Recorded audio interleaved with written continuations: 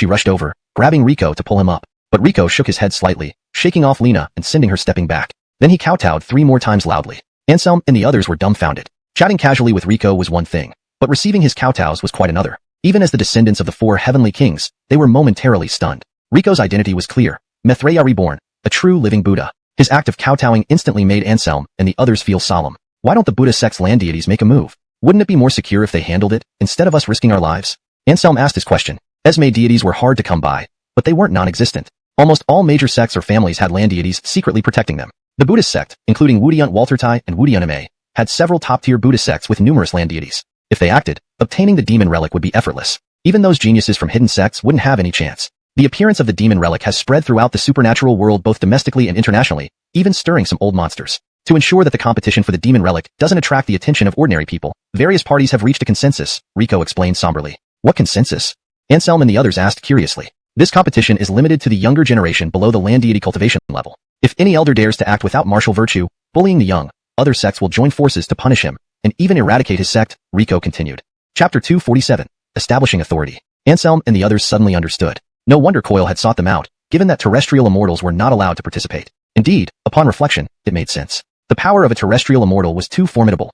Each one was akin to a human nuclear bomb. Such beings, once they engaged in combat, would create world-shaking collisions. At such times, even if the Chinese imperial court wanted to remain a mere spectator, it would surely send people to intervene. Once it reached that point, the issue of the demon relic's ownership would become even more complicated, clearly not the outcome those people desired. Therefore, their agreement was that only the younger generation should compete for the demon relic, an idea that gained immediate approval from everyone. In this way, since terrestrial immortals would not participate, the main characters in this contest for the demon relic became the young prodigies of the major sects, and ordinary sovereign realm martial artists, even if present, would likely be relegated to being minor characters. Simon re-up and get up. A reincarnated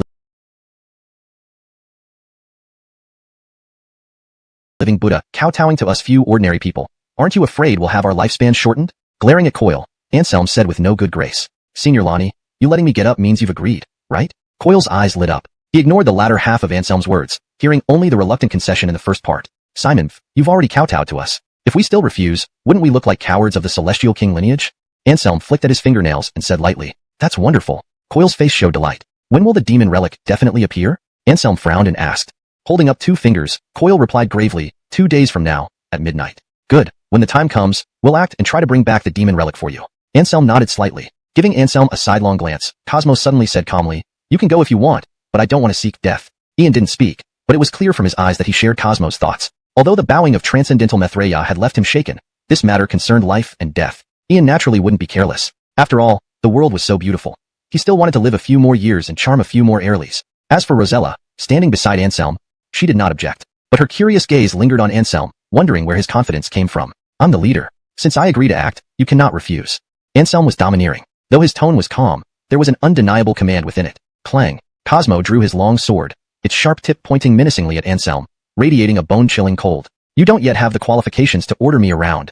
Cosmo's eyes were as icy as frost. Hearing this, Anselm smiled faintly and said, fine. It looks like you won't listen unless you get a beating. Come on. Let me show you the supreme techniques of the Horus lineage. The previous generation's 4 great celestial kings revered the Horus. In their generation, it should be the same. Otherwise, Anselm, as the successor of the Horus lineage, would be too much of a disgrace. Now that Rosella and Ian had already acknowledged his authority as the heir of the celestial king lineage, only Cosmo remained defiant. He intended to subdue this thorn and make him submit wholeheartedly. You haven't broken through, so you can't possibly defeat me, Cosmo said calmly. Clearly, he didn't wish to suppress Anselm with his higher realm. He felt that even if he won that way, it wouldn't be a fair victory. You talk too much, come on. With a curt shout, Anselm struck. Facing Cosmo, who was one major realm above him, he became fully alert. His first move was a true technique of the Horus lineage. You're courting your own suffering. Cosmo's expression was icy. Lifting his hand, his long sword trembled and cut out a golden streak of sword chi to meet Anselm's punch. This was Sword Devotee's metal sword chi, a pinnacle technique of the Sword Devotee lineage. Cosmo used this move, clearly showing he wasn't taking Anselm lightly despite the lower realm difference. Unexpectedly, the two began fighting fiercely without exchanging words, surprising everyone present. Ian furrowed his brows, wanting to intervene. This duel would benefit neither party, especially as it was unfair to Anselm. But Rosella stopped him, saying seriously, don't go over. Just watch here. This is my husband establishing his authority. It's unavoidable. But Senior Lonnie is at the peak of absolute world realm, while Cosmo is already at the peak of the sovereign realm. There's a significant realm gap between them. Ian was somewhat anxious. Even he didn't believe Anselm could match Cosmo. Rosella said nothing more, but her eyes shone as she watched the battle. Seeing his metal sword chi blocked by Anselm, Cosmo let out a long cry and slashed again. Swish. Crimson sword chi erupted, enveloped in scorching heat, distorting the air as if seared by intense flames. This was the fire sword chi, equally devastating as the metal sword chi, both being ultimate techniques from the five elements divine sword art, with astonishing power. Anselm did not dare to be careless. He formed the boundless treasure vase seal, striking against Cosmo's sword chi.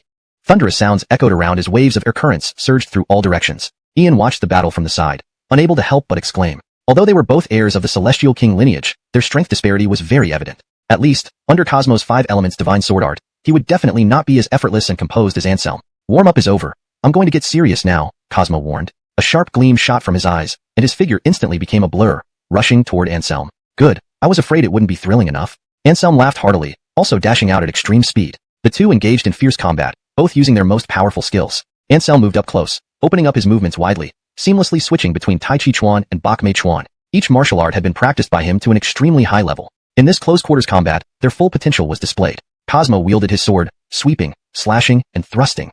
Each move intricate and endlessly varied. The sword devotee lineage's sword techniques were unrivaled in the world. The five elements divine sword art was just one of its ultimate techniques for long-distance combat against enemies. For close combat, the sword devotee lineage had even more suitable masterful techniques. Sword/stars. Cosmo's eyes flashed, and he slashed directly at Anselm. Anselm sidestepped and then struck out, his two fingers becoming a blur, clinking sharply against the back of the long sword. Instantly, an astonishing force came, shaking Cosmo's arm, nearly causing him to lose grip on the sword. Snap fingers supernatural power. Cosmo was startled, recognizing the origin of Anselm's technique. It was an almost 800-year-old lost martial skill that was the bane of all sword techniques. Good eyesight. Unfortunately, my practice isn't perfect yet. Otherwise, you would have dropped your sword already, Anselm said with regret. Indeed, when you used it just now, it clearly lacked a touch of essence. Cosmo nodded and then asked, Continue? Continue. I can still defeat you without snap finger supernatural power, Anselm said confidently. Hearing this, Cosmo immediately sneered. All right, if you can beat me, I'll recognize you as the leader. But for now, the outcome is still unclear. Let's go. As his voice fell, the momentum of both men escalated again instantly. What surprised Rosella and Ian was that Anselm's aura did not seem any weaker. The strength hadn't yet grasped this realm. Be cautious. This time it was Anselm warning Simeon Haimek. By employing this extraordinary technique, his power had increased dramatically from what it was before. Originally able to match Simeon Haimek evenly, now with his strength surging, he instantly put Simeon Haimek on the defensive. It's impossible. I have the strength to defeat incomplete terrestrial immortals. How could I not be a match for you? Simeon Haimek screamed, unwilling to accept defeat. If he couldn't win against Anselm despite having a higher realm, what meaning did his relentless pursuit have? Boom. Simeon Haimek unleashed a secret skill, merging with his sword into one, instantly boosting his combat power as he clashed with Anselm again. At this point, he was completely driven by obsession. In his mind, there was only one thought, defeating Anselm. But Simeon Haimek failed to realize that using such nearly forbidden techniques against Anselm at his supreme state, regardless of who won this duel, he had already lost. With all his might, Simeon Haimek used various sword techniques, the sword light dazzling, illuminating the entire sky. He aimed to break through Anselm's containment. Otherwise, being constantly suppressed by Anselm's Dao realm left him with no chance of winning. Reality was cruel. Simeon Haimek found that no matter how hard he tried, Anselm's overwhelming pressure felt like spider silk.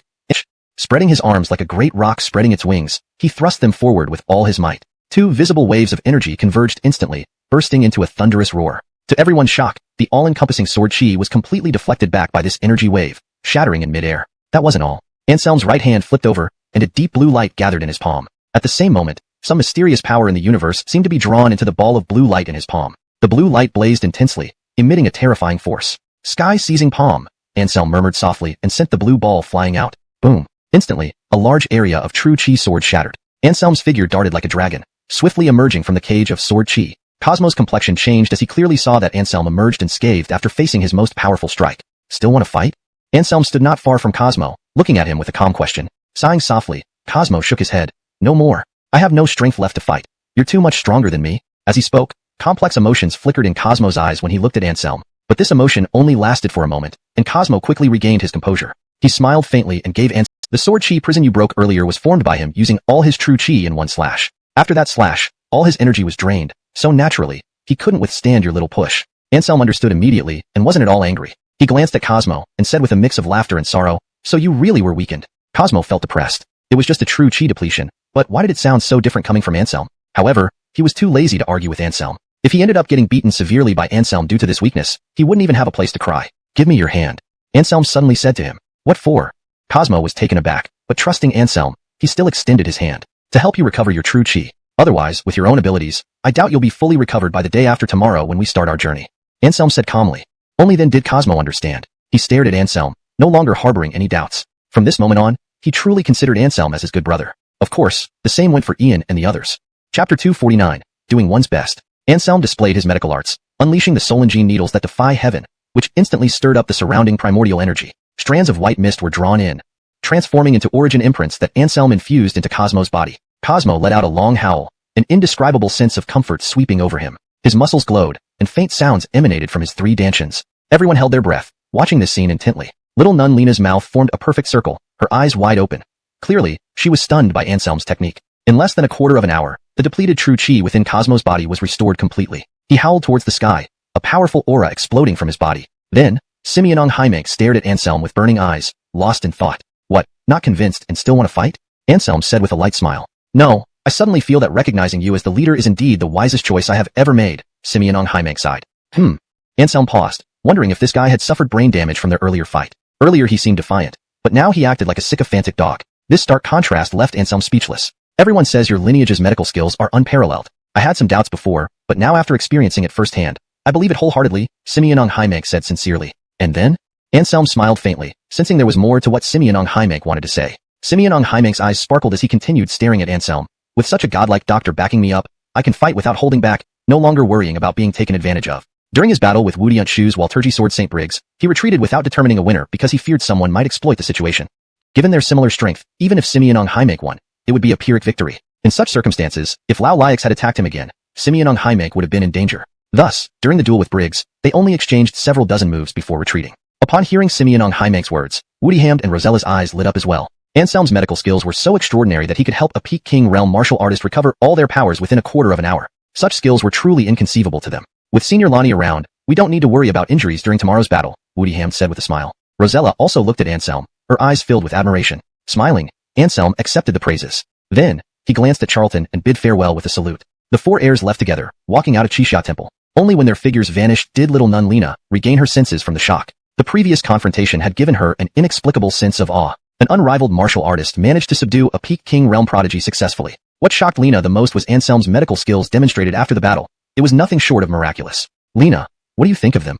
Charlton asked suddenly, smiling. Tilting her head, Lena still wore a look of awe. She thought for a moment and said seriously, they are excellent, the most outstanding prodigies I have ever seen. They live up to being the successors of the 4 heavenly kings. They are really impressive. As she spoke, Lena seemed to recall something. Her face flushed red as she glanced at Charlton and quickly added, the living Buddha is also an outstanding genius, no less than any of them.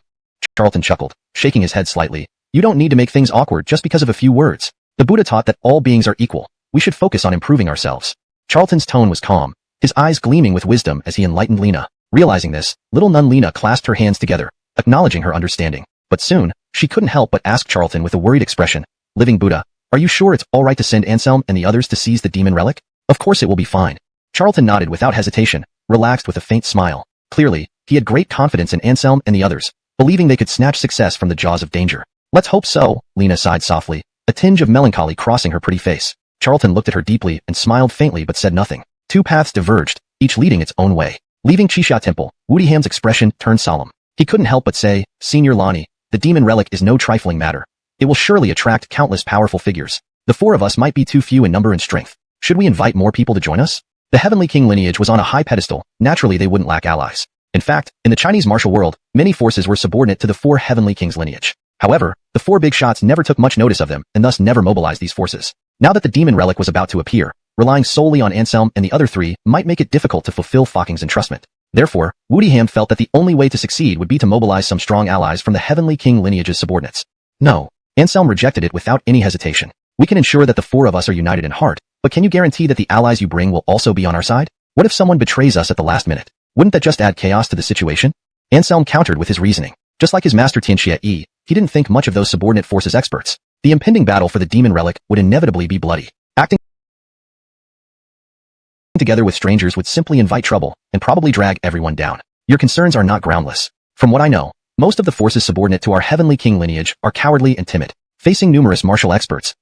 Let's just forget it, Cosmo sneered. Anselm nodded and said with a smile, that's exactly why I disagree with your idea, Woodyhammed. We should only act as the 4 of us tomorrow. There's no need to take anyone else along. Let's do our best and leave the rest to fate. Rosella agrees. We only need to try our best. It's unnecessary to risk everything over a mere demon relic. Any one of us could sweep away Esmade Immortal Realm experts once we break through, so there's no need to worry. As for the fear of demon relic turning experts into demons, it's even less worth worrying about. If something goes wrong, it'll be dealt with by someone else, not us. Rosella said nonchalantly, agreeing fully with Anselm's point of view. It wasn't worth risking everything for such a small reward. I feel like you're echoing your husband, Woodyhand murmured softly. Rosella raised an eyebrow, staring coldly at Woodyhand. Little monk, what are you muttering? Nothing, just thinking that senior sister seems to have gotten even prettier lately. Woodyhand flashed a bright smile, speaking off the cuff without blushing. Clearly, his sense of shame had reached a level others could hardly match. Stop saying such obvious truths. Rosella gave a proud humph, then hooked her arm around Anselm's and walked ahead. She was quite satisfied with Woodyham's sensible response. Chapter 250, Supernatural Malignant Event. Junior Lonnie Hyman Kai. What's wrong with you? Seeing Cosmo's somewhat unusual gaze, Woodyham couldn't help but ask out of curiosity. We're in trouble.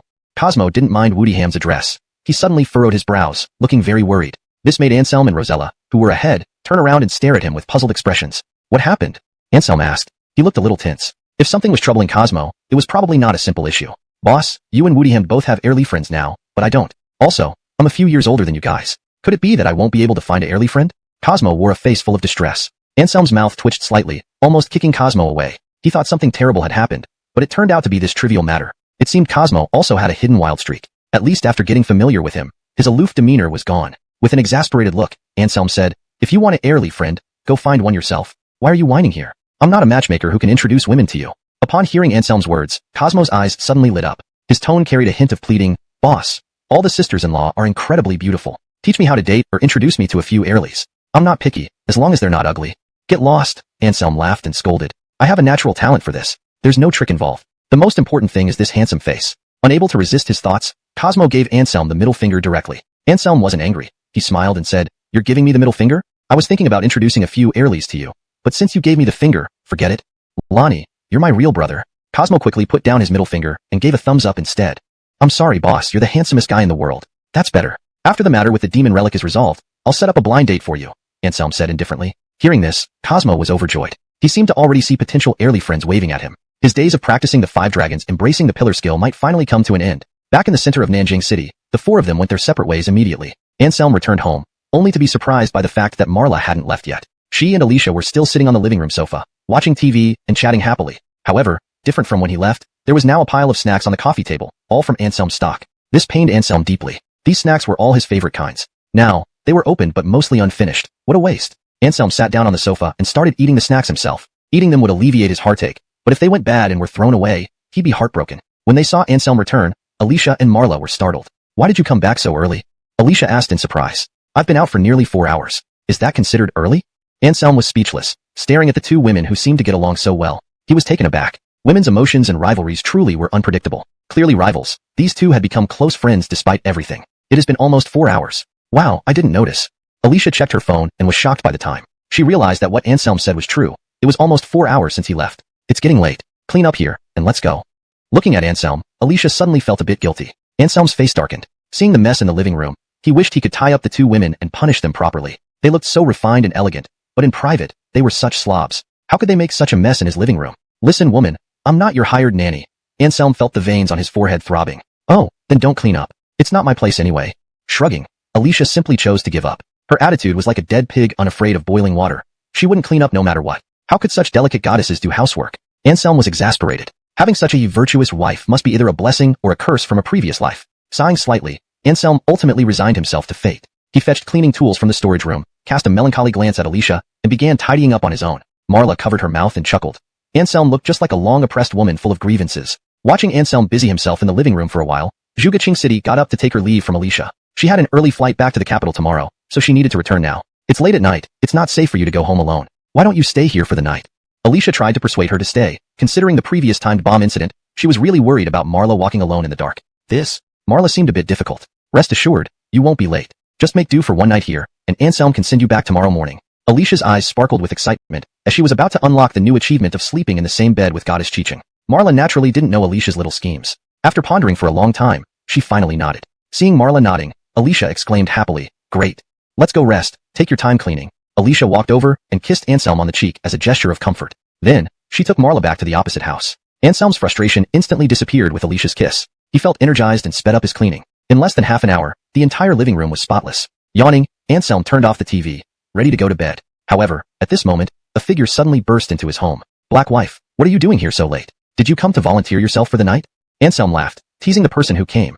His designated, black wife, Pearl. At this critical time, you still have the heart to joke around. Pearl's face was solemn, looking very flustered. Seeing her expression, Anselm became wary and immediately stopped teasing her. He frowned slightly and asked, "What happened?" "Don't panic, take your time." Taking a big gulp of water from the cup on the coffee table, Pearl said, Someone is dead? Someone died?"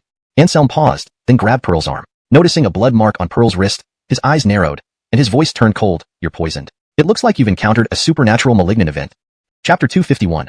Vampire Prince. Supernatural malicious incident? Pearl was somewhat puzzled. What was that? It refers to criminal cases involving supernatural powerhouses, mostly due to them disregarding the rules and killing people, disrupting social order, and so on. "The poison you were exposed to clearly originates from a supernatural powerhouse," Anselm said with narrowed eyes. Upon hearing Anselm's explanation, Pearl's expression turned solemn. She nodded gravely and said, "A little over 2 hours ago, I received an assistance call from the police station reporting a mysterious murder case at Jinling University. When my team and I went to investigate, we saw a dark figure at the scene. We chased after it, but unfortunately, its speed was far beyond that of a normal human, so we lost it." "Did you engage it in combat?" Anselm asked in surprise. "Yes, we exchanged a few blows, and it injured several of us. Unfortunately, it stayed hidden in the darkness. I never got a clear look at what it looked like." Pearl gritted her teeth, unable to hide her frustration. "You're quite lucky to have chased it without knowing its background." Anselm shook his head slightly, unsure of what to say. The dark figure obviously possessed formidable strength. Otherwise, it wouldn't have waited around for the police to arrive. Chasing after it without fully understanding its background and strength was reckless on Pearl's part. "Forget it. Let's get the poison out of you first. Then we'll head to Jinling University.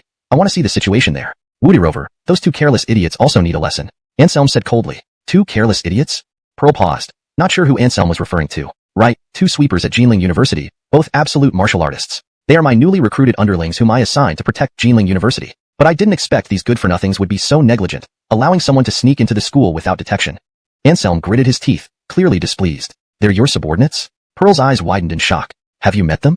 Anselm asked. Pearl nodded and answered in a grave tone, "Yes. If they hadn't appeared just in time, we might not have made it out safely. Even so, they still committed a serious dereliction of duty by allowing a student to die. They can't escape blame." Anselm's eyes grew cold. "All right, let me help you treat your wounds. I'll take you there. My team has protected the scene well, ensuring no damage was done," Pearl said, her expression heavy. Anselm neither confirmed nor denied it, simply gesturing for her to turn around. He extended one hand, placing it on Pearl's shoulder. Warm true chi flowed into Pearl's body, aiding in the expulsion of toxins. As black blood dripped from the wound on her arm, Anselm's brows furrowed, and he couldn't help but sneer. "Great, such a filthy creature dared to commit violence here in China. It must be tired of living." "What?" Pearl was confused. "The one who wounded you is a vampire, and it deliberately injected poison into your wound, intending to transform you into one of them," Anselm said coldly, his eyes gleaming with murderous intent. Whether it was murdering in a Chinese university or attempting to sire someone he cared about, that vampire had earned itself a place on his kill list. Seeing how much Anselm cared about her, Pearl felt both scared and a sweet happiness. After cleaning Pearl's wound, Anselm stood up and left the room with her, heading towards Jinling University. Due to the late hour, there weren't many vehicles on the road. Pearl drove swiftly, reaching the crime scene very quickly. This was the back mountain area of Jinling University, covered with small forests, popular among college couples for their trysts. When they arrived, the area was completely sealed off, except for the policemen conducting investigations and two men dressed as sanitation workers. "Boss," seeing Anselm appear, brothers Jensen and Brandt immediately came forward. They both looked ashamed, clearly feeling bad about the incident. As top martial artists responsible for protecting the school, they had neglected their duty, resulting in the tragic death of a young heirly. Such negligence would be a disgrace to their master's name, especially since nothing like this ever happened when their master was around. Anselm walked past with a cold face, kicking each of them away. "Sorry, boss, we were negligent." The two brothers hung their heads, thoroughly ashamed. Though the assailant was powerful, the main issue was clearly their own negligence. Had they detected the intruder earlier and responded promptly, even if the attacker were a supreme being, success in the attack would have been unlikely. "Boss, I think the perpetrator might not be human." After a moment of silence, Brandt suddenly spoke, his expression somewhat serious. "I have the same feeling. The attacker's aura doesn't seem human." Jensen also nodded. Glancing at them, Anselm remained silent and walked straight to the body of the deceased heirly nearby. He squatted down and carefully examined the body. Sure enough, on the heirly's neck, he found two dark bite marks, with black blood around the wound that had already coagulated. "We checked this wound. It's very strange, resembling something like that, but we're not sure," Jensen frowned, saying. He wanted to say it looked like a vampire's bite, but he was afraid Anselm would blame them for shirking responsibility, so he only gave a vague opinion. "Which kind of thing?" Anselm raised his head, smiling faintly, asking the two. Jensen and Brandt exchanged glances and remained silent. Seeing this, Anselm did not insist, just smiled and said, "I guess you're thinking of vampires, right? Boss, your insight is impeccable." "Yes, we believe the perpetrator is a vampire," Brandt nodded heavily. "You do have some discernment. It's indeed a vampire, and based on the lingering aura at the scene, the attacker should be a prince." Anselm's eyes flashed with a cold light. "So it's really that kind of monster. How despicable." Jensen gritted his teeth. A dark creature from the west dared to kill in their protected area, making them furious beyond measure. "Boss, do you know where this monster hides? We must eliminate it and clear our names." Brandt was also angry. Glancing at him, Anselm chuckled and shook his head, You two are probably no match for the opponent. What? That's impossible. The two brothers were stunned, quickly negating the idea. Both of them were top martial artists, whose combat power might not rival Anselm and other prodigies, but together they could threaten ordinary sovereign realm experts. Plus, their master Donnie had taught them many assassination secrets. They were confident they could finish off the murderer vampire. Why not? A bloodline prince, even the weakest, is equivalent to a middle-stage sovereign expert. You two good-for-nothings can barely handle an initial-stage sovereign if you team up. Anselm pursed his lips, clearly somewhat disdainful of the brothers' strength. The brothers' faces fell, but remembering Anselm's monstrous combat ability, they swallowed their objections. Chapter 252. A price must be paid. Do vampires have such formidable strength when fighting on equal terms? Pearl couldn't help but ask from the side. No, their combat strength isn't particularly strong. It's just that their speed and agility far surpass those of peers. Additionally, vampires have a unique trait. If you can't find their vital spots, they are virtually indestructible. In battle, it's impossible to outlast them. Anselm shook his head slightly and explained. I see. Pearl nodded, an unusual gleam flickering in her eyes. Don't think about causing trouble for that vampire. Stay at school and be on full alert. I don't want any more incidents like this to happen, Anselm said coldly, sweeping a glance over the two brothers. Though he was not acquainted with the deceased Airly, Anselm still felt a profound sadness at her death. However, he kept this feeling buried deep inside, without showing it on his face. Hey Laupa, immediately send someone to cremate this Airly's body at the crematorium. Otherwise, if too much time passes, there's a high chance she might reanimate as a zombie, Anselm spoke gravely. Are you saying this Airly will turn into a vampire? Pearl asked, glancing at the corpse, feeling a chill run down her spine. Yes, this is a unique ability of the Blood Prince, which allows them to convert blood servants. Fortunately, this Airly was only a regular person before her death, so even after being embraced, she is merely the lowest level kind of blood servant. Nevertheless, we cannot be careless. Such low-level blood servants remain very dangerous to ordinary people, Anselm explained. At that moment, the long-dead Airly suddenly opened her eyes and stood up from the ground. Woody Rover. Her eyes had turned a bloody red, glowing with a strange blue light. What's going on?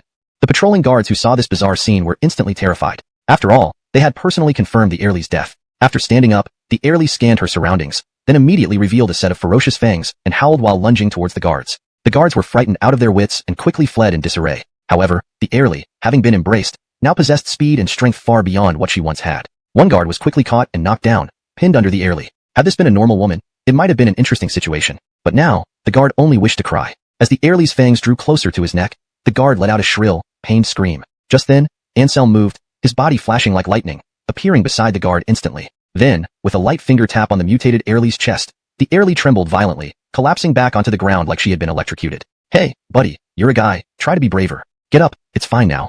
Looking at the young guard who nearly wet his pants in fear, Anselm said with a faint smile. The guard had a miserable look on his face. You have extraordinary skills, so of course, you're not afraid. But I'm just an ordinary person. Encountering something like this without passing out means I'm pretty brave. Anselm chuckled, then shifted his gaze to Pearl who was approaching curiously. This Airly has been embraced by a blood prince, and is now completely eliminated. You should quickly arrange for her body to be cremated.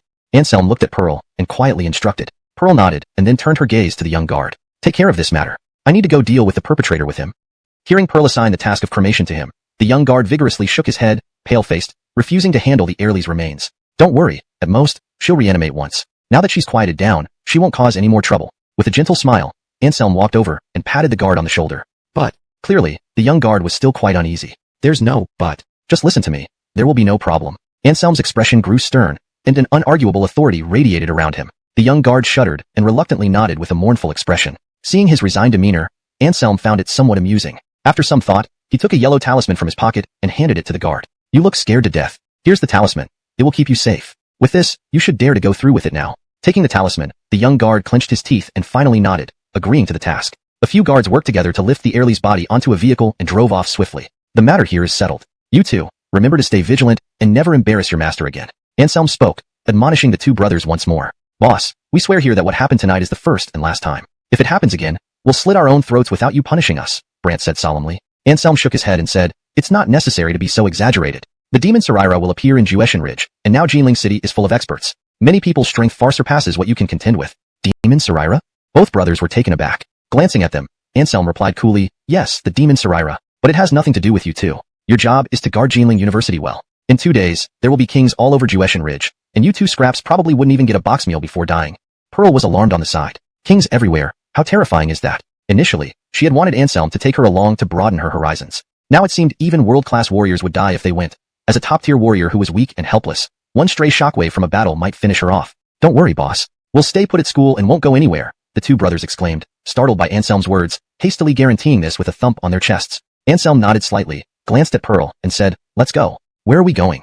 Pearl asked. Of course, to find that vampire and take revenge, Anselm said coldly. Do you know where that vampire is? Pearl's face instantly showed surprise. Anselm shook his head. No, but someone might know. Who? Vivian's boyfriend, Wyatt. Anselm answered, a flash of cold light swiftly passing through his eyes. Pearl was moved to ask, do you think the vampire who committed the crime is in league with Wyatt? Not necessarily, but they likely know each other. As long as we find Wyatt, we should be able to figure out the attacker's identity, Anselm sneered. I'd like to see which blood prince dares to wreak havoc in China. Cat forcibly brought him here. He had been abducted. Do you think little of me by not speaking? I am the most promising genius of the Aaron family who has the potential to surpass even emperors. The Yonatan continued when he saw that Wyatt remained silent, the mockery on his face becoming more pronounced. You, esteemed prince, torment a mere count from Xiaobei. If this gets out, won't it bring shame to your family? Coldness flashed in Wyatt's eyes as he spoke with no warmth in his tone. Clearly, despite being fellow vampires, he did not get along well with this Prince Jared. Because he came from the renowned Aaron family, whereas Jared was a prince of the Nosferatu family. The relationship between the two families could be described as nothing short of bitter rivalry. In the West, vampire factions were intertwined, with 13 major families. The Nosferatu family was one of them. As for the Aaron family, they were also very powerful, but they did not belong to the 13 major families. Their progenitor differed from the other 13 families. He was Count Aaron, not the legendary Cain the Blood God. This led to the 13 families having a common goal, to completely annihilate the Aaron family. Over hundreds of years, there had been numerous clashes between the two sides, with the 13 major families launching purges against the Aaron family. But the resilient Aaron family always survived each time, and grew stronger after every adversity. On the contrary, the 13 major families suffered from internal factional struggles, leading to constant conflicts and a gradual decline in strength. In modern times, the power of the 13 major families could no longer compare to what it was hundreds of years ago. They even fell behind the quietly developing Aaron family. Precisely because of this, although Wyatt was wary of Jared, he was not worried that he would go all out. Bring shame to the family? Jared sneered. Who would know if I killed you? This is on Chinese soil. Those old folks in your clan would only assume a powerful figure from China killed you. Ha, doing something that would cost both sides heavily. I don't believe you'd do that. And surely you didn't bring me here just to kill me. Wyatt said coldly. Although he was just a count, the elders of the Aaron family held high hopes for him. If Prince Jared dared to kill him, the consequences would be severe, potentially igniting another large-scale conflict between the two families. Given the current strength of the Nosferatu family, they stood no chance against the Aaron family, which gave Wyatt confidence that Jared wouldn't take such a huge risk. After a long silence, Jared suddenly put down his wine glass and clapped his hands. He stared at Wyatt, his eyes gleaming strangely. You are indeed smart. I brought you here. No, invited you here, because there's something I need you to do for me. Why would a prince like you ask a mere count from Xiaobei to do something for you? Wyatt frowned and did not give an immediate answer, suspecting it might be a trap. Jared smiled slightly again, picked up his wine glass, and drained the wine before saying, That's none of your concern. You only need to tell me whether you'll agree or not. I refuse, Wyatt answered without hesitation. Jared's expression stiffened, his gaze instantly turning cold. I advise you to think carefully before you speak. Offending a prince, even if I kill you, your father wouldn't dare say anything. I refuse, Wyatt said coldly, repeating those 3 words. Jared flew into a rage, slamming his hand on the table and glaring at Wyatt with murderous intent. But soon, he forced a smile and shook his head, saying, Forget it. Prince Jared has great tolerance and won't quarrel with a mere count from Xiaobei. As he spoke, he took a glass and poured a cup of red wine for Wyatt. Try it. This is the latest delicacy I discovered today. It's very delicious, and you've definitely never tasted it before. Wyatt was taken aback and instinctively reached out to take it. But in the next second, his eyes widened in shock. You're insane. Committing murder here in Jinling City? Wyatt couldn't help shouting. He had initially thought that Jared was drinking a very special kind of red wine, but it turned out to be fresh human blood. Because of the distance, he hadn't noticed until now. Upon close inspection, he finally recognized it. So what if it's a mere human? To be able to taste her blood is her utmost honor, Jared said indifferently, appearing utterly unperturbed. Clearly, he didn't think committing murder in Jinling City would have serious consequences. Instead, he was quite pleased because he found an excellent food source. The blood of Simanaxia people is rich in spiritual energy, far better than that of Westerners. If I could drink it every day, within 3 years, I could evolve into an emperor and become the sole leader of the Nosferatu family, Jared muttered to himself, looking almost delirious as if he could already see that day coming. Dream on. You are nothing but a frog at the bottom of a well, who doesn't understand the hidden dragons and tigers in Simanaxia. Killing here. Even if you were an emperor, you wouldn't survive. Wyatt stared at Jared with icy eyes, as if looking at a dead man. Even he, a kind-hearted vampire, had been cautious when coming to Simanaxia. It was laughable that Jared dared to stay here, planning to keep drinking the blood of Simanaxia people. If he guessed right, there were probably already many experts gathering in Jinling City, tracking Jared's whereabouts. In fact, Wyatt was correct. Jinling City was indeed filled with experts, but not for Jared. They were after the demon relic 2 days later. Only Anselm and Pearl were tracking Jared. I, a prince, can only be challenged by emperors. Any Simanaxia person who dares to come will be my blood meal, Jared sneered, showing no concern. Wyatt shook his head slightly, deciding not to say more. This vampire's brain had obviously short-circuited, unable to listen to reason. TSK. These creatures really know how to enjoy life. Living in such a villa, it's truly luxurious. Soon, a voice from outside the villa caught both Wyatt and Jared's attention. Wyatt scratched his head, feeling bewildered. Why did this voice sound so familiar? Chapter 254 Suppression of the Prince. Soon, two figures appeared here, one male and one female, both old acquaintances. Earl Wyatt, long time no see. Anselm greeted Wyatt with a faint smile on his face. It's actually you, and Miss Zhou. You both already know my true identity? Wyatt couldn't help but bitterly laugh. The moment Anselm spoke, he understood that his vampire identity had likely been seen through long ago by this person. Not only us, but also your early friend's best friend knows. That day at the station, I saw through you. Anselm smiled slightly. How could this be? I felt that I concealed my aura very well. Even an ordinary supreme martial artist wouldn't have discovered it. Wyatt looked incredulous. A mocking smile curled at the corner of his lips as Anselm said coolly, you indeed hid well, but in front of me, it's like showing off axe skills to Liu Ban. What exactly are you? Wyatt narrowed his eyes slightly. He didn't sense any supernatural aura from Anselm. Yet this person could see through him so easily. It was clear he wasn't an ordinary human. Wyatt immediately tensed up because he thought of a possibility. This man's strength might far exceed that of an earl. I have a title, which I believe supernatural beings like you from the West should have heard of. Anselm smiled faintly. What? Wyatt cast a questioning look. The Amir, witty doctor. Anselm said casually. Suddenly, Wyatt trembled violently, his face turning pale as if he thought his ears were deceiving him. Sky Sword Amir? Wyatt repeated. Precisely. Anselm nodded nonchalantly. Horror spread across Wyatt's face as he hastily explained, I merely came to Simanaxia for a visit with my early friend Vivian. I haven't harmed a single Simanaxia citizen. Clearly, Wyatt was worried that Anselm would mistake him for an accomplice of Wilson.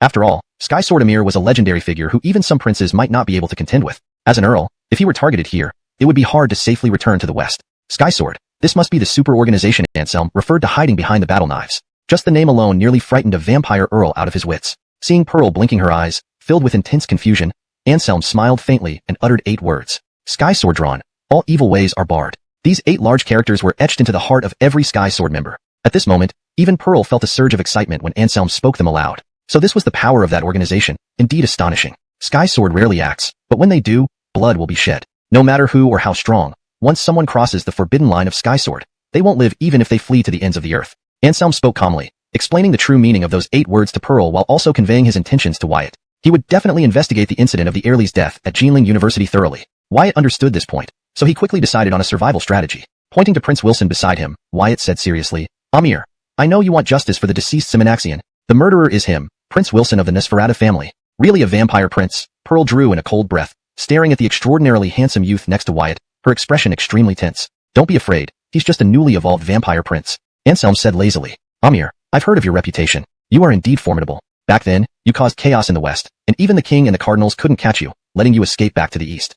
Wilson opened his mouth. At that time, he was only a Grand Duke and did not have the qualification to participate in the hunt for Sky Sword Amir. Yet, the power of Sky Sword Amir left many of them with vivid memories even now, to the extent that hearing the name of Sky Sword Amir still causes unrest in the West. Knowing my name, you still don't come over to die obediently. Daring to kill on Simanaxia soil, even Cain can't save you. Anselm said with murderous intent. Unexpectedly, upon hearing these words, Jared didn't show fear, but instead revealed an excited expression. You're also only at the level of a Grand Duke, merely stronger in combat.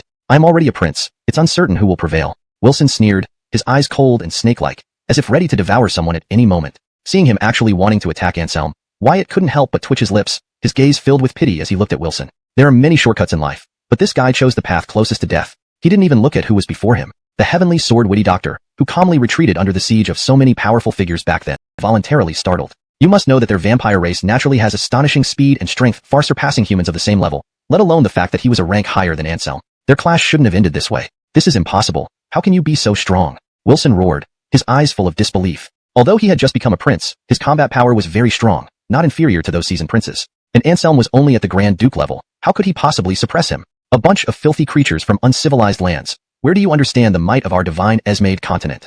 Anselm taunted, and then he struck again. A golden palm appeared, transforming into a cage, reaching out toward Wilson.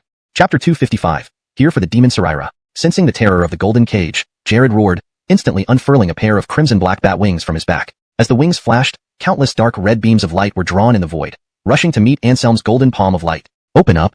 Darkness boiled around Jared.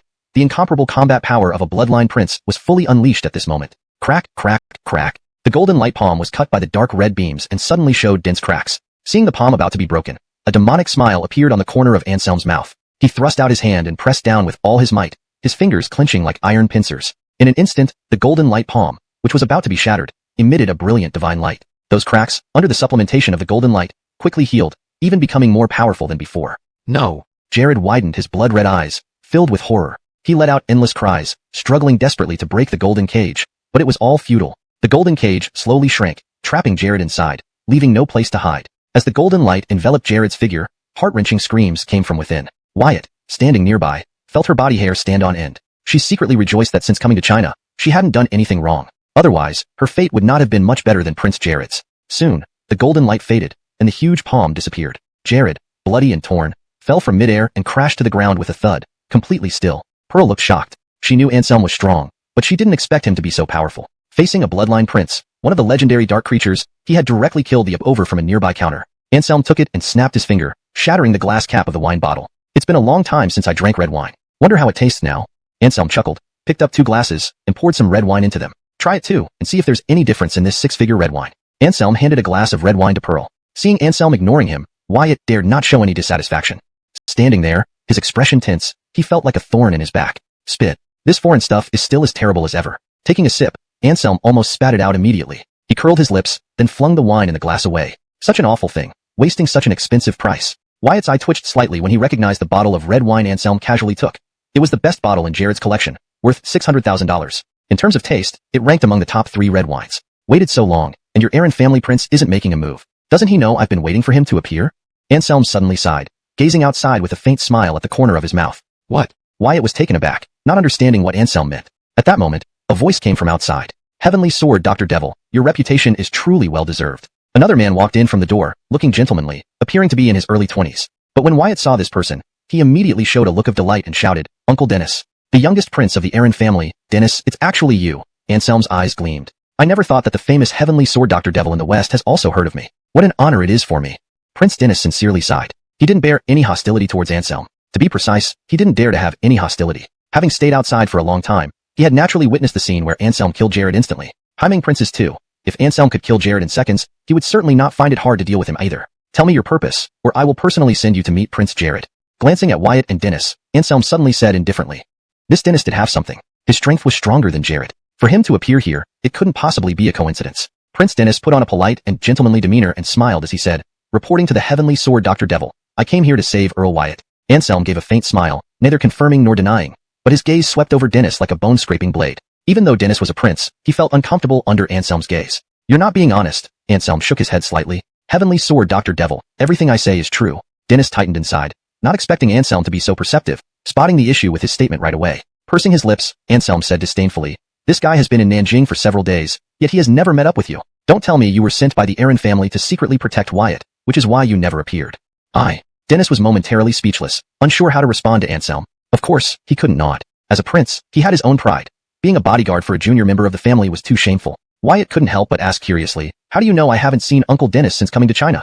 He frowned, feeling very puzzled. After all, he had only been captured by Jared today for a short while. Yet Anselm had almost chased after them in no time, and anyone would doubt there wasn't anything unusual about it. On the day I recognized your identity, I planted a signal lure on you. Since then, every move you made in Nanjing has been under my control, Anselm said indifferently. He lightly flicked his finger, and a tiny fly invisible to the naked eye flew out from Wyatt's body. Wyatt's eyes widened in shock, feeling like dying.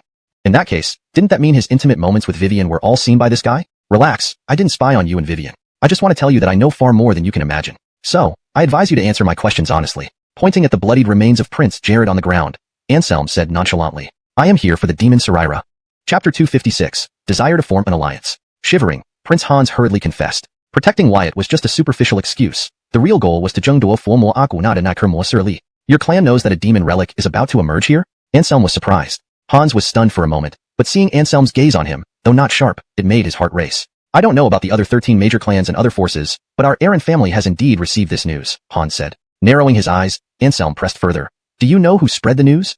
After some thought, Hans shook his head. I don't know. The news appeared suddenly. As soon as the head of the family got the news, he immediately sent me to Jinling City in China to investigate. Anselm frowned. He could tell that Hans was telling the truth. In other words, not only China, but even the West was likely overwhelmed with news of the demon relic. The most bizarre part was that no one knew where this news originated from. Anselm's expression grew serious, and his unease deepened. He had been worried that the emergence of the demon relic would trigger large-scale extraordinary battles. Now it seemed that this battle was almost inevitable. Not only were Chinese martial artists involved, but Western supernatural beings also wanted a share of the spoils. I don't care if you go after the demon relic, but if you harm ordinary people, don't blame me for being unfriendly. Anselm's eyes suddenly turned cold as he warned Hans and Wyatt. Respected Master Wily Doctor, please rest assured. We are all law-abiding and won't act recklessly like some fools. Prince Hans spoke respectfully. The fools, he referred to naturally included Prince Jared. Due to a fleeting craving, he killed a Chinese person and was beheaded by the wily doctor on the spot. When this incident spreads back to the West, the Nosferatu family will never be able to hold their heads high again. Let's go.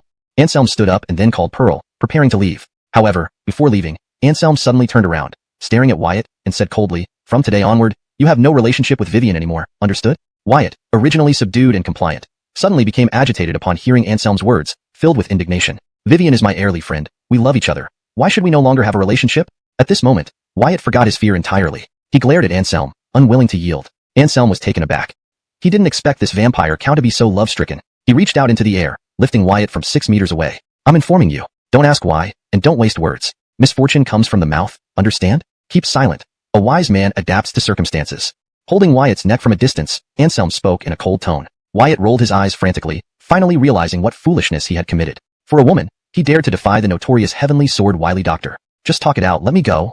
Wyatt struggled to speak, his pale face turning purplish red under Anselm's grip. "I'll give you 3 breaths to consider. If you don't agree, I'll send you to see your ancestor Aaron." Anselm sneered, but he did lessen his grip slightly. "I agree, I'll break up with Vivian now." Wyatt quickly decided that compared to his life, love wasn't as important. "Good, you know what to say and what not to say, right?" Anselm raised an eyebrow. "Yes, I initiated the breakup because we're incompatible." Wyatt felt depressed but had to lie to survive. "You can be taught." Nodding satisfactorily, Anselm hummed a tune as he held Pearl's hand and left leisurely. "Uncle Hans, your visit to China isn't just about seizing the demon relic, is it?" After Anselm left, Wyatt looked at Hans with questioning eyes. "No, the family patriarch ordered me to find allies. The matter of the demon relic is a good opportunity." Hans nodded noncommittally, not hiding anything from Wyatt. "Is the family in a very critical situation?" Wyatt's expression turned grave. He knew that the 13 major clans were watching the Aaron family closely. Despite recent tendencies towards peace, underhanded actions continued secretly. "Yes, there's news that the Zaire family might have obtained the legendary holy artifact Corpse Hand and intends to unify the 13 major clans while launching a fierce attack against our Aaron lineage," Hans said gravely. "The legendary bloodline holy artifact is incredibly powerful, and every time it appears, it brings with it a storm of blood and wind. And this time, the Zaire family has obtained the Corpse Hand, which is by far the strongest of all the bloodline holy artifacts." Originally, the Aaron family situation in the West was not too good, with the 13 major clans watching them closely from the front and werewolves and church experts eyeing them from behind. If the Zaire family unifies the 13 major clans, the Aaron lineage will face great difficulties in the West and may be destroyed. "Uncle, you are interested in wily Dr. Anselm?" Wyatt asked. "Yes, I indeed wanted to ally with him, but he seems indifferent to us." At this point, Hans seemed somewhat helpless. If it were anyone else who treated him so disrespectfully, they would have been destroyed long ago. But this person is Heavenly Sword Wily Doctor, and if he wants to cooperate, he must follow the other party's lead. It's not that he's indifferent. He just sees us as outsiders, especially after what Jared did in China, deepening his prejudice against us. Wyatt frowned. "What do you think we should do then?" Prince Hans glanced at his nephew. "We shouldn't participate in the fight for the demon relic. Instead, we can go to the scene and help Wily Doctor, trying to win his favor. Then, when we propose our request, it will be much easier." Wisdom shone in Wyatt's eyes, completely different from his earlier timidity. "Is this really feasible? Heavenly Sword Wily Doctor is an unruly man. Won't there be danger if you approach him?" Prince Hans couldn't help but feel worried. He felt that although Anselm was powerful, he was unpredictable and acted on whims, caring little for others' opinions. Allying with such a person could bring both blessings and misfortunes, which might not necessarily be a good thing. Hearing Prince Hans's words, Wyatt smiled slightly and waved his hand. "It's fine. At worst, we'll yield and help Heavenly Sword establish himself in the West." "You're crazy, aren't you? Aren't you afraid of becoming the public enemy of all forces?" Prince Hans's face changed drastically. "Why fear? If things work out, once Wily Doctor's name is mentioned, who would dare to easily attack our Aaron family?" Wyatt retorted, not worried at all. Wealth and honor come from taking risks. To break through the current situation, how could one avoid taking bold actions? I need to consult the Patriarch." Prince Hans's expression turned serious. Given the gravity of the matter, even though princes can make decisions on some affairs, he dared not privately decide on forming an alliance. "Do as you wish." Wyatt shrugged and let Prince Hans walk a short distance away to make a call. Soon, Prince Hans returned, looking surprised. "The Patriarch agreed?" Wyatt smiled faintly. He wasn't too surprised by this result. "Yes, the Patriarch instructed me to strictly follow your guidance." Prince Hans nodded, staring at Wyatt with a complicated look. A minor count's insight being sharper than his prince's was truly remarkable. Chapter 257. World turmoil is imminent. Returning home, Anselm plopped onto the sofa in the living room. The smile had vanished from his face, replaced by a few threads of worry between his brows. "You look troubled. What are you thinking about?" Pearl sat down beside Anselm and asked, somewhat puzzled. Anselm let out a light sigh. "I'm thinking about what happened today, that early sigh." Pearl fell silent, her mood suddenly turning somber as well. Though the perpetrator was already dead, that Airly really could never return. A blossoming young woman, with infinite possibilities for life, but she withered in her prime.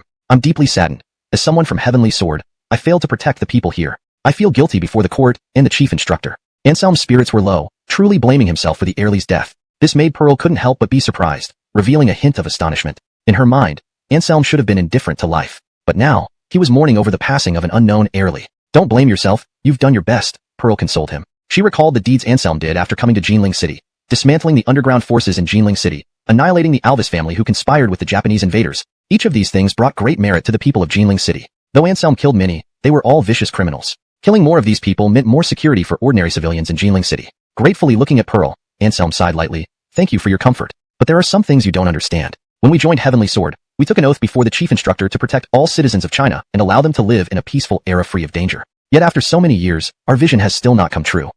As a super organization hidden behind Warblade, Heavenly Sword's strength was unimaginably powerful. However, those foreign strong figures were not weak either. Some were even formidable, on par with China's land immortals. It was simply impossible for the court to rely solely on Heavenly Sword to completely suppress or intimidate those looming foreign powers. Even if they wished to, their manpower was insufficient. Don't blame yourselves. Blame those treacherous scoundrels, Pearl said softly, hoping to cheer Anselm up. Anselm shook his head gently and sighed. We're the medical genius of Heavenly Sword. Airly was killed by a vampire prince at my alma mater. How can I face the chief instructor? Someone capable enough to become the chief instructor of Heavenly Sword would surely be understanding. You only need to explain clearly. No one is perfect, and who can avoid making mistakes? Pearl smiled. But it's too late for explanations, Anselm replied with a bitter laugh. Why? Pearl was taken aback. Because the chief instructor sacrificed 3 years ago, Anselm explained. Oh. Pearl gasped. Back then, the chief instructor was ordered to carry out a special mission concerning the fate of China. Unbeknownst to us, he was betrayed by someone within. A traitor leaked the plan in advance, leading to the immediate discovery of the chief instructor and the 3 accompanying team members upon entering enemy territory. To buy time for the 3 young members to escape, the chief instructor fought alone, holding off 6 incomplete land immortals, ultimately dying alongside them. After listening to Anselm, Pearl felt a strange sourness. Though she didn't know the chief instructor personally, his selfless bravery to protect his comrades left her deeply impressed. Were the traitors caught and executed? Pearl asked. Heavenly Sword did everything for the well-being of China's people. Yet some individuals betrayed Heavenly Sword for personal gain, defaming the Chinese bloodline within them. Anselm shook his head slightly. There was a show trial afterward, but anyone with eyes could see it was scapegoats. The real mastermind, with his boundless means, remains at large. That's why Leo lost hope, left Heavenly Sword, and claimed he committed a mistake and was sent to Warblade, Anselm continued, mentioning Leo's name. Pearl was stunned. This was related to their Warblade commander Leo? Seeing Pearl's confusion, Anselm revealed more truth. One of the team members who accompanied the chief instructor on this special mission was Leo, also one of the chief instructor's most favored geniuses. Pearl gaped, speechless. She hardly believed that the usual carefree and seemingly irresponsible captain had such profound grief within him. Leo's talent was among the top in Tianjin. Apart from me, almost no one would dare say they are more gifted than him. But because of this incident, he fell into a mental obstacle, unable to shake off his heartache, and his martial cultivation stagnated at the peak of absolute pinnacle. Anselm sighed deeply, feeling regret for Leo. If not for this, how could the former Tianjin member, now the commander of Xanabing, have only this level of cultivation? He should have long become a world-class warrior. They say physical illness is easy to cure, but mental illness is hard to heal. Even if Anselm wanted to help Leo, there was no way. It could only rely on Leo himself to understand and get out of it. Otherwise, Leo, who had extraordinary talent, might just end up achieving nothing, losing himself among the common people. Perhaps to some ordinary supernaturals, an absolute realm master was already an incredible expert. But immersed in the brutal supernatural world, such strength was barely enough for self-protection, far from being powerful. Alright, let's stop here. I've said enough tonight and don't want to talk anymore. Rubbing his temples, Anselm spoke with fatigue. Fine, you rest early. Pearl nodded. Knowing Anselm's background was enough for her. She stood up from the sofa, preparing to leave and return to the opposite door. At this moment, Anselm suddenly called her. Wait, is there anything else? Pearl turned around. Chapter 258. The little Augusta goes missing. After watching Pearl leave, Anselm stretched lazily and returned to the bedroom to sleep. It was still a few hours before dawn, giving him plenty of time to rest and regain his energy. Remarkable. Anselm wanted Darnell to calculate Iris's fate and ideally find out where she was now. We're going with you, Tess said. No, you two mustn't go anywhere. Stay here and be on your guard. Dark-skinned wife. Explain the current danger outside to my first wife. Pearl nodded slightly, then pulled Tess back to their apartment, starting to explain the situation in Jinling City. Meanwhile, Anselm vanished, leaving the neighborhood in a flash. When Anselm arrived at Darnell's place, Darnell was meditating to consolidate his king realm cultivation. Senior Lonnie, why are you here so early? Darnell quickly came out of his meditation, curiously asking about Anselm's purpose. Iris hasn't been home for almost a whole day, and I'm worried she might be in danger. Stop talking nonsense, and quickly help me figure out if she's okay and where she is. Anselm spoke rapidly, his left eyelid twitching uncontrollably, giving him a sense of unease. Darnell's expression turned serious, knowing the relationship between Iris and Anselm. He immediately formed hand seals and began chanting softly. This was a Buddhist hand seal that could steal the workings of fate, allowing one to obtain desired information. Of course, it also came at a price. Calculating the fate of ordinary people might shorten one's lifespan, while calculating the whereabouts of extraordinary beings was even more dangerous. But since Anselm had asked, Darnell did not mind the risk. Southwest direction, 40 miles into the wilderness. Her situation isn't good. You should hurry over. Darnell abruptly stopped chanting and informed Anselm. Shocked, Anselm wasted no time and immediately turned to leave. He pushed his speed to the limit, dashing toward the wilderness as fast as an arrow from a bow, nearly becoming a blur. Many seasoned drivers witnessing this scene thought their eyes were playing tricks on them, unaware that it was actually a person sprinting at full speed. 20 minutes later, Anselm arrived at the desolate mountain range. Upon sensing carefully, he was startled by the intense true chi fluctuations ahead, indicating a powerful confrontation, possibly between two kings. Anselm's heart sank, and he rushed over decisively, remaining completely hidden. Cutting through a dense forest, Anselm saw 3 people. Among them was Iris, the little Airly. She stood behind Aden, sheltered by him, facing off against a stunningly alley. The woman wore white, with a vermilion mole between her brows, radiating a transcendent aura as if she had descended from the heavens. Yet when she moved, she became a majestic warrior goddess, effortlessly overpowering her opponent, the Aden standing before Iris. In an instant, Anselm discerned who was friend and who was foe. He let out a long whistle and charged out, striking powerfully with his, and Anselm retaliated fiercely, using the great dragon elephant force and throwing a punch at the woman. Bang! Their fists collided, producing a low, heavy sound like distant thunder, quiet yet stirring blood and quickening heartbeats. Both Anselm and the white-clad woman were shaken, each retreating several meters. Clearly, this blow ended in a tie, with neither gaining the upper hand. What a alley, what formidable strength! Anselm couldn't help but admire. She was absolutely the strongest opponent he had encountered since leaving the mountain, her strength not inferior to Darnell's after breaking through to the king realm. While Anselm sized up the white-clad woman, she was equally scrutinizing him. Where did this freak come from, capable of matching her at the world-class realm? At that moment, Iris suddenly widened her eyes and exclaimed with joy, "Great, cousin! I knew you'd come to save me."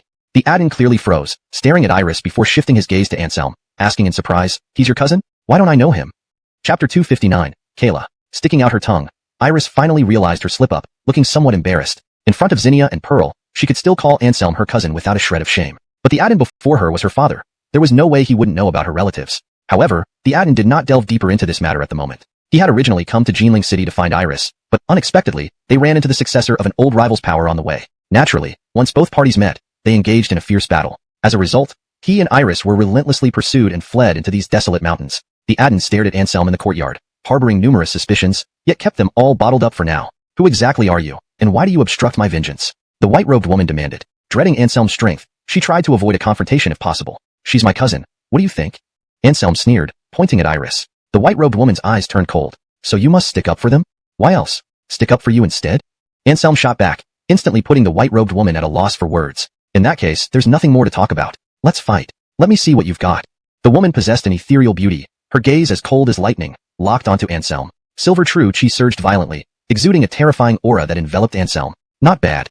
A slight upward curve appeared at the corner of his mouth. Anselm raised his fist toward the sky and instantly shattered the prison of pressure cast by the white-robed woman. The white-robed woman was forced back, her eyes flashing with sharp light. Then her figure transformed into a white phoenix, spreading its wings and charging at Anselm.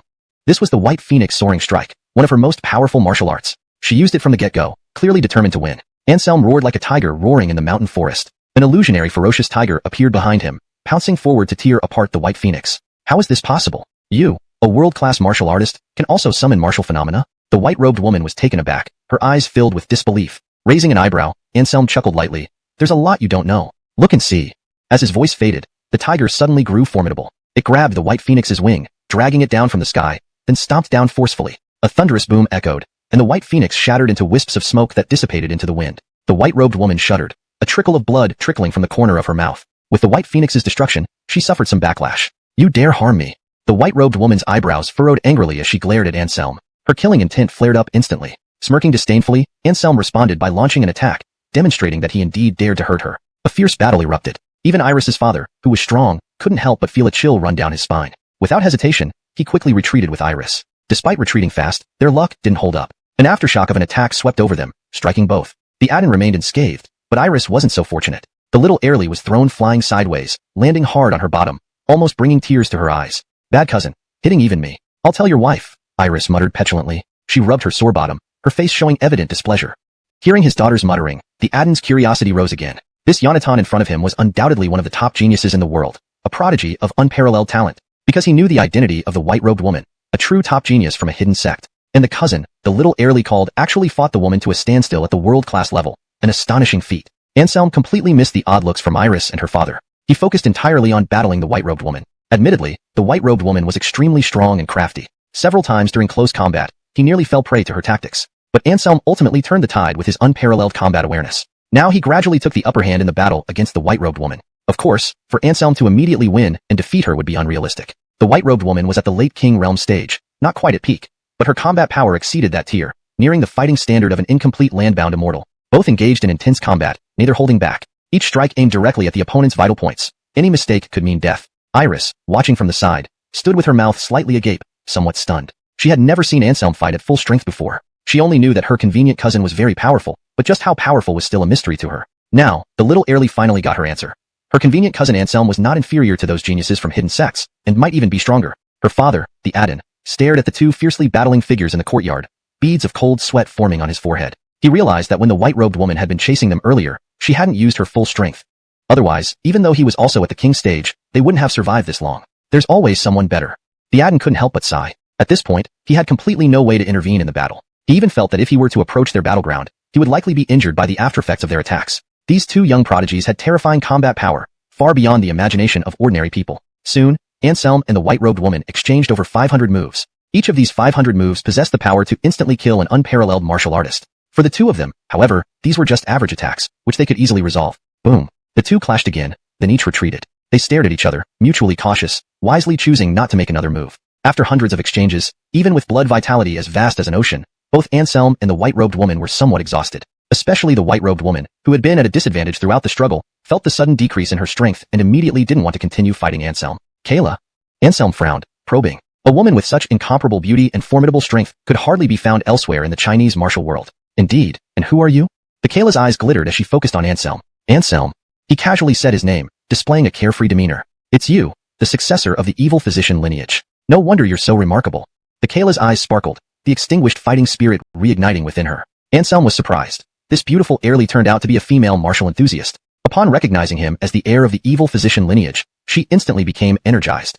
Surveying the surroundings, Anselm suddenly chuckled. Still want to fight? Aren't you afraid those cowards hiding around will benefit from it? The Kayla paused, glancing around. A bunch of petty people, only thinking of getting a cheap deal in the dark. Realizing there were indeed many hidden experts around, the Kayla sneered. After a brief deliberation, she abandoned the idea of continuing the battle with Anselm. With a light step, the Kayla executed an unrivaled lightness skill, instantly leaping dozens of yards away and leaving the place. Chapter 260, Impossible to Mediate. To her, fighting a decisive battle with Anselm now was utterly meaningless and might instead allow the lurking Sixth Elders to gain an advantage. The Kayla was a martial arts enthusiast, not a fool. Thus, upon realizing this, she decisively retreated. With the Kayla's departure, the group of powerful figures hiding in the shadows also stealthily left without leaving any trace. Only after sensing that all the surrounding powerhouses had withdrawn did Anselm relax. Uncle Lee, hello?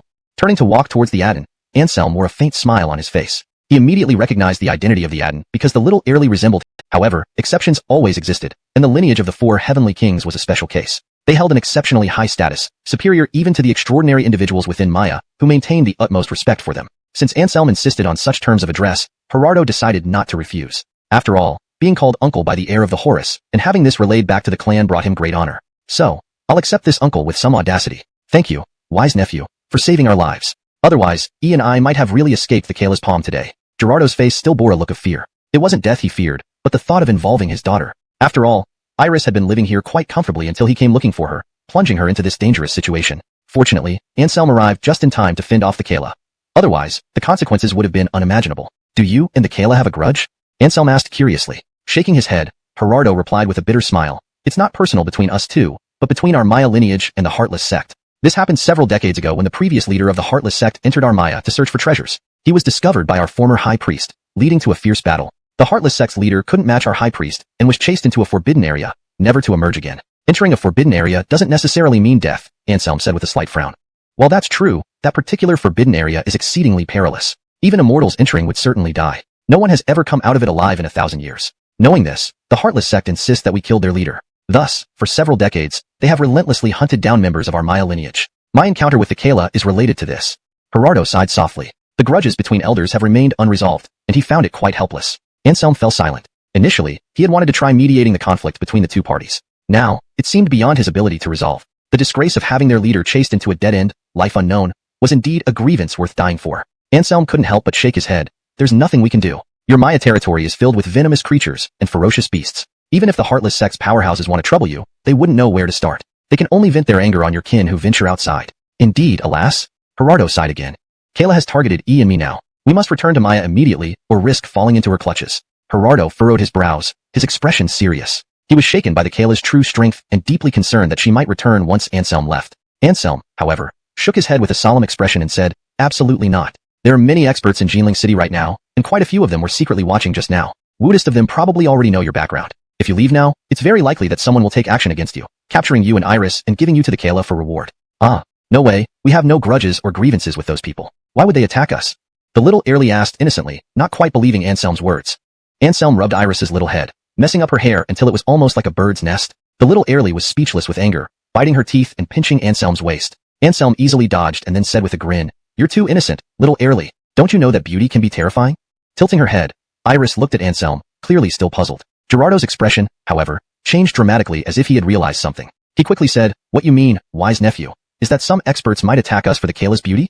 "That's what I think. It's very possible," Anselm nodded seriously. There was no doubt about the Kayla's beauty, which could be described as peerless and incomparably charming. Combined with her outstanding strength, she undoubtedly had countless admirers, among whom there were naturally some opportunists. After learning that Gerardo had fought with the Kayla, those powerful tango, licking dogs, might very well take action against Gerardo and his daughter. If successful, it would certainly please the beautiful maiden. Even if unsuccessful, it wouldn't cause any harm, leaving nothing to lose for them. Gerardo's face immediately turned grim, filled with regret. He shouldn't have come to this Jinling city. Now everything was messed up. Not only did he catch the attention of the Kayla, but he and his daughter had also become gifts for her admirers. "Uncle Lee, don't worry. As long as I'm here, I'll make sure those bastards won't get a chance. You two can stay in Jinling City for now, and after the matter of the demon relic is settled, I'll arrange for your return to Maya." Anselm thought for a moment and gave this suggestion. Looking at his daughter, Gerardo nodded. "All right, then I'll trouble you, wise nephew."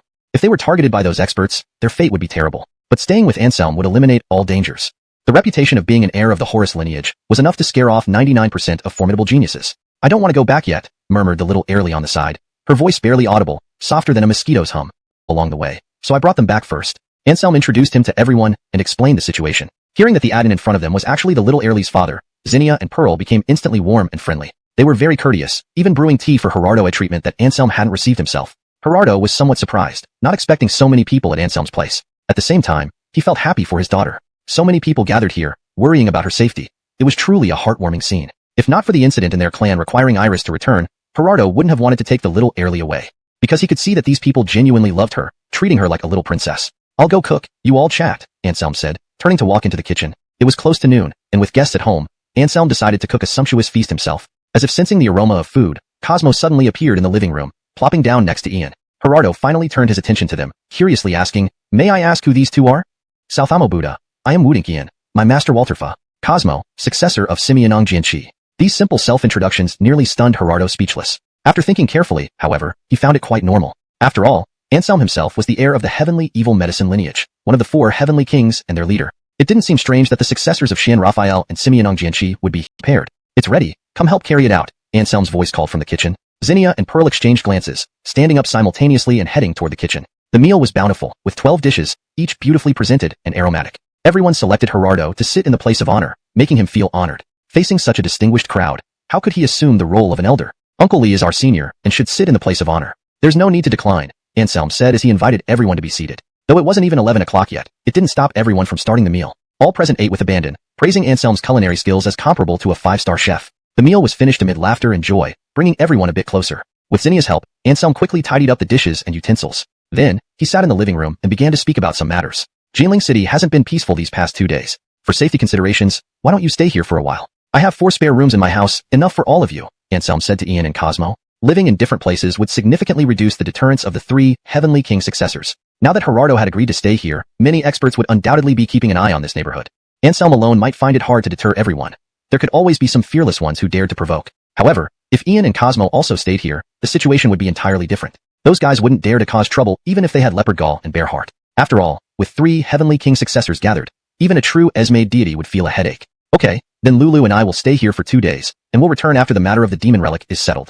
Ian immediately agreed. He wanted to consolidate his cultivation before leaving. Staying at Maeve's place without someone to guard him was too unsafe. Though Maeve was also an outstanding martial artist, her fighting power was limited, unable to withstand the assault of a king-level expert. She wasn't reassuring enough as a protector. "I don't mind. I'll follow the boss's orders." Cosmo originally didn't care, but upon seeing Anselm's gaze, he immediately changed his words. Satisfied, Anselm nodded and assigned rooms for them. Ian naturally got the same room as before, staying with Maeve. As for Cosmo, he allowed Gerardo to pick first, and the remaining one would be his. "Thank you, I won't refuse your kindness." Gerardo smiled, closed his eyes, and casually chose one. After all, being in Anselm's house meant no danger anywhere, so there were these individuals to prevent them from harming ordinary people. Once they discovered such a person, Anselm and his companions would rush over immediately and mercilessly kill that individual. "It's a pity you didn't become a king. Otherwise, with you stationed here, who would dare to act recklessly?" Cosmo looked regretful. Even at the peerless realm, Anselm could overwhelm him. It was hard to imagine how powerful he would be as a king. Even if not as strong as true Earth immortals, it wouldn't be much different, right? It doesn't matter. Even just at the peerless realm, I have ways to suppress those guys. Don't forget, martial arts techniques are only one aspect of my Horus lineage. Anselm was very confident, his tone full of pride. Rosella, Ian, and Cosmo's eyes simultaneously flashed with admiration. They nodded and then vanished in different directions toward the east, west, and north of Jinling City. The Devil Relic was about to appear, and most of the experts had rushed to Desolate Spirit Ridge. However, a small part of the people still remained hidden in the city, their intentions unknown. Anselm and his companions monitored them from various directions. Half an hour before midnight, they finally began moving furtively. Seeing this, Anselm sent a text message to Rosella and the others, then set off for Desolate Spirit Ridge. Ding dong. With the ringing of the midnight clock, Desolate Spirit Ridge suddenly started shaking. Boom. From deep within the mountains, an astonishing demonic aura erupted, carrying an overwhelming pressure. Finally, the Devil Relic revealed its true form. All eyes were gleaming, especially those of the Peak King realm experts, who were extraordinarily enthusiastic, itching to get their hands on it. They had all heard the rumor that obtaining the Devil Relic would allow them to break through their current realm and become flawless Earth immortals. Those were deities in the eyes of ordinary transcenders, possessing extraordinary power and incredible lifespans, no less than 500 years. If they took good care of themselves, they could rival Pengzu. Such temptation was irresistible. Even the calmest people couldn't remain composed. Anselm, lurking around, sighed inwardly at the reactions of everyone, knowing a bloody battle was unavoidable. Too many people had come. Anselm alone sensed over 50 King realm experts. As for peerless martial artists, the number was even more terrifying. Anselm roughly counted and was startled. Over 300 peerless martial artists. Anselm was sweating profusely, wondering if all the experts in the world had come here. A city generally having one peerless martial artist was already exceptional, but now there were hundreds here. If this news got out, it would scare someone to death. The Devil Relic is over there. Someone shouted. Everyone's eyes lit up. As soon as the Devil Relic emerged, it plunged into the depths of Desolate Spirit Ridge. No one could stop it, and could only watch helplessly as it disappeared. Only now did it begin emitting a menacing aura again, perceived by the numerous heroes. Whoosh, whoosh, whoosh. Figures dashed out of the darkness, rushing into the depths of Desolate Spirit Ridge one after another. Seeing this, Anselm wore a thoughtful expression. The unease in his heart grew stronger. He knew very well what lay deep within Desolate Spirit Ridge, unlike the others. If the Devil Relic was truly a lure thrown by that ghostly thing, those who rushed in might not survive. Remaining vigilant, Anselm followed the group of experts slowly. At the same time, he messaged Rosella and the others to stay outside Desolate Spirit Ridge and not enter under any circumstances. Naturally, the three trusted Anselm's judgment. They concealed their presences and chose to remain unchanged. Approaching the depths of Desolate Spirit Ridge, waves of energy assaulted them. Despite being highly accomplished transcenders, some shivers ran down their spines. It was too chilling here, almost like another world. Where is the Devil Relic? A tall Westerner shouted loudly in broken Chinese. Anselm cursed inwardly. In this situation where everyone was eager, it was absurd to expect an answer. Oh wait, don't say it. It really can happen. On such a dark night, it was indeed easy to encounter ghosts. To the southwest, there was a strange red light that flashed and disappeared just now. Kayla and Limitless Sword, Saint have already pursued it. An elder answered loudly. His cultivation wasn't remarkable, not even reaching the peak of the world-transcending realm. But his words caused an uproar among the heroes. Deputy Master Zane from Iron Banner sect also followed closely behind them. Another person added. This made everyone restless. Zane, the deputy leader of Iron Banner sect, was only in his 30s, but among the heroes, his strength ranked absolutely in the top 10. He was a standout genius, no less impressive than the Kayla and the Limitless Sword Saint. If even he pursued it, then this news was certainly not fake. After all, someone of such caliber wouldn't easily be deceived. Realizing this, many experts began to move. They maximized their speed and quickly rushed in. Infinite, that celestial Zun, there are so many people here. A fat Taoist appeared, showing a rather casual demeanor. He glanced around the dark surroundings, and then vanished into the darkness himself. Dao Mingzi from Mystic Zen sect. Anselm instantly identified him. If there was any strong figure here who could still attract Anselm's special attention, it would be this fat Taoist. Of course, Anselm wasn't worried about conflict with him because he knew this guy had a weakness. He was very greedy for food. So martial artists gave him a nickname, Simongri Wudia Taoist. And Anselm possessed culinary skills comparable to a 5-star chef, making it incredibly easy to handle this guy. The Westerner who asked the question also stepped forward and dashed straight toward that direction. However, right at this moment, a sudden change occurred. A silver-white divine light burst out, forming a beam of light that instantly pierced through him. The Westerner didn't even make a sound. His severed body immediately fell from the sky. Many people witnessing this scene instinctively stopped. They looked towards the source and saw an elderly man standing nearby with white hair and beard. What made everyone feel terrified was that they sensed no kindness from this old man. Instead, they felt an extreme ferocity radiating from him. It's him! Those who recognized the old man cried out in shock. Their expressions were filled with horror, and without realizing it, they took 2 steps back. Chapter 263. The enemy is the Anton. Who is he? Those who didn't recognize the elder looked around, hoping someone could give an explanation. He was the previous holy son of the Demon Palace, Danny. In his prime, he single-handedly exterminated 7 top-notch sects and clans, earning a notorious reputation. However, in the end, he provoked the Anton. Seeing his savage nature was beyond redemption, the Anton decisively moved heavy. A once depowered devil who has now recovered to the peak of the sovereign realm was more terrifying than an ordinary sovereign expert. The path to becoming a celestial immortal is cut off, and the peak of the sovereign realm is his limit. Danny harbors deep resentment. Hearing this, Minnie nodded, feeling increasingly uneasy about provoking Danny. After all, even a strong Westerner at the early sovereign level was instantly killed by Danny, indicating his power might surpass his former self. For a moment, nearly 70% of the experts present retreated, hesitating to advance further. However, there were always exceptions. A purple-clothed Airly bounced forward, her appearance lively and mischievous. She walked confidently, treating Danny as if he were invisible. Narrowing his eyes, Danny's gaze turned cold, thrusting his spear directly toward the Airly's chest. This wasn't a real spear, but one formed from Danny's true chi. In fact, at the sovereign level, one could condense chi into weapons with power comparable to conventional arms. Not cool, attacking even a cute Airly like me. No wonder you got beaten up back then. The purple-clothed Airly puffed her cheeks, her tiny fists glowing with a crimson divine light as she punched it out. Clang. The pink fist clashed with the true chi spear, producing a metallic clang. Both the Airly and Danny were forced backward. You big meanie, that hurt. The purple-clothed Airly shook her hand, glaring at Danny. Therese, lesser palace master of the E. Simona Palace. I am determined to obtain the magic relic. You should step aside. Huh. If I listen just because you say so, wouldn't I lose face? Therese scoffed, crossing her arms, unimpressed by Danny. Both are prodigies at the sovereign level. The outcome of their clash is uncertain. Danny thought he could drive her away with a few words to abandon the competition for the magic relic. It was impossible. Indeed, Miss Simona is right. We're both sovereigns. Why should we yield? What I despise most are these show-offs. Why don't we join forces and drive this guy away? A gentle male voice sounded, laced with disdain. Then, a youth in white robes, with a face as handsome as jade, appeared beside Therese. Seeing this person, Therese immediately looked exasperated. Why can't you leave me alone? And how many times do I have to tell you? Don't call me Miss Simona. Don't call me Miss Simona. It sounds so strange.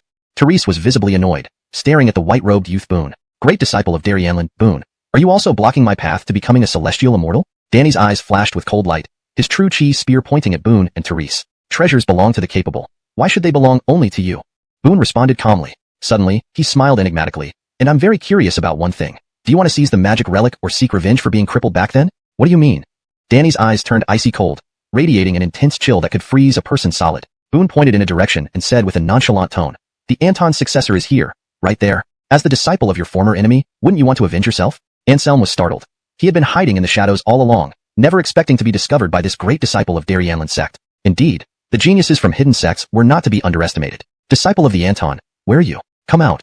Upon hearing that his enemy's disciple was present, Danny's coldness instantly transformed into a strong killing intent, covering the direction Boone had pointed at. Touching his nose, Anselm knew he couldn't hide any longer. Danny's killing intent spread over a 100-meter radius, within which every flower and blade of grass fell under his scrutiny. Unless he could blend into the void like Rosella, he would eventually be discovered. Thinking this, Anselm decided not to hide anymore. With both hands behind his back, he walked leisurely out of the darkness. The surrounding experts were stunned for a moment before all displaying expressions of shock. The seemingly empty area indeed harbored someone. Could this person be the Anton's disciple? Everyone felt puzzled and shook their heads privately, finding it hard to believe. After all, Anselm's demeanor didn't match what one would expect from a successor groomed by a supreme master. He looked like an ordinary supreme martial artist. It's really you, the successor of the heavenly Anton. That old guy crippled me. I'll tear you limb from limb to satisfy my hatred. Seeing Anselm appear, Danny's eyes almost bled with fury. He was different from others, and could determine with 100% certainty that Anselm was the disciple of the Anton. Not because of anything else, but because the true chi emanating from both master and disciple was from the same source, too similar to ignore. Anselm curled his lips disdainfully. Killing me? Afraid you're not capable enough? When these words came out, many showed disappointed looks. This was far from their imagined portrayal of the Anton's successor. They envisioned the heir of a heavenly king as someone destined for greatness, wildly unruly, and extraordinarily powerful. But this Yonatan in front of them seemed no more than just a handsome and calm ordinary supreme martial artist. If speaking of cultivation level, even half the people here surpassed him. After I deal with him, I'll settle accounts with you. Anselm suddenly turned to Boone, daring to expose himself and causing so much trouble. He definitely couldn't swallow this offense. So what if Boone was the great disciple of Darien sect? Once Danny was taken care of, he would teach him a lesson. Chapter 264 Resistance against Danny. A wave of commotion swept through the crowd, all gazing at Anselm with astonished looks. Not only had he caught the eye of Danny, but he actually went as far as to provoke Boone, the chief disciple of Darien. He was merely an unparalleled martial artist. Wasn't he afraid of provoking two supreme kings? Unexpectedly, when hearing Anselm's somewhat threatening words, Boone remained unperturbed. Instead, he smiled slightly and even nodded at Anselm. Disable my cultivation, sever my foundation. Today, I will slay your form and spirit, making that old villain Horus heartbroken. Danny sneered, walking toward Anselm. Killing intent surged from his entire body, almost tangible, suppressing Anselm. This killing aura was terrifying, causing people to tremble. The great heroes changed their expressions, instantly feeling a terribly frightening pressure covering them. Some people with lower cultivation were affected by the killing intent, their heads spinning, nearly falling to the ground. Only a few individuals with profound cultivation realized it. No wonder Horus back then acted to destroy his cultivation. Without having slaughtered countless living beings, it would be impossible to have such terrifying killing intent. However, Anselm remained expressionless. Danny's killing intent was not enough to faze him in the slightest. As Danny approached, a mocking smile curled up on the corner of Anselm's mouth. In the next moment, bang! An even more terrifying killing intent erupted from Anselm, seeming to freeze the space around him. Everyone was petrified, looking at Anselm with disbelief. From Anselm's killing intent, they saw a scene of mountains of corpses and rivers of blood, much more fearsome than Danny's killing aura. Even Danny couldn't help but be stunned, obviously not expecting Anselm's killing intent to be thicker, immediately overwhelming him. He stared at Anselm, laughing mockingly after a long pause. Back then, Horus cited my excessive slaughter desire to cripple my cultivation. But who could have thought his disciple's killing intent would be heavier than mine? Truly laughable. Finished? Anselm asked coldly, didn't you know why he crippled your cultivation back then? Victors write history, full of righteousness. Afraid I'd harm the world. Yet isn't your own disciple the same sort of person? Danny's voice was filled with hatred. Anselm laughed, saying calmly, I am different from you. Almost forgot to tell you, I have another identity called Heavenly Sword Dominix Medic. Hearing this, Danny's laughter abruptly stopped, as if choked. Everyone else was equally shocked. They knew very well what the Heavenly Sword organization was, especially since everyone present was an unparalleled martial artist. And Heavenly Sword Dominix Medic was a notorious figure. No wonder Anselm carried such intense killing intent. For a moment, everyone looked at Anselm with awe. Of course, a small part of them cast cold eyes at Anselm secretly. They were those who had been wronged by Heavenly Sword Dominix Medic before. Now recognizing Anselm's true identity, they instantly harbored murderous intentions. Feeling this, Anselm didn't mind at all. To him, they were merely a bunch of clowns, nothing to fear. With a mocking look, Anselm stared directly at Danny. Whoever you are, as Horus's disciple, you are destined to die by my hand. Sensing Anselm's disdain, Danny flew into a rage, becoming even more berserk. Big talk is cheap, try me old fool. Anselm sneered, his disdainful voice infuriating Danny further. He was only 50+ years old. Comparing to the 200-year lifespan of a King Realm expert, he should be in his prime. But because Horus destroyed his Tao foundation while crippling his cultivation, injuring his essence, he appeared old. Anselm's words were like pouring salt on a wound and roasting it over fire. You're courting death. Danny screamed in extreme anger, going mad. True chi shimmered in his hands, transforming into a silver-white spear, the sharp tip flashing with a chilling glow. Swish. The spear moved swiftly, breaking through the air, its silvery light like a snake striking, piercing towards Anselm's chest at an incredible speed. You three stay hidden for now, don't act rashly. This Danny is no threat to me. Realizing Rosella, Ian, and Cosmo wanted to come out, Anselm transmitted his voice decisively, not wanting them to expose themselves yet. After hearing Anselm's voice transmission, the three of the Moachida concealed themselves again without further action. Anselm immediately felt relieved and began to fight Moashi all out without any restraint. It was a battle between titans, shocking the onlookers who finally realized how formidable the successor of Horus truly was. Even at the peak of the Peerless Realm, not yet reaching the King Realm, he could still engage and battle geniuses of this realm. Danny roared, showcasing his unparalleled spear skills. He moved with great vigor and power, stabbing out 18 silver-white light points in the air with his spear. These light points formed an enormous net that burst forth with terrifying power, striking towards Anselm. Trifling tricks, not worth mentioning. Anselm chuckled, showing no fear. He formed the immeasurable precious bottle Madra with his hand and clashed head-on with the opponent's silver net. The net was torn apart, and Anselm emerged like a divine demon. With a wild roar, golden light enveloped his right fist as he punched it out.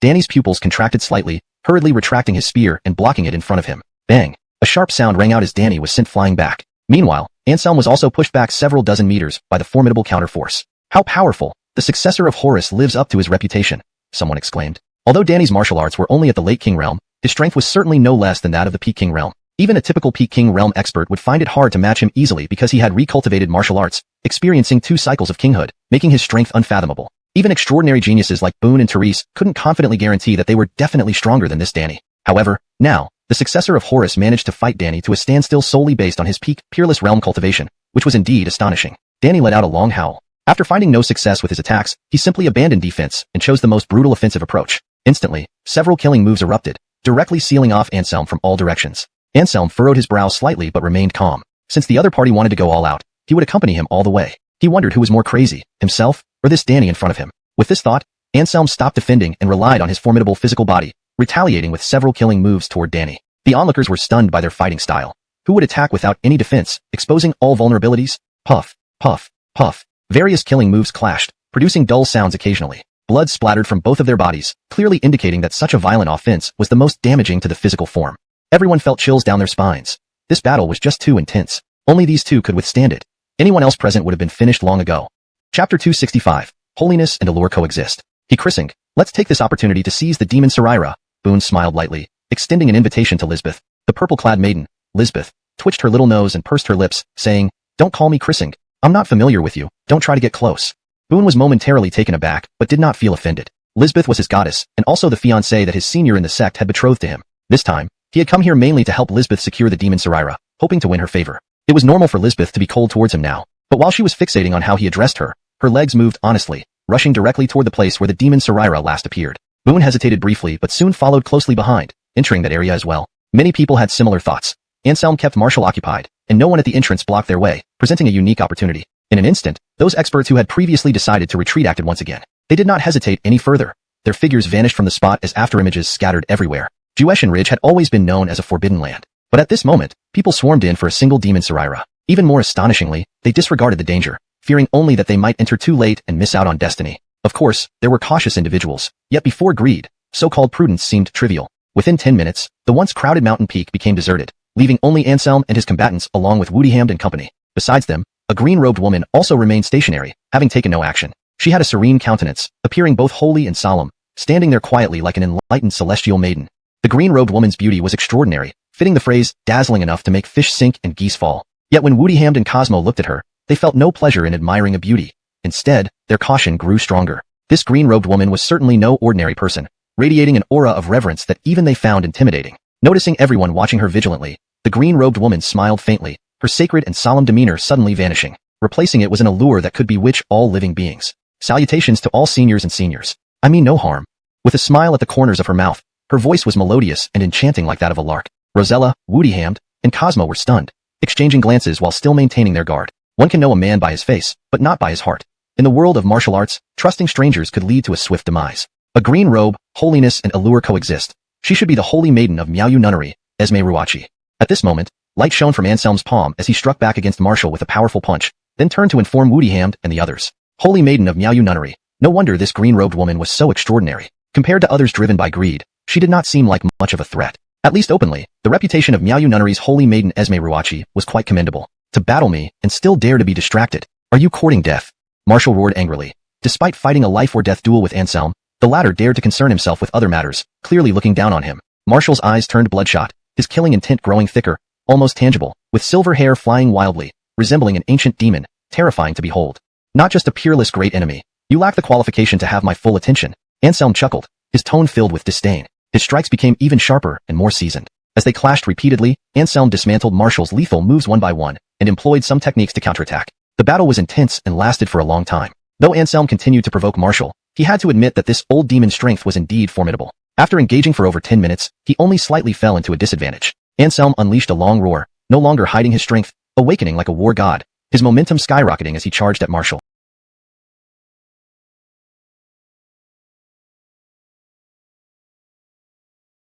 After such an intense showdown, Marshall was already exhausted. Now with Anselm's sudden eruption, he was immediately driven backward step by step, trembling uncontrollably. Marshall roared incessantly, unable to fathom that after such a prolonged battle, Anselm still had such energy left. The opponent resembled a young Darien Ping, soaring up 9 miles, spreading its wings to strike heaven, suppressing him with only defensive power remaining. Marshall struggled fiercely, unleashing his most terrifying strength, attempting to break free from Anselm's suppression. However, all of this was ultimately in vain. Facing Anselm, who fought with almost full strength, he was no match at all. Marshall's body trembled, and he kept coughing up blood from the corner of his mouth, clearly reaching the brink of collapse. Marshall looked at Anselm with a gaze filled with hatred. He was well aware that after fighting to this point, there was no longer any chance for him to turn the tide. Anselm would not allow him to live, just as Marshall would not have let Anselm live if he had the upper hand. Between them, it was a fight to the death. One of them had to fall for the confrontation to end. The battle lasted for half an hour. Under Anselm's frenzied attack, Marshall finally met his doom. Anselm let out a long roar and punched forward, sending the exhausted Marshall flying backward. Marshall coughed up large amounts of blood. Shrugging, Anselm replied, I'm not sure yet, but I don't think it's anything good. As for your scenario, I don't think it's very likely. Why is that? Rosella asked. That ghost thing, although powerful, isn't invincible. If it dared kill so many people, it would definitely be hunted down by the land immortals of major sects, Anselm said confidently. As he spoke, Anselm's gaze suddenly fell on the holy maiden of Miaoyu Nunnery, Esme Ruachi, asking, Holy maiden, what's your opinion? Chapter 266, The Demon Spirit Emerges. Unclear, but I have a premonition that this is a big trap. If we step in, the outcome might be more bad than good. Zella's response immediately sent a shock through Cosmo and the others. If both Anselm and Zella feel this way, then the matter of the demon Sarira is clearly not as simple as it seems. Let's wait here. Cosmo spoke, disappearing first into the darkness to hide again. Anselm and the others exchanged glances, their figures flickering as they vanished from sight. They hid in the darkness, keeping a constant watch on the area. The silent night suddenly erupted with shouts of battle. It was clear that an intense fight had broken out, The fluctuations of inner energy were exceptionally violent. Anselm closed his eyes, sensing slightly, and immediately understood. This should be where the prodigious elites like Kayla, Unfeeling Sword Saint, and others are fighting. The power of their combat is extraordinarily astonishing, surpassing that of a typical peak king realm. Accompanied by occasional cries of agony, Anselm and the others felt their hearts racing. Indeed, the inside was fraught with danger. Besides dealing with the attacks of that ghostly thing, one also has to worry about being harmed by fellow humans. Even kings have no safety guarantees within, always at risk of being targeted for ruthless elimination. Such is the brutal extraordinary realm, without the constraint of law, all strong ones adhering to the principle of survival of the fittest, where power dictates truth and right. Bad news, retreat. Anselm suddenly sent a message to Ian and the others. Above the dark sky, a huge shadow seemed to be swirling. When Anselm strained his eyes, he saw it was actually a black dragon, so large it almost covered the sky and moon. Hearing Anselm's message, Rosella, Ian, and Cosmo didn't hesitate, rapidly fleeing far away. They then looked up and saw the dragon above the sky, their faces showing expressions of horror. A dragon deep within Jueshan Ridge. If this were said out loud, few would dare to believe it. Yet it was truly happening before their eyes. The dragon let out a long howl, swooping down towards the heroes below. Many who were still fiercely fighting were immediately struck dumb by fear. They couldn't care less about fighting their opponents anymore, quickly abandoning them to rush towards the outskirts of Jueshan Ridge. The dragon's aura was too terrifying, far exceeding the king realm. Even if they joined forces, they wouldn't stand a chance. All shuddered under the dragon's bloodline pressure, their speed severely restricted. In the next moment, whoosh, Simon dreads of extraordinary experts fled outward in the first instance, yet were still swept away by the giant dragon body. Only those powerful kings managed to escape unscathed. But even so, they were still terrified, pale-faced, having lost all their usual authority. Kayla, Zane, Dao Mingzi, and others finally realized that this demon Saraira was essentially a deception. They frantically fled, swiftly rushing outward like meteors. Because they knew, if this dragon were to target them, even they wouldn't stand a chance of survival. Why run? Let's join hands and capture this dragon together. A cold voice sounded, coming from Isimianafa of Wudiant Ame, the boundless sword saint. He stood on an ancient pine tree, his long sword drawn, pointing at the dragon. You do it yourself if you think you can. Don't drag us along if you want to die, Dao Mingzi shouted, his feet not slowing down as he rushed out. Others did the same, not stopping at all due to Isimianafa's voice. Seeing none of the heroes dared to turn back and fight the dragon, Isimianafa couldn't help but curse. A bunch of cowards, lacking even this much courage. Still calling yourselves prodigious elites, pa. Just as Isimianafa finished speaking, the dragon's tail swept over once more. And this time, he wasn't so lucky, being directly swept away. Isimianafa crashed through over a dozen trees before stopping. He spat out a mouthful of blood, looking at the dragon with new apprehension. You cursed beast, I'll be waiting for you. Leaving a tough remark, Isimianafa turned and chased after the others, escaping toward the outskirts of Jueshan Ridge. Everyone was speechless, having put on such a show of bravado only to end up struck by lightning. That was a dragon, not just any ordinary creature. How could regular extraordinary beings possibly have the strength to confront it, unless a true terrestrial immortal descended? Heroes gradually reached the outer edge of the area, while naturally, some with slower speeds were left behind by the dragon. Their fate was dire, no different from the previous supreme martial artists who were killed. Everyone looked grim, standing on the hilltops, staring at the valley where the dragon appeared. The demon Saraira was there, hovering mid-air, emitting a dark red eerie light. It was absorbing the essence blood from numerous martial artists' corpses. Not until all the essence blood was completely absorbed did the dark red light emitted by the demon Saraira fade away. The demon Sarita trembled, and in no time, it vanished right before everyone's eyes. Damn it! The news of the emergence of the demon Saraira must have been released by this damned black dragon. Eugene, the young palace master of Heavenly Demon Palace, had a look of gnashing her teeth in anger. Among those who were killed just now, nearly 20% were experts from their Heavenly Demon Palace. This trip not only brought no benefits but also cost them so many experts. This made Eugene extremely angry, her eyes burning with intense rage as she glared at the black dragon. Not human, hence devoid of humanity, daring to harm so many of our kind. It must pay a price. Dao Mingzi sneered coldly, snapping his floating dust brush with a crack, and his aura instantly became sharp. Though known as Simongri Wudi of Taoist, he was far from a benevolent person. His earlier calmness was merely a facade. Having suffered such a significant loss, he certainly would not give up just like that. Briggs did not say more grandstanding words. His long sword trembled, drawing dazzling sword flowers in front of him, incredibly sharp. Many couldn't help but chuckle secretly. Briggs's attempt to show off which backfired had just happened not long ago, and they knew well it was all bravado. Once a battle started against the black dragon, people like him would likely flee faster than anyone else. The young palace master of Iwa Palace swept a glance at everyone and suddenly sneered, saying, if you want to fight, just do it directly. Don't pose here as if it's a bodybuilding contest. Such pretentious behavior only makes me feel sick. Therese pursed her lips, full of disdain. Whoosh! Golden sword chi streaked through the air, slashing down directly toward Therese. This move came from Briggs, feeling that Therese's words were mocking him. So, he got angry and vowed to give Therese a good lesson. Boone stepped forward, blocking Briggs's attack for Therese, then said coldly, are you even a man? Vent your temper on the black dragon, not on it airly. You. Briggs was furious and was about to lunge at him with his sword. Frankly speaking, he wasn't a match for the black dragon, but among peers, he feared no one. This sycophant dared to challenge him. Today, they must fight to see whether his Daryanlan sect or their Wudiant Ame sect was stronger. Chapter 267, Sword Immortal of Wudiant Shu. This scene caused Anselm and others to shake their heads in disbelief. The so-called prodigies from the hidden sects were really too much. With a powerful enemy present and the dragons in midair, a figure was riding a flying sword, with his true appearance unclear. His entire aura burned brightly, resembling an unrivaled sword immortal descending from heaven, surpassingly transcendent. All the heroes felt a shock, immediately realizing that this person was not just a king but definitely a land-bound immortal who had already broken through the boundaries. Wudirover, judging by the aura emanating from this person, he should be a skilled expert from the Wudiant Shu sect. This old fellow has appeared too. It seems there isn't just one land-bound immortal around here. Anselm mused. The appearance of a land-bound immortal was clearly not coincidental but premeditated. With the current aggressive behavior of the dragon and the urgency of the situation, these hidden land-bound immortals could no longer stay put, each jumping out one by one. This land-bound immortal from the Wudiant Shu sect was the first, but certainly wouldn't be the last. Sixth Elder. Briggs exclaimed joyfully, his brows filled with a proud expression. At the critical moment, his sect's sixth elder arrived, displaying overwhelming strength and successfully blocking the dragon's attack. This made Briggs extremely excited and honored by association. Simon Bug. Woodiham scoffed, showing disdain. Anselm and the others nodded, agreeing with Woodiham's opinion. Russell, do you wish to engage me?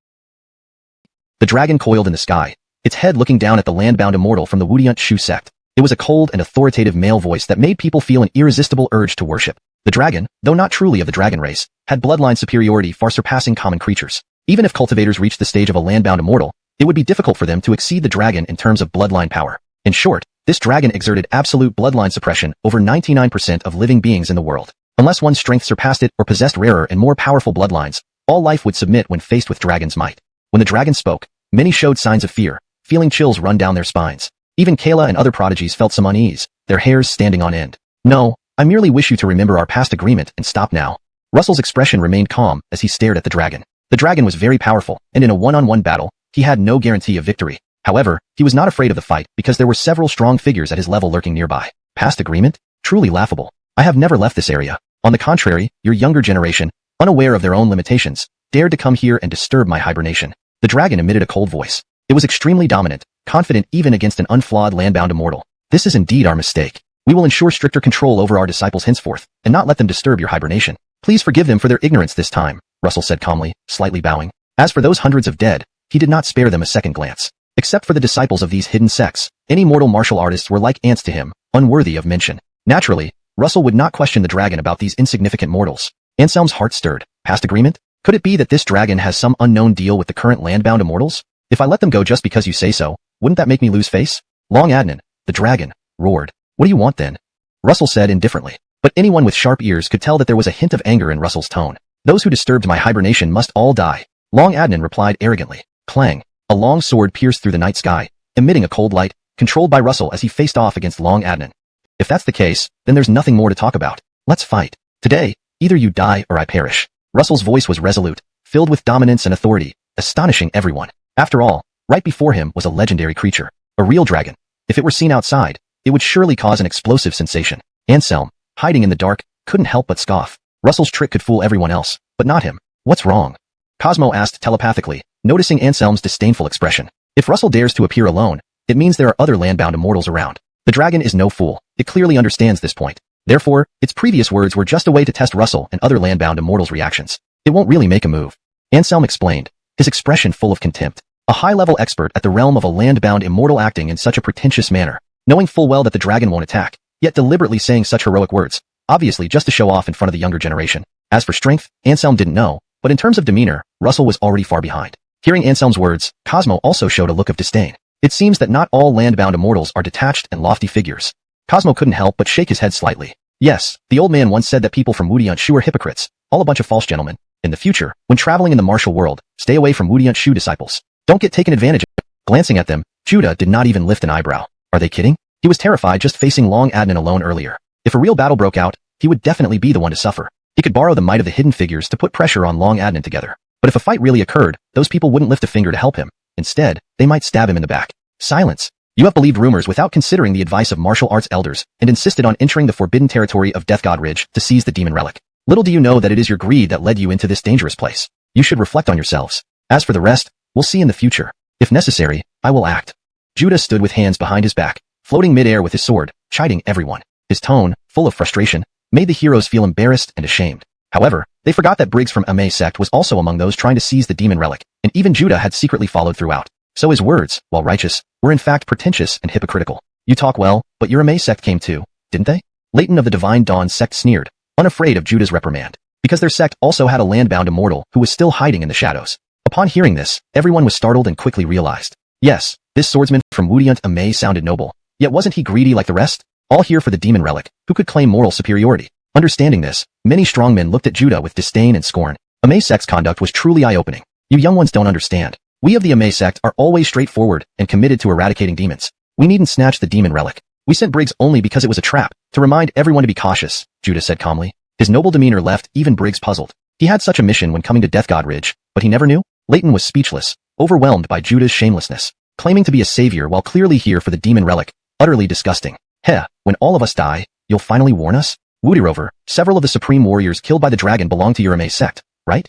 Adnanu, the young master of Demon Palace, spoke coldly, emitting a demonic aura similar to the demon relic. Junior, that's too much. Judah's expression changed, eyes turning cold. These questions, though calm, directly contradicted his previous statements.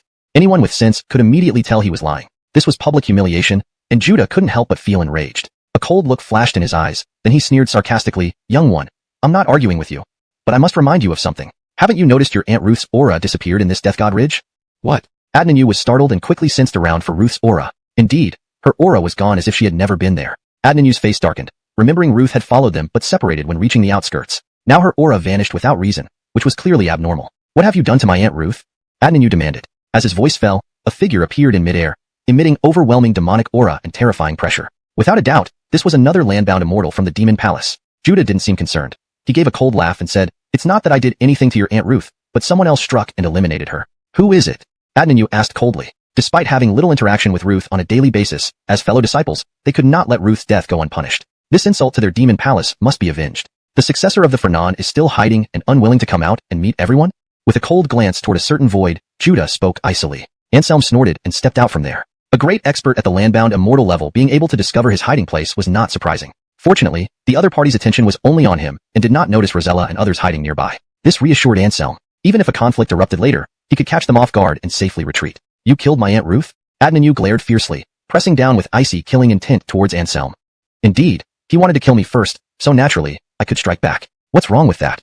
Anselm retorted, then shifted his gaze to Judah, laughing coldly. You old scoundrel, shameless and cunning to the extreme. Knowing full well you're spouting nonsense, you still try to divert the topic to me. Truly shameless. Anselm showed disdain, spitting on the ground. How dare you?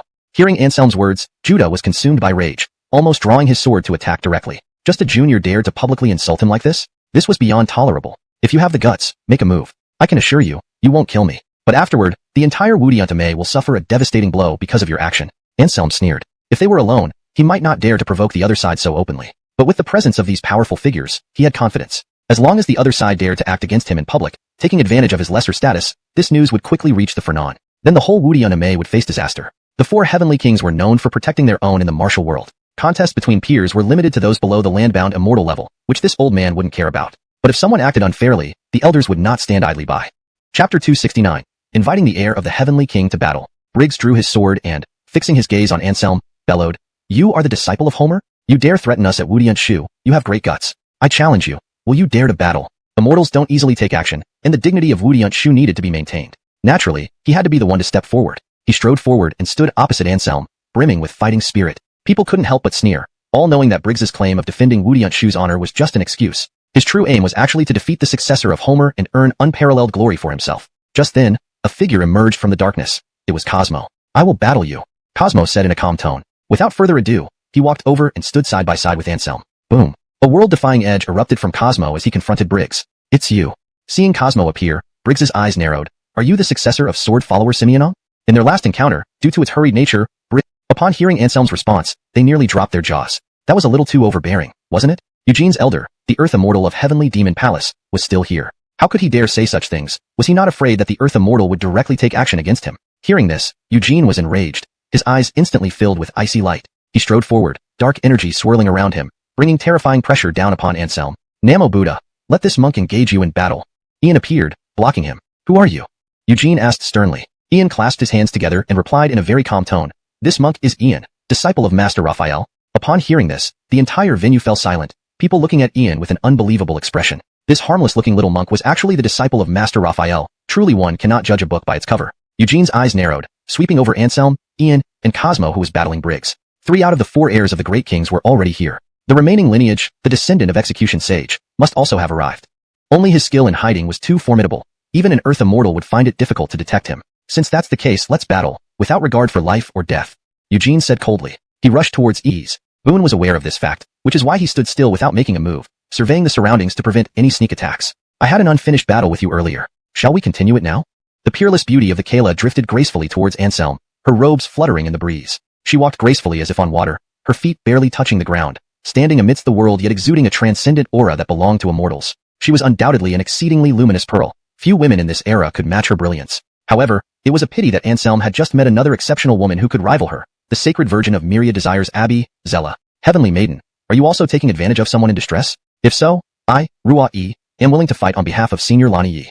Zella offered to accept the Kayla's challenge for Anselm, leaving many people surprised. Everyone knew that Myriad Desires Abby held a highly revered position in Chinese martial arts circles, and their successors never took sides easily. Yet here was Sacred Virgin Zella openly supporting Anselm and willingly accepting the Kayla's challenge on his behalf. Could it be that this Sacred Virgin of Myriad Desires had taken a liking to the successor of the Fernan? Thinking of this, many male warriors cast envious glances at Anselm. Zella, mind your own business. I only wish to continue our previous battle to determine the winner, not to decide life or death. The Kayla shot a displeased look at Zella. She had not anticipated that Zella would take Anselm's side, driving her to distraction. With Zella intervening, it seemed nearly impossible for her to settle the score with Anselm today. Zella smiled lightly and said, Heavenly maiden, there's no need for further words. I have made up my mind. Defeat me first, and then you can go on to fight Senior Lani Yi. For now, let us see who is better. Upon hearing Zella's words, many male warriors' eyes lit up, a lascivious thought unconsciously creeping into their minds. It occurred to them that comparing height or strength between two women was pointless. Only their breadth of chest mattered. All eyes fell upon the two women's chests, clearly indicating that these men were trying to use their eyes to determine whose chest was more impressive. Noticing everyone's gazes focused on one area, the Kayla looked annoyed. Without saying a word, she slapped the nearest male warrior. By chance, the pervert she targeted happened to be Dao Mingzi from the Profound Zen sect. Dissatisfied, Dao Mingzi thought if he hadn't reacted quickly, that slap would have landed right on his face. Are you crazy? Why did you hit me?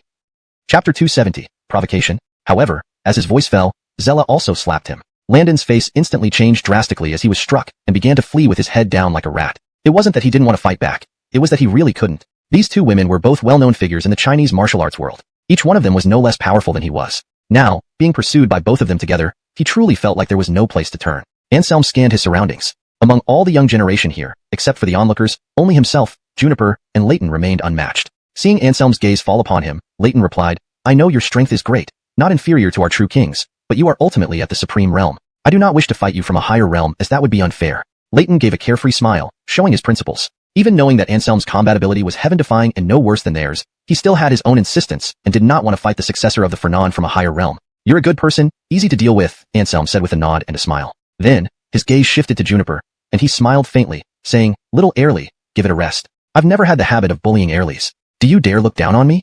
The purple-clad teenager, Juniper, frowned slightly. She boasted of her formidable strength, no less impressive than that of ordinary male prodigies. By speaking this way, wasn't Anselm implying she was inferior to men? Surprised. After all, back in the days at Heavenly Sword, he had several confrontations with the Aaron family. They might not have been mortal enemies, but they certainly weren't friends, and there was no reason for Eason to help him. After careful consideration, we still decided to come here to assist Mr. Yi. You are a paramount ruler, there's no need for you to handle this kind of conflict personally. Allow me to take over.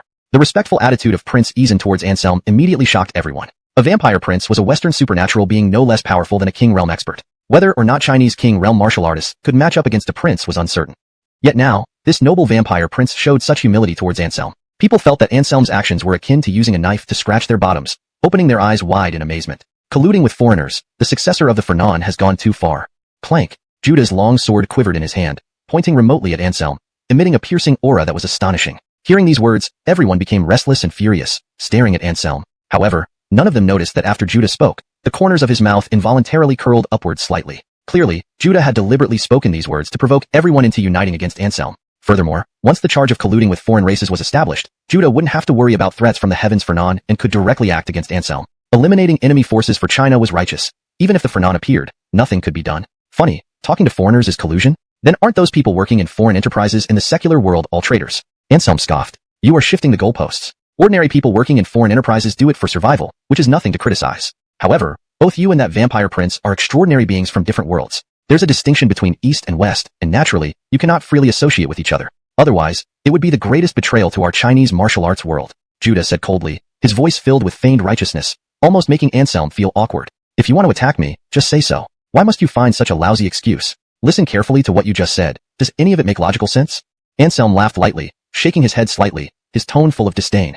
He stood there with a straight back, as upright as a towering pine tree, exuding an air of uprightness and integrity. He was far from the despicable character described by Judah, someone who consorts with foreigners and harms his own people. The heroes present were not fools. Could such a man of dignity and integrity be a traitor who colludes with foreigners? They wouldn't believe it even if their lives depended on it. The insolent little bastard still tries to argue here. You may not know this yet, but recently, this person teamed up with the Japanese to wipe out the Alvis family in Nanjing City. They also attacked the Hai family without cause. Don't let yourselves be deceived by his appearance. He is a truly evil person, a great traitor.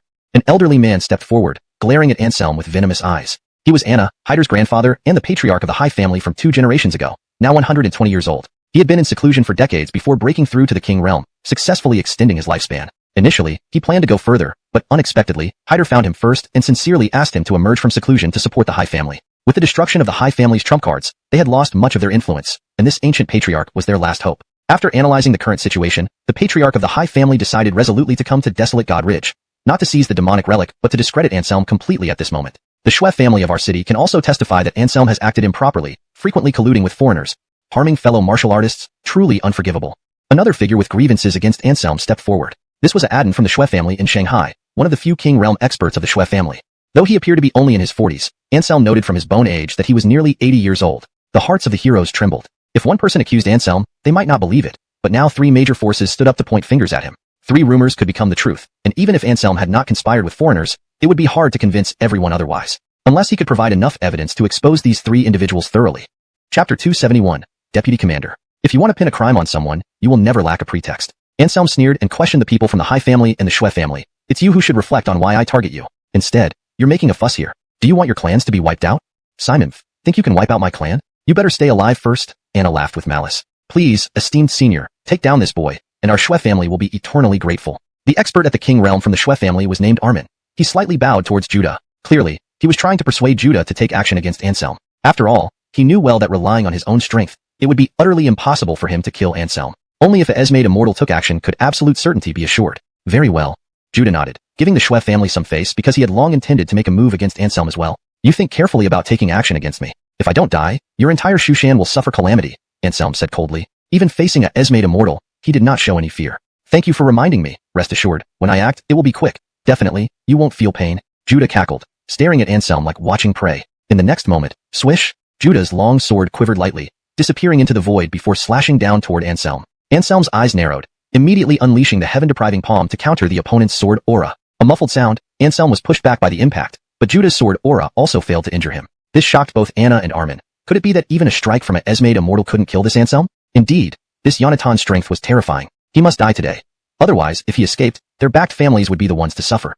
With this thought flashing through their minds, the 2 of them charged straight at Anselm. Terrifying true chi erupted, engulfing where Anselm stood. Anselm turned around, suddenly bellowing, "Get lost. Do 2 trash like you dare challenge me?" He activated the Great Dragon Elephant Force and threw a punch. Anna and Armin simultaneously spat blood and flew backward. In just one exchange, these 2 experts at the King Realm were both injured. This shocked them, and even Judah showed a surprised expression. Heir of the Fernan, truly living up to the name. Back when I was at your level, I couldn't achieve this. Judah shook his head and couldn't help but sigh. You couldn't do it, which means you're too weak. Just like now, being a Esmade immortal still can't kill me, Anselm grinned. The surrounding martial heroes were stunned.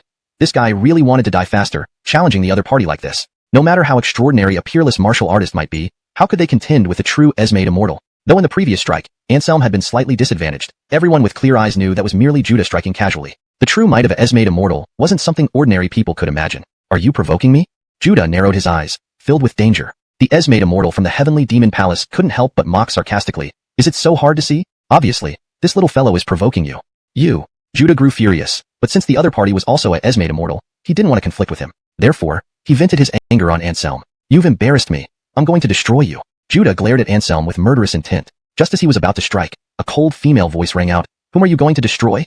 All eyes turned in the direction of the voice, and saw Airly with a fiery figure appear not far away where no one had been before. She wore a light yellow casual long-sleeve top and light blue sport pants, her figure slender and captivating beyond compare. But at that moment, her beautiful doll-like face was covered in frost. What a bunch of fools daring to slander him as a traitor. Go to hell. The Airly scolded without reserve, placing her hands on her hips. Seeing the Airly, Anselm was momentarily taken aback, then sighed inwardly, knowing this matter had finally drawn them over. However, Anselm wasn't concerned. Restarting under the alias of Heavenly Sword Dominic's doctor already indicated everything. He intended to reconnect with his past life. Little Airly, beware of your words. There's food you can eat recklessly, but there are words you cannot speak carelessly, Judah warned in a chilly tone. Haimeng continuously cursed, Even a clay figure would ignite with anger, let alone Judah, a great expert at the Esmade immortal stage. Had he not aimed to maintain his image as a transcendent sage above worldly affairs, he would have dealt with Anselm much earlier instead of letting them prattle on. If I spoke recklessly, you should know it in your heart. Also, you keep glaring at me like that. Are you threatening me? The heirly said coldly, with an air. Daring to mock me? No, I'm just worried that knowing my identity might scare you to death. For your sake, I'll show mercy and not tell you. The heirly said seriously. Anselm's eye twitched. After years, this heirly still loved pranking people. A noble Shushan sword immortal was nearly driven mad by this heirly. You, impudent. Do not insult a Esmade immortal. Judah was so enraged his fury boiled up inside him. He could no longer consider her background and lashed out with a slap directly. Anselm's eyes narrowed as his figure transformed into a streak of light, instantly positioning himself in front of the heirly. He roared and unleashed all his skills, applying the great dragon elephant force to his strike. A terrible rumbling echoed throughout the heavens and earth as Anselm was struck back, blood trickling from the corner of his mouth. However, the heirly behind Anselm remained unharmed, her demeanor calm and composed. Taking a deep breath, Anselm wiped the blood from his mouth and said aloud, "Want to hurt her? First, you need to get past me." Just then, another cold voice rang out, filled with terrifying pressure enveloping the entire scene. "Slandering my heavenly sword Dominic's doctor for colluding with foreigners. Do you, Shushan, Hai family, and Shui family, wish to be eradicated completely?" This voice sent a shiver down Anselm's spine when it reached his ears. "Deputy Commander," Anselm murmured. Chapter 272, Apologies. A woman appeared on the scene, dressed similarly to the heirly from before. However, she was clearly older than the previous heirly, looking to be around 30 years old. This woman was none other than the vice instructor of Heavenly Sword, Pepper, whom Anselm held in high regard as one of the few people he truly respected. Seeing her appear, Anselm immediately became subdued, the menacing look in his eyes disappearing without a trace. As for the heirly from earlier, her name was Tatum, but her personality was anything but cute. Instead, it was exceptionally fiery. In Heavenly Sword, she went by the code name Little January. The appearance of Pepper and Tatum made Anselm's eyes feel slightly moist. After being apart for many years, finally reuniting with old acquaintances today felt truly wonderful. Russell's expression turned grim. After all his efforts, he had actually forgotten about Anselm's identity as the Heavenly Sword Wicked Doctor. Now that Heavenly Sword representatives were here, especially with the vice instructor whose strength was unfathomable, even he, an earthly immortal, felt a chill run down his spine standing before her. What should he do? Admit defeat? Russell was conflicted. The rest of the martial artists also looked at the newcomers with shock. Having survived the clutches of the dragon, they were all elite warriors who could sense the terrifying power emanating from Pepper. She was undoubtedly an extremely formidable powerhouse, surpassing even ordinary earthly immortals. "Do you still dare to accuse Anselm of being a traitor?" Tatum mocked, directing her words at Anna and Armin. Both remained speechless. With the identity of the Heavenly Sword Wicked Doctor, how could Anselm be someone they could easily slander? Anyone could be a traitor, except for members of Heavenly Sword. The possibility simply did not exist.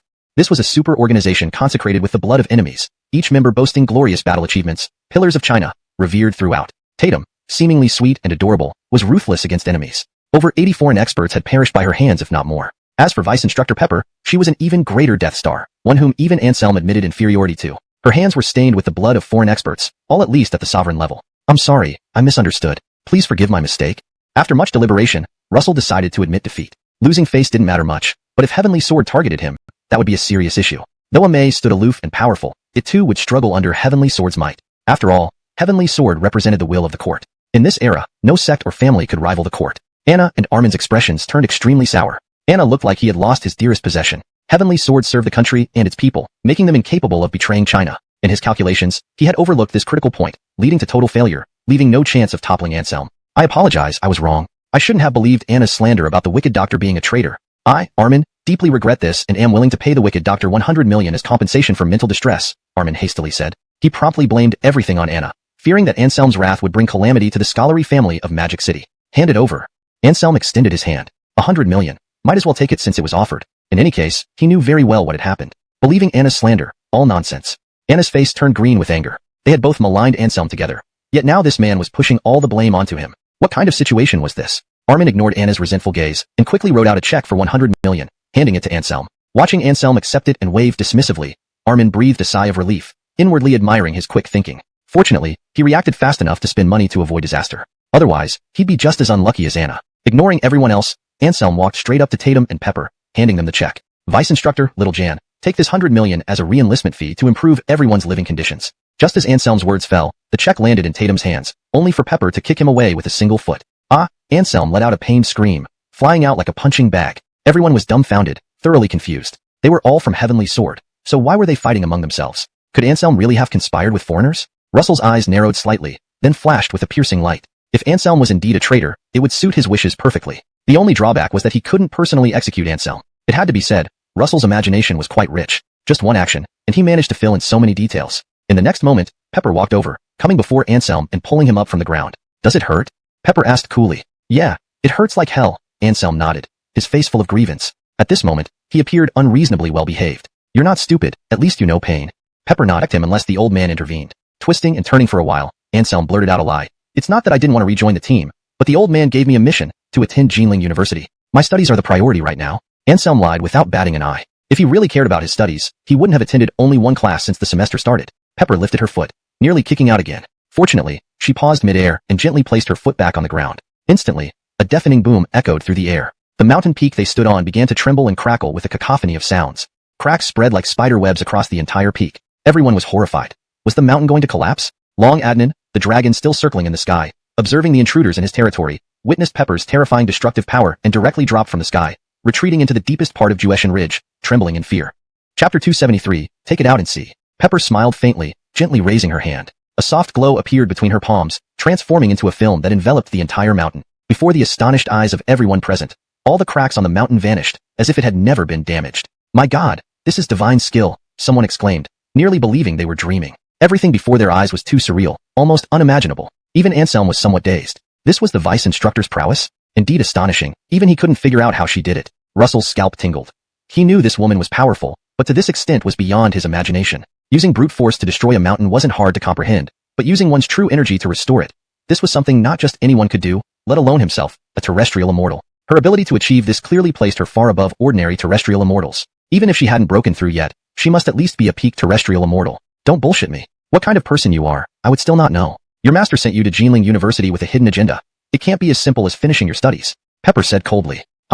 Anselm opened his mouth, wanting to insist that he came for his studies. But seeing Pepper's gaze, he swallowed his words. Seeing Anselm's troubled expression, Tatum giggled and walked over. Alright, we haven't seen you for years, and you still can't behave. The deputy instructor misses you. Don't lie to her. Tatum pinched Anselm's cheeks with both hands while speaking, posing playfully. In fact, I really came here to complete my studies, but there are other reasons. My master said if I want to find my parents, I have to come here. So, I've stayed in Jinling City for some time. Sighing, Anselm chose to tell the truth. Her expression softened. Tatum gently stroked Anselm's face and said sympathetically, so you stayed at Jinling University to investigate information about your parents. Poor you. Then, Tatum turned to look at Pepper and asked, Sister Joanna, can you help him? Pepper shook her head, earnestly replying, I can't help. Matters concerning the world's strongest must be pursued personally by him. Do you know who my parents are? Anselm's eyes flickered, sensing the implications of Pepper's words. Yes, I know a bit, but I won't tell you now because you're too weak. Knowing those things won't do you any good. Pepper replied coolly. Then wait until my strength catches up, and then you can tell me. Anselm nodded, not pressing further. This surprised Pepper. She thought Anselm would be very resentful after hearing this news. Yet Anselm didn't say a word of resentment, instead showing determination. Pepper smiled, praising, It seems you've made significant progress during these 3 years on the mountain, especially in terms of mental maturity. I just respect what's in my heart. When my strength is sufficient, everything will naturally become clear. Anselm smiled. At this moment, Rosella approached Anselm, eyeing Tatum with hostility. Tatum paused, quickly realizing the situation and similarly gazed back at Rosella with animosity. What are you looking at? Don't think you're anything special just because you're Anselm's woman. According to timing, you should call me sister. Timing's so hostile to me. Do you want me to enforce the family rules on you? Pouting, Tatum disdainfully spoke. Hearing her words, the spectators were stunned. Tatum was quite unconventional, knowing that Anselm had new affections yet not being jealous, but instead competing for precedence. You're just an inexperienced heirly. You don't deserve for me to call you sister. Rosella sneered, able to tell from Tatum's pure aura that she was still untouched. Thus, who was the older sister and who was the younger one was uncertain. Don't embarrass yourself here. Let's go. Seeing the two argue publicly for Anselm's favor, Pepper frowned and scolded them immediately. She feared they might lose the dignity of Tianjian sect. The deputy instructor is right. Arguing over this makes no sense. Let's return. Anselm hurriedly agreed, feeling a headache whenever the two heirlies quarreled. Not your business, get lost. Both heirlies turned back simultaneously, glaring at Anselm. Stiffening, Anselm retreated to the side, saying nothing more. Angry women were as fierce as tigers. Anselm decided it was best not to provoke them. Well played, Tian Nu. I admit I can't match you, Zella said with a faint smile. She shattered Tian Nu's attack and remained where she was, not attacking further. Saint Isella, you're too modest. Your strength is no less than mine. If we fought to the end, it would be a 50-50 chance of winning. The heartless heavenly Jia spoke coolly, her gaze shifting to Anselm. At this moment, she had no intention of challenging Anselm anymore, because she didn't have confidence in defeating Zella unless she was willing to risk everything. But even then, if she won, she wouldn't stand a chance against Anselm. Besides, with Vice Instructor Pepper of Tianjian sect here, they wouldn't be allowed to challenge Anselm at all. Today, there was no possibility of facing off with Anselm to determine the winner. When they stopped fighting, Ian and Cosmo also ceased their battle. Southwest that Buddha, if this monk had a weapon, I would have smashed you dead long ago. Ian clasped his hands together, appearing solemn, Yet his words nearly made Yaoyue lose control. I bet half of you on that, even with a weapon. You still couldn't smash him dead, Cosmo replied casually. Ian hummed twice. Impossible. Give me a suitable weapon, and I'll definitely kill this eggless man. After pushing Briggs back, Cosmo said matter-of-factly, You're wrong, without those, how can he be considered a man? Their banter made Yaoyue extremely angry, as if they were performing a crosstalk. So is she a woman? Ian widened his eyes, looking suspicious. At this point, Anselm joined in, nodding and saying, Exactly. His confident manner made everyone else doubt. Could it be that they all misidentified Yaoyue as a man disguised as a woman? But regardless of how they looked, it seemed unlikely he was a woman. At most, just a handsome man who appeared somewhat effeminate. I am a man, Yaoyue glared fiercely at Anselm and the others, gritting his teeth. If Pepper wasn't there, he would have charged over and fought them, regardless of the outcome. You are a man? Anselm pretended to be surprised, then shook his head. I don't believe it, unless you take it out and let us see. Upon hearing this, everyone was stunned. Their expressions turned peculiar, involuntarily looking at Yaoyue. This guy was so enraged that he might lose his senses. Would he really follow Anselm's suggestion and reveal himself in public? The male experts smiled slyly, while the few female experts felt embarrassed. Shameless, dirty rascal. The heartless heavenly Gia scolded with 2 short phrases, totaling 6 characters. Anselm showed confusion and dissatisfaction, asking, Why am I shameless? Why am I a rascal? Is your brain diseased? You. The heartless heavenly Gia fell speechless, but deflated upon seeing Pepper beside him. Don't get mad easily. Otherwise, you'll develop breast hyperplasia at a young age, Anselm continued, aiming to irritate her to death. Chapter 274, Defeat you within 10 Wadiv. The Kayla gave a cold snort and turned her head away. Out of sight, out of mind. Anselm, I now suspect you're also a woman. If you have the guts, take it out and show us all. It had to be said that Eugene reacted quickly. He used their method against them to counterattack Anselm. What thing? Anselm scratched his head, looking bewildered. The thing I asked you to take out to prove you're a man, Eugene said viciously. His forehead veins bulged wildly. Seeing Anselm's demeanor made him want to tear him apart. Anselm let out an ah, with a look of sudden realization. He pulled out a document from his pocket and then said, Isn't it just an ID card? Look, the information is clearly written here. Name Anselm, ethnicity Han, gender male. You mean, this thing? Eugene was dumbfounded, stammering, almost unable to speak a complete sentence. Yeah, what else could it be to prove you're a man? Anselm looked puzzled, but in the next second, a sharp light flashed in his eyes, as if he suddenly thought of something. Damn, don't tell me you thought I meant my second brother. Anselm put on an exaggerated expression, sweeping over Eugene and the Kayla, then sneered, You guys are too vulgar, your thoughts too dirty. Ha ha ha. The crowd couldn't help but burst into laughter. They were all perceptive enough to see that Anselm had deliberately misled them and then turned it around. This successor of the Devil Doctor plus Heavenly Sword Wily Doctor was truly a bit laughable and exasperating. Eugene's face turned ashen. Hearing everyone's laughter, he felt like his face was burning. Damn it, bastard. I want a one-on-one with you. The Kayla flew into a rage, her body trembling slightly with anger at Anselm's words. You? Not yet. As Anselm's voice fell, Cosmo and others immediately appeared beside him, confronting the Kayla alongside him. Several strands of terrifying pressure pressed down, causing the fierce look in the Kayla's eyes to instantly subside. She panted, staring at Anselm, grinding her teeth. Angry as she was, the Kayla still had some reason left. She didn't have confidence of winning even Esme Rua-E. Now that Anselm had so many outstanding talents around him, if she dared to charge forward, she would definitely be taken down instantly, no doubt about it. Do you only know how to hide behind others? The Kayla gritted her teeth. Being able to hide behind others is also a skill. In your place, you wouldn't even have the chance to hide, Anselm chuckled. But soon his gaze sharpened, looking straight at the Kayla and saying, Everyone step back. Let me handle her and teach her what heaven and earth truly are. Anselm put his hands in his pockets and walked up to the Kayla, seemingly really intending to make a move. The crowd gaped, filled with anticipation. Although they had heard Judah say that Anselm took out Danny outside, no one had seen how he did it. They all wanted to witness the Devil Doctor successor's skills to gauge the gap between them. Pepper remained calm, watching the scene without intervening. She understood that Anselm intended to establish authority, intimidating all the heroes present and making his presence felt. Otherwise, after today, if people knew the Devil Doctor's successor had appeared but didn't fear him, it would cause immense trouble for him. I thought you wouldn't dare to strike, the Kayla sneered, deliberately provoking Anselm. It's not that I don't dare, but that there's no challenge in defeating you, hence no sense of achievement. Anselm remained calm, not revealing any sharpness. If not for knowing his identity as the Devil Doctor's successor, everyone might have really thought he was an ordinary person. Just a woman should stay home, tend to husband and children, not engage in such fighting and killing. Do you really think surpassing the peak King Realm combat power means much? I've exterminated more men of this level than I can count. Little Hyman Kayla. Pathetic, pathetic. Rosella shook her head from the side, speaking loudly. Her voice rang clearly in every instantly. But Anselm's behavior was a bit unexpected to everyone. He did not counterattack immediately or move his feet to dodge this strike. Instead, he remained completely unguarded, showing no intention of defending or dodging. This left everyone puzzled. Was this guy lost in thought? Just when everyone was confused, Anselm made his move, or rather, spoke. He gently blew out a breath, and an instantly visible white mist condensed into a large net, blocking in front of Anselm. In the next moment, Kayla's formidable attack struck this white mist net, but sank like mud into the sea, causing no ripple. How is this possible? How did you do that? Kayla's pupils constricted. Everyone else was also shocked. Anselm had negated Kayla's fist blast with just a breath, which was terrifying. Only Pepper understood what happened. She nodded approvingly. You wouldn't understand even if I explained. Now it's my turn. Anselm chuckled and darted forward, forming the boundless treasure vase seal, striking toward Kayla. Break!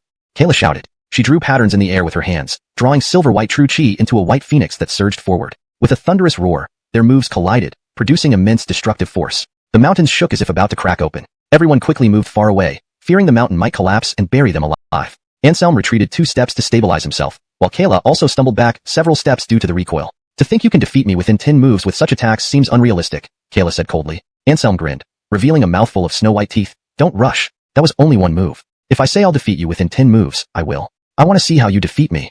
Kayla screamed. In the next moment, boom! A terrifying aura erupted from her, holy and powerful. Even the ordinary kings watching nearby felt a chill, sensing an inexplicable pressure.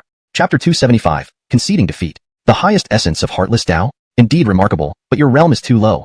You can't truly unleash its full power, Anselm said indifferently. He stared ahead, his gaze intense, and before the Sherry could fully execute her technique, he struck first, moving towards her with lethal intent. As Anselm took a step forward, an invisible pressure enveloped the entire scene. What's happening? Why do I feel as if my body weighs 1,000 caddies? Someone cried out in alarm. This was one of the surviving world-defying martial artists, whose combat strength had reached the early king realm. Yet, under the oppressive aura of Anselm, he trembled uncontrollably. With another step, Anselm did not touch the ground but seemed to tread on air, ascending higher. At this moment, it wasn't just the world-defying martial artists who felt something amiss. Even some weaker king realm experts noticed the anomaly. The flow of their chi and blood within their bodies appeared to be hindered by this inexplicable pressure, becoming sluggish and agitated. Too terrifying. What kind of battle technique is this that it can affect the circulation of my chi? A middle-aged elder in the mid-king realm turned pale, speaking with evident fear. Solengine Steps of the Kylin. Russell's eyes were blazing as he suddenly spoke, revealing the name of Anselm's stepping technique. The Solengine Steps of the Kylin? What kind of battle technique is that, and is it really that powerful? Briggs was taken aback for a moment, before humbly asking Russell for enlightenment. Of course, it's powerful. It's rumored to be the ancestral divine technique of the ancient divine beast, the Kylin clan, which has been passed down and improved upon by Homer to suit human cultivation, creating this formidable martial art, Russell explained.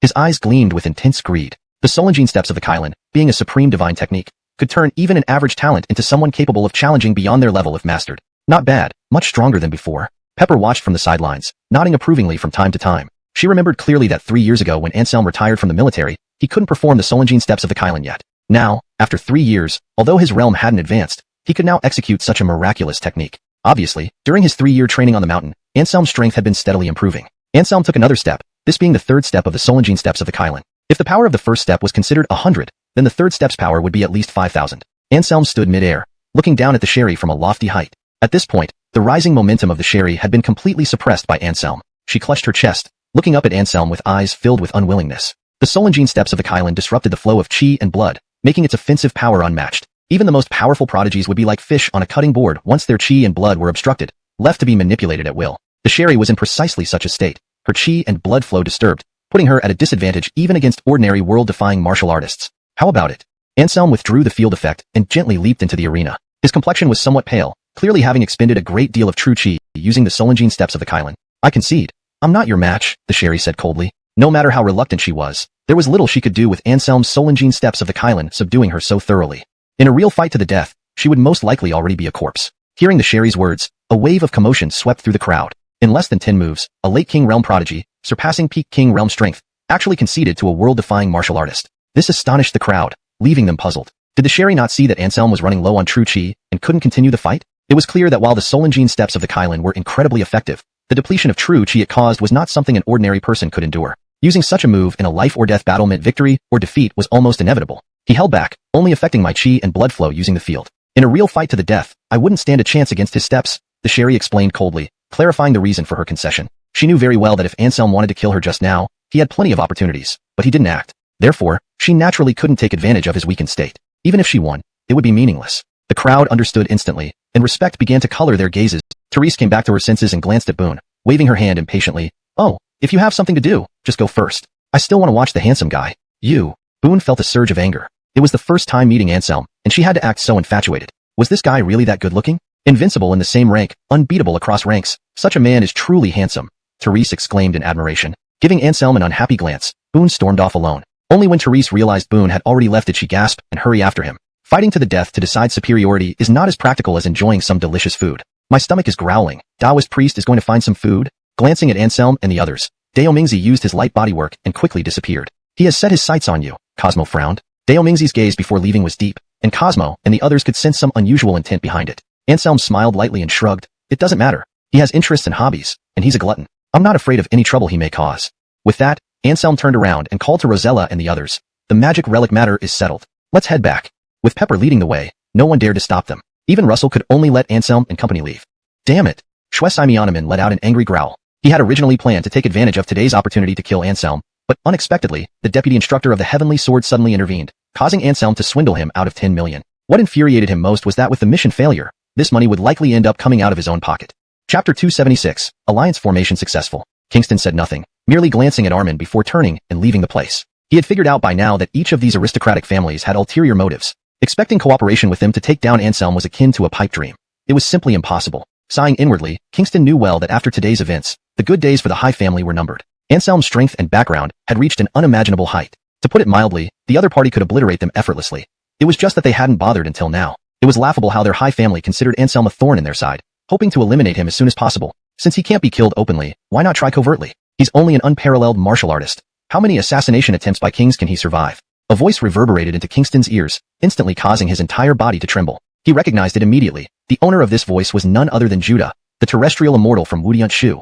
Overjoyed, Kingston realized that even Wudiant Shu's sword immortals wanted to slay Anselm, which would undoubtedly be tremendous news for the High family. Our Wudiant Shu cannot act at the moment. There are many ways to kill Anselm, but it depends on whether your High family is willing to pay the sufficient price. Judah's voice echoed once more into Kingston's ears.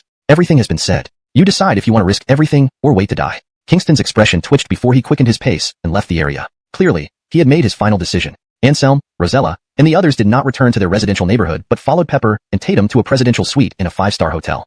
This was where Pepper and Tatum had temporarily settled. Though the space wasn't large, it was enough to accommodate Anselm and the others. Prince Dennis of the Aaron clan also came along. He hadn't expected the incident regarding the magic relic to escalate so much, even alarming Tianjin's vice commander who personally arrived. Sensing Pepper's unfathomable strength, Prince Dennis felt increasingly respectful. This Chinese woman was truly terrifying. Her aura far surpassed that of emperors and could rival their blood god. Your name is Dennis, right? Prince of the Aaron clan? I remember your clan's relationship with Guayi isn't that friendly. Why stand on Guayi's side today? Pepper glanced at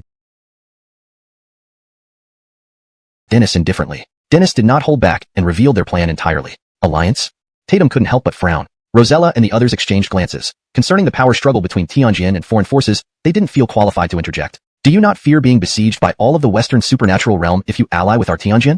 Pepper asked calmly. Tianjin was powerful and had numerous enemies in the West. If the Aaron clan allied with Tianjin, it would inevitably be seen as a rebel force by Western supernaturals. Additionally, due to Tianjin having no foundation in the West, the Aaron clan would have to bear all pressure for a considerable period. Their situation would become even more difficult than it already was. Dennis couldn't help but smile bitterly, sighing, isn't it already like this, being everyone's enemy? The 13 great clans wish to destroy us. The Holy See wants to convert us, and the werewolves covet the holy artifact of the Aaron clan. If it weren't for 3 ancient emperors still guarding our clan, they might have already destroyed us.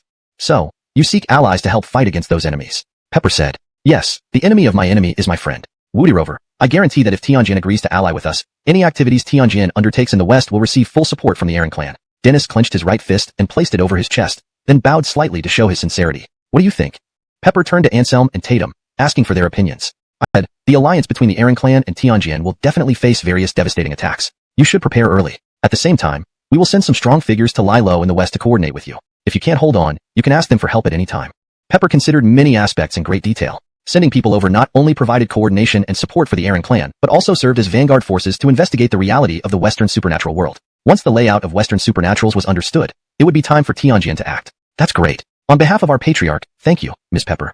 Unable to express his inner excitement, Athun could only repeatedly bow to Pepper in gratitude. But soon, he suddenly looked troubled and said, besides allying with Tianjin, may I borrow the names of the 4 great kings?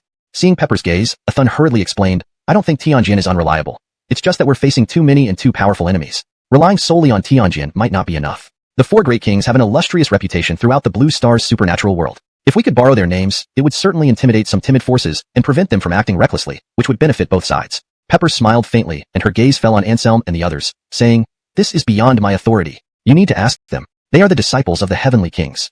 Can we? Athun asked Anselm, hope flickering in his eyes. Anselm shrugged indifferently and said, sure, take it and use it. It's just a name after all. In a life or death crisis, I wouldn't mind pulling 1 or 2 old guys for a revisit to their old places. He was considerate, knowing that these old guys were bored staying in the mountains, so he gave them a chance to travel abroad. Ha ha ha. Athun laughed heartily. With Anselm's words, even if they faced the entire Western supernatural forces alone, the Aaron clan would have enough confidence. Their laughter continued for 10 minutes, leaving Anselm and the others exchanging puzzled looks. In the end, they had no choice but to conclude that this vampire prince must have gone crazy from joy. Chapter 277, Testing Strength. After seeing off Fulton, Pepper and Tatum's gazes immediately fell on Anselm. What are your plans next? Continue staying here or return to headquarters with us? Pepper asked indifferently. Anselm shivered all over. He knew his previous excuse couldn't fool this deputy chief instructor. However, at the moment, he indeed needed to stay in Jinling City. After all, so many wives were here. If he left, wouldn't he turn into an unfaithful man? I've thought about it and decided to stay here. Anyway, Tianjin doesn't lack manpower. One more or less won't matter. Besides, the old guy said I can only find out about my parents here. King of the 4 heavenly kings, even though Pepper's power surpassed ordinary land-bound immortals, she couldn't help but feel boundless reverence. The old guy once mentioned casually that a land-bound immortal is merely the starting point of the extraordinary path. Its true name should be the Shindan realm. Above Shindan, the great secrets of the human body open up, the divine bridge is connected, reaching the other shore. Only then can one be considered a true powerhouse. Anselm suddenly recalled a statement Fernand made while drunk. Rosella, Woodyhammed, and Cosmo all looked stunned. They knew there were realms beyond land-bound immortals, but they never expected that land-bound immortals were merely the beginning of the extraordinary path. It seemed this world was broader and more wonderful than they imagined. It seems you know quite a bit. Let me put it this way, to trace any clue about your parents, you must reach the other shore successfully. Pepper spoke, revealing a cruel truth. Anselm's whole body trembled. He was now at the world-class realm, and the gap between him and the other shore realm was unfathomable. How long would it take for cultivation? Come back with us and grow through battles. I can guarantee that within 10 years, you will definitely reach the other shore realm, Pepper continued. Hearing her words, Anselm felt as if he had been electrocuted. His eyes filled with confusion. Should he return to Tianjin to boost his strength to find his parents? What about Zinnia and Rosella? And what about all his wives? He had stolen these women's hearts, and now if he left, wouldn't that make him a scoundrel? Simon's band.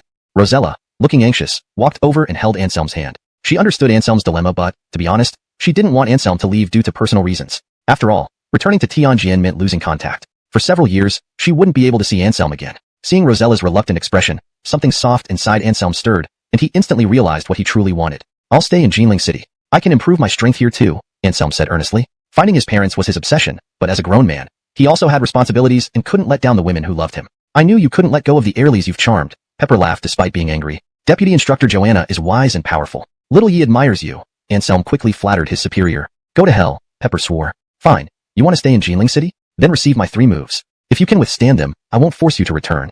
What? Rosella exclaimed in shock. Although she did not know the exact strength of Pepper, being able to scare away several land immortal deities in the absence of God Ridge clearly showed that Pepper's strength was beyond their ability to oppose. Facing her 3 moves seemed simple, but it was as difficult as climbing to heaven. After all, Anselm was only a world-class martial artist. Fine, I agree. Anselm readily accepted. He understood what Pepper meant. She wanted to test his true strength. Otherwise, with the rumors of him being the mysterious doctor spreading, staying in Jinling City would bring more harm than good, inviting countless hidden challenges from others. Let's change places. There isn't enough space here.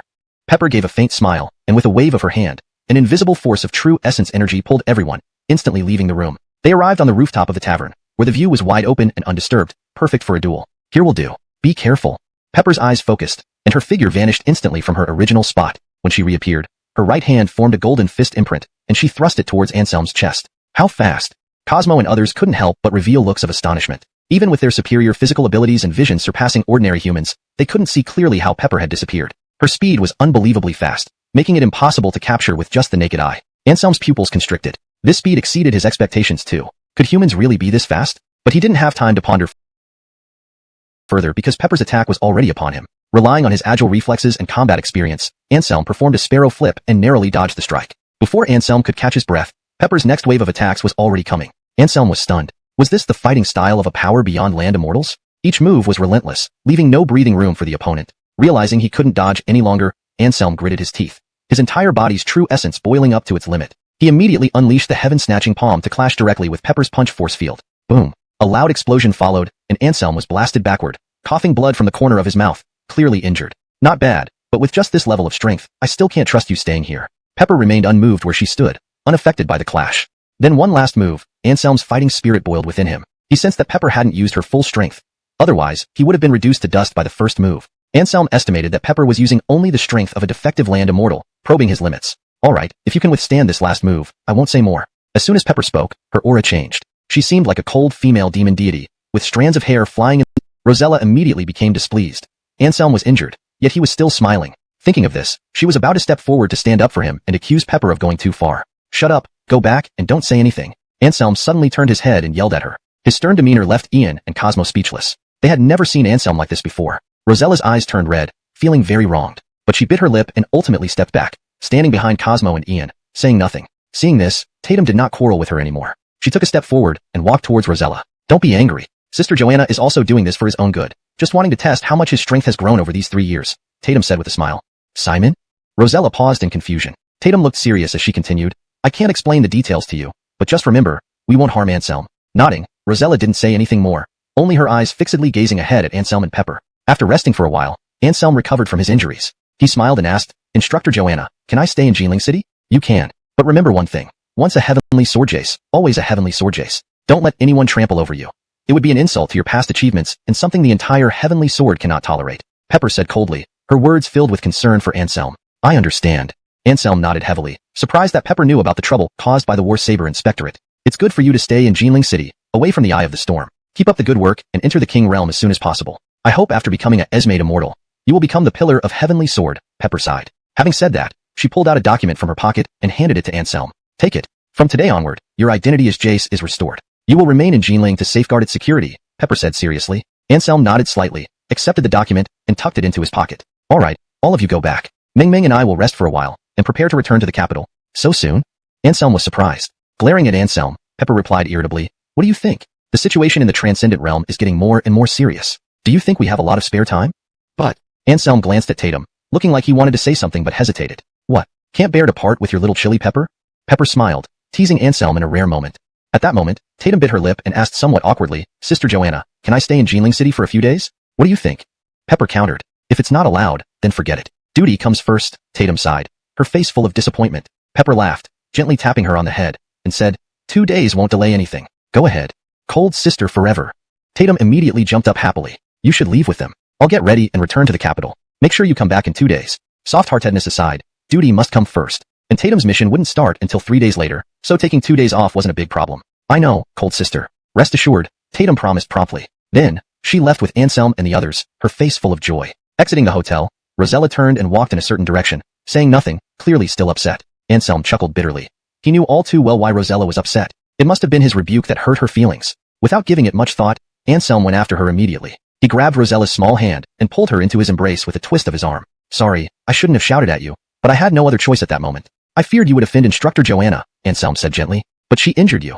Especially when thinking about what Cold Frost had gone through. Rosella, Ian, and Cosmo fell silent. They finally understood why Anselm showed such deep respect for Cold Frost. There were so many painful memories hidden within their relationship. For Anselm, her sacrifice meant a second chance at life. Instructor Joanna has saved me several times, especially when I was besieged in the West. If not for her arrival, I would have been long dead. To help me escape from the West, Instructor Joanna endured a strike from King Arthur's Excalibur, returning severely wounded and nearly dying. Fortunately, timely treatment allowed her to pull through. These years, she has carried the heavy burden of Heavenly Sword alone, transforming from being passive to taking the initiative. Instructor Joanna has fought countless battles, and the blood of her enemies could fill the Xuanwu Lake. Anselm's expression was filled with reverence.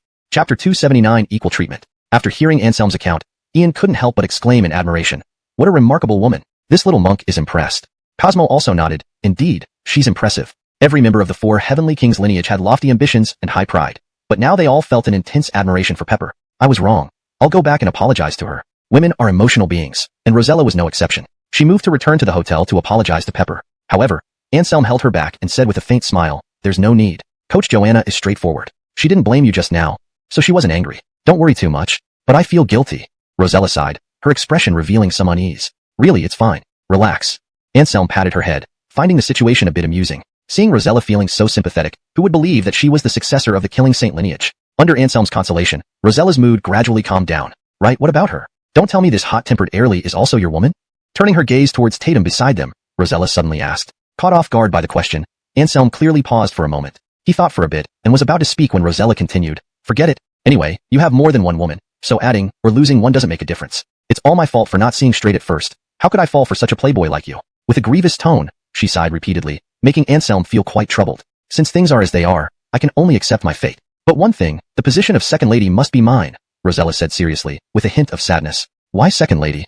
Ian scratched his bald head, looking puzzled. Glancing at Ian, Rosella remarked coolly, Junior Lonnie Woodink, you're really dense. The first lady's position obviously belongs to Zinnia. I can't compete, nor do I want to. Haiming's second lady still holds a high status in the family, and with my own abilities, no one will dare to bully me. Anselm was speechless. Were these women planning to act out a drama series like Empresses in the Palace? Thinking about the future scenario of having all these women living under one roof, Anselm felt like the end of the world was coming. No way. Why should you be the second lady? I met Anselm before you, so it should be me, Tatum complained. At first, she was satisfied that Rosella would willingly give up the position of First Lady. But after hearing Rosella's words, she realized the situation. Zinnia was already chosen as the First Lady. After knowing him for so long and still not giving yourself to him, how can you claim the Second Lady's position? Rosella sneered, showing disdain. You. Tatum choked with anger. What? What do you mean? Isn't what I said right? Rosella snorted, thinking a naive Airlie shouldn't even be competing with her. It's not up to you. Anselm has to decide. Tatum said stubbornly. Instantly, both Airlies looked at Anselm. Feeling the pressure, Anselm showed a helpless expression, wondering why this question landed on him. Seeing this scene, Ian and Cosmo both chuckled helplessly. Ian clasped his hands together and couldn't help but sigh. Bah, the dramas like empresses in the palace are indeed true. The ancients did not deceive us. Senior Lonnie, rest in peace. Go to hell. I'm still alive. Glaring at Ian, Anselm turned to look at the two women. Wiping the sweat from his forehead, he hurriedly said, equal treatment. Everyone has equal status. His answer seemed perfect as it didn't offend either side, but the two Airlies weren't satisfied. No, we must clear this up today. Who is the Second Lady? Tatum bit her lip, looking aggrieved. She had taken 2 days off, hoping to spend time with Anselm alone, only to encounter such a vexing issue right away. Rosella remained silent, only staring calmly at Anselm. Anselm felt helpless. His perfect answer wasn't accepted, so he had to offend someone? Huh? Lowering his head, he glanced around, then suddenly looked startled as he raised his head. He looked behind the two Airlies and said in surprise, Coach Joanna, why are you here? Both Airlies were startled and turned to look behind them, realizing there was no one there. They understood they had been tricked. You. Tatum was annoyed, ready to scold Anselm, but when she turned around, she was bewildered to find that Anselm had actually disappeared. Obviously, facing the dispute between the two Airlies, he chose to make a quick escape. Damn it. Tatum stomped her foot. See, your irrational fuss has driven the husband away. Glancing at her, Rosella said coldly. Simon Fing. Tatum ignored her and walked ahead by herself. With a slight upward curve at the corner of her mouth, Rosella felt extremely smug. Just a little Airlie. Wanting to compete with her? Impossible. The matter concerning the demon relic came to an end, and each of them returned home. After being busy all night, everyone felt utterly exhausted once they relaxed. Tatum followed Rosella to Anselm's house, where Anselm was sitting cross-legged on the bed meditating and adjusting his breath. The 2 battles in Devil God Ridge had drained him significantly. Even if not entirely, his true chi had at least diminished by 70%. Given the current critical situation, he must recover as soon as possible to ensure everyone's safety. Seeing this scene, neither Tatum nor Rosella argued as they usually did but silently retreated from the room. The last room belongs to you. Rosella pointed at a room opposite, speaking nonchalantly. What about you? Tatum asked. I don't care. I'll leave at dawn. Rosella replied offhandedly. Nodding, Tatum didn't say more. She thanked her verbally before entering the room to sleep. After all, she had rushed here from the capital city within one day, and then scolded many people at Devil God Ridge. She was completely worn out. As Tatum fell asleep, Rosella smirked and flashed into Anselm's room. Simon's band, take me. A soft voice sounded. Rosella stripped herself bare, like a white jade rabbit, slipping into Anselm's bed. When a beauty offers herself, Anselm naturally wouldn't refuse. He immediately used Dragon Claw Hand, reaching for Rosella's chest. The temperature in the room soared abruptly, and the two made love fervently. They only stopped when they heard movements from the next room at dawn. So early. Stretching lazily, Anselm felt refreshed and energized. I need to get back to school, Rosella said, feeling a painful soreness and involuntarily frowning. Anselm nodded. Then his expression grew serious as he instructed Rosella, go back. I have a premonition that the matter of the demon relic isn't over yet. Stay alert. Why do you say that? Rosella's face instantly turned grim. Nothing, just some unease. I hope my intuition is wrong. Anselm smiled bitterly. Seeing that Anselm couldn't explain clearly, Rosella didn't press further. She nodded and dressed up before leaving. After showering, Anselm went to wake Tatum up. This Airlie rarely had time off for 2 days, so he naturally wanted to bring her to enjoy herself thoroughly. However, just as they were about to leave, a phone call came through. It was Briar. Glancing at Tatum and seeing she didn't mind, Anselm answered the call calmly. Mr. Yi, I'm very sorry to disturb your rest. Briar's fearful voice came through. Furrowing his brow, Anselm said coolly, just say what you want. Anselm was somewhat dissatisfied. He disliked insincere pleasantries the most.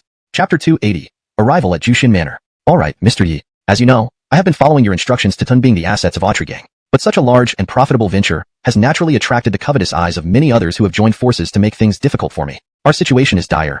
We can hardly hold on any longer. Wesley couldn't help but laugh bitterly. He had always considered himself a fierce leopard, only showing weakness in front of Anselm. But he hadn't expected that the people on the other side were all tigers, each one ruthless. If not for Anselm's reputation, which made them hesitate to strike with full force, they would have been wiped out long ago. Are you here to ask for my assistance? Anselm asked indifferently. Yes, those guys invited me to Jushin Manor for negotiations this noon. I feel like it's a trap. Mr. Yi, what do you think?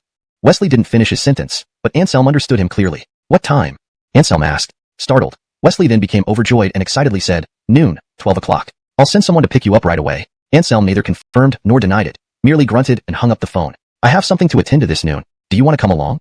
Anselm asked Tatum. Of course, don't even think about leaving me behind. Tatum showed her tiny fist. With her abilities, she naturally heard everything in the phone conversation. In fact, she found the underground world's power struggles quite interesting. However, as a member of Tianjian, she shouldn't pay too much attention to these matters. The two walked downstairs and stood at the entrance of the residential area, waiting for Wesley. Soon, several cars arrived one after another. They parked by the roadside, and from inside emerged a group of men in suits. These suited men, upon seeing Anselm, quickly dispersed and stood on either side of the road, looking straight ahead as if they were reception staff. This scene left passers-by astonished. Could this young couple be some kind of second-generation gangster family? Otherwise, why would so many people treat them with such reverence? Anselm remained motionless, watching the foremost business car. Aden walked out from the back door. Mr. Yi. The newcomer was Wesley, who respectfully bowed to Anselm. Noticing the change in Wesley's demeanor, Anselm smiled faintly. It seems the trouble you're facing is indeed significant.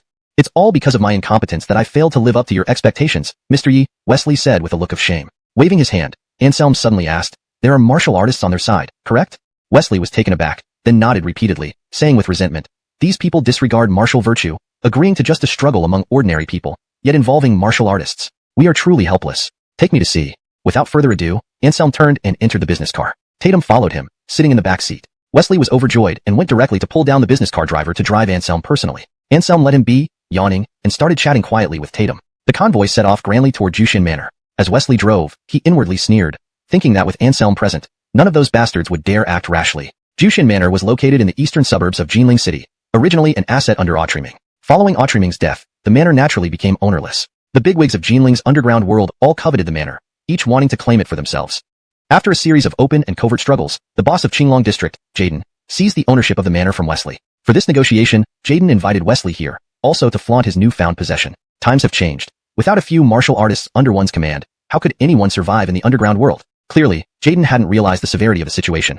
Wesley had someone behind him capable of wiping out even Autriming and the Alvis family. Wesley parked the car and led Anselm and Tatum to the entrance of Jushin Manor. Seeing Wesley's arrival, the security guard at the gate couldn't help but laugh, mocking them. Why? Isn't this our most powerful strong Lonnie from Jinling City? What brings you here today? Did you come to congratulate Jaden on taking over Jushin Manor? The security guard wore a smug expression, emphasizing the words, most powerful. His mocking tone instantly made Wesley's face fall dark. What? You still want to hit me? I'm under Jaden's command. If you dare to hit me, you're done for, the security guard threatened. He acted in a carefree and provocative manner, challenging Wesley to the extreme with his arrogant behavior. Wesley was consumed by rage. A mere doorkeeping ant dared to step on him. Who gave him the courage? Just as he was about to react, he suddenly saw Tatum walk up beside him. Wesley was momentarily stunned but quickly felt relieved. After all, people associate with their own kind. A woman who could be with Mr. Yi certainly wasn't just a pretty face. When the security guard saw Tatum's stunning beauty, his eyes widened instantly, nearly drew out.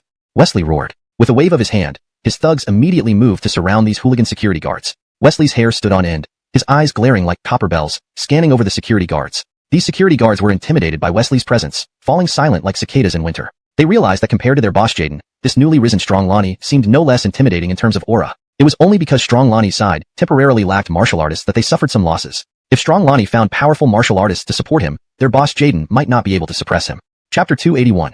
He is Mr. Yi. Lonnie Chong. Why bother to argue with those insignificant and blind fools? Since you've come, please come inside. At this moment, a robust man appeared. He had an imposing stature, glaring at Briar and the others, exerting considerable pressure on everyone. He wasn't Jaden, but he was a martial artist by Jaden's side. Despite only being at the second-rate realm, for ordinary people, he was already an invincible legend. Where's Scarface? Tell him to come out and see me.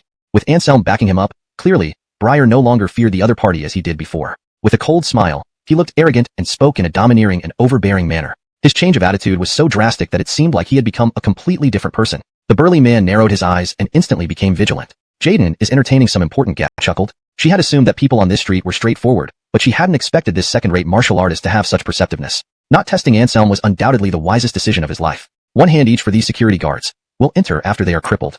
Anselm gave Briar a cursory glance. An adult must take responsibility for their words. Daring to tease his woman meant they would each lose a hand. This punishment was light. Yes, Briar respectfully nodded, leading the charge toward the security personnel. The security guards' faces changed dramatically. Although they outnumbered the opponents, the latter were all muscular martial artists. In terms of combat strength, they were far inferior. Brady, save us! One of the security guards shouted, his face turning green as he watched his comrades fall one by one. The burly man called Brady had a wavering expression. The fact that the other party crippled their men right in front of him was clearly a sign of disrespect. However, the calmer Anselm's expression, the deeper and more unfathomable he felt the other party to be. Offending such a notoriously ruthless figure over unimportant people clearly wasn't worth it. Thinking this, the burly man stood silently without a word, as if he hadn't heard the security guard's cries for help. Mr. Yi, everything is done, Briar reported respectfully after a short while. Good job, let's go in, Anselm said casually. Then, he held Tatum's hand and walked into Jushin Manor without another glance at the burly man, as if ignoring him entirely. Veins popped on the burly man's forehead. He took a deep breath, reminding himself to stay calm. At least until he confirmed the other party's true identity, he must not conflict with him. Leaving his subordinates waiting outside, Briar followed Anselm inside. The Rennie Hall was full of distinguished guests, with Jaden seated at the head, conversing with everyone. Everyone present was an influential figure in the underground world of Jinling City, including both ordinary people and martial artists. When Briar appeared, Jaden's eyes immediately sparked with intense focus, and he immediately gave Briar a stern welcome. Lonnie Chong, you've gone too far. Rushing in without greeting is disrespectful to all of us here, Jaden said sharply. As his words sank in, everyone's attention focused on Briar. While the attention from ordinary people was tolerable, the pressure from the martial artists was beyond what Briar could bear. His face turned pale, and sweat trickled down his forehead, clearly overwhelmed. Beside him, Anselm felt a bit helpless. Was he being ignored again? He touched his nose and then gave a dry cough. But unexpectedly, everyone still ignored him. This time, steps back, distancing themselves from her. They recognized this young woman. Her name was Sue, infamous for her cruel methods in the underground world of Xuanwu District, Jinling City. Now that her appearance was ruined, who knew if she would go berserk? Although these gang leaders weren't afraid of her, they figured it was better to stay far away, just to avoid trouble. Sue's gaze was like a venomous snake, cold and piercing. She stared at Anselm, exuding an aura of cruelty. Swish. She pulled out a short knife from somewhere and charged at Anselm like a madwoman. Tatum sneered. A third-rate martial artist thought she could take down Anselm with a short knife? This woman's brain must be too simple. However, Tatum couldn't help but admire Sue's courage inwardly, acknowledging it as commendable. Sue, calm down. He is Mr. Yi. Briar's face changed, and he hurriedly shouted. Everyone in the underground world knew that Sue's husband died at the hands of Gordy, and since Anselm eliminated Gordy, he was practically her benefactor. In the underworld, one could use any means necessary, but one had to uphold loyalty and distinguish between enmity and favors. Therefore, if Sue attacked Anselm now, it would be tantamount to repaying kindness with hostility, drawing condemnation from everyone.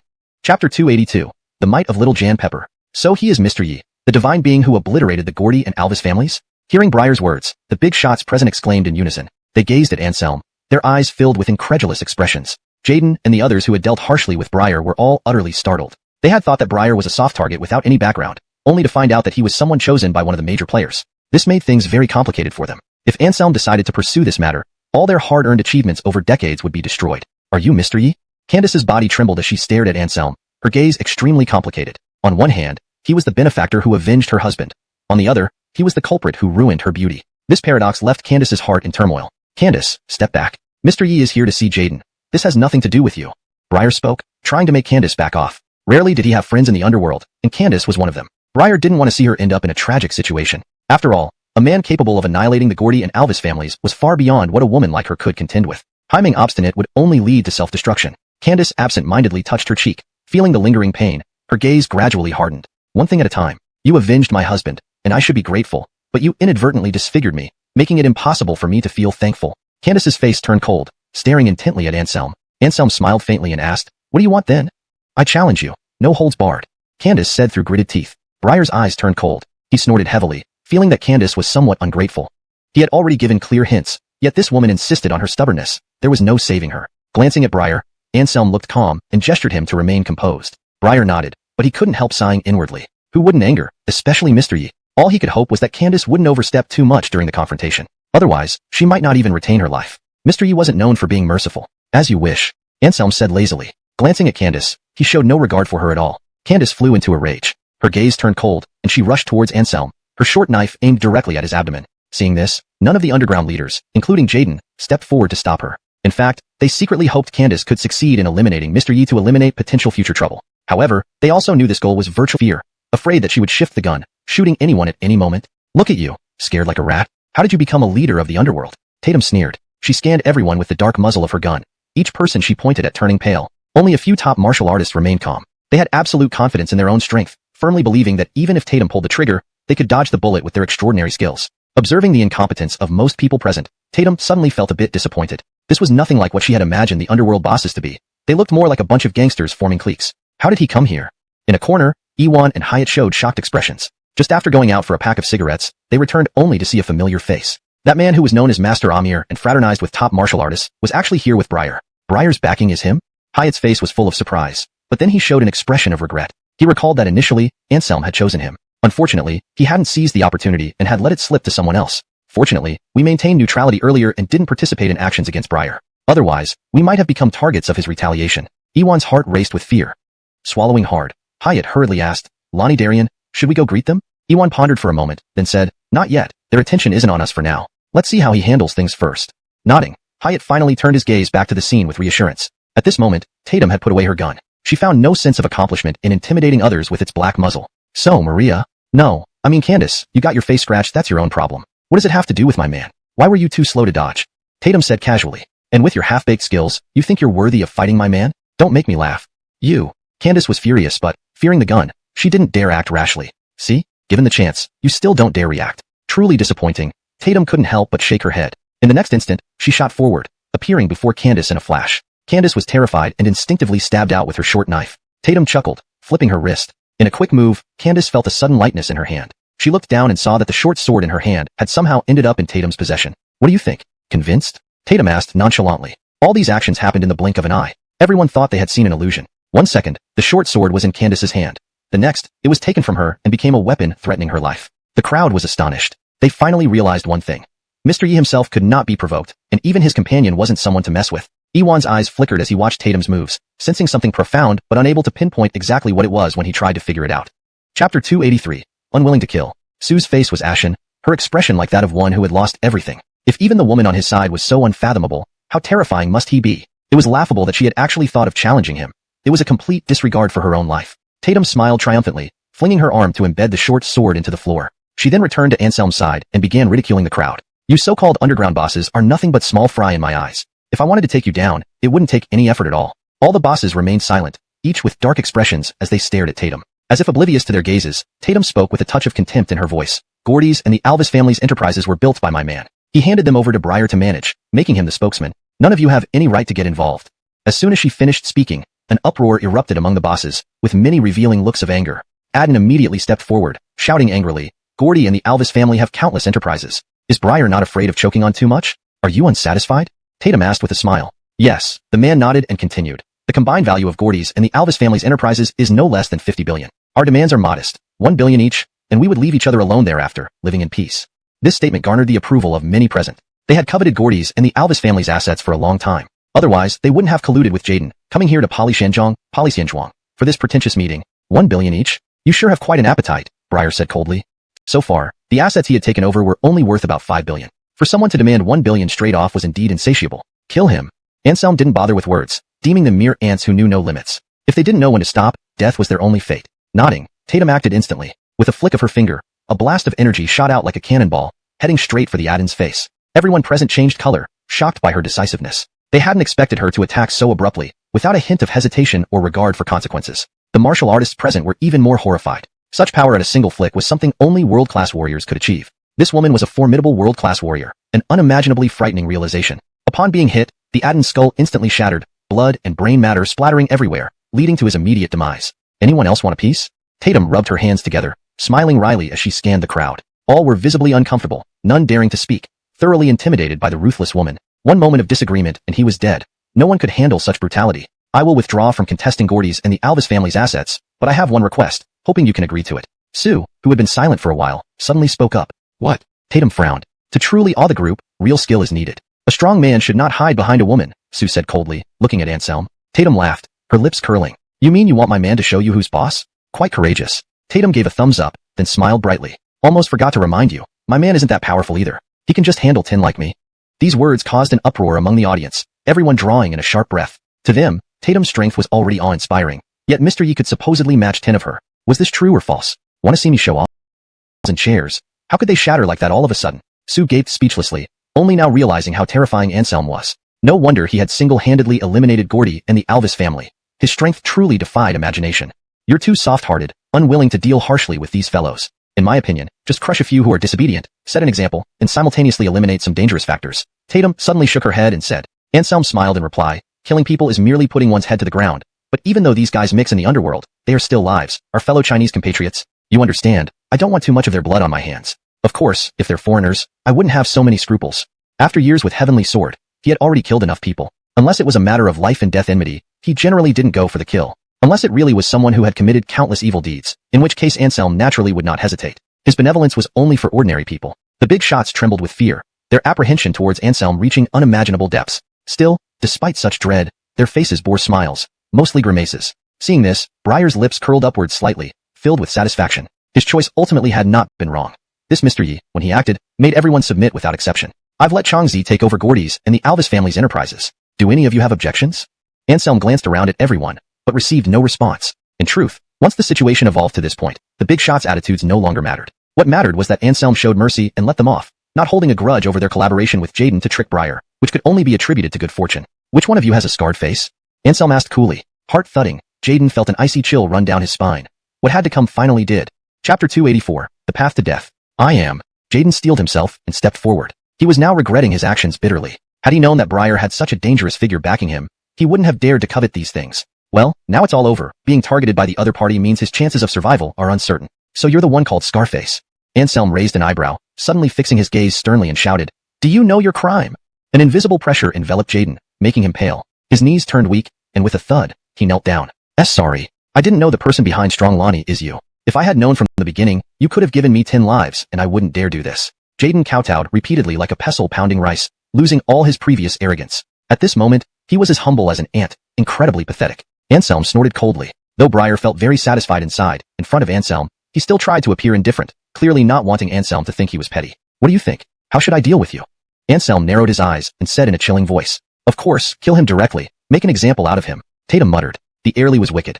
Her words sounded like she was talking to herself, but actually everyone present heard her. Jaden's face darkened. This beautiful Airly, why is her heart so cruel? She won't stop until she gets rid of him completely. Large beads of sweat rolled down his forehead, soaking his body in cold sweat. He hurriedly said, I'm willing to return all my businesses and compensate Strong Lonnie financially. I beg you to let me off this time. What do you say? Anselm did not respond but instead turned his gaze to Briar, asking for his opinion. Obviously, this was a test. Anselm also wanted to see if Briar's character was suitable to be the uncrowned king of Jinling City's underworld. In my opinion, this person cannot be spared. Occupying Gordy and Alvishji's enterprises is a minor. It was so fast that no one present could see clearly. In an instant, Jaden's head flew off. The decapitated body, blood splattering everywhere, sent shivers down everyone's spines, almost causing some to wet their pants. Anselm released his inner energy, forming an invisible barrier, preventing the spraying blood from touching him at all. With a grave face, he said coldly, Scum like you doesn't deserve to live. Then, he turned his gaze to the other big shots, saying calmly, I don't care what you did before, but from now on, don't let me find out that any of you are involved in the drug business. Otherwise, his fate will be your example. Mr. Yi, you jest. We are people in the underground world, not drug dealers. How could we engage in such business? Please rest assured, even if we die in poverty, we will never touch that stuff. Candace stood up first, responding to Anselm's call. At this point, Yiwan, who had been watching silently, also spoke, Indeed, drugs are a bottom line. Anyone who touches it, Yiwan, will take action to eliminate them first. With the two most powerful people siding with Anselm, even if some still wanted to resist, they lacked the strength to do so. Many big shots sighed. In this situation, only going with the flow was the way to survive. Immediately, they expressed agreement with Anselm's words. However, a small number remained silent, clearly having connections to these transactions. They held onto a glimmer of hope, thinking Anselm couldn't handle everything. Very well, seeing that everyone is so practical-minded, I am relieved. Anselm said with satisfaction. Hearing this, the crowd rolled their eyes wildly. With such a heavy-handed approach from Anselm, how could they afford to be impractical? Mr. Yi, we are willing to join Lonnie Chong's camp and work together for greater causes. Hyatt came over, flattering Anselm. He was very shrewd. Having missed one opportunity, he certainly wouldn't miss another. Briar accepted Gordy and Alvishji's enterprises, but in fact, Mr. Yi was the true king of the underground world in Jinling City. No matter how powerful Briar was, he would just be working for Anselm. Fine. Anselm responded casually, agreeing to his request. After all, they had developed an acquaintance through confrontation, and providing them a clear path forward was not without merit. Mr. Yi, can I also join? Candace hesitated for a moment before making her request. Her husband's legacy had been significantly eroded under her management in recent years. Continuing like this, it was only a matter of time before she was completely overtaken. Joining forces with Briar and backing Anselm might offer her a chance to rise again. That's interesting, you may join. Additionally, I can promise you this. If you give your all, I can restore your beauty, even granting you eternal youth, Anselm said, gradually consumed. I have a good idea, a bald man beside him said harshly. What? The big shots couldn't help but be curious. The bald man smiled smugly and said, The Yakuza from Japan approached me before, wanting to infiltrate Jinling City through my influence. I declined then, but now I must accept their offer. Chapter 285 The Living Buddha invites you to drink. You're crazy, making deals with the Japanese. Have you forgotten how the Alvis family burned themselves due to their own greed? The elder exclaimed. Although the Yamaguchi-gumi is a criminal organization, its influence in Japan is incredibly terrifying, not inferior to those top sects in the extraordinary realm of Japan. They have many skilled practitioners far beyond what ordinary people can compare to. It would be extremely dangerous for the bald man to help the Yamaguchi-gumi establish roots in Jinling City. If things went wrong, they would surely end up dead. Great wealth comes from taking great risks. To achieve high returns, we must take on high risks. Don't forget, there are still a large group of people waiting for food under our control. Not doing the drug business means letting them starve. The bald man sneered. The underground bosses exchanged glances. Though he was right, this matter was too serious for them to decide easily. Once they chose this path, there would be no turning back. Seeing everyone still hesitant, the bald man said disdainfully, What are you still hesitating about? Must you wait until you're so poor you can't afford food before making up your mind? Remember, those brothers follow you not for righteousness, but for profit. This struck a chord with all the bosses. Indeed, so many brothers followed them through life and death just for money. Without the drug business, it meant losing their source of income. Without wealth, who would still follow them? Realizing this, the bosses made their decision quickly. In that case, we agree to ally with you and welcome the Yamaguchi-gumi, the elder said firmly. But you must guarantee that once the Yamaguchi-gumi arrives, they won't harm us. Their target should be Briar. Of course. Compared to us, Briar is now a bigger catch. The Yamaguchi-gumi will definitely be more interested in him, the bald man replied confidently. Nodding, they were reassured. They took out their phones, created a chat group, and then parted ways. Watching everyone leave, the smile on the bald man's face vanished, replaced by a sinister expression. Clearly, his true thoughts differed greatly from what he showed earlier. Those underground bosses saw only the carefully designed trap the bald man had laid for them. After leaving Jushin Manor, Anselm took Tatum for a stroll around Jinling City. After years apart, they were very much missing each other. Only now did they truly have their private time together. They wandered around, sometimes reminiscing about the past, sometimes dreaming about the future, as if they had returned to those days. However, happy times always passed too quickly. 2 days flew by, and despite their reluctance, Tatum had to leave. Anselm didn't try to keep her, understanding that anything, including emotions, had to give way when it came to Tianjin's mission. Watching Tatum board the plane, Anselm sighed and then turned to leave. He didn't know when they would meet again. Back home, Anselm intended to catch some sleep, but unexpectedly, Woody Hamd was sitting in the living room, clearly waiting for him. Anselm grinned mischievously, teasing, "Why are you here? Did your wife kick you out?" "Namo Amitba, no, senior brother. I came specially to see you," Woody Hamd smiled and explained. "What do you want?" Anselm frowned, knowing this guy wouldn't come unless he needed something. Woody Hamd giggled, holding up 2 fingers. "There are 2 matters. Which one would you like to hear first?" "2 matters? Let's start with the good news," Anselm said casually. Woody Hamd nodded and said, "The assassins, Dominicald, and human killers have arrived in Jinling City, but don't worry. Rosella has already found their hiding place. She's busy with other matters and doesn't have time to deal with these killers. If you have free time, ask her for the address and handle it yourself." Stunned for a moment, Anselm was speechless. How was this considered good news? A bunch of killers in Jinling City was clearly bad news. "I might be busy, so let's leave this task to you." Anselm thought for a while and decided to pass this honorable mission to Woody Hamd. Anyway, this guy was idle all day. Sending him to deal with these killers could be putting his skills to good use. Woody Hamd's face darkened, but he didn't say anything. After all, Anselm was his senior brother, and as a junior disciple, he had no choice but to be the unlucky enforcer. "What's the bad news?" Anselm asked, his expression turning slightly serious. Woody Hamd laughed bitterly and said, "Stefan invites you to drink at Chisha Temple." "What?" Anselm felt a bit dazed upon hearing Woody Hamd's words. Stefan, the Methreya reborn, actually invited him to drink at Chisha Temple? Calm down. Anselm's expression became somewhat solemn. He said in a deep voice, "This is indeed not a good thing. The wine from the Methreya reborn isn't something an ordinary person can drink." "I think so too," Woody Hamd nodded, agreeing with Anselm's point of view. What should I do, go or not? Anselm fell into a dilemma, but finally decided to go. He understood that even if he refused the invitation, the other party would still scheme against him when they had to. It was better to go now and figure out the situation, preparing fully. At Chisha Temple, Stefan remained sitting cross-legged in the same meditation room, with a hint of anxiety on his face. It had been a day and a night, and Anselm still hadn't arrived. Little nun Lena pouted her lips, looking at their living Buddha, filled with resentment towards Anselm. In this world, who would dare to treat an invitation from the Methreya reborn so casually? Anselm was definitely unique in this aspect. Woody Rover. What made Lena even more intolerable was that to welcome that detestable fellow, their living Buddha actually cooked some vegetarian dishes himself and put them on the table, not even allowing her to sneak a bite, which almost drove her crazy with hunger. After making up his mind, Anselm immediately hailed a taxi to Chisha Temple. Arriving at the temple gate, he effortlessly leaped into the temple and headed straight for the meditation room where Stefan was located. "Lena, our distinguished guest has arrived. You may retire." Stefan suddenly opened his eyes, his gaze sharp. "Okay." Little nun Lena reluctantly responded and walked towards the backyard. As soon as she left, Anselm pushed the door open boldly. Taking a slight sniff, Anselm showed a dissatisfied look and said, "You monk, you're not being honest. You promised to invite me to drink. Where's the wine?" "The wine is in the heart. This humble monk offers Lani Yi a cup of water instead." Stefan smiled and lifted the water glass in front of him. "Damn it."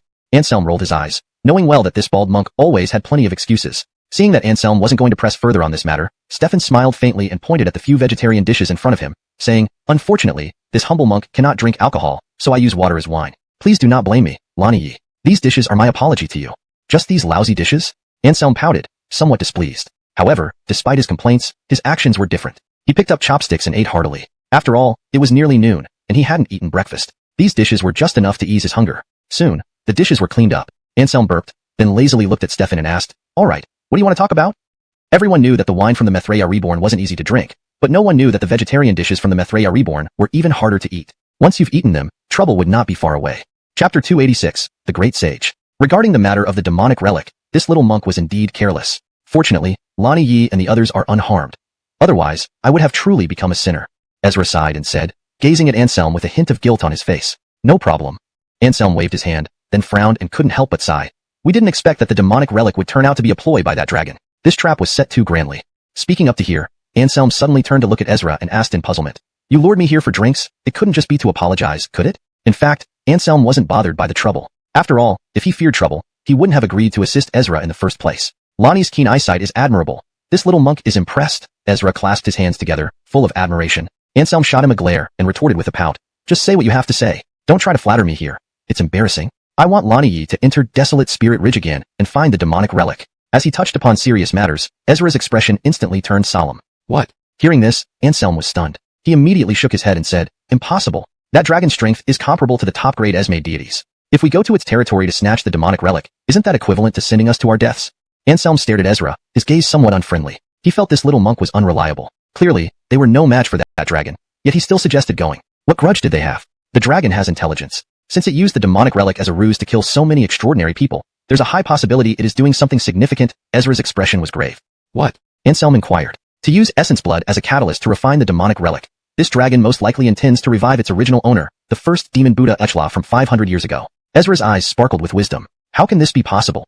Anselm was shocked. Someone, rather, a dragon, intended to revive the first demon Buddha Echla from 500 years ago? A person who had been dead for 500 years, whose body had long since rotted into bones. How could he possibly return using only a demonic relic? Seeing Ezra's serious demeanor without a trace of jesting, Anselm was instantly sobered, knowing this matter was highly probable. Otherwise Ezra, being the reincarnation of Maitreya, would not appear so solemn. Regardless of whether it's reviving Echla or the dragon plans to ingest the demonic relic itself to evolve. The demonic relic signifies bloodshed and chaos. Once they succeed, calamity will inevitably befall humanity. Ezra stood up and bowed respectfully to Anselm, saying, For the sake of the world's common folk, please intervene one more time. Lonnie Yi. Or are destined to be the future saviors. This is fate, unchangeable. Forget it. Not a single word of a bald monk should be trusted. Anselm slightly pursed his lips. Ezra. Concerning the matter of the demonic relic, we will do our best, but don't hold too much hope. Remember, among Esme deities, there are also differences in strength. In the same realm, demons are naturally stronger than us humans. Anselm said in a solemn voice. This little monk understands. Ezra clasped his hands together and nodded repeatedly. Understand this nonsense. Simonry up and prepare a few more dishes. Just those won't even satisfy 20% of my hunger. Anselm's expression suddenly changed. He was quite upset. Having rarely come to Qixia Temple, it was impossible for him to return with an empty stomach. Ezra was not angry either, smiling and asking, No problem. We serve as much as you can eat. I wonder what kind of vegetarian dishes Senior Lonnie wants to eat. Obviously, Ezra was in a very good mood because Anselm had agreed to his request, letting him put his heart at ease. Red braised mutton, scallion explosive beef, donkey meat huasal, stewed black fish soup. Anselm counted off more than 10 dishes on his fingers, none of which were vegetarian. Anselm spoke to himself without realizing that Ezra's face had already changed. Woodings do not eat meat, so Anselm mentioning all these meat dishes was clearly intentional. I'm becoming more and more certain of my judgment now. Ezra suddenly said, Judgment? Anselm touched his nose, looking curious. You are really no good.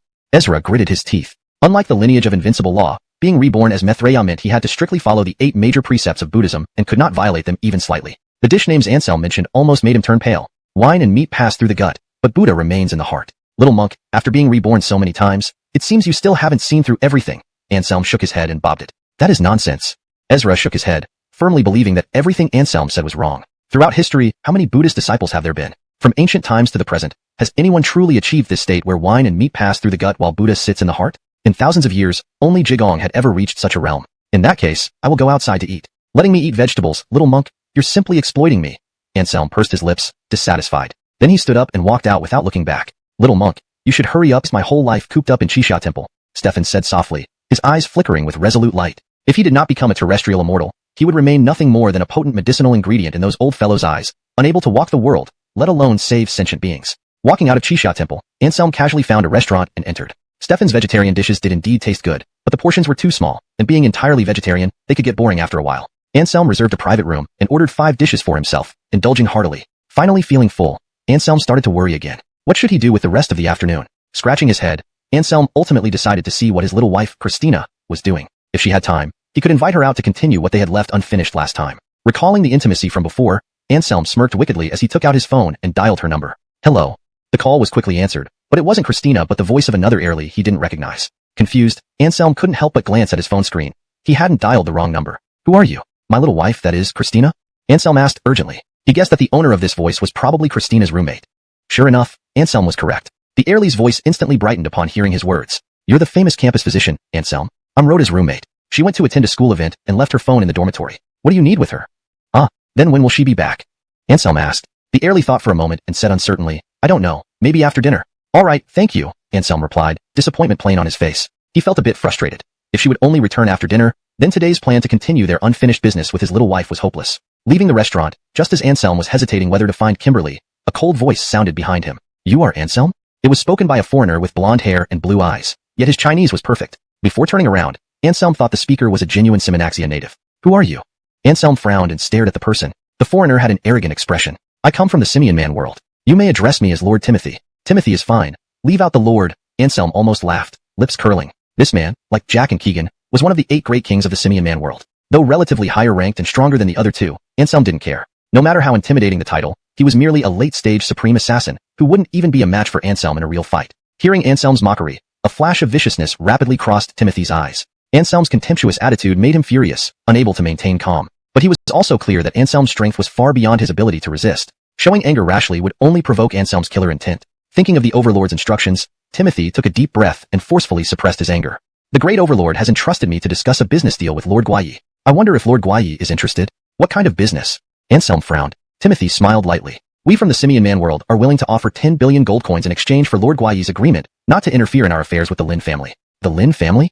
Anselm's eyes narrowed sharply, immediately understanding the implication. The upper echelons of the Simian man world wanted to use 10 billion gold coins to buy him off, or more accurately, to stop him from protecting Christina. It seemed that the bastards from the Simian man world still hadn't given up, Anselm's eyes flashing coldly. While he could consider other deals, this one was non-negotiable. There was no way he would let them harm his little wife. Anselm laughed, a derisive laugh, shaking his head. Did you thoroughly investigate my situation before coming to do business with me? What do you mean?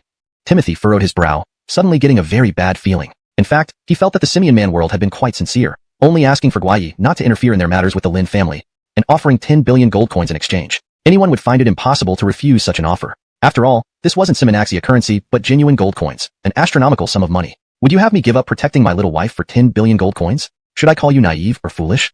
Anselm said with a hint of exasperation. As soon as these words were uttered, Timothy's face visibly darkened. They had anticipated all possible reasons why Anselm might refuse, but they never thought the reason would be so straightforward and simple. Timothy's expression became unbearably grim. The fact that Troyan was Guayi's woman made it impossible to persuade him now.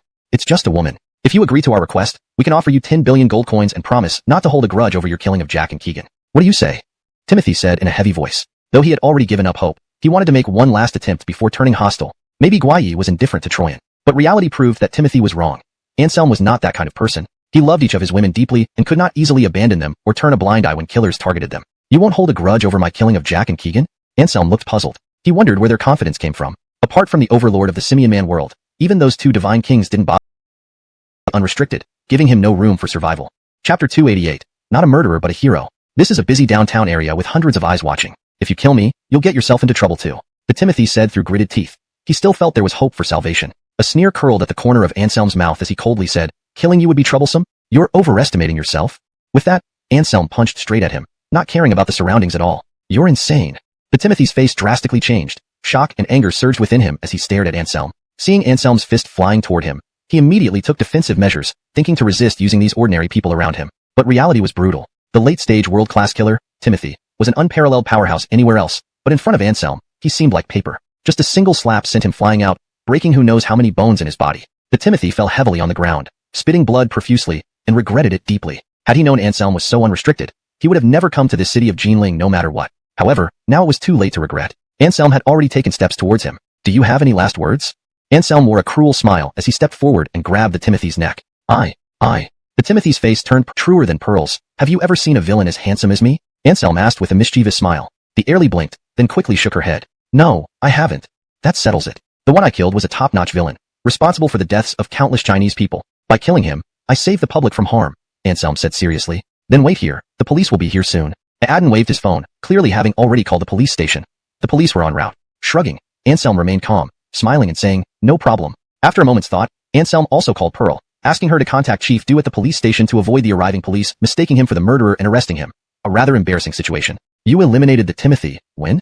Upon hearing Anselm had dealt with the second most notorious person in the world, Pearl's voice rose by several decibels. But she quickly calmed down, knowing Anselm's identity already. Eliminating a Timothy was no longer surprising to her. Just now, this fool thought I could be bribed and tried doing business with me, suggesting I hand over my concubine for their disposal. I got mad on the spot and decided to end him. Anselm calmly explained. That Allison Sophie? Got it. I'll call Chief Du immediately to avoid any misunderstanding. Pearl understood Anselm's intention. Thanks, Black Wife. Anselm smiled faintly. What a nonsense, Black Wife. Pearl rolled her eyes inwardly before hanging up. Anselm found a shady spot to sit down. Within 10 minutes, the police arrived on the scene. Due to the informant mentioning a homicide, these policemen naturally did not take it lightly and rushed over without delay after hanging up the phone. Just as the police were preparing to arrest Anselm based on the crowd's accusations, the phone of the leading middle-aged policeman suddenly rang. With the notion not to miss any new instructions, the middle-aged policeman promptly answered the call. All right, I understand. After receiving orders from Chief Keenan, the middle-aged policeman's gaze shifted from cold to respectful when looking at Anselm. Holster your handcuffs. This is an expert from a special unit. The one he killed is an international assassin, the middle-aged patrolman said to his few younger colleagues behind him. He didn't mention the katana because there were many people around watching. However, since he mentioned it was a special unit, these young patrolmen should be able to understand the situation. The young patrolmen exchanged looks. Although a bit confused, they obediently put away their silver bracelets. Mr. Yi, Director Du has instructed us to fully cooperate with you. The middle-aged patrolman smiled and extended his hand. Anselm smiled slightly, shook hands with him, and then said, there's nothing else. Just dispose of this body. I'll look for more assassins hiding in Jinling City and contact you when I find them. Yes, sir. The middle-aged patrolman saluted excitedly, his eyes filled with admiration as he looked at Anselm. In a world full of chaos, China's peace was maintained largely thanks to the contributions of people like them. Hero.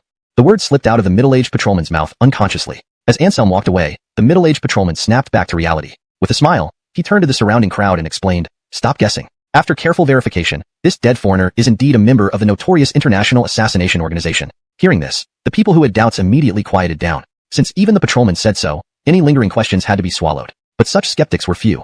Most people showed awe on their faces, nodding in understanding. No wonder Anselm remained so calm after killing someone.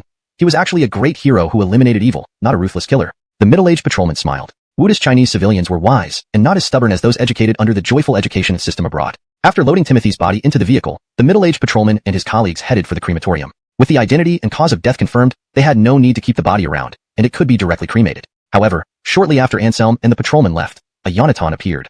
Looking at the large pool of blood on the ground, his face pale. Taking a deep breath, the youth quickly pulled out his phone and dialed a number. Lord Timothy has been killed. The youth informed the person on the other end. A brief silence followed, then came an enraged voice. How could this happen? Did the deal fail? Was it Anselm? Yes, Miss Sophie is Anselm's woman. Once Lord Timothy made that demand, it immediately aroused his murderous intent. Anselm struck and killed him in just one move. The youth reported truthfully, his eyes filled with intense shock. Chapter 289 Mutual Threats? For a long time, the power level of Lord Timothy had been the standard that he could only look up to. Yet, it was beyond his wildest imagination that this standard he set for himself would be so vulnerable. Under the thunderous strike of Jace, Lord Timothy died in an instant. The youth felt as if his entire worldview was collapsing. If even Lord Timothy was no match for him, how powerful must this Jace be? He couldn't even fathom it. The person on the other end of the phone was silent for a moment before coldly saying, it's not surprising that Jace has such strength. Since Troyan is his woman, no matter what conditions we offer, it will be useless. You come back first, no need to tail him anymore. Yes. The Yonatan nodded hurriedly, suddenly feeling a sense of relief. With Lord Timothy killed, following this person would be like dancing in front of the King of Hell. There was little difference. Just then, a lazy voice rang out, mocking yet making the youth pale. I don't get it. Why do your world's assassins have to keep targeting my little wife? 3 great kings have already been taken down because of her. Are you all planning to make me massacre all the elites of your world before you stop? Not far away, Anselm suddenly appeared, leaning against the utility pole, staring at the Yonatan with a playful smile. You, didn't you leave? The Yonatan's expression was one of sheer terror, his whole body trembling uncontrollably. Who told you I left? Anselm grinned, extending his hand. Give me the phone? Without hesitation, the Yonatan threw the phone over. At this moment, all he wished for was obedience that might earn him a reprieve from Anselm's wrath. Escaping on his own seemed unlikely. It was something even Lord Timothy failed to achieve.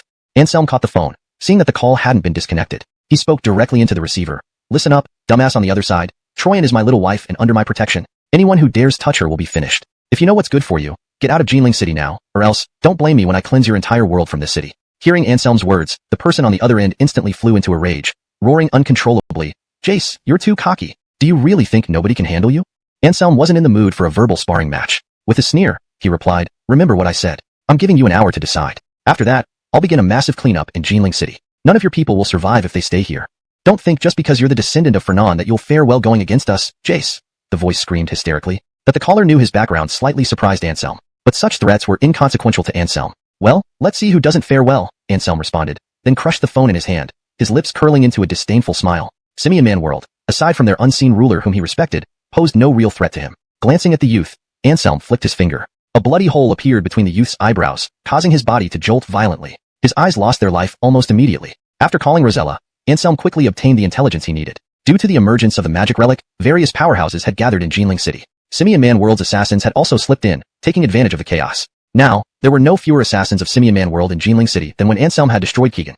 Anselm smiled coldly and turned to leave. He had thought of how to spend his time. Simonting begins. This cleansing continued until 6 in the evening. Along with Ian, they wiped out all of Simian Man World's assassins in Jinling City. After confirming there were no stragglers left in Jinling City, Anselm treated Ian to a meal. As they ate heartily, a call came through to Anselm's phone. An unfamiliar number flashed on the screen. Scratching his head, Anselm casually answered. Jace, I will never rest until I destroy you.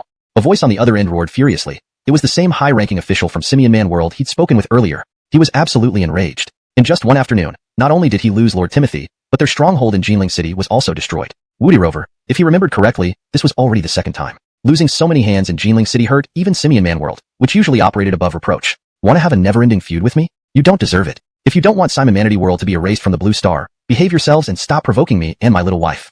Anselm retorted rudely. Ha, that's impossible. The life of Troyan, we are determined to take it. The person on the other end sneered without a trace of fear. Since all their forces in Jinling City had been wiped out, there was nothing to lose. A distinguished doctor like him couldn't possibly keep guarding one woman forever, could he? Suit yourself. Until you back down, I'll destroy one of your bases every day. I'd love to see how many bases you have in China. Anselm shrugged indifferently. With Rosella protecting Christina, he didn't need to worry about her safety at all. It was laughable that this guy still dared to threaten him with Sophie's safety. It was clearly a miscalculation. You dare.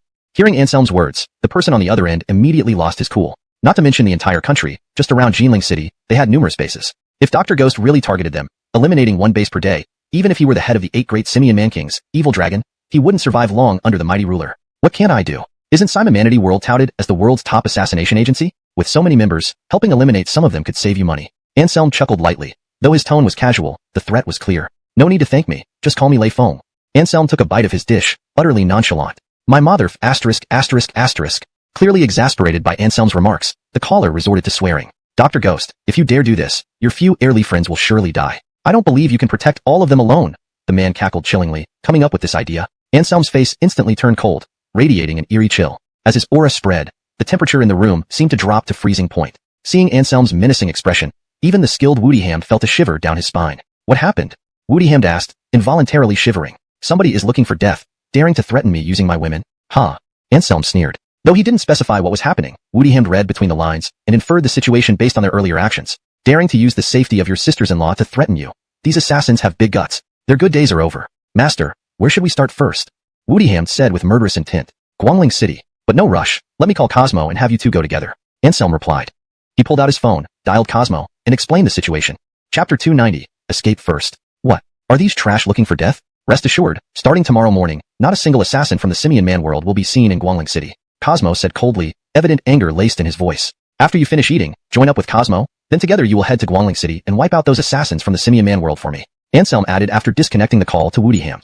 Senior Lonnie, rest assured, I will leave none of them alive. Woodyham growled fiercely. Anselm smiled slightly, nodding his head. With these two handling it, he was naturally at ease. 2 successors of Heavenly Kings joining forces, let alone just a small northern base in Guangling City. Even if it were the headquarters of the Simian Man World, they would likely create a bloodbath. After finishing their meal, Anselm and Woodyham parted ways. Anselm returned to the residential area while Woodyham went to find Cosmo. They planned to travel together to Guangling City to carry out a massive slaughter against the assassins of the Simian Man World. In a luxurious nightclub atop a building in Guangling City, Aden in a suit kept twitching his eyelid, an ominous feeling constantly creeping into his heart. Why do I feel so uneasy? The Aden looked up at the overcast sky outside the window, feeling particularly irritable. Not long after, a beautiful middle-aged woman entered the room. Seeing the man's expression, she asked with concern, what's wrong? She had extraordinary looks and a fiery figure, charming like a gorgeous snake, exuding seduction to the extreme. I can't explain it, but I have this feeling that something bad is about to happen, the Aden replied with a somber face. Upon hearing this, the middle-aged woman's expression changed, instantly recalling some news she had received not long ago. The outpost in Jinling City has been wiped out again. Ken, that fool, just because of some pride, kept confronting the strange doctor. Could it be that the strange doctor is now targeting us? The middle-aged woman, looking displeased, voiced her suspicion. The Aden's eyes lit up as he nodded. It's very possible. The strange doctor is reckless, and Ken's antics must have provoked him. Since all the personnel in Jinling City are already dead, if the strange doctor wants revenge, he'll definitely target surrounding cities. As they spoke, the man and the middle-aged woman exchanged glances, both cursing loudly. Ken, damn your ancestors. At this point, they understood why the man felt uneasy earlier. They were most likely already in the sights of the strange doctor, facing imminent disaster. What should we do? Should we withdraw immediately? The middle-aged woman asked, seeking the man's opinion. Of course. With our strength, we can't possibly stand against the strange doctor, the Aden said with a bitter smile. He was one of the previous generation's 8 great kings of the Simian Man World, known as Clarence, immensely powerful and already in the mid-king realm, yet he did not consider himself a match for the strange doctor. Impossible? How could that strange doctor be so strong? The middle-aged woman exclaimed, clearly disbelieving. In her eyes, Clarence was the embodiment of invincibility, an expert at the king level who wouldn't lose to any godlike figures of this generation. How could he possibly not be a match for a Yonatan? There's always someone stronger. My abilities, respectable as they may be in Guangling City, aren't enough to contend with him. Clarence chuckled bitterly, shaking his head. He stared at the middle-aged woman intently, sighing. If you had spent less time indulging in pleasure and more on cultivation, you would have likely broken through the king realm by now. Hearing Clarence's words, the middle-aged woman froze, her face turning bright red with shame. She thought no one knew about her indulgences, only to find out that Clarence, whom she deeply admired, had noticed. It made her want to disappear. If we survive this calamity, leave the simian man world with me. Let's find a place and live a normal life, Clarence sighed lightly. Over the years, I've killed too many people. I'm tired and don't wish to live this dangerous life anymore. The middle-aged woman naturally caught the implication in Clarence's words. She was filled with excitement and quickly agreed, okay, I'll go with you. They left under the cover of night, leaving their subordinates, the group of assassins, completely unaware that their leaders had fled. The killers stayed behind in the nightclub, playing cards or indulging in other pleasures, acting no different from ordinary gangsters. When Woodyham and Cosmo arrived, the killers hadn't realized the danger yet. Where's your boss, Clarence?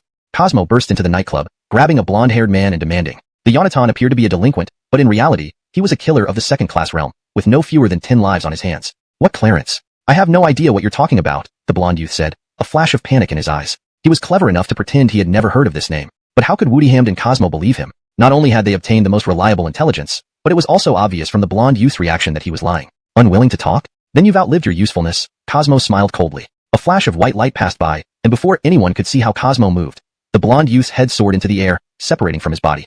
Seeing this scene, many people were horrified. They stared at the newcomers in shock. Someone dared to come to their lair and kill one of their own. It was sheer audacity. Who are you? Why did you kill our staff without cause? Aden asked coldly. He was the manager of the club, and also the third in command of the Simian Man World's outpost in Guangling City. Staff?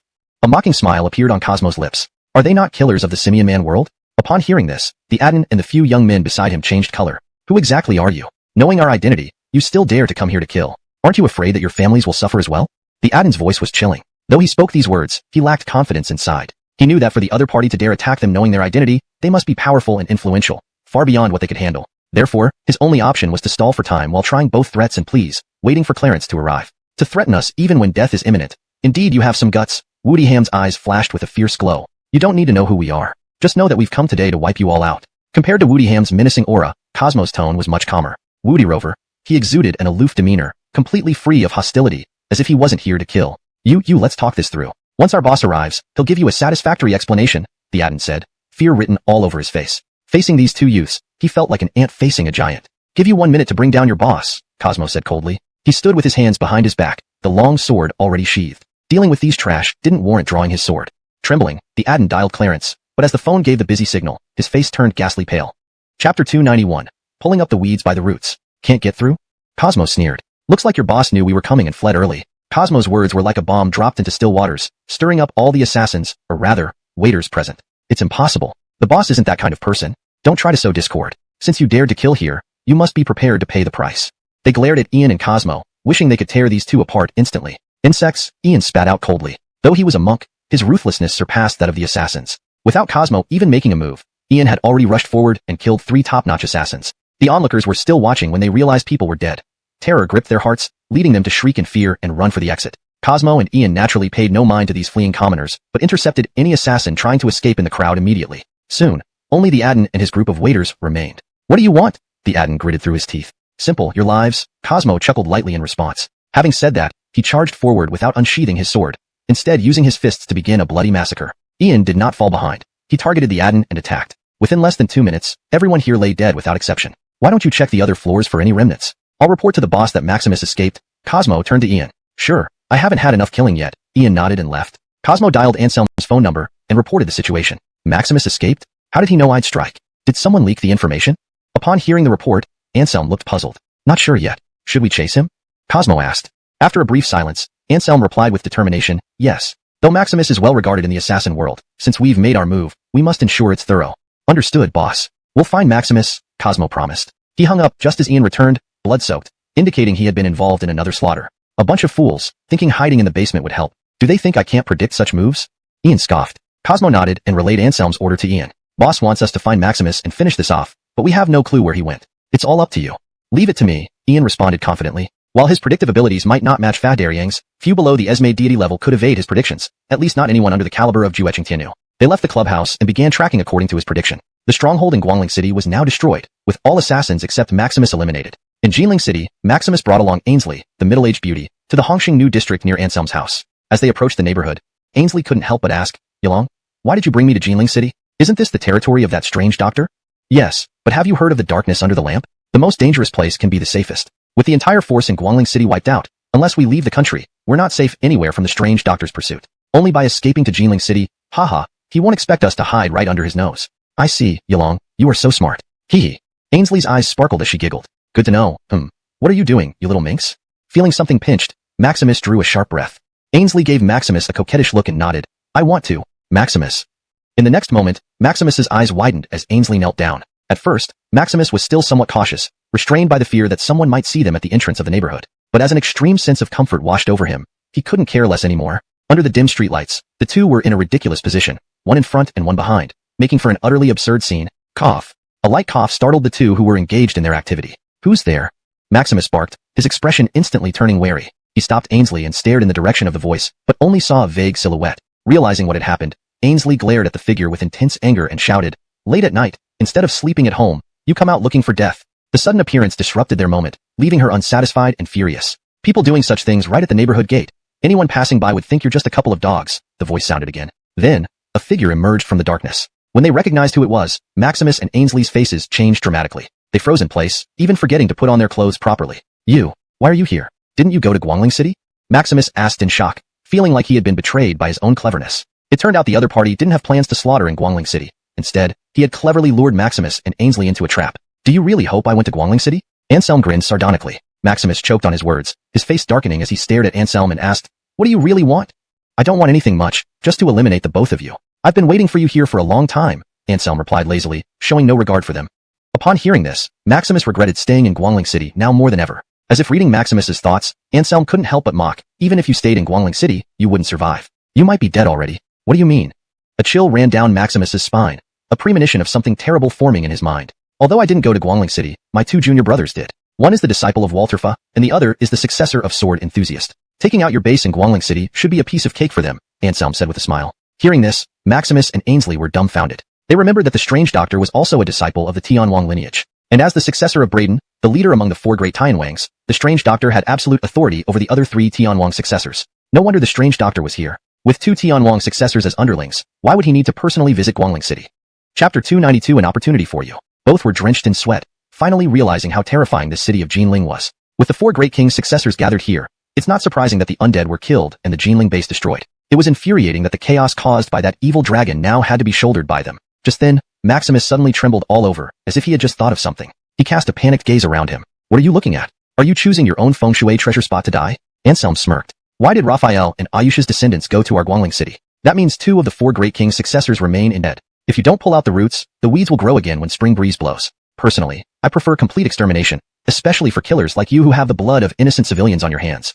You didn't show mercy while killing people, yet you think you can survive by declaring retirement when death is upon you? There's no such easy thing in this world, Anselm continued, staring at the two with increasing coldness in his eyes. Compared to other killers in the human world, we too have killed less, and most of the killings were against foreign targets. In recent years, after coming to Guangling City, we haven't even carried out any missions. Anselm raised his hand, cutting off Maximus mid-sentence, then said coldly, Don't spout nonsense. Just one question. Have you ever killed Chinese people? Or rather, ordinary Chinese citizens? If not, I'll let you go immediately. If yes, don't blame us for being unforgiving. Maximus fell silent. As a killer, he would stop at nothing to achieve his objectives. Who could say he hadn't harmed innocent civilians? Take the roller coaster accident he caused 3 years ago in Fanyu City as an example. Dozens of lives were lost. Not to mention other incidents. It seems you cannot guarantee otherwise, so? Anselm's eyes shot a sharp gleam. You too are going to die. As he finished speaking, Rosella vanished from where she stood, diving into the void toward their location. Ultimate killing technique. Maximus revealed a look of fear. Fear of the killer saint lineage was deeply ingrained in every killer's heart. Even though his martial arts proficiency was higher, he was still terrified. You recognize this, alas. You've gone too far down this road, thus destined not to live. Anselm stated coldly. It's uncertain whose fate it will be, even if you're the successors of the great kings. You're only at the peerless realm. Mai Esmeg has long reached the king realm, Ainsley declared proudly. However, she failed to notice that the instant she finished speaking, Maximus's face had darkened like a black pot bottom. So what if someone is in the king realm? I've killed them before, came a mocking female voice. Upon hearing this voice, Maximus and Ainsley were startled and turned around. The next second, Rosella reappeared behind them, a sweet smile on her face, but she suddenly produced 2 daggers in her hands, aiming for their hearts. How dare you? Reacting quickly, Maximus pulled Ainsley aside, panic mixed with anger. Ainsley was unharmed, but he wasn't quick enough, and Rosella's dagger pierced his chest. With a plop, a splash of blood bloomed from Maximus's chest. Though it missed his heart, it injured his pulmonary artery. Solanjet June's complexion visibly deteriorated, clearly indicating he was severely injured. No. Upon witnessing this, Ainsley let out a heart-wrenching scream. Her eyes were filled with fiery anger, glaring at Rosella as if she wished to tear her into pieces immediately. Let's make it quick. We still have to go back for a good fight, Anselm yawned, urging Rosella from the side. Sure thing. Give me 1 minute. Rosella's eyes lit up at the mention of a good fight, instantly becoming energetic. She turned to look at the heavily wounded Solanjet June, her eyes devoid of any pity. Good deeds beget good results. With the bloodstains on their hands, they deserved whatever fate had in store for them now. If you want to kill him, you must get through me first. Suddenly, Ainsley rushed over. With a flick of her sleeve, a soft whip appeared in her hand, blocking in front of Solanjet June. Simonry, hurry up and go. Solanjet June's face was pale, drained of all color. Looking at Ainsley, who insisted on shielding him, he felt both moved and helpless. At this moment, Anselm suddenly had an idea and shouted to Rosella, "Don't kill them, I have a plan." Rosella paused, immediately suppressing her killing intent, and curiously asked, "What kind of plan?" Anselm smiled mysteriously, walking straight to Solanjet June and Ainsley, saying casually, "I can give you a chance, but I need you to do something for me. Tell us, as long as you let us go, we'll do anything no matter how difficult it is." Solanjet June panted. The massive blood loss made this King Realm expert almost unable to hold on. "You just said you wanted to withdraw from the human world. I'll give you that chance. But before that, I want you to find and kill the evil dragon. That fool dared to threaten my wife's safety. He has to die. You will exchange his head for your future freedom, and I guarantee that you can live like ordinary people afterward." Anselm said with a light smile. "We agree, as long as I don't die this time. I will definitely find and kill the evil dragon." Solanjet June nodded with difficulty without hesitation. Despite his fading consciousness, Solanjet June still remembered the evil dragon. If not for him, they wouldn't be in such a dire situation now. "You won't die." Glancing at Solanjet June, Anselm said indifferently. He flicked his finger, and several silver needles flew out, piercing into Solanjet June's chest. Solanjet June trembled all over, convulsing as if electrocuted. Ainsley's face changed drastically, about to rush over and fight Anselm. Don't move, Jace, he is saving me." Solanjet June spoke shakily. Ainsley paused, standing still without moving, because she indeed saw Solanjet June's condition improving. Chapter 293. Looking forward to seeing you again. In less than 5 minutes, Maximus's injuries were completely healed. Aside from still feeling somewhat weak, he was almost identical to his pre-injured state. "Many thanks to Lord Kircher Doctor for your mercy, and for giving us a chance to atone for our sins," Maximus said humbly. Within the span of less than 15 minutes, he had experienced life and death and came to a very important conclusion. That was that the descendants of Heavenly King could not be provoked. Each one was high above them, beyond their reach. "Don't talk nonsense. I've given you this opportunity, it's up to you to seize it." Anselm waved his hand, unwilling to listen to any polite words of gratitude. He then put his arm around Rosalakian's slender waist and walked towards his home. "Oh, one more thing. While saving you, I planted something inside you. I suggest you complete what you promised within a month. Otherwise, that thing will activate, and you'll die instantly." Though Anselm and Rosalakian disappeared, his words echoed out of the darkness, clearly reaching the ears of Maximus and Faye. This made the two people, who had just relaxed, tense up once again. Especially Maximus, who no longer doubted Anselm's abilities. As an heir to the Devil Doctor, quietly planting something in his body would be too easy. Moreover, there was no need for the other party to lie to him. After all, in their eyes, they were nothing but ants. "It seems my plan to escape with you is unfeasible," Maximus said with a bitter smile. "It's okay. Didn't Kircher Doctor say killing evil dragon and using his head to gain our freedom would have him lift whatever he did?" Faye consoled. But though she spoke, she felt no certainty in her heart. For in those few minutes with Anselm, Faye could feel his unpredictability firsthand. Clearly, this was someone who acted entirely based on personal preference. He wanted to exterminate them initially, then decided to use them as pawns, and finally agreed to give them a chance. This made Faye feel that perhaps, after some time, Anselm might change his mind again. "You're right. At least we still have a month. That damned evil dragon, making us suffer so much. I must make him experience cruelty." Maximus gritted his teeth and said. The two helped each other walk away, entering Hongqing New District to stay overnight before setting out early the next morning to find Evil Dragon's trail. With Guangling City's base destroyed and their communication methods revoked, finding Evil Dragon now seemed incredibly difficult. If they were unlucky, they might not find his exact location within a month, which would mean certain death for Maximus. Anselm returned home with Rosalakian, and the two immediately engaged in intimate activities. "Anselm, I'm going straight in." Rosalakian, "Hiss, watch me catch him in a pot." The room filled with sounds of their passionate moments. Their neighbor Gerardo listened red-faced, silently marveling at how young people these days had extraordinary stamina. 2 hours later, and they still hadn't stopped. The noise was too loud for him to sleep. Finally, when the sound ceased, Gerardo opened his eyes to see it was already light outside. Waking up with dark circles under his eyes, Gerardo felt thoroughly exhausted. He should have stayed at a hotel if this was going to happen. At Zinnia's house across the hall, little Iris also woke up unusually early. With the matter of the demon relic concluded, representatives from various hidden sects were gradually leaving Nanjing City. It was also time for them to leave and return to Maya clan territory. "Cousin, I'm leaving." Iris knocked on Anselm's bedroom door. At this moment, Anselm, after a night of intense activity, was fast asleep. However, upon hearing Iris's call, he quickly woke up and responded. The bedroom door opened with a click. Rubbing his eyes, Anselm emerged wearing only flowery shorts. Seeing Anselm's bare upper body, Iris blushed and repeated what she had just said in a soft voice. "May you have a safe journey." Patting Iris's head, Anselm smiled. Noticing that Anselm didn't try to keep her, Iris felt even more disheartened. But I don't want to go back. The little Airly murmured barely audibly. There's no party that never disperses. Wooderover, with modern convenience, you can come back anytime you miss here. Anselm pinched Iris's chubby cheeks. Looks like staying here for a month has made you quite plump. Flora must have fed you well. That's not true. Iris pouted angrily. Bad cousin. I'm not talking to you anymore. Anselm smiled, gently patted the little Airly's bright and white forehead, and said, all right, no delay. You should set off quickly. Looking forward to seeing you again. I hope you can go from 2A to 2B. As he spoke, Anselm's gaze focused on the two small buns at the little Airly's chest. Nonsense, I'm already 2B. Iris was angry. She was so obviously a 2B, and yet Anselm slandered her as a 2A. Who could bear this? She was about to argue with Anselm when she suddenly heard a coughing sound beside her. Coffee, we need to leave. We must return to the clan territory tonight, Gerardo said dryly. Clearly, their conversation made him uncomfortable. He knew young people could be open-minded, but did they really have to talk about chest sizes in front of an elder like him? Wasn't that shameful? Hearing her father's voice, Iris let out a surprised cry. She had almost forgotten that her father was there the whole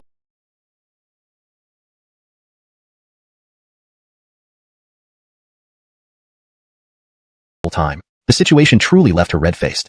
Anselm's expression became solemn, and he suddenly said seriously, Uncle Lee, rest assured, you can safely return. Rosalakian has confirmed that the members of the Heartless sect led by Tianu Heartless left Nanjing City yesterday. I don't think anyone else will take action against you.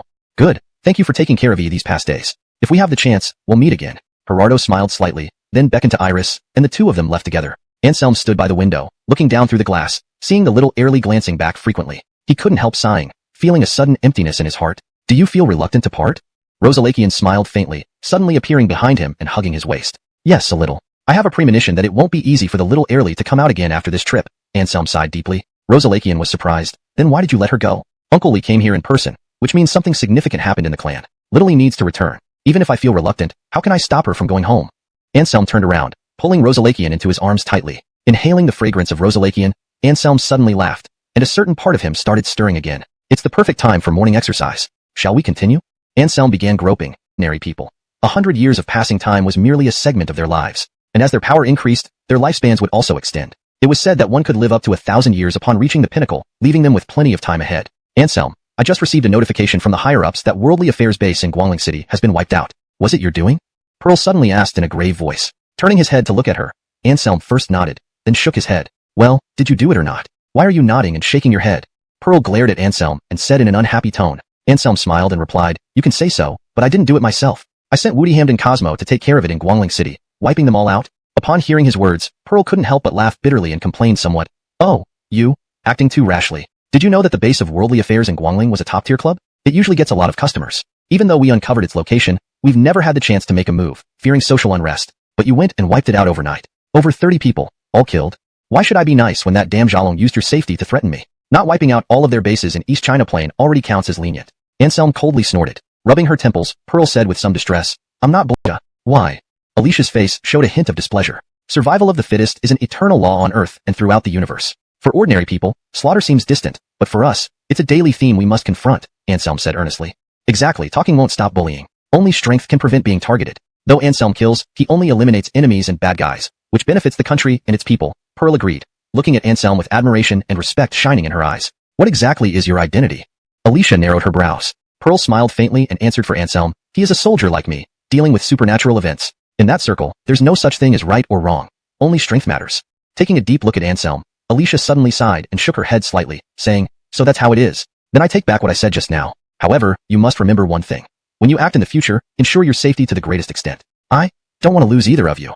Startled, Pearl smiled. She nodded heavily and then said, rest assured. We will be very careful. Anselm remained silent, only nodding to show he would pay attention from now on. As for what would happen in the future, his heart had no clue at all. Even the chief instructor could be killed by someone, let alone him as an extraordinary martial artist. How could he ensure living forever in the world? Maybe now his strength was quite good, enough to outstrip those prodigious geniuses, but with the opening of the worldly constraints, those old monsters would appear. Let alone extraordinary martial artists, even celestial immortals might not be sure they could live forever. Glancing around, Alicia was surprised to find Gerardo's room empty, so she couldn't help asking, did the little Airly and her father leave? Just left, sigh. Who knows when we will meet again? Anselm nodded, his gaze wandering outside the window. Alicia also felt a bit lost and sighed. I've gotten used to having the little Airly around. Now that she's gone, this home has become much quieter. Not bearing Alicia's sadness, Anselm suggested spontaneously, when Woodyhamd and Hymankai return, why don't we invite everyone for a meal at Jinling Hotel? What do you think? I might not have time. I need to go back to school to deal with some matters, Rosella replied. Your business comes first. We can catch up later. No problem.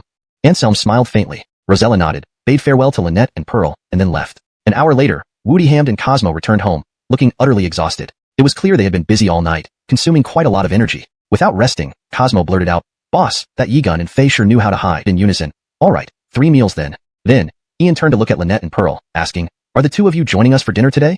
Giving Ian's bald head a light tap, Anselm matter-of-factly said, "What nonsense, are they not going and invite just you? But isn't Hyman Kai here too? You say you're treating your juniors to a meal, but in reality, aren't you inviting your own women?" Ian murmured. Anselm clearly didn't catch what Ian was grumbling. He frowned and asked, "What are you mumbling to yourself?" "Nothing. I'm just marveling at how you seem to get handsomer after one night's absence," Ian promptly replied. Though monks were said to never tell lies, he was an exception. Under normal circumstances, he wouldn't bother lying. But when he really put his mind to it, his solemn nonsense could even bring the dead back to life. "I love hearing that. In that case, you can order a couple of extra dishes later," Anselm grinned. "So handsome, Senior Lonnie. Love you kissy kissy." Ian shot a few air kisses at Anselm. Anselm's face darkened, almost kicking out in frustration. Annoyed, he cursed, "Get lost. I'm straight and prefer women over freaks." "Actually, me too," Ian pretended bashfully, curling up a delicate finger. Ugh, this time. Not only did Anselm couldn't hold it, even Lynette, Pearl, and Cosmo felt a surge of nausea, almost vomiting. "That's enough. If you keep this up, we won't even need to go to the Jinling Hotel," Cosmo glared at Ian. If not for seeing Ian return to normal, he would have drawn his sword. Anselm stopped talking, afraid of being disgusted further by Ian, leading everyone downstairs. Lynette retrieved a car from the garage, and the group set off towards the Jinling Hotel. Unlike ordinary 5-star hotels, the Jinling Hotel was not lavishly decorated, yet it was well known throughout Jinling City. The reason was simple.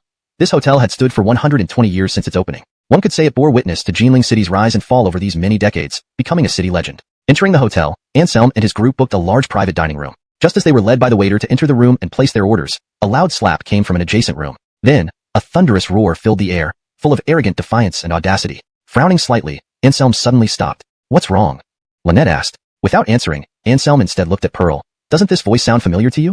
Pearl froze for a moment, pondering. She nodded and replied, "Indeed. It sounds like Liu family's son, Haroun. We should go check it out," Anselm decided quickly. Since they had previous conflicts with this young master, they were determined to get involved. Despite the waiter's attempts to stop them, Anselm pushed the door open and rushed into the room. Lynette, Pearl, Ian, and Cosmo followed closely behind. Upon witnessing the scene inside, anger surged in their hearts instantly.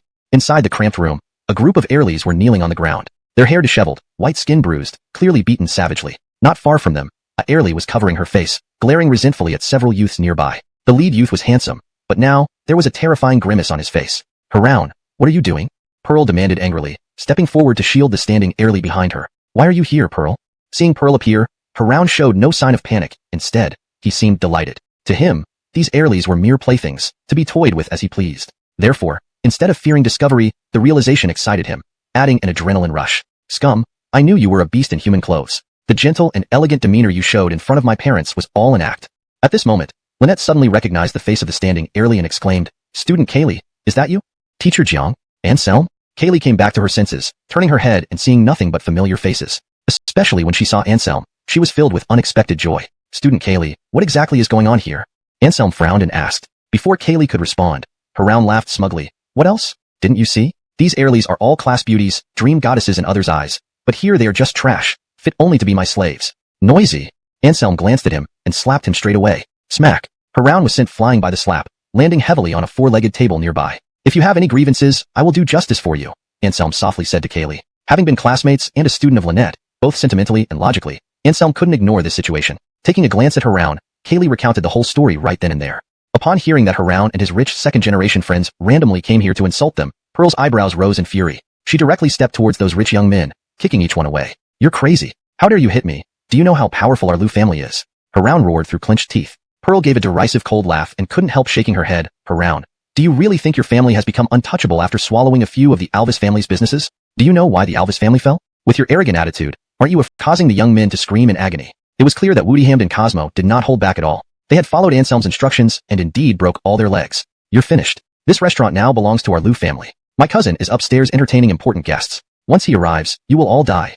Haroun glared at Anselm with eyes full of rage, the intense pain from his lower body almost making him faint. "Well, that's perfect. Get him down here quickly. If he has the ability to kill us, then it's our destiny." Anselm coldly laughed. Seeing Anselm so confident, Haroun became even more enraged. "Wait for me." He spat a threat, enduring the excruciating pain, and dialed his cousin's number. At the top floor of Jinling Hotel, in a luxurious office hall, Anselm would be greatly surprised if he were here. Because one of the two people conversing in the office was Court, the young master of the Liu family who had been possessed by an evil spirit. At this moment, Court appeared lively and strong, showing no signs of having been crippled by Anselm. Woody Rover, his strength had undergone a stunning transformation.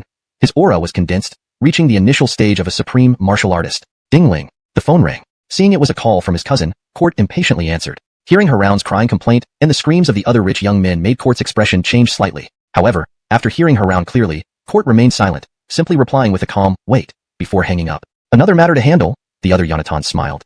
"Yes, some troublemakers have broken Alvisxi and the other's legs. I need to excuse myself for a moment, Lonnie Kong," Court said, a cold anger flashing in his eyes. "Let's go together. If they dare to do this, they are definitely not ordinary people." The Yonatan called Lonnie Kong smiled faintly. Thinking for a moment, Court nodded slightly, and the two left the office, heading downstairs. "Don't worry, as long as Anselm is here, no matter how powerful the other party is, he can suppress them." Downstairs, seeing Kaylee looking somewhat anxious, Isla smiled and spoke confidently about Anselm. "Indeed, the Liu family is just ants to us, easily exterminated." Anselm smiled slightly. Just as he finished speaking, a sneer suddenly came from the doorway. "Daring to call my Liu family ants, sir? You certainly have guts." Upon hearing this voice, Haroun instantly felt as if he had found a mainstay, shouting, "Cousin, I'm here, ow." Everyone turned around to see two young men standing at the door, both radiating an imposing presence, clearly from prominent families. Anselm chuckled. He had initially suspected a namesake, but now knew it was indeed the same person. Sensing the power flowing within the other party, Anselm was somewhat surprised. This court had been crippled by him, but had somehow fully recovered within a short time, and become a supreme martial artist. Such an extraordinary transformation was astonishing, even to someone like Anselm who had seen much. Could the evil spirit have successfully taken over Court's body? But after probing with secret techniques, Anselm soon ruled out this idea. There was nothing wrong with the other party's original aura. It was no different from an ordinary person. "It's you."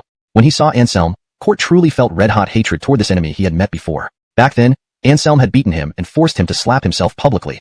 An unimaginable humiliation he could never forget. Fortunately, an elder from his family transferred his lifetime's worth of strength to him, enabling him to break through and become a supreme martial artist. His newfound power brought unprecedented confidence. Court stared at Anselm, fury burning in his eyes. "What are you staring at? Back then, crippling your cultivation was also for your own good." "Don't be ungrateful," Anselm said coolly. Though true, Court naturally didn't believe him. "So according to you, I should thank you?" Court glared at Anselm with cold eyes. "Yes, you should thank me." Anselm nodded without hesitation, finding nothing wrong with his statement. "And your family servant still owes me the 50 million yuan he promised for saving your life. Since you're here, you might as well pay it. However, due to the excessive delay, I'll add 50 million as interest, making it a total of 100 million. Transfer it, and I'll let you and your brother leave." Zinnia and Pearl exchanged glances. The 50 million interest was something only Anselm could say with a straight face. "You must be crazy, 50 million in interest?" Court laughed in anger. He knew that the old servant Rufus owed Anselm 50 million for saving his life, and the reason this payment had been delayed was due to his own interference. Planning to welsh on the debt? Anselm's eyes turned cold immediately. No one could owe him money, not even if the Son of Heaven came down. However, just as Court was about to explode, the Yonatan surnamed Kong beside him stopped him. "Hey, hold on first. I feel like I've seen this guy before." Adnansef frowned. He felt that Anselm's face was familiar, but suddenly he couldn't recall where he had seen him. "A little familiar? Is he an acquaintance of yours, Lonnie Kong?" Court narrowed his eyes. Adnansef shook his head and said, "No, just a vague impression. It feels like I saw him recently."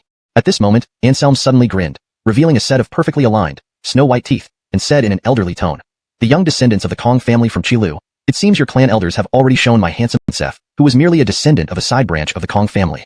Chapter 297 Kneel and apologize. "Indeed, it's me." Anselm smiled faintly and nodded. "Also, let me introduce these two, my junior brothers Ian and Cosmo. You should know their backgrounds. The descendants of Xian Walterfa and Simeon Jianqi?" Adnansef instantly widened his eyes, drawing in a cold breath. In a VIP room of Xiao Haiman, he actually encountered the successors of the three Celestials. This was something that would scarcely be believed by anyone in his family if he told them. Tapping his fingernails, Anselm chuckled lightly. "So, are you still going to collude with the people from the Liu family?" Hearing Anselm's words, Adnansef shuddered all over. Given his perceptiveness, he naturally heard the warning and threat within this seemingly casual tone. The disciple of the evil physician was forcing him to take sides. If he chose to stand together with Fadi, then he would have to bear the pressure coming from the three Celestial successors along with Fadi. Thinking about this, Adnansef hurriedly shook his head. "No, I just happened to be here as a guest, and hearing that something occurred downstairs, I specially came down to check with Waylon." At this point, he no longer referred to Fadi as Dongzi or Young Lu but directly as Waylon, clearly showing estrangement. Fadi was certainly not a fool. Although he didn't know what the disciples of heavenly evil medicine and Guai represented, seeing how Adnansef treated Anselm and others respectfully, he naturally did not dare to act rashly. "Gentlemen, I think there must be some misunderstanding," said Fadi, his attitude softening quickly. The chill on his face was gone, replaced by a full smile. "Misunderstanding?" Glancing at the injured Airlies, Anselm seemed to imply that with so many witnesses present, how could there be any misunderstanding? "Here's what we can do. There's no need to exhaust effort pursuing the origins of this incident. Our Liu family is willing to compensate each Airly 2 million Chinese yuan, and let's consider this matter closed. What do you think?" Fadi's expression was not pleasant, and after a long silence, he uttered those words. 2 million per person? Ha, quite a large sum. Anselm curled the corner of his mouth into a mocking smile. It should be known that there were only 7 Airlies here. 2 million per person equated to 14 million yuan total. For the Lu family in Jiangnan City, this amount was just a drop in the bucket. Not enough, Anselm bluntly stated. Fadi's expression changed, and then gritting his teeth, he said, then 3 million. Not enough, Anselm continued shaking his head. Then you name your price. If our Lu family can meet it, we will do our best to make up for it, Fadi said without emotion. Extending a finger, Anselm calmly spoke, 10 million per person. Additionally, let your cousin kneel and kowtow to apologize. Only if they forgive him will this matter be considered resolved. That's impossible. Even if I agree to 10 million per person, my cousin's legs have already been crippled by you. How can he kneel and kowtow to apologize? Fadi barely suppressed his anger, feeling that Anselm was imposing an impossible task. 10 million per person, despite his reluctance, Fadi could still afford it. But to make the now crippled Haroun kneel and apologize in public was excessive, equaling to grinding the Lu family's dignity into the ground. Forget the fact that Haroun was now disabled and couldn't move his lower body. Even if he could, he wouldn't agree to Anselm's demands. Anselm said nothing, only a slight upward curve of his lips. He flicked his wrist, sending several silver needles flying like streaks of light, accurately piercing several acupuncture points on Haroun's legs. Instantly, Haroun's eyes widened with delight. My legs have sensation again. What? Fadi froze, thinking he might have misheard. But when he saw Haroun wiggle his toes, he realized what Anselm had just thrown. Just a few silver needles managed to restore sensation to a semi-disabled person's lower body in mere seconds, which was truly unbelievable. They say the lineage of evil medicine has unparalleled medical skills. Indeed, as expected, Adnansef was visibly astonished. He knew many descendants of traditional Chinese medicine families who were famously called little medicine kings, little pharmacology kings, etc., at a young age. Yet, none of them had such godlike medical skills as Anselm. The gap was too vast. I'll give you 10 minutes of sensation back, enough time to kneel and apologize. If these Airlies forgive you, I will treat you to return you to normal. Otherwise, you will be a cripple for life. Anselm spoke calmly. After saying this, Anselm looked at the Airlies and gently said, you all should have bank accounts, right? Give me your account numbers, and I'll have this fellow transfer you medical expenses and compensation for emotional distress. These Airlies were already dumbfounded. Even if they didn't recognize Anselm, they understood that Anselm must be a big figure. Otherwise, these rich brats would never be so humble to him. The Airlies were trembling, and due to Anselm's status, none of them dared to speak up. Seeing this, Kirsten pulled Kaylee aside and said with a smile, tell Anselm your card number first and set an example for the other Airlies. This doesn't seem right, Kaylee hesitated, unsure if accepting 10 million without effort was proper. There's nothing wrong with it. This is what you deserve. Simon, re-up. Anselm frowned and urged. Kaylee nodded and finally spoke up, giving her bank account number. Anselm had Fadi note it down before turning his gaze to the other 6 Airlies. You can provide your account numbers. I swear he won't dare retaliate. The Airlies exchanged glances. One Airlie with a high ponytail mustered the courage to tell Anselm her bank account number. She turned and stared at Fadi, only relaxing when she saw no significant change in his expression. With the leader setting the pace, the other Airlies grew bolder, and the card numbers were quickly gathered. Rest assured, I will transfer the money to them now. However, can the kneeling be waived during the apology? Fadi asked grimly. Shaking his head, Anselm's tone was firm. No, his actions were too heinous. He must kneel and kowtow to apologize. And, when do you plan to pay me the 100 million you owe? By tomorrow, it will be 200 million. Glancing at Fadi, Anselm calmly stated, well, I need to discuss this with the family head. After all, 100 million isn't a small sum. Fadi replied coldly. Anselm nodded slightly, smiling faintly. All right, discussions are fine, but I should warn you. I detest owing debts. When I come to collect, it won't just be hundreds of millions. I'll take 70% of your family assets. Anselm's words left not only Fadi stunned, but also left Adnansef and the Airlies speechifying reality of Anselm. Kneel, apologize, and give each Airlie 10 million. Finish these tasks, and I won't make things difficult for you or your Lu family. Anselm said expressionlessly, not even glancing at Haroun. Such a person, who once wanted to snatch women from him, now seemed laughable. After Anselm spoke, the Lu brothers didn't dare to be arrogant anymore. One transferred the money while the other fell to his knees, banging his head like pounding garlic, fearing any delay might incur Anselm's displeasure. As the Airlies received their compensation, Anselm smiled and said, let them continue until you decide. The Airlies looked at each other. The high ponytail Airlie stepped forward, biting her lip. He's already kowtowed over a dozen times. Should we stop? Let's forgive and forget. The other Airlies nodded. Yes, let's stop. They should have learned their lesson. Fine. Since you've all forgiven them, I won't be difficult. Anselm turned, looking down at Haroun who was still kowtowing, and coldly said, get up. That's enough. I hope you remember this. Sure.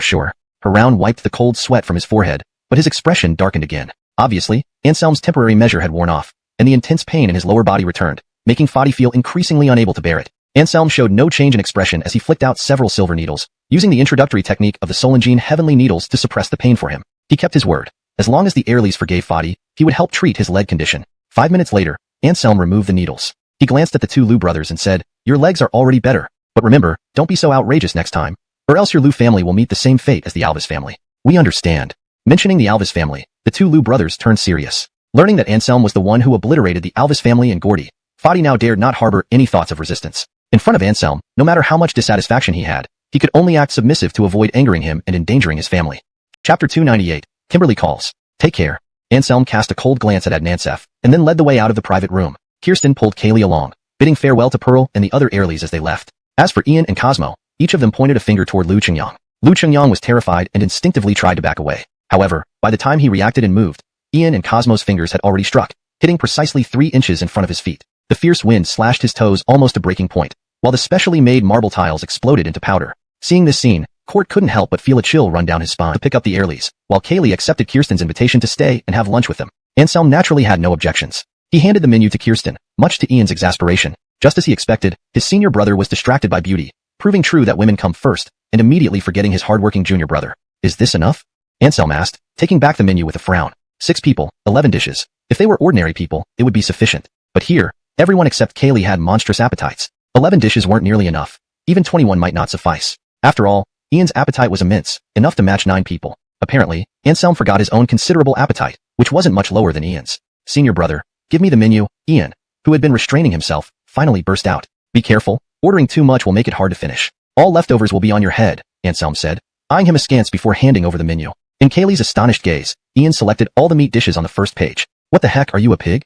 Cosmo teased, feigning surprise. Ian didn't seem to care and said matter-of-factly, it's a blessing to eat well, and I know you don't eat less than me. What I ordered might not even be enough for both of us. Fair enough, Cosmo admitted silently, since Ian was telling the truth. Extraordinary beings needed food, unless they reached the level of a mortal. They ate 3 times a day, often consuming more than normal people. As the saying goes, poverty fosters literature, wealth fosters martial arts. Their daily energy expenditure was enormous, requiring them to replenish through eating, which explained their large appetites. Dishes began arriving one after another. Kirsten had been worried there would be too many dishes for the table, but watching how fast Ian, Cosmo, and Anselm devoured the food, she realized her worry was unnecessary. These 3 were eating faster than any starving ghost reincarnated, clearing a plate in 3 minutes. Even the experienced waitress was stunned. In her career, she had never seen anyone eat as ravenously as them. Kirsten and Pearl exchanged glances and hurriedly invited Kaylee to join the feast. Otherwise, even if they had ordered 40 or 50 dishes, they might still leave hungry at this rate. Ladies and gentlemen, the general manager just informed us that your meal today is entirely free of charge. A Adin with slicked back hair and makeup walked in from outside.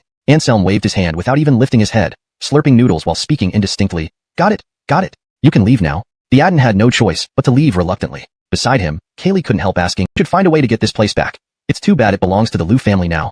Originally, this restaurant was a property of the Alvis family. After the downfall of the Alvis family, the Liu family seized the opportunity to acquire it at a bargain price of 100 million yuan. Since Anselm had destroyed the Alvis family, logically, this restaurant should have been part of his spoils. Now he wanted it back, which seemed only fair, and Cosmo didn't find anything wrong with it either. After resting in the private room for a while, everyone prepared to leave. At this moment, Anselm's phone rang. He glanced at the screen and saw it was Kimberly, whom he hadn't contacted in a long time. Chapter 299. There is real danger. Whose call? Tessa's gaze shifted over immediately. A friend, Anselm answered impassively, his face betraying no particular emotion. A female friend? Tess asked next. Anselm nodded and frankly said, yes, the unfortunate woman I mentioned to you guys last time. How unfortunate? How much so? Tess smiled, but it did not quite reach her eyes. Last time, she wanted to ask clearly about this, but Anselm had rushed off too quickly back then, and when he returned, she had forgotten to follow up. It wasn't until now, mentioning it again, that she recalled there was indeed such a person. How can I put it? She's what's known as an unfavorable star. All of her family members have died due to her ill fate. Only her daughter remains alive. And if I hadn't met her by chance back then, her daughter would likely have succumbed to leukemia and passed away. Anselm thought for a moment before saying. Upon hearing the term, unfavorable star, Tess and Pearl were unfazed, but Cosmo and Woodiham couldn't help but widen their eyes in surprise. An unfavorable star? Such people still exist nowadays? Yes, my friend is one. But now I've sealed her physical condition so she won't affect others. Anselm nodded, then walked aside and pressed the answer key. Anselm, are you free now? Kimberly's voice came through from the other end of the phone, sounding somewhat serious. Yes, what happened? Anselm asked. The details are hard to explain over the phone. I'm driving over to pick you up. We'll talk once we meet. Where are you? Kimberly's voice was slightly anxious. At Jinling Hotel. Anselm gave his current location. Okay, I'm less than 5 kilometers away from Jinling Hotel. I'll be there within 10 minutes. With that, Kimberly hung up, leaving Anselm looking puzzled at his phone. Just wait here. We'll go back first. Tess said. Everyone present, except Kaylee, were already advanced practitioners with exceptional hearing. Naturally, they heard everything on the phone clearly. Tess understood that if someone reached out to Anselm, it meant they had a close relationship. The best thing she could do was to give Anselm enough freedom. Tess left with the group, while Anselm waited for Kimberly at Jinling Hotel. In less than 5 minutes, Kimberly arrived in a red car. Seeing her hurried demeanor and tired appearance, Anselm couldn't help but ask sympathetically, what happened? You look like you haven't slept for a day and night. Sighing, Kimberly replied with a helpless expression, I'm in a critical phase of starting my business. There's barely any time to sleep. And what about Emery? Glancing at the back seat, Anselm asked curiously. He remembered Kimberly's elderly neighbor telling him that Emery usually lived with her at the company. It's been so busy recently, I can hardly take care of Emery. I've entrusted her to my neighbor's grandfather for a few days, Kimberly explained as she prepared to drive away. Hold on. Anselm stopped her. What is it? Kimberly paused slightly, puzzled. Looking at how exhausted you are, I don't dare to ride in your car, Anselm chuckled. He grabbed Kimberly's wrist and released a burst of innate essence into her body, helping her alleviate both physical and mental fatigue. Sure enough, with this dose of innate essence from Anselm, Kimberly's complexion improved significantly. Feels so good. Kimberly sighed in relief, feeling light and relaxed. Anselm smiled and then asked, "See." No wonder Kimberly knew there was danger, but still chose to take the risk. I'll go with you, but... Anselm suddenly grinned mischievously and gave Kimberly a lecherous look, which made her shiver all over. But what? Kimberly's cheeks flushed, her heart beating faster. Anselm chuckled, lifting Kimberly's chin and said, how about sealing the deal with yourself? I. Kimberly bit her lip, hesitating. She had a good impression of Anselm and owed him a great deal of gratitude, so she should offer herself as repayment. However, the age difference between them made her hesitate many times. Almost a decade apart, could they truly be happy together? Unwilling? Then never mind. Anselm immediately put on a disappointed look. Hearing this, Kimberly paused, then quickly shook her head. No, that's not what I mean. I just what? Worried about the age gap creating a generation divide. Anselm smiled. Kimberly remained silent, but Anselm got his answer from her expression. Age is not an issue. Look at those old men who marry young heirlies in their 20s. We're only a few years apart. Don't worry too much about it. Even if not for yourself, think about Emery. Give me a little more time, okay? Kimberly pleaded, feeling conflicted. Anselm sighed inwardly but put on a generous face, smiling and saying, sure, I'll give you another month to consider. Grateful, Kimberly glanced at Anselm and started the car. The two headed towards Donghua City, adjacent to Jinling City. About an hour later, the car arrived at a semi-mountain villa entrance. Just as Kimberly was about to get out of the car, Anselm suddenly frowned, his eyes sharp and alert. What is it? Kimberly caught onto Anselm's subtle change in expression. Anselm sighed lightly. Good thing you're smart enough to call me. Otherwise, you'd be in serious trouble. Really dangerous? A flicker of panic crossed Kimberly's eyes, and her face turned pale. Should we leave? Forget about this deal. No, since they invited you, they've already targeted you. Even if you leave, they have other ways to harm you. Anselm shook his head slightly. Chapter 300 Mr. Dongfang. Oh, what should we do then? Anselm's words instantly made Kimberly's face pale. Stay calm and adapt as circumstances change. Let's go in first. You shouldn't have any mental burden. With me here, no demons or spirits can harm you. Anselm said proudly, his face radiating confidence. He used true chi to isolate the surrounding space. Even if the other party were a terrestrial immortal, they wouldn't be able to eavesdrop through the barrier of true chi accidentally. Hearing Anselm say this, Kimberly felt reassured. She pretended to know nothing and got out of the car with Anselm. This standalone villa occupied a vast area. Rather than being called a villa, it more resembled a garden. It was located halfway up a mountain, with fresh air and clear water, clearly a good place for retirement. However, when Kimberly stepped into the villa, she inexplicably felt uncomfortable. The environment and atmosphere inside were oppressive, giving one an extremely uneasy feeling. Don't be afraid. There's no immediate danger, Anselm whispered softly, following behind Kimberly like a bodyguard. Two women appeared, both of them attractive, but their clothing was very simple. They seemed to be servants of the villa. The corner of Anselm's mouth slightly curled. He stared at these two maids, a faint coldness flashing in his eyes. Are you Miss Kimberly? One of the women asked. Her voice was very pleasant, but her face showed no expression, looking rather stiff. Kimberly frowned, clearly also noticing something unusual about her. However, remembering what Anselm had told her, she smiled politely and said, I'm Kimberly. Is Mr. Dongfang here? Yes, Mr. Dongfang has been waiting for Miss Kimberly for quite some time, the woman replied expressionlessly, making a gesture inviting them in. Hold on, he can't come in. Just as Anselm was about to follow Kimberly into the villa, the other woman numbly stretched out her hand, blocking him. Kimberly turned around, her expression somewhat displeased. What do you mean? Mr. Dongfang instructed that except for Miss Kimberly, no one else is allowed to enter. The woman who had led the way also turned back, saying expressionlessly. Kimberly sneered, her attitude very firm. He is my personal bodyguard. I take him wherever I go. If you don't let him in, then we will leave. This? The two women froze, unsure of what to do. Anselm chuckled inwardly, never realizing that Kimberly had acting talent. The displayed anger was so real it could pass for genuine. It seems your boss doesn't sincerely want to talk business with me. Let's go, Kimberly said coldly, waving her hand to beckon Anselm to leave with her. Seeing that Kimberly really intended to leave, the two women looked anxious and hurriedly blocked her, saying, Miss Kimberly, please wait. Let's discuss this. There's nothing to discuss. If he can't come in, I won't either. Kimberly turned back, speaking in a rather unyielding manner. We cannot make this decision ourselves. We need to consult Mr. Dongfang, the woman said helplessly. Go ahead. Kimberly remained unperturbed, but secretly moved closer to Anselm, whispering, these two women seem a bit strange. Right, you'll see what kind of strange later, Anselm said with a mysterious smile. Soon, the woman returned with news that Mr. Dongfang had agreed for Anselm to accompany Miss Kimberly into the villa. Anselm smirked disdainfully. Just a regular villa, as if anyone would willingly come here. If not for protecting Kimberly, even if they paid him, he wouldn't be keen to come. Please follow me. With their boss's approval, the woman no longer stopped Anselm from entering. She led the two of them toward the back courtyard of the villa. It must be admitted that the style of this villa was very elegant. Both front and back courtyards were planted with various grasses and trees, complete with bridges over streams and pavilions, indicating that the owner was a man of taste. Led by the female servant, they arrived at the back courtyard. Inside a round-topped pavilion, a man in white was playing the guqin. The man in white was stunningly handsome, dressed in a classic long white robe that highlighted his refined and handsome appearance. His hands were delicate and lustrous, moving deftly across the strings like jade butterflies dancing in the air, captivating everyone. When he saw Kimberly and Anselm appear, the man stopped playing his guqin and looked at them, his eyes flashing with interest. Mr. Dongfang. Kimberly greeted proactively. With Anselm by her side, even though she sensed something peculiar about this Mr. Dongfang, she wasn't afraid, believing Anselm would surely protect her well. Miss Kimberly, it's been a few days since we last met. You've become even more beautiful. Welcome home, Mr. Dongfang said with a smile. Mr. Dongfang, you must be joking. This place is not my home, Kimberly said with a slight frown, clearly alerted by Mr. Dongfang's peculiar last statement. From today onward, it will be. Miss Kimberly, with your peerless constitution, if we were to unite, it would surely elevate my power to a whole new level, Mr. Dongfang said excitedly, his eyes fixed on Kimberly with an intense gaze. Mr. Dongfang, please show some respect. I already have a lover, Kimberly replied coldly. His gaze shifted to Anselm, and Mr. Dongfang wore a sinister smile, asking, lover? Is it him? Yes, so please don't joke around, or my partner might get jealous. We came here today just to discuss business with Mr. Dongfang, Kimberly said calmly. Hearing Kimberly's words, Mr. Dongfang smiled slightly, not showing any anger but rather a hint of mockery on his handsome face. Miss Kimberly, I've been watching you for a long time. You've always lived and started businesses alone. Where could such a lover possibly be? And even if you had one, it doesn't matter. No woman escapes the grasp of Ansel once he sets his eyes on her. As these words sank in, Kimberly's face darkened. She narrowed her eyes and stared at the refined-looking Mr. Dongfang before her. At this moment, even if she were slower to react, she would have understood that this Mr. Dongfang was far from a good person. The invitation to discuss business was merely an excuse. His true target was herself, or more precisely, her constitution. Thinking about it made Kimberly shudder with fear. Fortunately, she had contacted Anselm.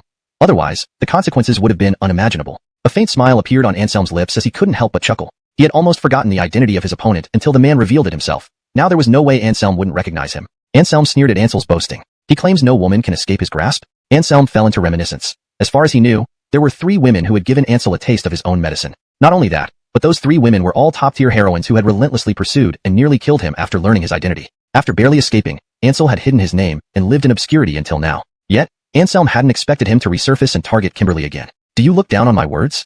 Ansel turned his focus to Anselm, sneering, rest assured, your woman will be well taken care of. As for you, whether I kill you or refine you into a battle servant depends entirely on my mood. Anselm laughed, a mocking laugh, ridiculing Ansel's arrogance in speaking to him like this. Joshua, looks like you've forgotten the time when you were chased by 3 women and ran like a rat. To dare speak so arrogantly in front of me, you really have no fear of death. Anselm's eyes gleamed with cold light. With this man in his hands, there was no way he would let the flower thief continue to live and wreak havoc on the world. Chapter 301, 2 Unfortunate Souls. What, a flower thief? Kimberly froze, then felt her blood run cold. Living in a peaceful era, she had watched many TV shows and naturally understood what a flower thief was. Just thinking about the Mr. Dongfang who invited her for business negotiations, being actually a flower thief, sent shivers down her spine. Who are you? Anselm's question also made Ansel's face change dramatically. The fact that he had been hunted by 3 women could be said to be known only by both parties involved. But this person in front of him actually knew it. Could it be that this guy was with those few women? Ansel's eyes narrowed slightly. At this point, if he still believed that Anselm was Kimberly's bodyguard, he would be too stupid. You must be curious about my identity and why I know so much about you. Anselm gave a faint smile, then said a sentence that Ansel would remember for life. You may not have heard my name, but you must have heard of my code name. What? Ansel frowned, suddenly feeling an ominous sensation. Heavenly Sword, Phantom Doctor. Anselm opened his mouth and slowly pronounced 4 words. Ansel's whole body shook violently. He stared at Anselm, his eyes filled with horror and disbelief, as if he had seen a ghost. Attack! Kill them! Ansel screamed hysterically. As his voice fell, the 2 maids rushed over immediately, holding pitch-black daggers in their hands, and stabbed towards Anselm and Kimberly without hesitation. At the same time, Ansel moved too, but not towards Anselm. Instead, he fled toward the outside of the villa. Obviously, Ansel knew that with the strength of Heavenly Sword Phantom Doctor, even if they all rushed at once, they wouldn't be able to stand against him. The only thing left now was to let those 2 female slaves delay the opponents for a few seconds so he could escape successfully. I didn't say you could go, Anselm said calmly. He slapped the 2 women away with one palm each, and then his figure turned into a streak of light, appearing in front of Ansel in an instant. Ansel's pupils contracted, horrified beyond belief. He was about to beg for mercy when Anselm kicked directly at him with a left forward kick. Seeing no way to dodge, Ansel gritted his teeth and mustered all his strength to defend himself. Clearly, he was also a top martial artist with quick reactions. Otherwise, he wouldn't have escaped from Tatum's hands back then. Unfortunately today, he encountered Anselm, and his good days were definitely over. In fact, Ansel was not weak. Even when facing the already weakened Dawson and Red of Shanghai Shui family, he could still fight with them. But facing Anselm, he was like porcelain, fragile and pitiful, and with just one kick, he spat out blood and flew sideways. You, who refused to repent, should have been grateful after barely escaping death back then and done good deeds every day. But I never expected you to become even more rampant, harming virtuous women and turning them into obedient sex puppets. Anselm's gaze hardened. You deserve to be punished. I was wrong. I won't dare anymore. Master Phantom Doctor, Please spare my life. Ansel, kicked away by Anselm, ignored the pain in his body. Trembling, he kowtowed repeatedly to Anselm, begging for his life. At this moment, the two women who were slapped away by Anselm rushed over again, howling and seemingly determined to take Anselm down with them. Oh, you poor souls. Anselm sighed and shook his head. He had never used heavy hands on these two women. Seeing them rush over, Anselm did not dodge or hide. Reaching out one hand, he struck the daggers out of their hands, then pointed two fingers. A golden glow appeared, entering the two women's foreheads. Instantly, the two women froze, as if struck by lightning, trembling all over. What is going on?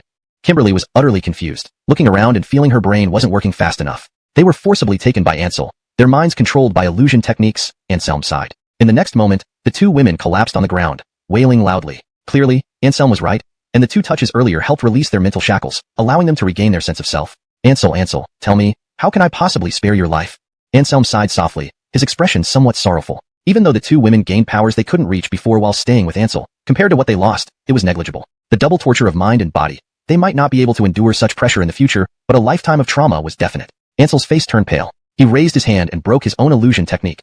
The skills of Heavenly Sword Phantom Doctor were indeed world-shocking. His fear had reached its peak. Even the direst situations he had faced in the past now seemed like child's play in comparison. The pressure Anselm exerted made him feel utterly hopeless, seeing no way to escape alive. Go and repent on your journey, Anselm said indifferently. Then he lightly exerted force with his foot. Bang! Oriental Bai exploded into a mist of blood. Kimberly, witnessing this, turned slightly pale. As an ordinary person, she had never seen such a scene. You deserve worse than death. Anselm gave a cold snort and then turned to look at the two sobbing women. That's enough. Don't cry anymore. I have avenged you.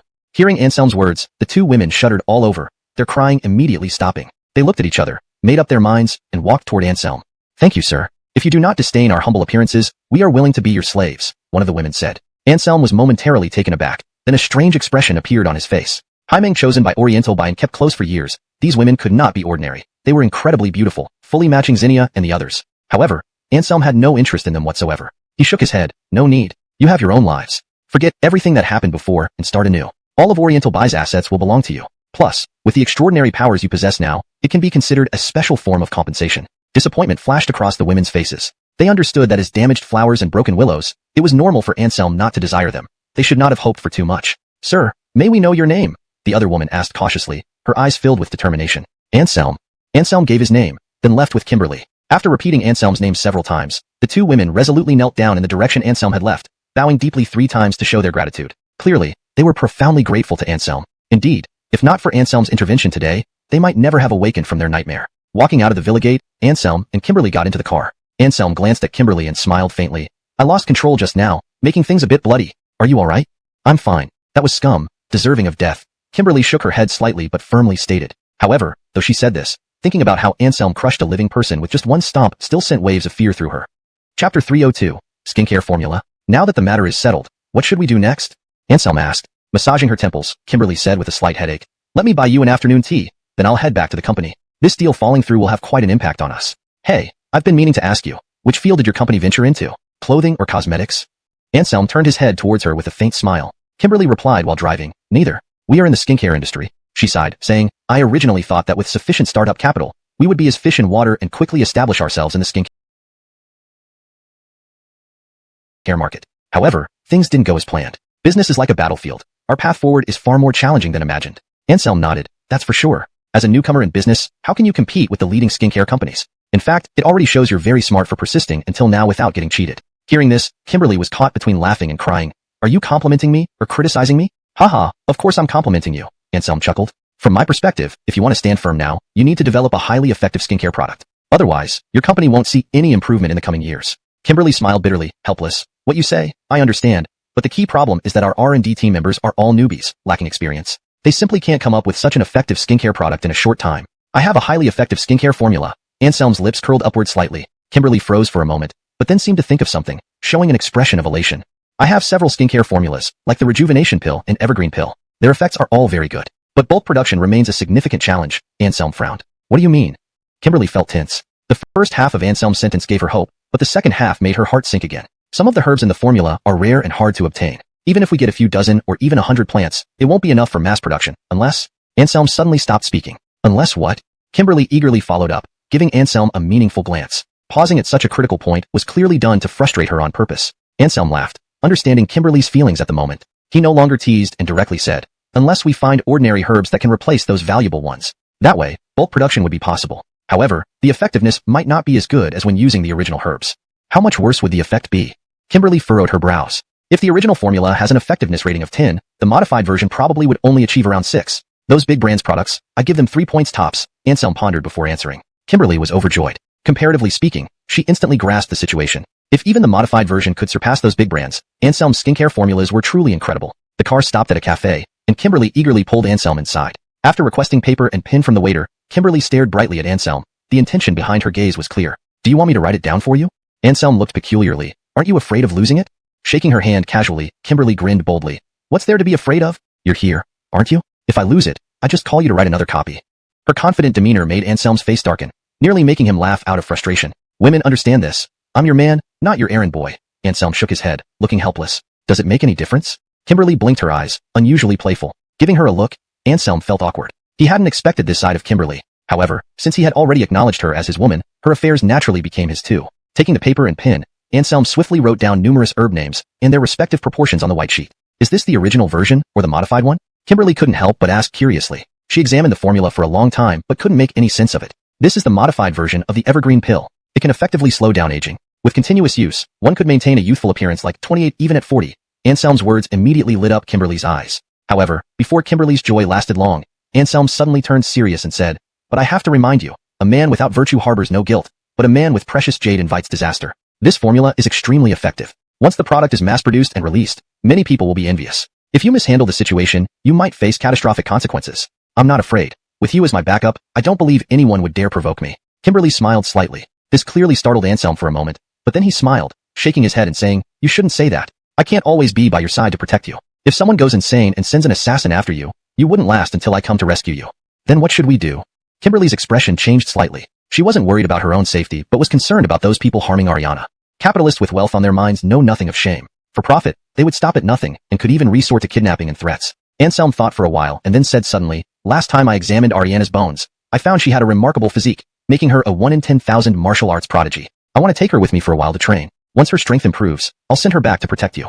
Without hesitation, Kimberly immediately agreed, nodding and saying, All right, I'll go back later and ask Abram to hand Ariana over to you for a few days. She wasn't particularly concerned about what skills Ariana might learn from Anselm. As long as Ariana was safe with Anselm, she would be content. I estimate that from researching the formula, purchasing materials, production, and company packaging, it will take you at least a month. After a month, I'll return a brand new Ariana to you, and she will be your most powerful bodyguard from then on, Anselm said with a smile. He was confident that within a month, he could turn the extraordinarily talented Ariana into an exceptional expert. Also, you don't need to worry about promoting the product. I'll contact Marla and have her endorse it, Anselm continued. You know Marla?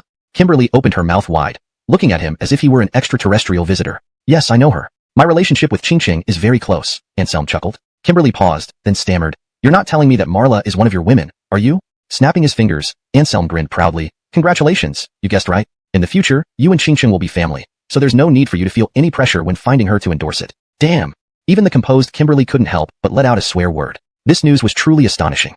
Chapter 303. Chin family in Imperial Capital. After a cup of afternoon tea, Kimberly felt extremely grateful to Anselm. He first provided her with seed money for her entrepreneurial venture, and now gave her the formula to help her establish herself firmly in business. Even the subsequent product promotion was planned by Anselm for her. Having such a man backing her up, Kimberly, after some soul-searching, wondered what there was left for her to hesitate about. Just as she was about to express her feelings to Anselm, a voice suddenly rang out nearby, filled with excitement. Sergio, what a coincidence. You're here for afternoon tea too? Kimberly froze, looking up, and instantly felt overwhelmed. A man in his early 30s with a square face was walking towards her, his face radiating with unhidden joy. However, when he came closer and saw Anselm, his brows furrowed slightly, a trace of coldness flickering in his eyes. Who is he? The Adden asked, somewhat jealously. Kimberly said coolly, He is my man. Also, Harold, we aren't close, don't call me by my nickname. I don't want my man to misunderstand.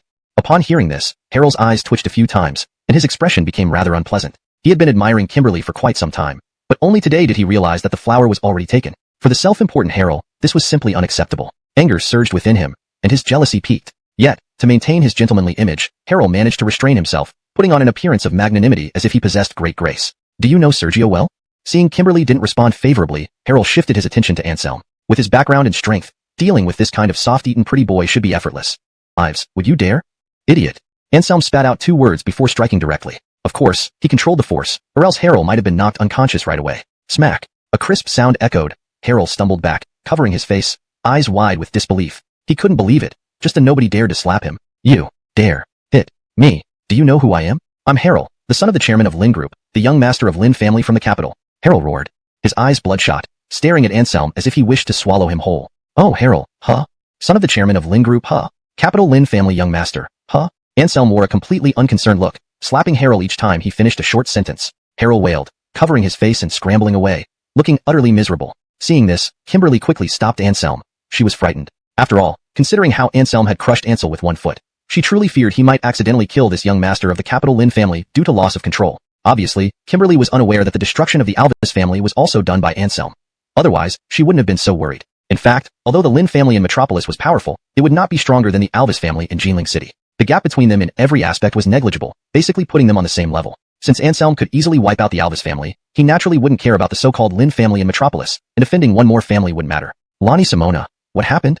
At this moment, a loud voice came from outside. This made Harrell's eyes light up, and his gaze towards Anselm instantly filled with provocation. Anselm was curious about the identity of the newcomer. After being beaten by him, Harrell had regained some confidence upon hearing this voice. Obviously, this person had significant influence, even surpassing Harrell, the young master of the Lin family in Metropolis. Seeing the arrival of the person, Harrell started sobbing and complaining, Cousin Gifford, I'm here. Someone dared to hit me. You have to stand up for me. The corners of Anselm's mouth twitched slightly. This Harrell was too weak. As a man, he actually whined like a woman. Kimberly also felt disdain deep inside. Such a man, she wouldn't want even if given to her for free, and yet he dared to call himself her match. Lonnie Simona, don't worry. Whoever dares to hit you, I'll help you take 10 full. He possibly be afraid of this Yonatan, who looked even younger than himself. Ha ha, you're crazy. You're a madman. Do you know whom you're offending? The young master of the Qin family in the capital, the future patriarchal successor. Bragging without discretion. Some people aren't for you to joke around with. Gifford remained silent, while Gino beside him couldn't help but burst out laughing. He looked at Anselm as if he were looking at a dead man. At this moment, Gifford also trembled all over. Indeed, considering his cousin's status, there wouldn't be more than a handful of young men across China who could match or surpass him. He didn't believe their luck could be so bad to encounter one of those few here. The Qin family cannot be insulted. You're courting death, Gifford said coldly. As he spoke, two elderly men rushed out from behind Gifford. They appeared elderly, yet their vitality was extraordinarily vigorous. Clearly, these were no ordinary extraordinary beings. Following Gifford's command, the two elders did not hesitate and immediately launched lethal attacks on Anselm. One punched at Anselm's head, while the other sliced towards his neck with a palm strike. These were deadly moves. An ordinary person surrounded like this would certainly suffer severe injuries or death. But unfortunately for them, they were up against Anselm. To him, the movements of the two top martial artists were like slow motion. Anselm chuckled. Faced with their attacks, he didn't even bother dodging. He yawned and then unleashed two powerful punches. Our capital Qin family, you should understand our family status in China. If you continue to humiliate me, aren't you afraid of the Qin family settling accounts with you? Gifford said coldly. He wasn't worried about Anselm attacking him because the background of the Qin family was no small matter. No matter how powerful someone was, anyone wanting to harm a Qin family member had to think twice. If they aroused the anger of the Qin family, no one would willingly face the consequences. The Qin family is indeed hard to provoke, Anselm nodded, which unexpectedly made Kimberly change color. Gifford smiled. It was good that the other party knew to fear the Qin family. As for the injuries of the two old servants, he paid no mind at all. Since you know we're hard to provoke, then apologize. Let's put this matter to rest, Gifford said triumphantly. Cousin, what? Hearing Gifford's words, Gino was unhappy. He was the one who got hit. Why should it be let off so easily? What do you mean, shut up? Gifford shot Gino a cold glance, carrying a strong warning in his eyes. Gino immediately fell silent. Although he was also a lord of the Shanghai Lin family, compared to members of the capital's Qin family, the difference was too great, leaving no room for comparison. Thus, even though he was older than Gifford and technically a cousin brother, he did not dare to defend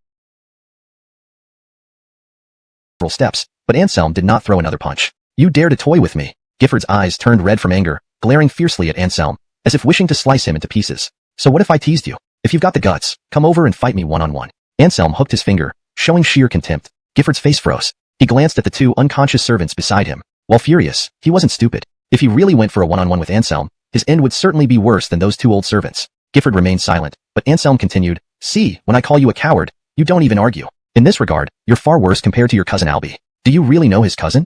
At this point, Kimberly couldn't help but ask curiously. Anselm nodded, smiling and said, Of course, we've known each other for a long time. We once had some conflicts in the capital. He challenged me and ended up with a broken leg after just a few hits. What? Upon hearing this, Gifford forgot about his anger immediately. He widened his eyes, staring at Anselm, his face filled with shock and fear.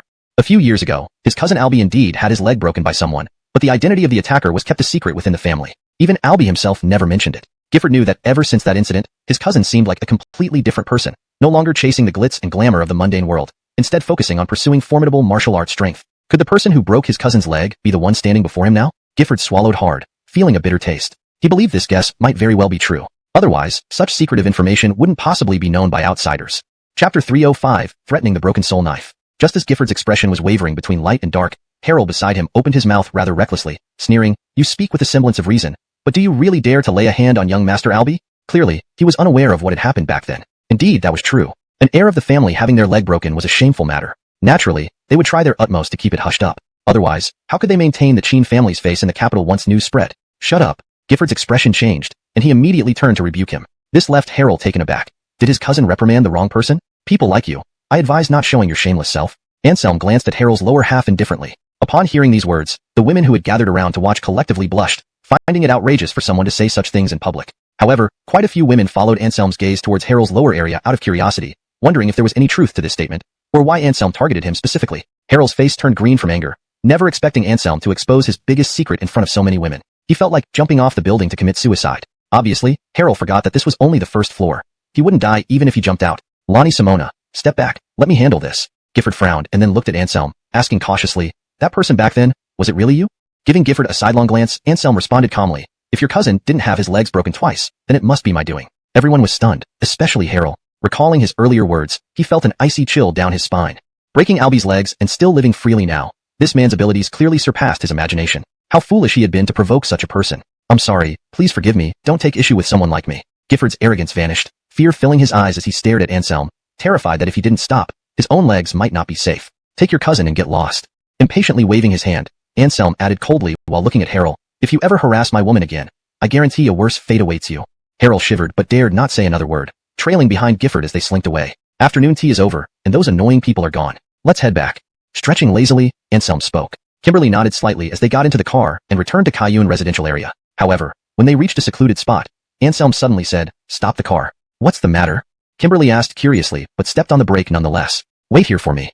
Anselm instructed impassively before opening the door and stepping out. Puzzled by his actions, Anselm quickly disappeared from her sight within a few leaps. "Having trailed for so long, you should come out now," Anselm remarked calmly after some distance from Kimberly. "Not bad, young one, you're quite capable." A commendatory voice sounded. Then, Anselm saw Adin appear nearby, his face wearing a gentle smile, appearing very down to earth. Yet Anselm knew well this was just surface appearance. "It's not that I'm capable, but you're too useless. I thought someone divine was following me, turns out it's just a shrimp like you." Anselm shook his head, feigning disappointment. The Adin's eyes narrowed, obviously irked by Anselm's words, though he held back his temper. "Why have you been following us?" Anselm asked nonchalantly. "To borrow something from you." The Adin replied, his gaze piercing through Anselm with a hint of coldness. Anselm acted as if oblivious and continued, "What thing?" The man smiled, then his demeanor turned icy cold as he said menacingly, "To borrow your head." At his words, a gust of eerie wind swept through, sending dust and fallen leaves flying into the sky. "You're likely from the Qin family, sent by Gifford? Seems this guy doesn't learn until faced with dire consequences."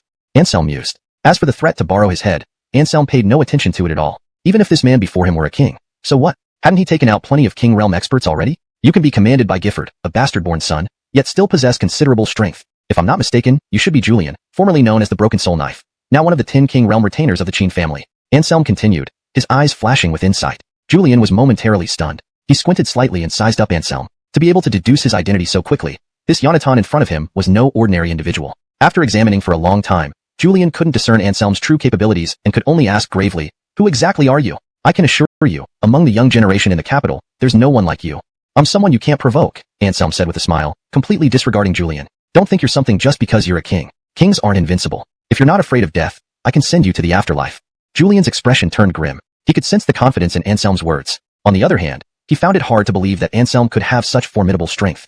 After all, the other party was just a youth in his early 20s. It would be quite an achievement for him to become a top martial artist, let alone defeat someone at the king realm. "Amadeo, your arrogance is too much. Let me see your moves," Julian snarled angrily. His entire body radiated with murderous intent, his eyes glaring like copper bells, emitting a ferocious gaze that could terrify anyone with a weak heart. "I advise you to think twice before acting. Once I make a move, I will show no mercy and will take your life." Anselm stood still, his hands behind his back, staring at Julian with a faint smile. Seeing Anselm's unperturbed demeanor, Julian was enraged but also felt some apprehension. Anselm was too calm, so calm that it made Julian uneasy. "Tell me who you are," Julian demanded, a trace of wariness in his expression. Anselm remained silent, merely smiling faintly as he stared at him. Before long, Anselm finally spoke, but what he said nearly made Julian spit blood. "Wondering about my identity. I refuse to tell you." Anselm grinned mischievously. A cold light flashed rapidly in Julian's eyes, and he said icily, "Amadeo, don't offend a king. Daring to play games with me is courting death." Despite being a king himself, Julian, though wary of Anselm's mystery, wasn't so fearful that he wouldn't dare to act. But at that moment, a soft and gentle voice interrupted. "Whether he's courting death, I don't know, but I do know that if you dare to make a move, you'll surely die." Chapter 306. Recommend me to the living Buddha. This voice was like heavenly music, yet it made Julian shudder involuntarily. Julian instinctively turned around and saw an incredibly Ali walking gracefully towards him from not far away. She wore a green robe, beautiful as if she were a celestial being from the ninth heaven. Yet with every move, she exuded a charm that could bewitch all living souls. This woman was a combination of sacredness and allure, as if she should not exist in this world. Looking at this suddenly appearing woman, Julian's pupils contracted slightly, feeling goosebumps. The fact that she could silently approach them without notice indicated her strength was unimaginably formidable, surely one of the most outstanding talents, just beneath the level of a terrestrial immortal. Addison? Anselm was surprised. Why did this woman appear too? Could it be that she had been following him all along? Thinking, not daring to be impolite in the slightest. At the same time, he also understood Anselm's identity. Even though he was still unsure of Anselm's background, someone who could be addressed as brother by Addison clearly wasn't someone he could afford to offend. Are you donghua Dao Julian? I've heard of you. Addison smiled gently, giving people a warm and spring-like feeling. However, Julian didn't dare to be careless at all. He hurriedly replied, yes, to be remembered by Holy Maiden Addison is indeed a blessing for Julian in this life. To be remembered by me isn't much, but having the courage to challenge him deserves my admiration. Addison smiled, exuding a captivating charm. Julian trembled all over, cold sweat pouring out. He turned his head to look at Anselm. All traces of previous indifference replaced by awe. Who exactly is this Northern Lonnie? Please enlighten me, Holy Maiden Addison. Julian's voice was trembling slightly. Even if he died, he wanted to die understanding the truth. Glancing at Anselm, seeing that he did not object, Addison then laughed and said, he is named Anselm, the personal disciple of Bradenii, the leader of the 4 heavenly kings. Also, he has another code name, Heaven Sword Deceptive Doctor. Upon hearing this, Julian was shocked speechless, nearly falling down. His whole body began to shake uncontrollably. The Yonatan before him, unremarkable in appearance, had an identity that terrified anyone. Woodist importantly, the person moved through the world not relying on family influence, but purely on personal prowess. The terrible record of the Heaven Sword Deceptive Doctor during the Battle of Absence Peak had long spread throughout the martial arts world. As long as someone held any position of power, they would easily know this information, and naturally, donghua Dao Julian was no exception. You are truly the disciple of the Fernan? Julian looked at Anselm with fear in his eyes. He finally understood why when Anselm broke the leg of their young master Albi back then, the patriarch took no action. It turns out the other party's background was so terrifying. In comparison, although the Imperial City Qin family was formidable, it seemed insignificant compared to Anselm. Whether as the Heaven Sword Deceptive Doctor or the Fernan's personal disciple, both were presences the Qin family dared not provoke. Absolutely genuine. Do you want to test it yourself? Anselm flashed a charmingly wicked smile. Julian hurriedly shook his head, panic-stricken. No, I don't dare. What's there to be afraid of? Weren't you just thinking of borrowing my head? Anselm grinned while saying this. Julian laughed bitterly and slapped himself. The sound was clear and crisp. After the slap, a trace of blood trickled from the corner of his mouth. Please don't joke like this. Earlier, I was talking nonsense and didn't know my place. Now, I've realized my mistakes and sincerely wish to repent. Please forgive me this one time, Master Deceptive Doctor. Julian's face was abjectly humble. After learning Anselm's identity, he didn't even dare look Anselm in the eye. Anselm gave a cold laugh and shook his head, saying, no, you're not truly repentant. You're just scared of death, afraid I might make a move against you. But, I'm too lazy to quarrel with a minor character like you. Get lost, and pass on a message to your boss for me. If they don't want to die, they shouldn't provoke me. Before Julian could display a look of fear, Anselm continued speaking, letting out a breath of relief. As long as Anselm wasn't thinking of killing him, everything else was trivial. He bowed to Anselm and Blythe without hesitation before turning and leaving directly. His speed could be described as swift as the wind. Is there something you need from me, junior sister Ruai? Don't tell me you've been missing me ever since our encounter at Jueshan Ridge. Anselm smiled gently. Seeing his self-absorbed expression, Blythe rolled her eyes at him sharply. Senior Lonnie, please. My heart is devoted to the Tao. I have no interest in such matters, Blythe said earnestly. Rubbing his nose, Anselm felt somewhat dejected. Was this a refusal? But he understood well that while the Saint Maiden of Miaoyu Nunnery looked alluring, she was pure-hearted, surpassing 99% of the women in the world. With this thought, Anselm quickly gathered himself, then asked seriously, all right, so what do you need? When it came to serious matters, Blythe's expression turned solemn as well. She looked at Anselm, her eyes holding a hint of pleading, and said, I hope Senior Lonnie you can recommend me to meet Zane, the reincarnated Mithraea. Zane? That little bald monk? Anselm paused, then waved his hand, saying, if you want to see him, why not go by yourself? Why do you need me to introduce you? I'm not one of his acolytes. If I could see the reincarnated Mithraea myself, I wouldn't bother Senior Lonnie, Blythe replied with a bitter smile. How are you sure that coming to me will definitely get you an audience with that little monk? Anselm was somewhat puzzled. Wouldn't it be more appropriate to find Ian? Both being monks, they would surely be more closely connected. Intuition, Blythe chuckled softly, spitting out 2 words. Intuition my foot. The corner of Anselm's mouth twitched as he waved off her request immediately. The hiding place of Zane must not be exposed, or else Nanjing City would be plunged into another storm of blood and rain. Chapter 307, Patient Dominic Dance. Zella felt somewhat helpless. She understood that Anselm was uneasy about her, fearing she might inadvertently reveal Falong's hiding place once she knew the situation. There were indeed too many people in this world who coveted the flesh of the transmigration Mithraea, from the most extraordinary martial artists to terrestrial immortals. Anyone who had heard the rumor would be interested in the transmigration Mithraea's flesh. Thus, putting herself in his shoes, she could also understand Anselm's caution. Watching Anselm depart into the distance, Zella sighed softly. In a flash, she vanished from the spot. Back in the car, Kimberly looked at Anselm curiously and asked, "What happened? Why did it take so long?" "I encountered something and had to deal with it, but now everything is fine. Let's go back," Anselm said with a smile. Kimberly nodded, not pressing further when she saw Anselm unwilling to elaborate. She started the car and drove back to the Cayenne residential area with Anselm. Upon arriving at Griffin's home, Sierra was playing a game with the elderly man. Seeing Kimberly and Anselm, Sierra immediately lit up with delight. "Woo to me, Daddy." It was clear the little Airlie was very happy as she trotted over to Kimberly. "Griffin, thank you so much for taking care of Sierra these past few days. I've been busy with work and didn't have time to be with her. It's lucky we have you," Kimberly said gratefully, hugging Sierra while looking at Griffin. However, before she finished speaking, Griffin interrupted her with a wave of his hand and a smile. "Oh, no need for such formalities. Miriam is such a lovely child. I really treat her like my own granddaughter. If anyone should say thanks, it should be me. Her presence has brought a lot of joy to my otherwise boring old age." The kind old man's gaze was full of doting as he looked at Sierra, clearly showing genuine affection for the adorable little Airlie. "Shwe, why did you have time to come back with Xiaoyi today?" Griffin glanced at Anselm and gave him a slight smile. They were old acquaintances, having met several times before, and Anselm had even helped improve his physical condition, making him feel decades younger.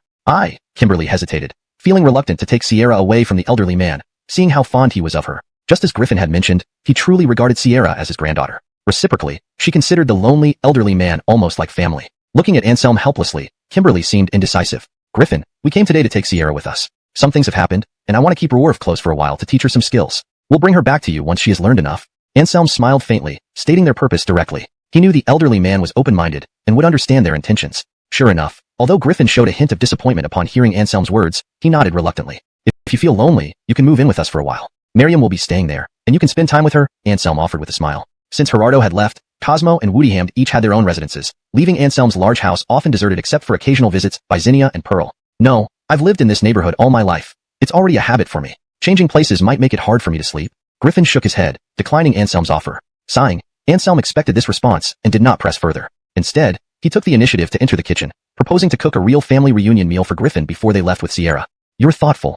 Griffin's eyes were slightly moist. Since losing his wife and son, he had lived alone for over a decade. Only now did he feel a sense of family again. The meal was filled with warmth and joy. While Anselm's cooking was good, the key was the warm atmosphere. Everyone enjoyed it thoroughly. Even Anselm felt immersed in the moment, the four of them enjoying a family meal just like any ordinary family. "Dad," wooed him. "Griffin, why don't we take a family photo?" suggested Sierra in a clear voice. This suggestion brightened the eyes of the three adults. Anselm patted Sierra on the head approvingly and said, "Good idea, Roar. I didn't think of that."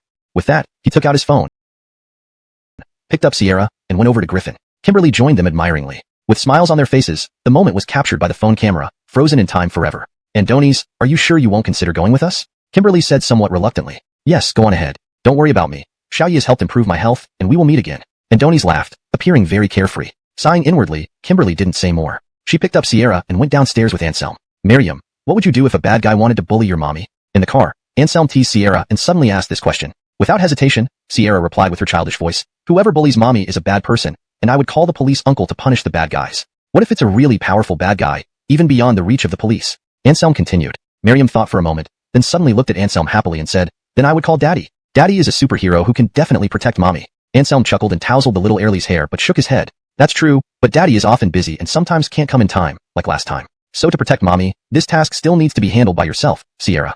"By myself?" The little Airlie looked up at Anselm, her bright eyes filled with confusion. Anselm smiled and nodded, guiding her thoughts step by step like an excellent mentor. "Right, Daddy has a saying for you. Seeking others is not as reliable as seeking oneself. Only when you become stronger can you protect mommy. And when you grow up, you can use your learned skills to help more people uphold justice," Anselm said seriously. Nodding, the little Airlie clenched her tiny fists and said to Anselm, "Daddy, I want to learn skills. Can you teach me?"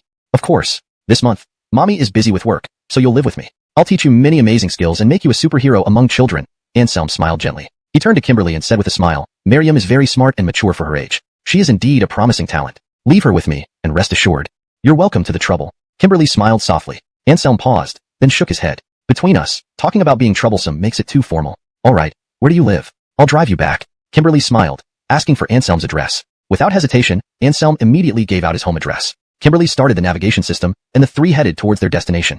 Chapter 308. A thoughtful little cotton-padded jacket. Upon arriving at the entrance of Anselm's residential complex, Kimberly did not follow the two upstairs. After giving Sophie a few instructions, she handed the little Airlie over to Anselm and left by herself, ready to focus on her primary task, developing skincare products that can compete with major brands using the formula provided by Anselm. As for Sophie, Anselm would take care of her in the coming days, which put Kimberly's mind at ease. Watching Kimberly drive away, Anselm picked up Sophie, who had a wistful look in her eyes, and returned to the spacious yet quiet house. Let's go take a bath first, then we'll start today's first lesson, Anselm said. Sophie was very obedient. Upon hearing Anselm's words, she turned around without hesitation and walked into the bathroom. After showering, Anselm led Sophie into his bedroom to begin her first lesson in martial cultivation. Without a doubt, Sophie showed exceptional comprehension skills, possibly due to inheriting this quality from Kimberly. She quickly grasped the key points of cultivation that Anselm explained, and even performed better in some areas than adults who had trained for many years. Anselm couldn't help but marvel that this young heirly was truly destined for greatness, as if blessed by destiny. These are today's lessons. Make sure you understand them well. Looking at Sophie sitting cross-legged in deep thought, Anselm's eyes were full of admiration. To avoid disturbing Sophie's studies, he got up and left the room, even giving up his own bedroom for her use. Anselm spent the night in Woodyham's former room. The next morning, he got up early to buy a delicious breakfast for Sophie. Then, he became the strict teacher Yi and assigned Sophie tasks for the day. Although the medical arts lineage emphasized both medicine and martial arts, Sophie was too young to recognize many characters, let alone study traditional Chinese medicine, which seemed like an unreasonable demand at this point. Therefore, Anselm decided to put medical studies aside for now, and have her focus on cultivating martial skills. Once her strength improved and her physical abilities significantly enhanced, studying traditional Chinese medicine would be much more efficient. Just as Anselm was about to go grocery shopping, he received a phone call. Curious, Anselm checked his phone and saw it was Jeremy calling. Recalling their relationship, Anselm did not hesitate to answer. Anselm, where are you? Are you at school right now? Jeremy sounded somewhat anxious, which puzzled Anselm. Was the chancellor of Jinling University facing some difficulties? I'm not. I'm at home, Anselm replied calmly. Oh, come to school as soon as possible. There's an emergency, Jeremy urged hurriedly. Anselm touched his nose, sensing a sense of frustration in his tone. What's the emergency? Anselm asked. Going to the school for a short time wasn't an issue, but if it took too long, it might not be ideal. His role had changed. He needed to be responsible as a caretaker for Sophie for at least this month. Jeremy sighed and said, Have you forgotten something? Simon? Anselm was perplexed, scratching his head, unable to recall anything important. The calligraphy exhibition. Master Holden from the capital city wants to meet you. Jeremy sighed again. Come quickly. Anselm suddenly remembered the calligraphy event. But thinking about meeting an old man, Anselm lost interest. He pouted and said, No. What's the point of seeing an old geezer? Just tell him to do whatever he wants. Leave me alone. Hearing Anselm's rather rude response, Jeremy felt helpless. Master Holden, the sage of calligraphy in the capital city, was one of the top figures in China's calligraphy world, always receiving attention wherever he went. Yet, Anselm considered this respected elder just an old man, leaving Jeremy speechless. Since you invited Master Holden, you should meet him out of respect. Otherwise, it wouldn't be polite. Jeremy could command other teachers and students firmly, but he felt helpless with Anselm and could only use a gentle tone. Not happy, Anselm still refused. Jeremy had no choice but to resort to his final trick, mentioning Tasha to persuade Anselm. Xinya is also here, and she asked me to call you, Jeremy said in a serious tone. Anselm pouted, not believing it at all. Don't pull that on me. If Xinya wanted me to come over, she would call me herself. No need for you to make this extra effort. Anselm laughed heartily and planted a big kiss on Sophie's cheek. Do this side too. Happy with her father's praise, Sophie pointed to the other side of her cheek. Anselm wouldn't refuse, so he repeated the gesture, kissing the other side of her little face. By the way, Daddy has something to do outside. For lunch, I'll prepare it and leave it on the table. When you're hungry, you can eat by yourself. Daddy will be back as soon as possible. Sophie shook her head and said in a muffled tone, No, Daddy, you can go out quickly if you have something to do. No need to cook. Ruorua knows how to order takeaway. Anselm was taken aback, then smiled because he understood Sophie's thoughts. She didn't want him to be too busy. Kissing the little heirly's bright forehead, Anselm left his mobile phone with her and informed her of the password. Then, he turned around and went downstairs, heading for Jinling University. Normally, leaving a 5-year-old little heirly alone at home would be quite unsafe. But Sophie was an exception. The little heirly was clever and agile, far surpassing many teenagers of 15 or 16 years old. Leaving her alone to watch the house, Anselm felt pretty confident. Chapter 309. Rejected 3 times. Upon arriving at Jinling University, Jeremy was already waiting by the school gate. Evidently, he had been waiting for Anselm's arrival. Seeing Anselm appear, Jeremy smiled and immediately went to greet him. Thank goodness you've finally come. Jeremy's face was filled with excitement, and his anxieties were finally put to rest. Glancing at him, Anselm asked indifferently, Don't say so much. Where are Annabelle and that old man? They're in my office, Jeremy replied, and then his expression turned more serious. Besides old Master Holden, there are a few calligraphy experts present as well. Anselm, don't refer to old Master Holden as old man.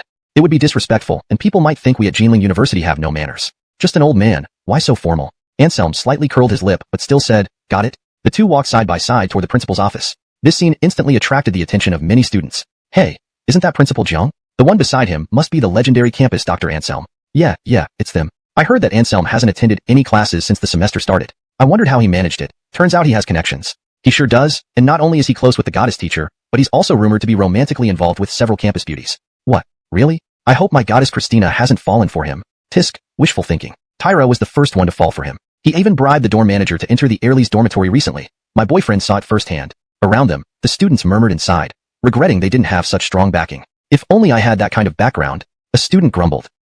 Having connections doesn't mean you can do anything you want. A few ill-intentioned students who enjoyed stirring up trouble snapped photos of Anselm and Jeremy and posted them on the school forum. The official school forum was flooded, and news of Jeremy being Anselm's backer spread quickly throughout Jinling University. However, neither Anselm nor Jeremy knew about this development as they approached the door of the principal's office. Inside the office stood several people. At the front was an elderly man with white hair and beard, his face radiant, surrounded by others. Behind him were several middle-aged men around 40, all listening intently to the elderly man's eloquent speech. On the left side of the elders stood Lynette, listening attentively as well. "Old Master Holden, you're truly amazing. Listening to you gives me a sense of enlightenment." Lynette expressed her admiration. Since childhood, she had loved calligraphy. Although she didn't pursue it professionally, she never gave up on this hobby. Barrett, the renowned calligrapher from Heimenjing, had been her idol since young. Hearing Lynette's words, Barrett sighed and shook his head. Amazing? Alas, what little I've achieved is insignificant to some. For nearly 30 years, Barrett had been revered as the foremost figure in Chinese calligraphy. For someone of his stature to speak thus openly today was indeed astonishing. But everyone presumed this was just Barrett being modest. "Old Master Holden, you're too humble," Lynette smiled. Before Barrett could respond, a lazy voice suddenly came from the doorway. "He isn't being modest. He genuinely feels inadequate." As soon as these words fell, the middle-aged men cast hostile glances. They were Barrett's disciples and could not bear anyone speaking ill of their master. As for Lynette, she looked surprised and turned toward the entrance. She knew Anselm and Old Master Holden had an unusual relationship, but she hadn't expected him to show up now. You are." When Anselm appeared, Barrett became excited. Laughing aloud, he left the others behind and rushed to the doorway. "I'm what? Haven't seen you in years, old fellow. Have you forgotten me?" Anselm smirked and slapped Barrett on the head, making him cry out in pain. "Outrageous. Stop. What are you doing?" The middle-aged men shouted together, their eyes burning with anger. A mere young brat. How dare he strike their master on the head? It was sheer disrespect. Just as they were about to confront Jeremy, they suddenly heard their master Barrett speak up. "Enough, all of you. Come over here and pay your respects to your grandmaster," Barrett frowned. Though these disciples spoke out of loyalty to defend their master's dignity, it still offended Anselm, which displeased Barrett. "What?" Hearing their master's words, the middle-aged men were all stunned. This youth was the little teacher their master had mentioned for several years? They stared at Anselm, all feeling a sense of unreality. "Last time I forgot to warn you. Old man, when did I ever agree to be your teacher?" Waving his fist, Anselm said with some dissatisfaction. This old man had poor talent, but why did he have such thick skin? He had already refused him 3 times clearly, yet he still stubbornly called himself his disciple. "Teacher, they say 3 times is enough. This is my 4th time asking. Please accept me, considering I'm already half in the grave." Barrett smiled bitterly, trying to appeal to Anselm emotionally. "Don't pull that on me. You think I don't see through your act of having little time left?" Glancing at him, Anselm remained calm and unmoved. Don't think he didn't know this old man was in great health, and after his adjustments back then, he could live at least 30 more years. Even though it had been over 3 years since that adjustment, there were still at least 25 years left. He was far from entering the grave. Using this method to play the sympathy card might soften others, but not Anselm. Barrett smiled bitterly, realizing he had forgotten this detail. It was Anselm who had saved him from terminal liver cancer. How could his current condition be hidden from such a divine doctor? At this point, Barrett's disciples, the middle-aged men, were thoroughly bewildered. Their entire worldview seemed to collapse. The revered calligrapher of the imperial capital, seeking to apprentice under a Yonatan, and being repeatedly rejected. Was there any law? Was there any justice? If this news got out, others would likely think it was a madman from an asylum talking. But all of this was happening right before their eyes, real and undeniable. Chapter 310 Bone-Deep Impression. Seeing the somewhat somber atmosphere, Zinnia stepped forward and gently said to Anselm, "All right, Anselm, don't make it difficult for old Holden any longer. He's no spring chicken, and yet he traveled all this way just because of your call. This much sincerity, I think you should give him a chance." "Ah, my dear, you don't understand. I really want to give him a chance, but he simply isn't up to the task." Anselm shook his head, looking helpless. "What do you mean?" Zinnia frowned prettily. Pointing at the calligraphy pieces on the desk, Anselm said with disdain, "Look at these pieces. They should be this old man's works, right? TSK, TSK, TSK. Such poor skills after studying calligraphy for decades. If it were me, I'd hang myself with a noodle." Barrett's face burned. These pieces were among his more satisfactory ones. But in Anselm's eyes, they were nothing but trash, which made him feel thoroughly humiliated. "I'm not heartless. Let me be frank. With his caliber, he can never be my disciple," Anselm remarked nonchalantly. Not to mention other factors, just the fact that the old man is tough to please was enough. If he took such a mediocre disciple like Barrett, who knows what would happen if the old man found out one day? He might come down from Adnanlua Wudiantane with a big cleaver to cut him. It would tarnish the name of the school. "Do you think everyone is as prodigious as you?" Zinnia gave Anselm an exasperated look. She found that everything about Anselm was fine except that he had a blind spot when dealing with people, always treating everyone as geniuses like himself. In reality, finding someone like Anselm worldwide was extremely rare. To Anselm, Barrett's calligraphy was just child's play, but to 99.999% of the people on Earth, it was already insurmountable. "Simon." Zinnia's words left Anselm speechless for a moment. Taking advantage of this, Zinnia persisted, "Old Holden is the most outstanding calligrapher of the past 30 years. Haimeng proficient in cursive," mentioning, "Is this guy really that impressive?" Zinnia glanced at Anselm. She knew of Anselm's background, but didn't expect him to be so proficient in calligraphy. Maybe Anselm's realm was high, but a high realm alone wasn't useful because calligraphy involved practical writing. Barrett gazed eagerly at Anselm and asked excitedly, "Master, we haven't seen your work for a while. Could you show us your art now? With pleasure. Anselm nodded immediately. Actions speak louder than words. To earn true respect, he needed to display his prowess. Barrett personally tidied up all the artwork on the desk, then fetched clean rice paper and a brush, respectfully laying them out for Anselm. Anselm sighed and shook his head. You've made the first mistake. Please enlighten me, master. Barrett stood stiffly, eager to learn. Who says that calligraphy demonstration must use rice paper? As long as the skill is profound, even ordinary white paper will do. If you confine yourself to rice paper, your achievement will be limited, Anselm said calmly. Barrett trembled, realizing instantly. He nodded earnestly. I understand. Speaking of which, he directly lifted the shin paper on the desk and walked to the corner, picking up a sheet of A0-sized white paper. Laying out the white paper, Barrett personally ground the ink for Anselm without any sign of impatience. Everyone watched intently as they observed the old man and the young master. They were eager to see what kind of breathtaking work this peculiar master and disciple pair would produce. Anselm stood solemnly in front of the desk, holding the brush but hesitating to write. Time ticked away, and after 20 minutes, the white paper in front of Anselm remained blank. This made everyone quite uneasy. What was this new teacher that old Holden had just acknowledged doing? Even if some contemplation was needed before putting pen to paper, it seemed unusually long. Come on, don't procrastinate. Zinnia frowned slightly and couldn't help urging him. In the entire office, she was the only one who dared to speak to Anselm like this now. Others, even elders like Jeremy, didn't dare to talk to Anselm so casually. Anselm's body shook as if Zinnia's words had abruptly awakened him from sleep. What time is it? Anselm scratched his head, looking very dazed. What time is it? Didn't you say you were going to show off your calligraphy? You've been standing there for over 20 minutes. Are you going to write or not? Zinnia gave Anselm a stern look. She knew he was up to something quirky. Master, what content are you going to write? Asked Barrett. Though puzzled, he didn't think Anselm was deliberately playing tricks. Glancing at his less-than-outstanding disciple, Anselm remained silent and simply smiled faintly. In the next moment, his demeanor changed, becoming profoundly steady and exuding the aura of a master calligrapher. As Anselm dipped his brush and began writing, the black characters danced across the page, now bold and serpentine, now elegant and restrained, each stroke displaying both strength and grace. Barrett looked up at the large characters on the white paper and felt a buzzing sensation in his mind. Is this the Simondred longevity characters? Barrett asked, utterly amazed. He realized that while the characters appeared random, they actually encompassed 100 different styles of writing. His young master, it seemed, was proficient in 100 different writing styles, an astounding feat. After all, having studied calligraphy for decades, Barrett could only claim proficiency in a few styles. And even those few, he could clearly see he was inferior to Anselm, missing some vital essence. Don't be amazed yet, the real surprise is coming. Anselm smiled faintly. Under everyone's watchful eyes, he lifted the white paper. To everyone's astonishment, the characters on the paper vanished, leaving the sheet once again snow-white. Simon?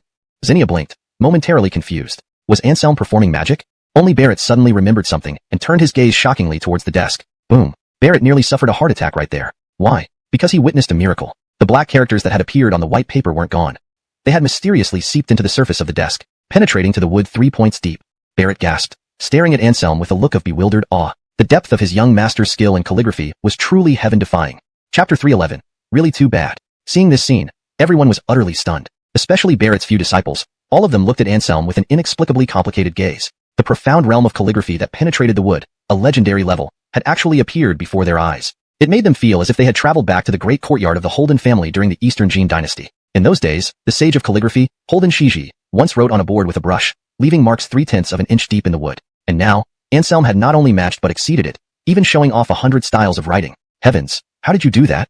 Zinnia covered her sensuous mouth, her eyes unwaveringly fixed on Anselm. She was completely shocked. This guy must have been hiding something deep, for after knowing him for so long, she never expected his calligraphy skills were this advanced. Glancing intentionally or unintentionally at Barrett, Anselm said with a faint smile, actually, it's very simple. Once your heart is there, everything will fall into place. Once the heart is there, everything can fall into place? Barrett was shaken and immediately showed a pensive look. This kind of realm was profound. Among the people present, aside from Anselm, only Barrett could somewhat understand it. Everyone else exchanged glances, outwardly respectfully towards Anselm, but inwardly scoffed at his words. If intention alone could achieve such calligraphy, then so-called calligraphy masters would be a dime a dozen. Observing everyone's expressions, Anselm wasn't surprised at all. Without a certain sense of the Tao of calligraphy, one simply couldn't resonate with what he just said. The reason he spoke these words was merely to enlighten Barrett. Master, I have a rather inappropriate request. May I ask if you can agree? Barrett suddenly asked cautiously. Go ahead. Anselm did not directly agree to his request. Pointing to the desk, Barrett said somewhat awkwardly, Master, can I move this desk away? I want to study the Simondred longevity chart on it carefully. Anselm was momentarily stunned. This question caught him off guard since this desk belonged to Jeremy, not him. You ask my uncle. If he agrees, I have no objection. Anselm shrugged indifferently. Barrett was overjoyed and quickly turned to look at Jeremy, asking, Principal Jiang, can I? Of course. I'll organize my things, and you can take it away today. Before Barrett finished, Jeremy readily agreed. However, he also proposed a minor requirement, wishing Barrett could become a professor at their Jinling University School of Arts. If Barrett agreed, then using the prestige of the Sage of Calligraphy from the imperial capital, Jinling University School of Arts would rival the prestigious Peking Tsinghua University and become a top-tier institution. As for Jinling University's influence, it would also increase dramatically. Hearing Jeremy's request, the few middle-aged men couldn't help shaking their heads, thinking their teacher, who valued simplicity and famelessness, wouldn't agree. But in the next moment, Barrett's response nearly left their mouths hanging open in shock. No problem. If needed, I can stay in Jinling City. Barrett immediately agreed without hesitation, even fearing Jeremy might change his mind. Those middle-aged men exchanged looks, all feeling bewildered. Their teacher intended to stay in Jinling City. What about them as disciples? Should they accompany him to remain in Jinling City, or return to the imperial capital to perform their duties? They fell into a dilemma. Compared to their teacher, who valued simplicity and famelessness, they bore too many titles and honors. The imperial capital was their root. Staying in Jinling City meant giving up everything. Looking at each other, one of them finally gathered the courage and said, "Teacher, we've thought it through and still wish to return to the imperial capital. That's our home. We're not accustomed to staying in Jinling City." Gazing deeply at them, Barrett clearly understood his disciples' small calculations. However, he did not blame them. Everyone had their own pursuits. Besides, his intention to stay in Jinling City was also to be closer to his little master, Anselm. Since he wanted to stay here for his own reasons, what right did he have to force his disciples to stay with him? Arrange it yourselves. Wherever you research calligraphy makes no difference, Barrett nodded slightly. Upon hearing their teacher's words, the few middle-aged men sighed in relief, revealing joyful expressions. Anselm couldn't help but shake his head. Barrett's disciples were worse than he imagined. At least Barrett still had a pure heart for calligraphy, but his disciples were all after fame and profit. In their minds, fame and profit came first, while the artistry of calligraphy was secondary. By the way, teacher, you asked me to participate in the calligraphy exhibition. Could you please help me choose which works are suitable for display? Taking out a stack of calligraphy works from his bag, Barrett's gaze fell on Anselm, humbly seeking his advice. Anselm took over the stack of rice paper and flipped through several pieces, sighing continuously. Teacher, what's wrong? Barrett suddenly asked in alarm. Could it be that none of these dozen proud works of his met the eye of this little master? Terrible, really terrible. Anselm looked gloomy, mumbling, "It's a good thing I didn't take you as an official disciple. Otherwise, I'd be kicked out by the old guy." Of course, though he mumbled, his voice was just about normal speaking volume, and everyone present heard it. Barrett's face turned red, not out of shyness, but out of shame. As the prestigious calligraphy sage of the imperial capital and a true master of calligraphy, being deemed worthless by Anselm made him want to find a crack to crawl into. Fortunately, everyone present was from their own circle.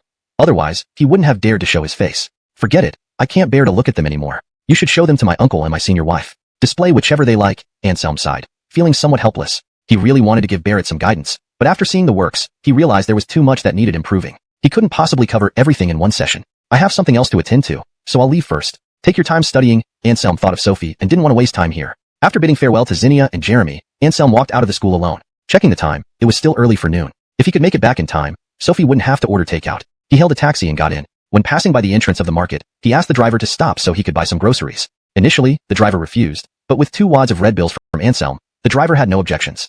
Chapter 312, Changing Plans. Holding 2 bags of vegetables, Anselm was preparing to return home and cook a delicious lunch for Sophie. However, upon his return, he discovered that Sophie was already eating takeout food. Anselm's eyes widened in surprise. In an instant, he dashed over and snatched away the junk food Sophie was eating. "Daddy, you're back?" Startled by having her burger snatched away, Sophie's face lit up when she saw it was Anselm. All signs of disappointment vanished. "Yes, be good, Shannon. Daddy will cook you something nice. This is junk food. It's not good for your health." He stroked Sophie's head and lifted her into his arms. "How did your studies go? Did you complete what Daddy assigned you?" Anselm asked affectionately. "Shannon has already mastered everything." She raised her little head proudly. Immediately, she recited all the formulas Anselm had asked her to memorize fluently. "Very clever." Anselm laughed heartily and couldn't resist kissing her on the cheek before setting her down. "Play here for a while. Daddy will make you something yummy in the kitchen." Sophie nodded eagerly, her innocent face glowing. Anselm turned and walked into the kitchen, starting to cook. As he cooked, he considered whether he should change his plans for Sophie. This little heirly had an incredible talent and astonishing learning ability. The content she just recited would usually take an ordinary person 2 days to learn. Yet, this 5-year-old had memorized everything in less than half a day, leaving Anselm in awe. After much consideration, Anselm decided to advance the schedule for studying traditional Chinese medicine. With such an outstanding memory, learning TCM wouldn't be too challenging for her. If utilized well over the next month, Sophie's future achievements could be limitless. The meal was ready, with 2 meat dishes and 2 vegetable dishes, all visually appealing and fragrant, almost making Sophie drool. "Look at you. Go wash your hands first," Anselm instructed. "Okay, Daddy." Sophie trotted off obediently. Just then, Anselm's phone rang. It was Zinnia calling about the calligraphy exhibition they had chosen some pieces for and wanted Anselm's opinion on them. Anselm found these works rather mediocre and didn't really care about them. However, to laymen, these were remarkable masterpieces. Therefore, his opinion was essentially no opinion. Any piece would do, as no one could discern the true quality anyway. After hanging up, Sophie returned after washing her hands, and they sat down to have lunch. In Jiangnan City, at the Liu family estate, conference hall, Fadi had reported all the events that happened at Jinling Hotel truthfully. Now, numerous family elders gathered to discuss intensely whether they should transfer the enormous sum of 100 million yuan to the mysterious doctor. After more than 2 hours of heated discussion, the family elders unanimously agreed to support Fadi's decision. They had to spend this money. Otherwise, if the other party held a grudge, the Liu family would suffer greater losses. With the approval of the elders, Fadi smiled and went to handle the matter immediately to avoid any further delays. Meanwhile, Adnansef returned to his clan in Chilu territory. When hearing that 3 of the 4 great disciples were in Jinling City, the current patriarch Edsel was visibly shocked. Since the Kong family did not send anyone to the Battle of Absolute God Ridge, they were unaware of its details, or that the 4 great disciples had already appeared there. Upon learning that the disciples were in Jinling City, Edsel immediately entered the clan grounds to contact the senior elders. The world was constantly changing, and the Kong family could not remain isolated. For the future stability and development, Edsel needed to consult the elders to see if they should proactively establish good relations with the 4 great disciples. Because Sophie completed Anselm's assignments ahead of schedule, Anselm decided to take her out to play for the afternoon as a celebration before increasing her workload. Starting tomorrow, he would increase her tasks, focusing not only on martial arts but also guiding her in studying traditional Chinese medicine. After considering, Anselm hailed a cab and took Sophie to Happy Valley again. Unlike the bars and KTVs favored by young adults, children loved amusement parks. Understanding this, Anselm spent the entire afternoon accompanying Sophie as she enjoyed herself at Happy Valley. The little Airlie's laughter and joy were continuous. This was only the second time she had come to an amusement park since she was born. The first time was on her 3rd birthday when her biological father still doted on her. And the second time was today, with Anselm. Though the title Dad remained the same, it was a different person, yet the little Airlie was just as happy. Anselm's eyes were filled with tenderness. Seeing Sophie so innocent and adorable, he swore that he would make Kimberly and her daughter live happily and peacefully from now on and would not let them suffer anymore. As dusk approached, fewer and fewer visitors remained in Happy Valley. Anselm prepared to take Sophie home. But then he had a sudden idea. Shannon, do you miss your mom? Anselm asked while holding the little Airlie. Nodding vigorously, Sophie pouted and said somewhat sadly, I miss mommy. How about Daddy takes you to find your mommy? Would that be good? Anselm asked with a smile. Really?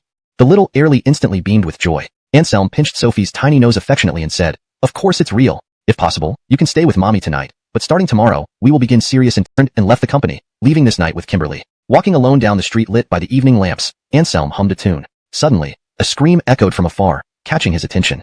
Chapter 313 Throwing herself into his arms. A charming mature beauty was surrounded by a few ruffian-looking youths who were touching her inappropriately. Her eyes were brimming with tears, and her face was full of despair. In the process of struggling, her coat had been torn apart, exposing large patches of snow-white skin. The rogue youths grinned lewdly. At the sight of her exposed body, they became even more agitated. Due to the remote location, passers-by were scarce. Even if someone noticed this scene, they all feared getting involved and quickly drove away. A hint of meaningful smile tugged at the corner of Anselm's lips, then he walked over. Stop it. A cold shout sounded, which made the youths and the mature woman pause. But immediately after, the mature woman showed an expression of extreme joy and hurriedly cried out, Lonnie Hyman, save me, I don't want to die. Her eyes shone brightly as she stared at Anselm, looking like she had encountered a savior. Simon, I'm here, they won't hurt you, Anselm replied calmly. Upon hearing this, the leader of the hooligan youths glared at Anselm with contempt and said coldly, Hymanzi, who do you think you are to meddle in our affairs? Scram, let me tell you that we're desperados with several lives on our hands. If you interfere, don't blame us for taking you down. Another youth growled menacingly, producing a dagger from behind his back. Anselm glanced at them. His expression remained calm, but there was a hint of mockery in his eyes. He kept walking towards them without stopping. You have a chance to live, yet you seek death. The leader's face darkened. Following his order, the rest began to close in on Anselm. Apart from the one with the dagger, the others also took out their weapons, wrenches, iron hooks. It looked quite terrifying. However, Anselm did not mind. He still remembered when he first met Kimberly after coming down the mountain. Briar led a group to besiege him. There were 20 to 30 people with big machetes, and they attacked mercilessly. This situation seemed frightening, but compared to that incident, it could only be regarded as child's play. Die! A furious roar sounded. Those youths' faces instantly wore grim smiles. They raised their weapons and lunged at Anselm. Watch out! The mature woman couldn't help exclaiming in alarm, but in the next moment, her eyes nearly popped out of her head. All of a sudden, Anselm executed a sweeping kick without warning. Those hooligan youths didn't react in time and were all swept away. They fell on the ground, howling in pain one after another. The mature woman's lips twitched slightly, then she burst into ecstasy. I didn't expect you really have some skills, kneel down, otherwise I'll kill her. Seeing that his men had been dealt with, the leader revealed a murderous look. Next, he held a dagger against the mature woman's neck. You! The mature woman's face changed, staring at the youth, filled with incomprehension. Bullshit! Sneering, Anselm flicked a finger, sending a gust of air that struck directly onto the youth's dagger. The force was immense, causing the youth's face to change drastically. He could feel the dagger slipping out of his grasp. If he forced himself to hold on, his hand would likely be crippled. After a fleeting thought, the youth decisively released his grip, letting go of the dagger and freeing the mature woman. He turned to run in another direction. Anselm snorted coldly, but did not chase after him. He glanced at the lying youths and sternly said, Get lost. Having finished speaking, he turned and walked away, ignoring the mature woman. The mature woman's eyes gleamed strangely. Seeing Anselm leave, she hastily followed. Her disheveled clothes revealed her cleavage faintly while running under the dim yellow light, presenting an exotic allure. Not far ahead, Anselm suddenly turned around, almost colliding with the mature woman who was following closely behind. Why aren't you going home? Why are you following me?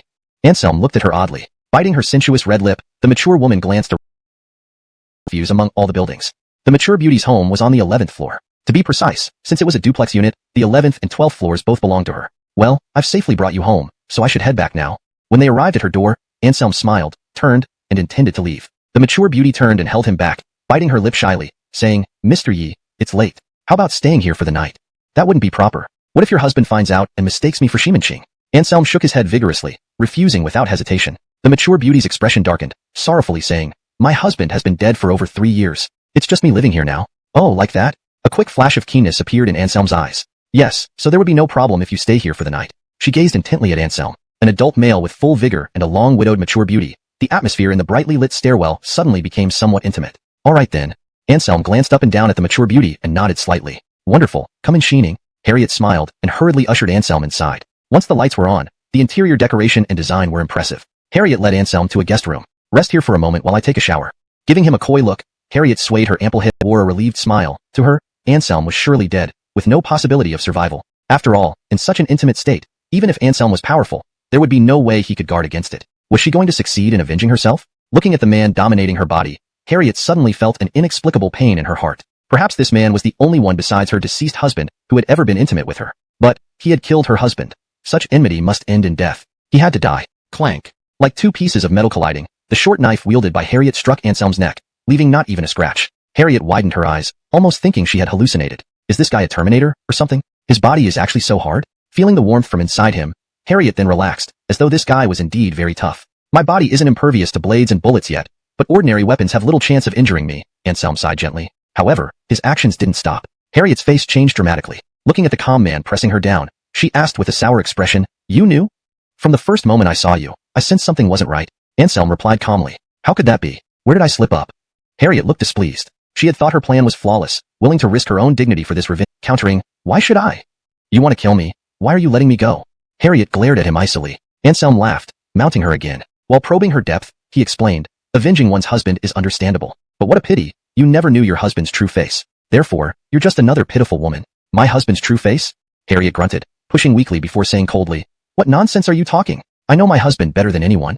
If I'm not mistaken, your late husband's name should be Zhang Woody, right? Anselm gazed calmly at Harriet. But what you certainly don't know is that he has another identity in the martial world. Another identity? Harriet asked coldly, feeling angry but unable to resist. Because she was pinned under Anselm, her entire body could not move an inch. The Ripper! Anselm spat out 3 words, his eyes flashing with coldness. What? This can't be! Harriet exclaimed in shock. Clearly, as an ordinary person, she had also heard of this demon's reputation. This was a bloodthirsty and perverted criminal who had instilled fear in countless people on the Simyeonadong plain. Over the course of more than a year, he committed 11 gruesome murders, all victims being young women. Not only did they suffer sexual abuse while alive, but after death, they were also desecrated, with their most vital organs removed. Harriet turned pale. She could not believe that her husband could be such a detested devil. You're lying, right? Yes, you must be making it up. You. Harriet looked utterly lost. I'm not lying to you. Have you heard of Jean Dao? I am the boss's boss of Jean Dao, Anselm said coolly. He waved his hand from a distance, and suddenly, an ID flew over from the pocket of the clothes scattered nearby. Seeing the ID, Harriet trembled all over. Her eyes widened in shock as she exclaimed, You're from Tianjin? You know Tianjin? Anselm was somewhat surprised. Yes, I heard Zhang Woody mention it once before. He seemed very wary of Tianjin, Harriet said with a look of reminiscence. Anselm gave a cold laugh and said, Of course he feared Tianjin. With the atrocities he committed, if Tianjin ever set its sights on him, he would have been doomed. Jack the Ripper Zhang Woody, though just a peak martial artist, was undoubtedly the most arrogant one Anselm had ever seen. Other martial artists, no matter how evil, still held some fear for organizations like the Martial Alliance in Tianjin, refraining from attacking ordinary people. However, this Zhang Woody was a madman who specifically targeted ordinary women, killing several patrolling officers along the way. Finally, this arrogant criminal drew the attention of Tianjin, whose leadership ordered Anselm to hunt him down. It was then that he finally met his end. Once Tianjin got involved, all of Zhang Woody's information came to light, including his beautiful wife. Anselm hadn't expected that Zhang Woody would remain restless even until the moment of his death, distorting facts before Harriet and inciting her to seek revenge against Anselm. Anselm had seen Harriet's photo before, but due to the passage of time and differences between photo and reality, he didn't recognize her at first. It wasn't until he returned home with Harriet and saw the wedding photo in the living room that Anselm realized her identity. It was at that moment that Anselm guessed what Harriet was thinking. Even if he is a demon, we were still husband and wife. Since he died by your hands, I should avenge him. Harriet bit her lip, her eyes brimming with tears as she defiantly stared at Anselm.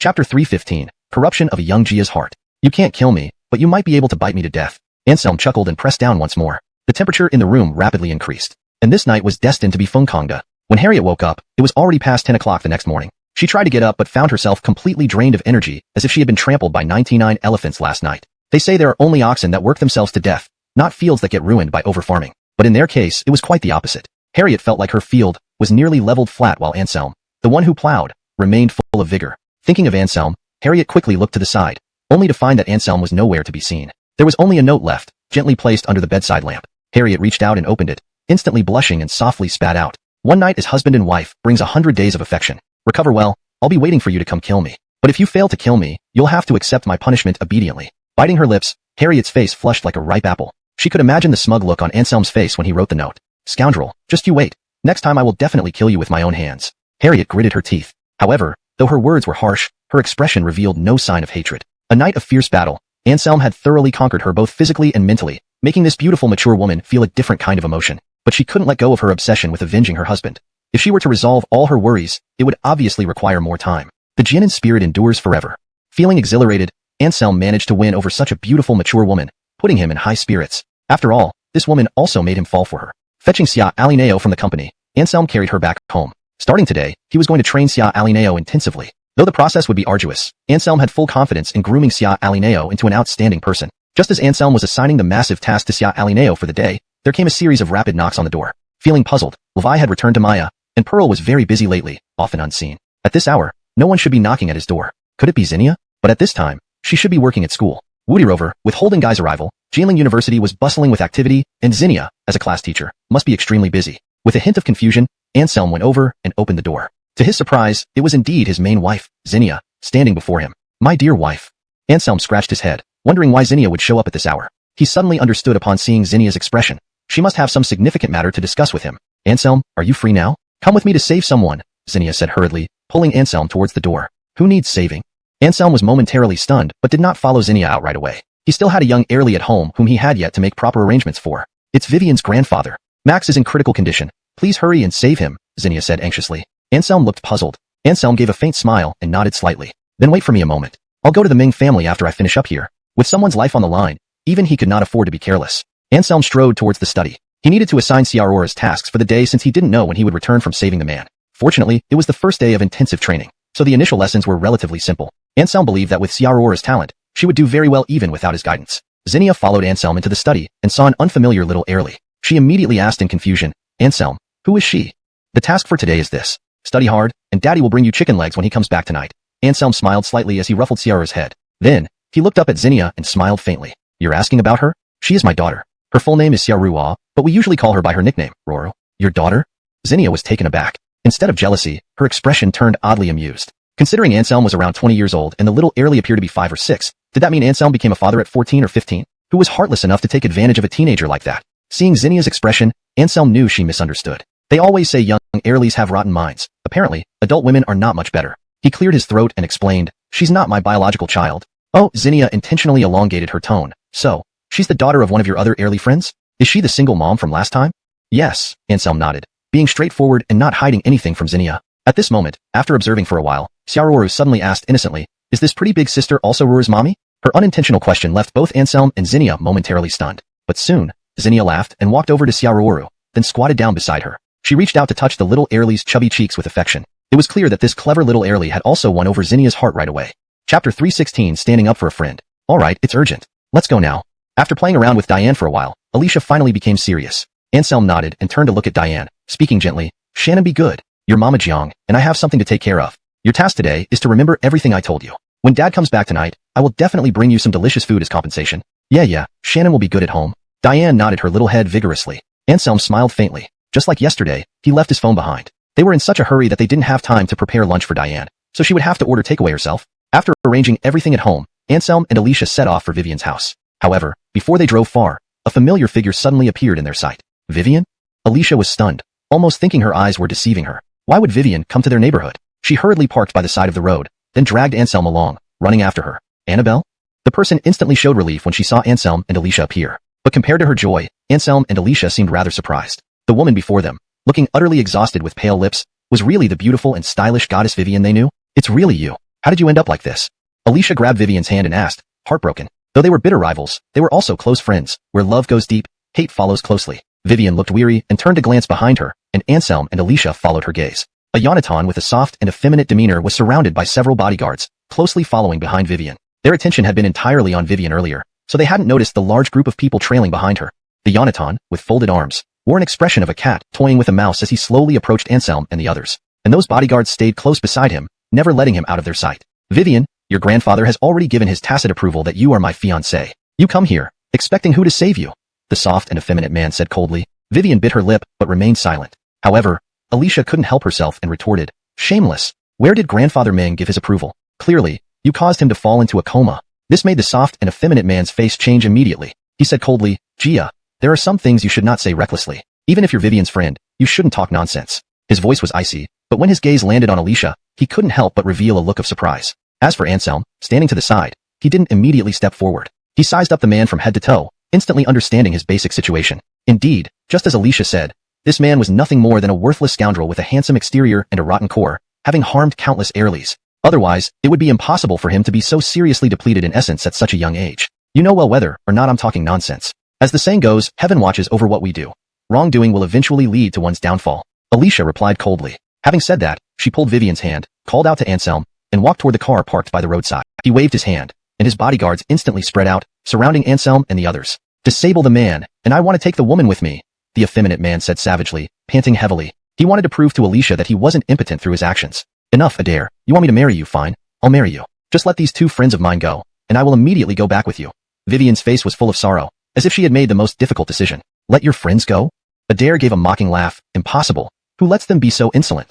As for you, sooner or later you will be my woman. I don't care about this short amount of time. Unless, you can watch your grandfather die right in front of you. Vivian trembled all over, feeling like she might fall apart. Though the other party was despicable, they were right. At this moment, she had no right to negotiate.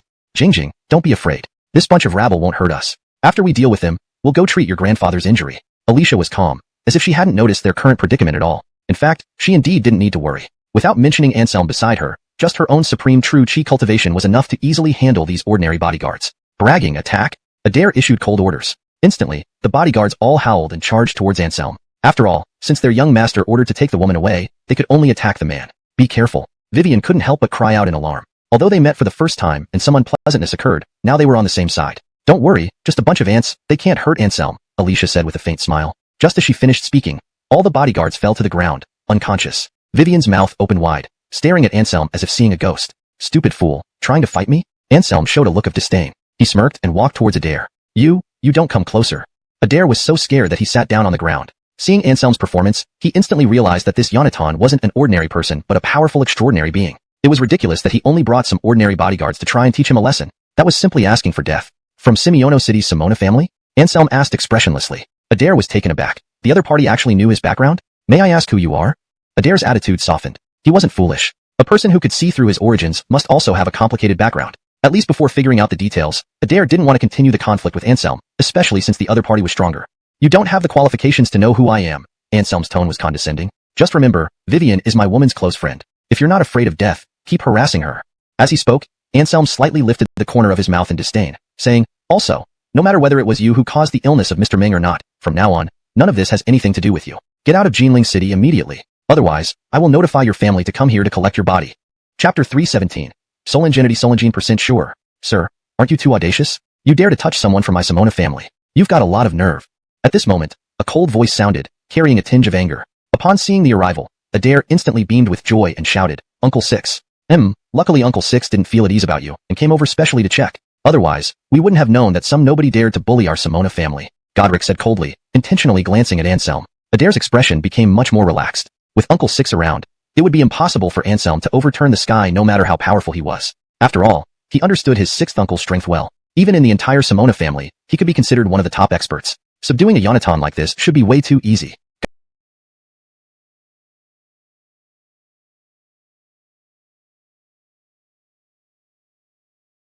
They might directly rise from their graves to strangle you. Anselm shook his head slightly, unable to resist sighing. Who are you? Godric felt startled inside. Their Simona family indeed was a medical martial family with a history spanning over 100 years, but in modern society, they concealed much of their power. Now before outsiders, they appeared just like any other influential wealthy family.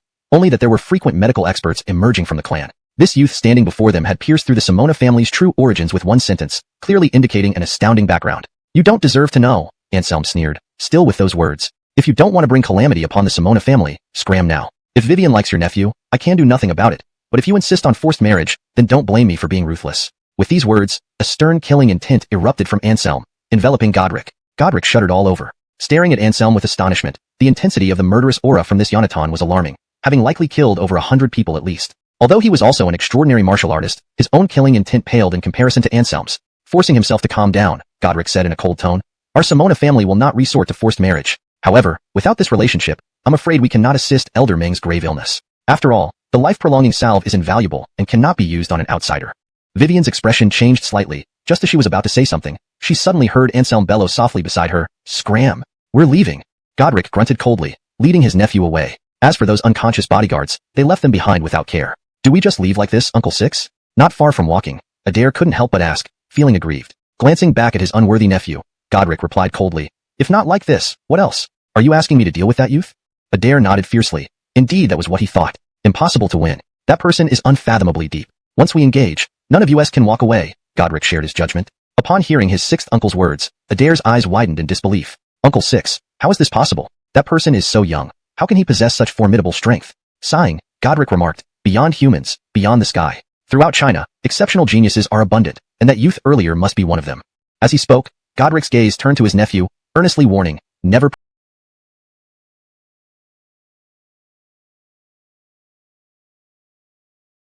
provoke him again. Otherwise, even with the Simona family backing you up, your life can't be guaranteed. The family head won't risk offending an unknown major power just for an ordinary member like you. I understand, Uncle Six, Adair nodded solemnly. Although this meant he would completely lose any chance with Vivian, surviving in such chaotic times was the greatest blessing. After all, his status within the Simona family was not particularly high. After driving away the uncle and nephew from the Simona family, Zinnia pulled Vivian into the car, along with Anselm, heading towards the Ming family villa. Can Anselm really cure my grandfather? Although I don't want to admit it, I must say that the medical skills of the Simona family are indeed very impressive.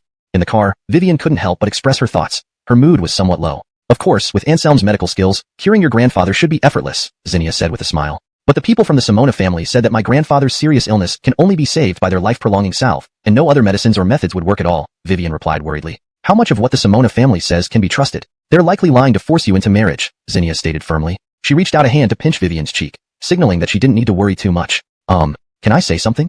Anselm suddenly raised his hand. Go ahead, Zinnia nodded, knowing their hope rested on Anselm, so she wouldn't stop him from speaking. Hey, can you keep your eyes on the road? We're about to crash. Anselm pointed forward with a look of terror. Only then did Zinnia react with a scream. She sharply turned the steering wheel, narrowly avoiding an accident. Mistake. Zinnia laughed awkwardly. Everyone makes mistakes sometimes. That was quite a big mistake. If we crashed, I'd be fine, but you two would be in serious trouble, Anselm remarked dryly. Well, how sure are you about curing Augustine? Zinnia quickly changed the subject. Anselm smiled slightly, fully aware that Zinnia did this on purpose, but he wasn't going to dwell on it. He thought for a moment and held up a few fingers, saying, soul ingenuity 9%. That's great, then Augustine has a chance, Zinnia said happily. Seeing this, Vivian felt puzzled. They hadn't even seen her grandfather yet, but these two already seemed certain. Do you know who he is? As if sensing Vivian's confusion, Zinnia couldn't help but smile and ask, who is he? Vivian couldn't help but look at Anselm. Anselm, the heir of the notorious medical lineage. Curing your grandfather is just a matter of minutes for him. Heir of the notorious medical lineage? Vivian widened her eyes in shock. Chapter 318. A good dog does not block the way. You know? Tess was surprised. Her friend had been studying abroad for years and only returned to the country a few days ago. She actually knew about the notorious doctor, which intrigued Tess a bit. After looking at Tess, Vivian shook her head immediately. No idea. Who's the notorious doctor? And who is his successor? She looked utterly confused, clearly having never heard of such a notorious doctor. Why do you act so shocked if you don't know? Tess couldn't help but laugh and cry at the same time. It seemed that her friend also has a good sense of humor. Vivian pouted and said as a matter of course, isn't it because Alvis was talking so confidently? If I look bewildered, wouldn't it make me seem ignorant? Tess was speechless. Fine. She admitted that Vivian's reason was solid. Thinking for a moment, Tess continued, it's hard to explain what exactly makes Anselm, the successor of the notorious doctor, special, but just remember this. There is no disease in the world that he cannot cure. Right after Tess finished speaking, Anselm stood with his hands behind his back and tossed his hair in an exaggerated way, showing off. Don't be ridiculous. Tess laughed and scolded him, slapping his head. Anselm didn't react at all, but Tess's hand started hurting. She clutched her hand, tears welling up. Damn you. Your head is harder than iron. It hurts so much. Anselm was speechless. He was the one who got hit, yet now it seemed like he did something violent to Tess. Is he really that powerful? Ignoring their antics, Vivian tilted her head and sneaked a glance at Anselm. She found it hard to believe. After all, Anselm was too young and free-spirited, completely not fitting the image of a seasoned medical master. He is even more capable than I've said. Tess nodded, feeling a little proud. This outstanding man is now her fiancé. Why don't we ask his master? Vivian suddenly said shyly. Why? Tess looked puzzled. Why would they go out of their way when there was already such a great healer right here? But Anselm quickly understood Vivian's intention. When she said this, he instantly got it. She didn't trust his medical skills and wanted the old man to come over. It's a matter of life and death. What if you haven't learned enough? We can visit the elderly man right now. Vivian chuckled awkwardly, but still insisted on finding Anselm's master. Tess realized what was happening and covered her mouth to suppress a laugh. She couldn't believe her friend didn't trust Anselm's abilities. This would definitely frustrate him. Indeed, Anselm felt frustrated, or rather, indignant. This was the first time since becoming a disciple that someone questioned his mastery. How much money does your family have? Anselm snorted coldly and asked abruptly. What? Vivian was taken aback, obviously not understanding Anselm's question. Giving Anselm a look, Tess understood his thoughts. Feeling irked by the questioning of his skills, Anselm must want to take advantage of Vivian and get a hefty amount from her. Muttering that he was petty, Tess spoke. Her family has a lot of money. Though not as wealthy as the Alvis or Liu families, they still have assets worth tens of billions. That's good. Anselm wiped his hands, looking excited, and said to Vivian. Since your family is so rich, give me 10 or 20 billion once I cure your grandfather. Vivian's eyes went wide. 10 or 20 billion. Did he think it was beans? But she soon realized that her words offended Anselm, causing his vengeful mindset. Okay, I agree. As long as you save my grandfather, I'll meet any condition you set. Vivian clenched her fists as if making a huge decision. Willing to warm my bed too? Anselm suddenly grinned mischievously, winking at Vivian. Vivian's face turned red, complaining to Tess. Alvis, look, your fiancé is being naughty. He's teasing me in front of you, asking me to warm his bed. This guy is like that, a real pervert. Jing, stay far away from him, or else he might lose control one day, and you won't be able to escape. Tess whispered loudly, forgetting that Anselm's hearing was much better than normal people. Anselm's face darkened. Was this how she saw him? An illustrious and brave person considered to be indecent in Tess's heart? Anselm decided that after dealing with Augustine's issue, he would teach Tess a lesson to let her know just how perverted he could be. Oh, I was just joking. Is he really that perverted? Vivian was shocked, looking at Anselm warily now. Anselm felt like crying. He regretted being flirtatious, which made both women think he was a pervert. He was very angry but also helpless. The car sped along and soon stopped in front of a luxurious villa. Under Vivian's guidance, Anselm and Tess entered smoothly. Tess looked around and recalled the past. She had been here as a child, but later due to some unpleasant incidents between them, they lost contact, so she never came here again. Now revisiting this place gave Tess a strange feeling. Well, Vivian, you were out for so long. I thought you didn't plan on coming back. As soon as they walked into the living room, a woman in her 30s came up, speaking sarcastically to Vivian. I went out to seek help from my friend. Unlike some people who only want to stay home, hoping Jameson would die sooner so they can inherit his property, Vivian retorted sharply. What did you say? The woman's face changed abruptly, eyes flaring up. She glared at Vivian fiercely, wishing her eyes could shoot daggers at her. Who is she? Tess frowned and asked. My third uncle's wife, who usually has conflicts with us. Vivian said coldly. By us, she meant her parents and herself. Tess nodded slightly. She scanned the people in the living room and then asked curiously, where are Gus and Taya? They should be inside. Let me lead you in. With that, Vivian wanted to take Tess and Anselm to the inner room. However, the woman blocked their way again. Hold it, they can't go in. The woman sneered. You. Vivian frowned, about to speak. Anselm suddenly became serious, slapping the woman aside. A good dog does not block the way, Anselm said calmly. How dare you hit me? The woman clutched her cheek, glaring angrily at Anselm. So what if I did? If you keep bitching, I'll finish you off. Anselm narrowed his eyes, giving her a menacing look. The woman trembled all over, suddenly too scared to say anything. The phrase, bully the weak and fear the strong, perfectly described her. Let's go, ignore this idiot. Anselm smiled faintly, then pulled Vivian to lead the way as they walked toward the inner room. Chapter 319. A Twist of Fortune. When they saw their daughter come back, Zach and Isabella showed joy on their faces. However, very soon, their faces were once again filled with sorrow. Jing, you're back, but grandfather. Vivian's expression changed, asking anxiously, what happened to Jameson? Grandfather just lost his heartbeat, Isabella said with a distressed look on her face. Luckily, it was discovered in time. The doctors did everything they could and temporarily restored his heartbeat, but his vital signs are still below the warning line. The doctor says he's critically ill and might not last for an hour. Zach wore a pained expression. How could this be? Upon hearing the terrible news, Vivian trembled all over and felt her legs go weak. She almost fell to the ground. Lynette, who was standing beside her, quickly caught her by the arm, barely keeping her on her feet. Only then did Zach and Isabella turn their attention to Lynette and Anselm. They stared at the two people with puzzled looks on their faces. Who are you? You're that Jiang family early? Suddenly, Isabella's eyes lit up as she recognized Lynette. Zach soon realized it too and exclaimed in surprise, it's Alina. Oh, it's been more than 10 years. You've grown so much. Annie Chin, Gus, how are you? Lynette greeted them with a smile. Though her memories of the two were vague, it didn't affect her politeness. Isabella smiled and, pulling Lynette's hand, couldn't help but ask curiously, we haven't seen you in ages, Alina. Why did you come back with Vivian? Jing is my friend. With such big things happening at her home, I naturally came to help. Hearing this, Zach and Isabella's smiles faded. Zach sighed softly and said with a pained look on his face, actually, we didn't want Jing to marry that Simeono family's Yonatan either. But there was no other way. Without the return-to-life ointment from them, grandfather wouldn't survive. Unless what? Vivian couldn't help but ask. Judging from what her father said, there seemed to be another way to save grandfather without needing the return-to-life ointment. Zach shook his head slightly and said with a sigh, forget it, don't talk about it anymore. That method is even harder to achieve than getting the Simeono family's ointment. It's simply impossible. Does that mean we can only watch Jameson die, with no way out? Vivian was heartbroken. After just clashing with the Simeono family, getting the ointment from them was hopeless. Now, they could only pin their hopes on Anselm. Thinking of this, Vivian bit her lip and said to Anselm, "If you save my grandfather, whatever condition you set, I will agree, including what you mentioned before." Deal. Anselm agreed without hesitation. While billions had little allure for him, having an ally like Vivian warming his bed was certainly interesting. Who is this? Zach and Isabella both asked curiously about Anselm's identity at the same time. He is Alina's fiancé, Anselm, and also my friend, Vivian introduced him. Nodding, Zach asked curiously, "Anselm, right? Jingjing seems to imply that you know medicine?"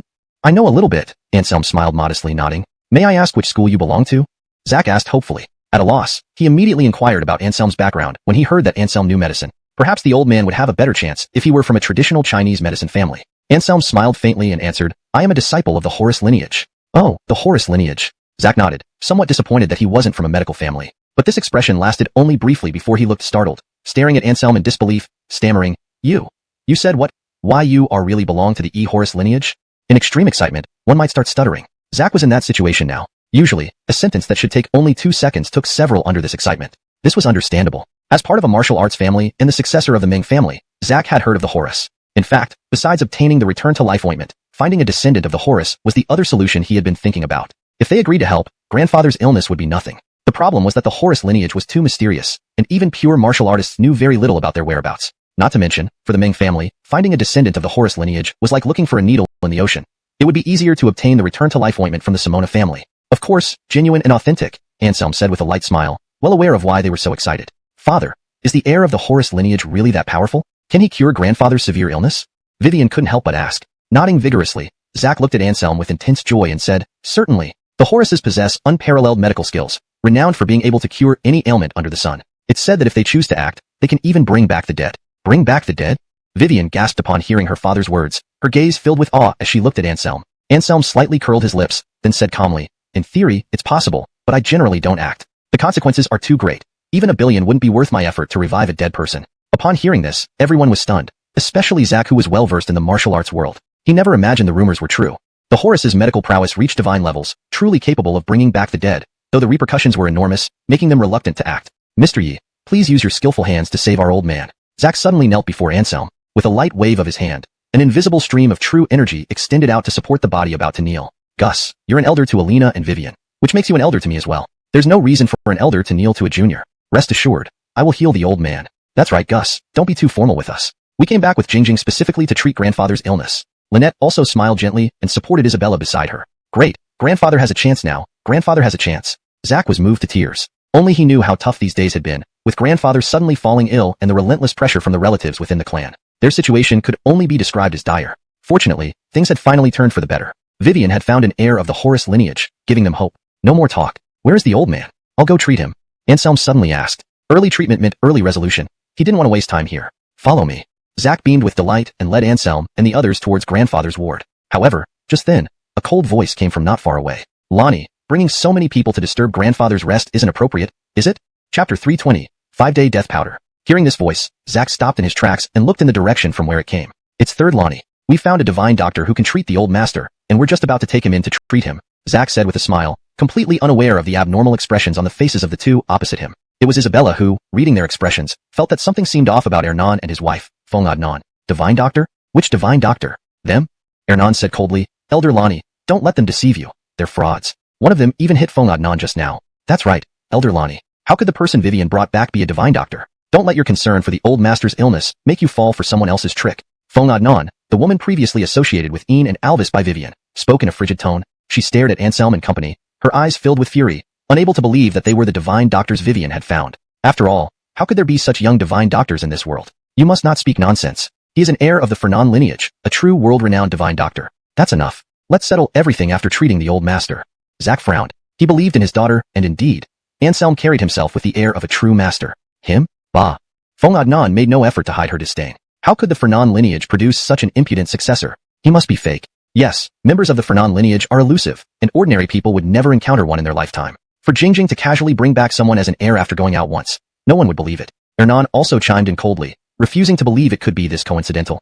"Do I need your confirmation of my identity?" Before Zach could respond, Anselm couldn't help but sneer. His gaze toward them was filled with contempt and disdain, as if looking at two clowns. Feeling angry under Anselm's scornful gaze, Ernan snapped, "Youngster, I don't know where you heard the name Fernan, but if you want to play God, I advise you to drop that thought. The Ming family is not a place for you to act wildly." Anselm was speechless in front of such self-important fools. He snorted, turned to Zack, and asked, "Gus, can I break a few floorboards?" Zack paused but nodded. "Yes, what do you intend to do?" "I'll make them shut up," Anselm replied nonchalantly. With Zack's permission, he suddenly grinned wickedly and lightly stomped his foot on the ground. Vivian was confused about what Anselm was doing, but she soon understood, her mouth opening wide in surprise. For she saw a crack appear beneath Anselm's feet, spreading toward her third uncle and aunt. Then, an invisible wave of energy erupted, flinging both of them away. "What powerful internal strength!" Zack exclaimed. After witnessing this, ridiculous, truly ridiculous. Can't you come up with a more plausible reason when you lie? If it were poisoning, our instruments would have detected it long ago. A mocking laugh came from Ernan, his tone filled with intense disdain and ridicule. Anselm didn't even lift an eyelid, completely ignoring him as he walked over to the bed where old Master Ming lay, intending to determine what kind of poison he had been subjected to so he could treat it properly. "What are you doing? Hurry up and—" Hernan's complexion changed, and he couldn't help but scold Anselm. But before he could finish speaking, Zack suddenly roared, "Third Lonnie, shut up and get out!" Zack's roar left Ernan stunned, his face turning unpleasant as frustration boiled within him. However, mindful of Zack's authority, Ernan only exchanged glances with Feng Adnan before slinking out of the room in defeat. None of this escaped Anselm's notice as he approached old Master Ming's bedside, gently lifting one of his arms and beginning to feel his pulse. If someone from Tianjin were here, they would be astonished beyond measure. The illustrious heir of the Fernan lineage, who had never treated anyone with such solemnity even during his years at Tianjin, now displayed a look that indicated just how dire old Master Ming's condition was. Anselm frowned without speaking, and naturally, neither Zack nor the others dared to make a sound, for fear of interfering with Anselm's assessment. Suddenly, Anselm's eyes sharpened, and he extended a finger to draw a line across the joint on old Master Ming's wrist. Though it seemed nonsensical, its effect left Vivian deeply impressed. Black blood oozed from the cut in old Master Ming's wrist, exuding a faint stench that dramatically altered the expressions of Zack and the others. "It's really poisoning," Zack muttered. Even if he knew nothing about medicine, the unusual color of the blood clearly pointed to poisoning. However, if it was poisoning, why hadn't it been detected in earlier blood tests? With lingering questions, Zack looked at Anselm, hoping for an explanation. "The Simonas are truly ruthless." Anselm sighed. So it was them all along. Hearing Anselm's words, Zack clenched his teeth in anger. He had always suspected the Simonas but lacked evidence. Now with Anselm's involvement, everything became clear. Old Master Ming's sudden illness was indeed a despicable move by the Simona family to force Vivian into submission. "Can you cure this poison?" Alicia asked. She knew Anselm well, and seeing his furrowed brow, she sensed that this might be a particularly challenging case. Anselm nodded. "It can be cured, but it's quite troublesome. This poison is called 5-day death powder. Within 5 days, the victim's vitality gradually fades. By the 6th day, all vitality is extinguished, and no one can save them." Chapter 321. 20 billion is not enough. "Please, Mr. Yi, use your skills to save my father," Zack pleaded, looking at Anselm earnestly. Anselm smiled slightly and nodded politely. "Of course, given the friendship between me and Vivian, I will certainly help to remove the poison from your father." Upon hearing these words, Vivian was touched, yet her face flushed with embarrassment. After all, she and Anselm had only met twice in total. They barely knew each other. Anselm must have taken a fancy to her, wanting her for more than just friendship. Indeed, women's thoughts are more complex. In reality, Anselm had no such intentions. He was merely doing this for Zinnia's sake, considering Vivian as a friend because of that. "I will do everything within my power to provide whatever you need, Mr. Yi," Zack said sincerely. After some thought, Anselm said, "There's no need to prepare anything else. Just pay the consultation fee first." Zack was stunned and asked instinctively, "How much?" 20 billion. Anselm extended 2 fingers and spoke casually. Zack shuddered, almost doubting his ears. "So much?" Isabella also widened her eyes, clearly shocked by the number Anselm mentioned. "Come on, not really, right? You're asking for so much?" Zinnia nudged Anselm. She thought Anselm was just talking when he asked for such a high consultation fee from Vivian earlier, but never expected him to be serious about it. 20 billion. Ordinary wage earners wouldn't earn that much even if they started working from the Stone Age. Yet, Anselm asked for 20 billion without batting an eye, as if he had no concept of money at all. Vivian looked at Anselm with a grievous expression, already having promised the consultation fee. What did he mean by bringing it up again in front of her parents? Seeing everyone's reactions, Anselm smiled faintly and explained, "Don't misunderstand. Woodest of this consultation fee will be used directly for your father's treatment." "How so?" Zinnia asked on behalf of everyone, voicing their confusion. "I need this money to buy medicinal herbs from Jishir Hall to detoxify your father. Without the herbs, using acupuncture alone would give me only a 20% chance of success." At this point, everyone understood that Anselm wasn't being greedy. He needed the money to purchase medicinal herbs for treating old Master Ming. Realizing this, Zack promptly gave Anselm an account number and immediately transferred the 20 billion. For the Ming family, 20 billion wasn't a small amount, but if it could cure the patriarch, preserving this pillar of the family, it would be worth it. Checking his account balance, Anselm couldn't help but shake his head. "You got off easy. This 20 billion might not even be enough." Glaring at Anselm, Zinnia scolded, "Stop trying to have your cake and eat it too. What herbs could possibly cost 20 billion? Anselm didn't bother explaining. He felt a bit depressed because after careful calculation, there was indeed a high possibility that 20 billion wouldn't be enough based on the ingredients required. Seeing Anselm's gloomy face, Zack and others were dumbfounded. wondering what precious herb could be worth 20 billion. Forget it, I'm not going to haggle over it for Vivian's sake. First wife, let's go. Stretching lazily, Anselm pulled Zinnia out of the villa. Zack and the others watched as Anselm and Zinnia left. After a long pause, Vivian whispered, Dad, Grandpa will get better, right? He will.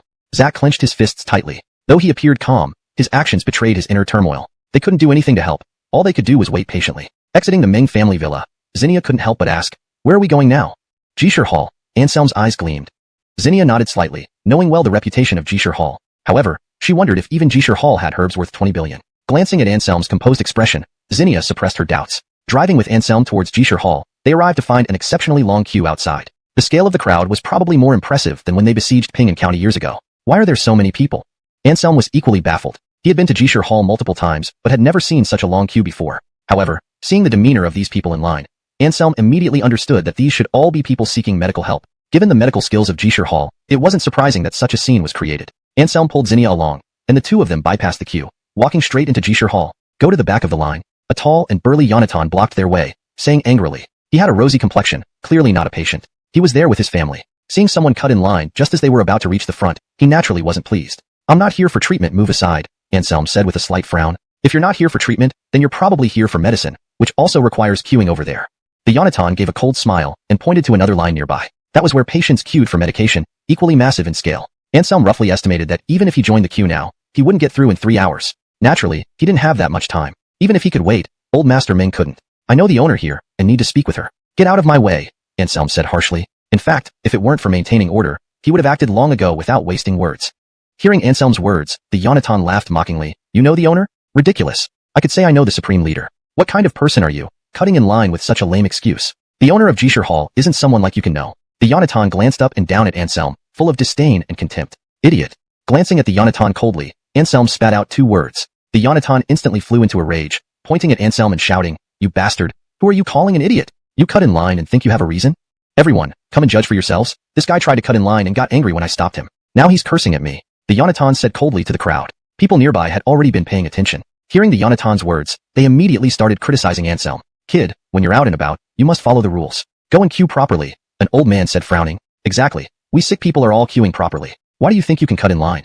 This came from a middle-aged aunt, hands on her hips, scolding Anselm. She had wanted to cut in line earlier but was caught and ridiculed, so she had no choice but to join the back of the queue. Now, seeing someone else trying to cut in line, she wasn't happy and insisted on making Anselm queue properly. A group of people started pointing and criticizing Anselm, involving Zinnia as well. Anselm's expression grew darker. It didn't matter if others targeted him. It was laughable that back then, she even advised that Airly to stay away from Anselm. Finally, everything made sense. It turned out they had known each other for a while, and this Airly was the female owner of Jishir Clinic. Due to Heather's abrupt halt in work, the queue stalled, leading to widespread dissatisfaction among the patients. Some who had been queuing for hours couldn't contain their anger, cursing, What the heck? Where is she? Why did she just leave?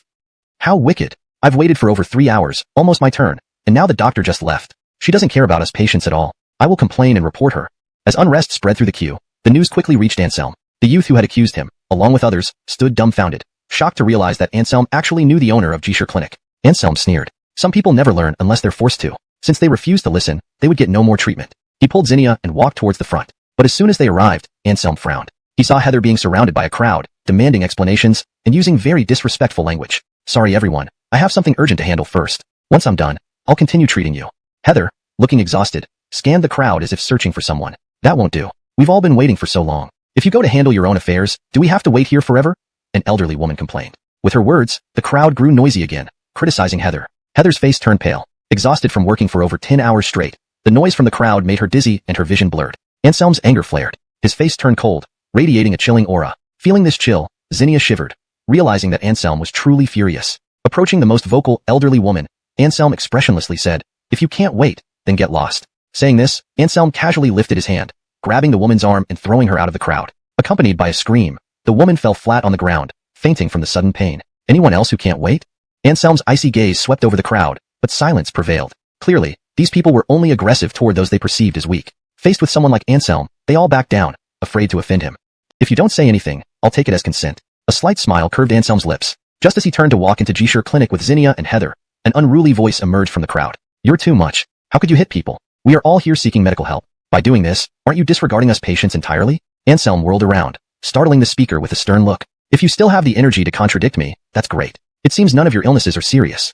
Since that's the case, we'll close today, and starting tomorrow, Jishir Clinic will only accept 30 patients a day, Anselm said indifferently. He wasn't entirely punishing those who didn't know their place. Rather, he was more concerned for Heather and the doctors at Jishir Clinic. After all, people aren't machines that can operate non-stop 24 hours a day. Even extraordinary individuals need sleep to stabilize their inner world balance, unless they have reached the realm of immortality. Seeing how tired Heather looked, Anselm knew she hadn't slept for at least 20 hours. She needed to rest immediately, or it would affect her health. How can you do this? Isn't this a clinic? How can there be such a rule? Aren't you disregarding the lives of us ordinary people? We pay them to treat us, it's natural. How can they limit the number of patients? If they can't handle it, they shouldn't open a clinic. Anselm's words were like throwing a bomb into the crowd, provoking many to voice their complaints. Hearing these comments, Anselm smiled coldly and said, "It seems everyone has quite a few objections to the patient limit. In that case, starting tomorrow, Jishir Clinic will only accept 20 patients a day." The crowd became even angrier, but they also realized that this Yonatan wasn't swayed by anything. If they kept arguing, they might end up with less than 10 slots per day. That's not right. You're not from Jishir Clinic. Why should the boss listen to you?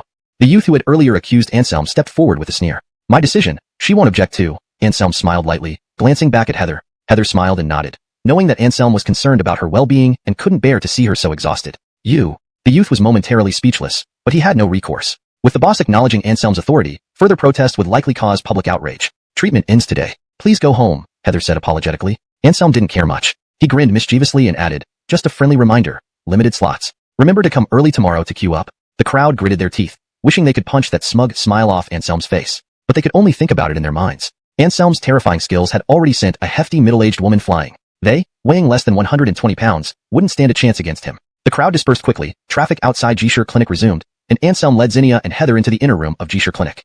Chapter 323. Simon Menorgan Golden Pill. However, just as they had stepped in, a voice of surprise came from the doorway. Divine Dr. Yi? Anselm frowned and turned around to see an elderly man standing at the entrance of Jishir Hall, stopped by two clerks. Dean's son?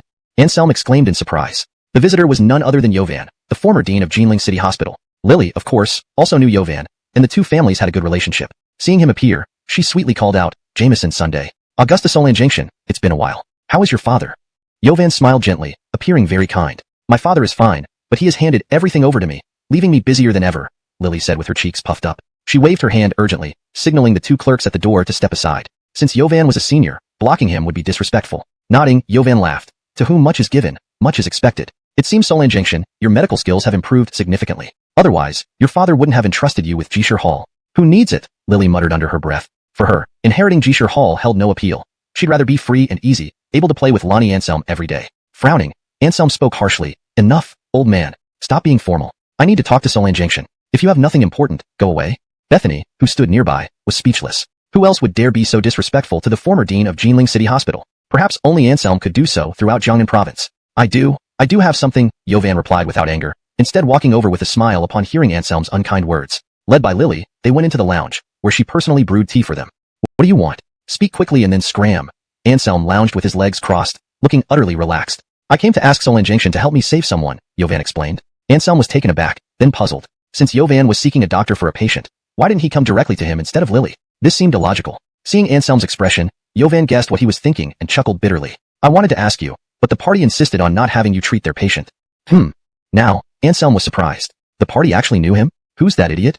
Lily asked, pouting. She was upset. Someone dared to look down on her Lonnie Anselm? Bethany, who had been silent for a long time, suddenly interjected, I think it must be Hernan. How do you know? Yovan was startled and looked at Bethany in surprise. Anselm, however, had figured it out and nodded. That makes sense. So, it's him. The one asking for a doctor must be from the Ming family. Anselm chuckled lightly. Yes, Divine Dr. Yi. Have you met them before? Yovan was surprised. Anselm smirked and nodded. Yes, and when we first met, I slapped Hernan's wife. No wonder he sought you and refused my help. So that's why. Yovan smiled wryly. Anselm's words finally cleared his confusion. Don't worry about him. If Simeonishinshir Mingal, back-to-life life-saving ointment, isn't used for the 5-day fatal powder, only my school of evil medicine can solve it. He doesn't want me to treat him because he wants his old man dead, Anselm said nonchalantly. Hearing the name of the poison, Lily's face changed. Shocked, she asked, 5-day fatal powder? Isn't that a unique secret drug of the Simona family from Haiching? Could it be the Simona family behind this? Indeed, it was done by the Simona family, Anselm nodded, confirming Lily's suspicion. Then, he recounted the whole incident, which immediately caused dissatisfaction from Yovan and Lily. Why have the descendants of the divine Dr. Simona become so shameless? Lily couldn't help but frown. The two people we met earlier were descendants of the divine Dr. Simona? Hearing Lily's words, Bethany's eyes widened in disbelief. Anselm nodded lazily, yes. Otherwise, why would this poison be so troublesome that I had to personally come to countless people vying for it fiercely? After all, in the martial arts world, This was a heaven-defying divine medicine that could increase the chances of a king realm practitioner breaking through to become an immortal, making it an invaluable treasure beyond price. There weren't many forces in the world capable of refining the Simon Menorgan golden pill.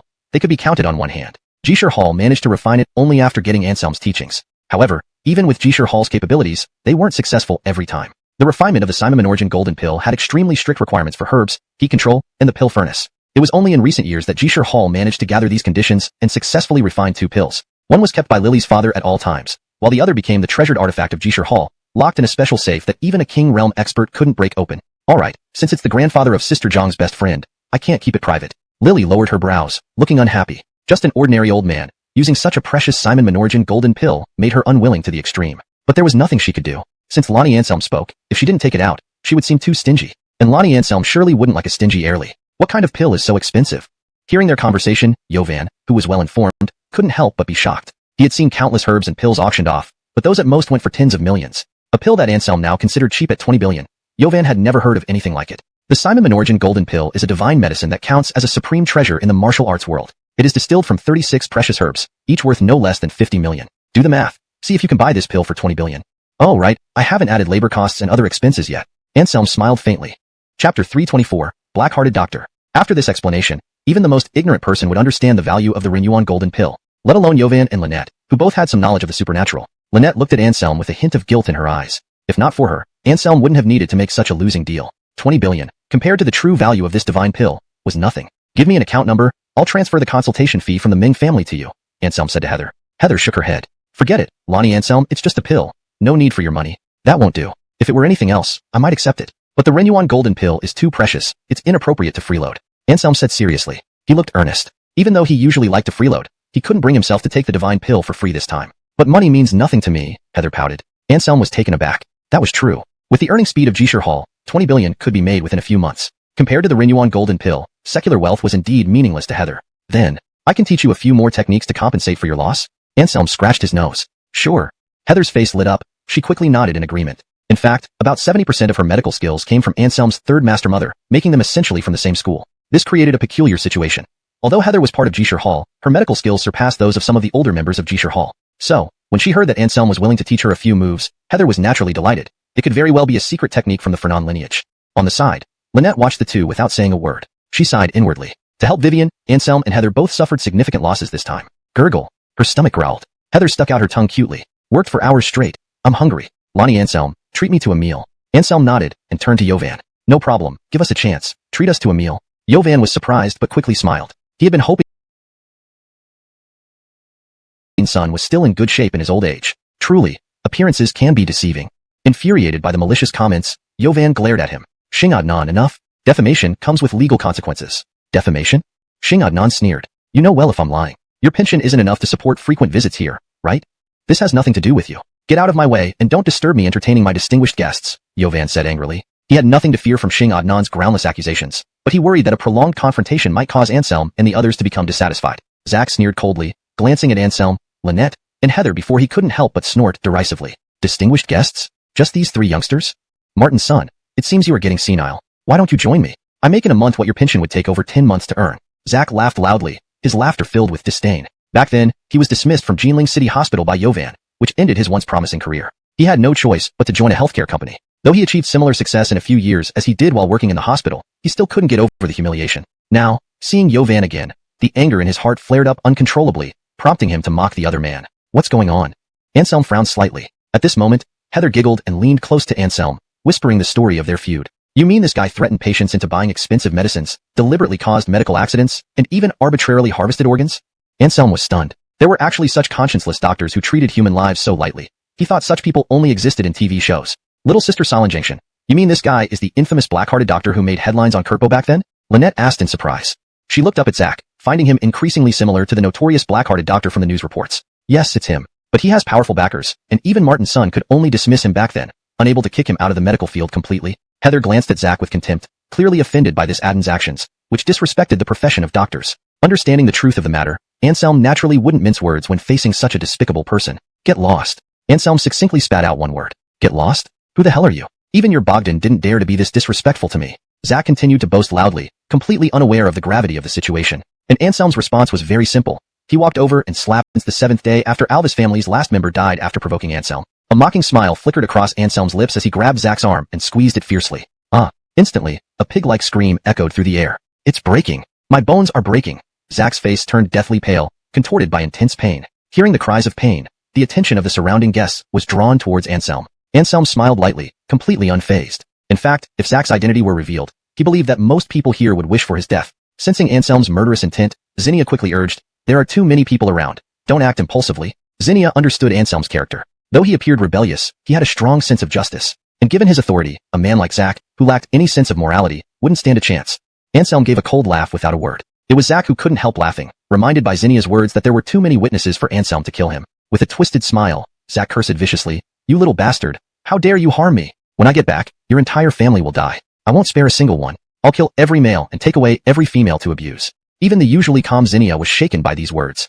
Zach's disgusting level exceeded her imagination. They say only the young are fearless, but this old rascal proved just as reckless, daring to spew threats at Anselm. Turning her head, Zinnia could see Anselm's expression turning cold. "You've successfully angered me, so you're dead for sure." Anselm's eyes gleamed with icy resolve. Normally, curses wouldn't bother him, but involving his family crossed a line. Anselm's bottom line was that his family must never be insulted. Anyone trying to cross it would meet their end. "Haha, even if you had 10 more lives, you?" Zach laughed wildly, but mid-laugh, something felt wrong.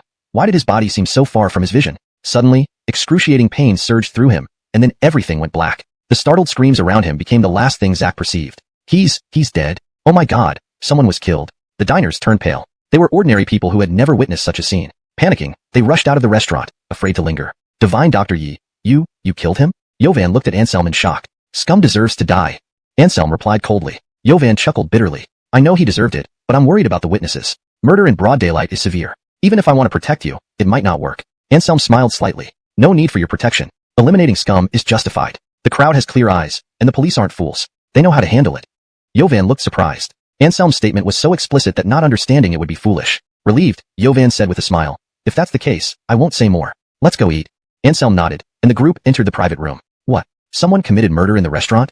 In an office on the second floor of the restaurant, a distinguished-looking Yonatan listened to his waiter report the incident, his face darkening. "Come with me and let's see who dares to kill on my turf," the Yonatan said angrily, then glanced back at his few bodyguards. The bodyguards understood and followed him downstairs. At this moment, in the private room, Anselm and his group had just finished ordering their dishes. But because of the murder, all the waiters had fled, leaving no one to serve them for a while. "I'll go check if there's anyone around," Heather patted her little belly, somewhat unhappy. But as soon as she went out, she was blocked by a group of people. The leader was none other than that distinguished-looking Yonatan from before. "Was it you who killed the guy in the hall?" the Yonatan asked coldly. "It was me. He was scum. It's no big deal that he's dead," Anselm shrugged, showing indifference. Seeing two waiters standing next to the Yonatan, Anselm suddenly perked up and said, "Hey, we've finished our order. Please bring us the food as soon as possible." The two waiters looked at each other speechlessly. Things had escalated to this point, and this guy was still thinking about eating? You see, their boss hated it most when people caused trouble in his restaurant, let alone committing murder. "You still want your food?" the Yonatan sneered. "After killing someone on my turf, do you think you can leave unharmed without giving me an explanation? So what? Are you avenging that scum?" Anselm wore a half smile and said something infuriating. "Is he your father or grandfather?" Hearing Anselm's words, the Yonatan flew into a rage. Of course, it wasn't for vengeance for the dead man, but purely because he felt Anselm was humiliating him by boldly committing murder on his territory. "How dare you insult me? Do you know who I am?" The Yonatan turned deathly pale. As he spoke, his bodyguards quickly surrounded Anselm. Jovan's face changed slightly. He knew the Yonatan's identity, but seeing Anselm unperturbed, Yovan hesitated and remained silent. "If I were your dad, I'd know who you are," Anselm smirked. "You?" The Yonatan was greatly angered, but soon a cold gleam flashed in his eyes. No one dares to act recklessly on the Schwe family's turf, and no one insults a member of the Schwe family without paying a price. The Schwe family? Anselm's heart stirred. A sinister smile crept onto his lips. "What's your relation to Cole?" "You know my cousin?" The Yonatan's face was full of pride, and he looked at Anselm with a superior expression. If the other party knew his cousin, things would be easier. Perhaps he wouldn't even need his bodyguards to intervene. Anselm would beg for mercy in no time. Chapter 326 Change of Ownership. Seeing the smug expression on the youth's face, Isla felt disdain in her heart. No way, this guy can't really think that Anselm is afraid of his cousin, right? "I know him quite well indeed. But your cousin probably doesn't want to see me," Anselm sighed. Back then, Cole had sent two world-class martial artists, Dawson and Rhett, to ambush him, only for Anselm to turn the tables and kill them. That night, he traced Cole's residence in Jinling City, but unfortunately, Cole had already fled back to the capital city. Thus, after all the fuss, Anselm forgot about the matter. But he did not expect that there were still people from the Schwe family left in Jinling City, and coincidentally got into a conflict with him again. Perhaps this was karmic retribution, Anselm mused inwardly. "Who are you?" The Yonatan frowned, sensing that this youth should not be his cousin's friend since the ridicule on his face when mentioning Cole was obvious to everyone. "You don't have the qualifications to know." Take your bodyguards and scram. I'll forgive you for disturbing me, Anselm said nonchalantly. His attitude further provoked the youth's anger. Bastard! Don't think you're someone just because you know my cousin. You dare to act so wildly here. No one will save you. The youth snarled fiercely. He waved his hand, and those bodyguards immediately rushed toward Anselm. It's up to you now. Anselm didn't even blink an eye as he instructed Heather beside him softly. Fine, Heather pouted, clearly unhappy since she hadn't even finished eating yet when Anselm asked her to work hard. Yet despite her grumbling, Heather acted without any reservation. Several top-tier bodyguards could barely last 10 rounds under Heather's hands before being all taken down by her. Disrespecting Lonnie Anselm, I'll beat the living daylights out of you. Heather flexed her little fists, glaring at the youth menacingly. The youth's face changed dramatically. A small woman like her having such formidable strength obviously meant she wasn't ordinary. At this moment, one of the bodyguards staggered to his feet. He glanced deeply at Anselm, shivering uncontrollably as if seeing some terrifying devil. Oh no, young Master 7, let's leave quickly, it's Anselm. The bodyguard's face was deathly pale, enduring excruciating pain while trying to take the youth away. The youth remained motionless, bewildered. Anselm. Who was this person? Young Master 7. He's the great demon who killed Dawson and Rhett, the bodyguard said with fear. Hearing this, young Master 7 of the Schwe family was utterly stunned. 2 world-class martial artists in his family had been killed, and the murderer was a young expert. Young Master 7 never imagined that this expert would one day appear before him, and even get into a conflict with him. Young Master 7 lost his domineering demeanor, staring at Anselm, his face filled with fear. Anyone who could defeat 2 of their family's top martial artists must possess unimaginable power. Killing him might just require moving a finger. So, do you know who I am? Anselm grinned, sighing lightly and shaking his head. Actually, I preferred your defiant look. The youth's face turned ugly. Although Anselm's words weren't hurtful, they were extremely insulting. But he dared not lose control, only suppressing his anger. Being a descendant of a powerful family, he naturally understood the rule of the strong devouring the weak in the extraordinary realm. In such a situation, daring to confront Anselm would be tantamount to courting death. Surveying the surroundings, Anselm stretched lazily, looking contentedly. This restaurant feels pretty good. I'll take it as your life ransom. Transfer it to me, and I'll let you leave safely. What? Young Master 7 was shocked and angry, his gaze fixed intently on Anselm, his fists clenched until they turned white. Do you not agree? Anselm glanced at him indifferently. His eyes weren't fierce but made young Master 7 shudder. Realizing his life was now in the other party's hands, saying no might cost him his life, young Master 7 struggled to choke out a few words. I agree. Good, everyone saw this. Not that I forced him. Anselm chuckled. Isla couldn't help but roll her eyes. What nonsense, as if anyone couldn't tell the current situation. Would that young Master 7 dare refuse? Young Master 7's face darkened. He couldn't believe Anselm could be so shameless. What happened to the air of a true expert? However, he also knew that the more arrogant this kind of person was, the more dangerous they became. Just a slight displeasure could cost him his life. Summary to my office and bring those documents over. Oh, and prepare a blank contract, quick. Young Master 7 of the Schwe family said anxiously to the nearby bodyguards. At this point, he no longer needed these bodyguards for protection, since they were utterly useless against Anselm. It would be better for them to help find the documents so he could return sooner. Don't make us wait here. Get the dishes on the table quickly, someone is hungry. Anselm said indifferently as he threw a menu at them. Boss, this? A waitress picked up the menu and instinctively turned to look at young Master 7. Seeing this, Anselm smirked and said, Miss, I think you've called the wrong person. It seems I am your boss now, and this guy is history. The waitress froze, standing there unsure of what to do. You go serve the food. He's right. From today onwards, he's your new boss. Young Master 7 said calmly, feeling a sense of loss. This business might not mean much to the Schwe family, but it was his personal effort. Now that it was taken away, he wouldn't be comfortable unless it was a ghost. Soon, the group of bodyguards returned with a stack of documents. Anselm didn't bother checking what they were. He simply had young Master 7 handle everything, while he just signed one name. All procedures are done. Can I leave now? Young Master 7 asked expressionlessly. Yes, you can go. I keep my word. Anselm waved his hand and suddenly sighed. Coming out for a meal and ending up with an extra property for free, truly troublesome. Hearing Anselm's words, young Master 7 nearly spat blood. Not because he was physically hurt, but because Anselm's words were too cruel, intending to irritate him to death without any retribution. With a heart full of resentment, young Master 7 strode away, and his bodyguards followed him out. Only after their figures disappeared at the door did the atmosphere in the private room become calm again. Anselm, is it really okay to do this? Isla asked with some concern. Seizing someone else's property seemed somewhat unjust. Anselm, however, laughed carelessly and explained, What's wrong with that? This is the ruthless extraordinary realm where might is right. As he spoke, Anselm showed his fist. I'm stronger than the Schwe family. What's wrong with taking a property from him? Besides, back then, Cole played matchmaker recklessly, and I haven't even taught him a lesson yet. All right. Isla nodded without saying anything more. After all, she had decided to be Anselm's woman, and her way of thinking needed to adapt accordingly. Chapter 327, Framing. One dish after another of delicious food was served, and Lily couldn't wait to start eating. After being busy for over 10 hours, she was truly famished. Make way for the detectives. Bystanders move aside. Just as Anselm and the others were engrossed in their meal, commotion came from outside. Anselm immediately understood that it must be the detective bureau's people arriving. You all continue eating. I'll go handle the aftermath. With that, Anselm turned on his heel and walked out of the private room without looking back. It's him, yes him. I saw it with my own eyes. This guy is the murderer. An agitated individual stepped forward furiously, pointing at Anselm in front of several detectives. Oh, really? Sir. The lead detective moved his gaze to Anselm and suddenly stiffened. He hurriedly trotted over, saluting Anselm solemnly. Greetings, Commander. Anselm returned the salute and smiled. Left on the floor. Gentlemen, I want to say that for those unscrupulous individuals, I will bring them down one by one. This heartless doctor is not the first, nor will he be the last. After the detectives left, Anselm began his speech. This restaurant was now his property, and with Zack dead in the hall, it would inevitably have a significant impact on business. He wanted to mobilize everyone's sense of righteousness and redirect the blame onto Zack. As for his actions here, they were purely for justice and had nothing to do with the restaurant itself. Good. Great job.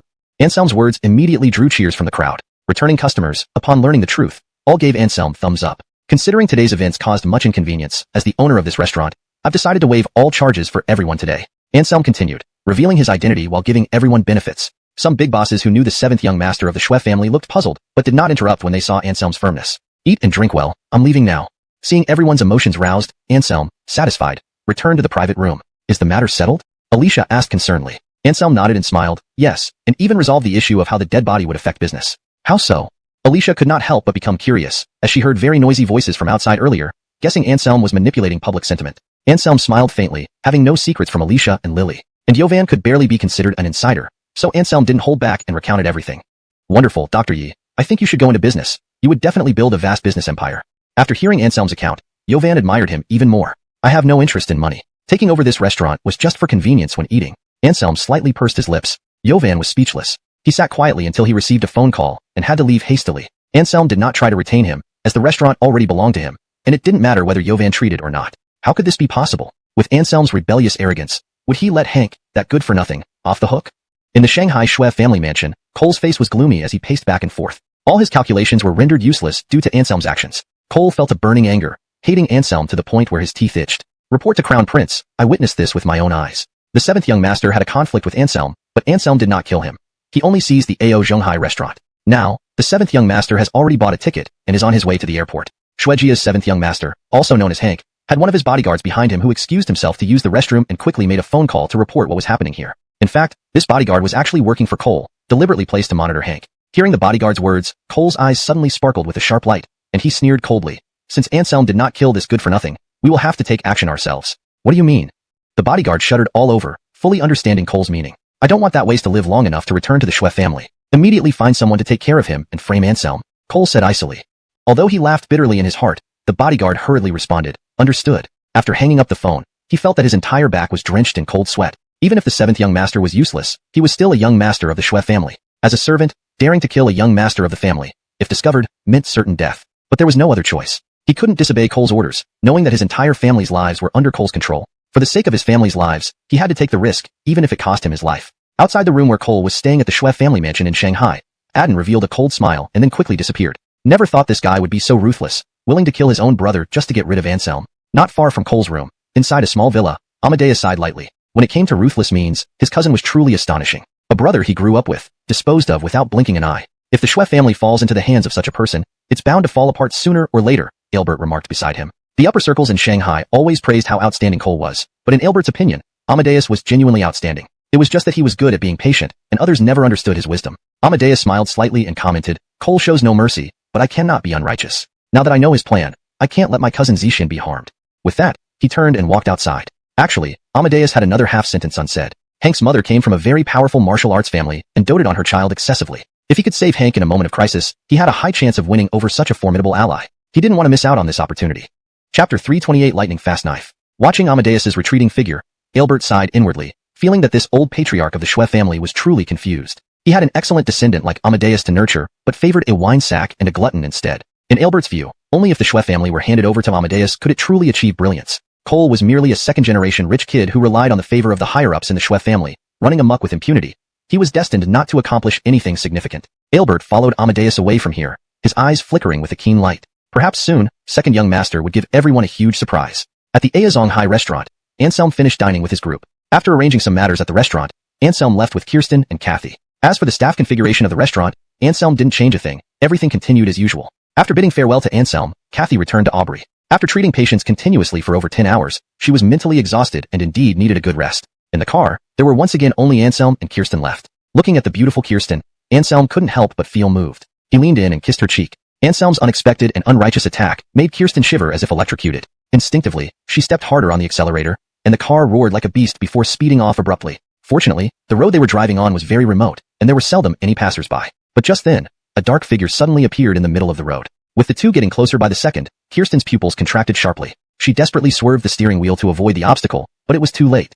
A strong impact came, and the dark figure was instantly thrown dozens of meters away by the car. Then with a loud thud, it hit the ground heavily, lying motionless. Kirsten's mind buzzed. Her face turned deathly pale, filled with extreme terror. She had actually hit someone, and at that speed, the person was likely dead on the spot. Anselm, what do we do? I've killed someone. Kirsten grabbed Anselm's arm, panicking. Anselm narrowed his eyes and said calmly, not necessarily, let's go check. Kirsten nodded. Her mind was in chaos, and she could only follow Anselm. Whatever he did, she would do likewise. The two parked their car and jogged over to the person they had hit. Kirsten felt increasingly uneasy. Timing thrown so far, even a top-notch martial artist might struggle, not to mention if it was an ordinary person. Anselm held Kirsten's hand, signaling her to calm down and not be overly stressed. If necessary, he would use some taboo methods to save the person's life. However, when the two arrived beside him, a flash of insight passed through Anselm's eyes. He's unharmed?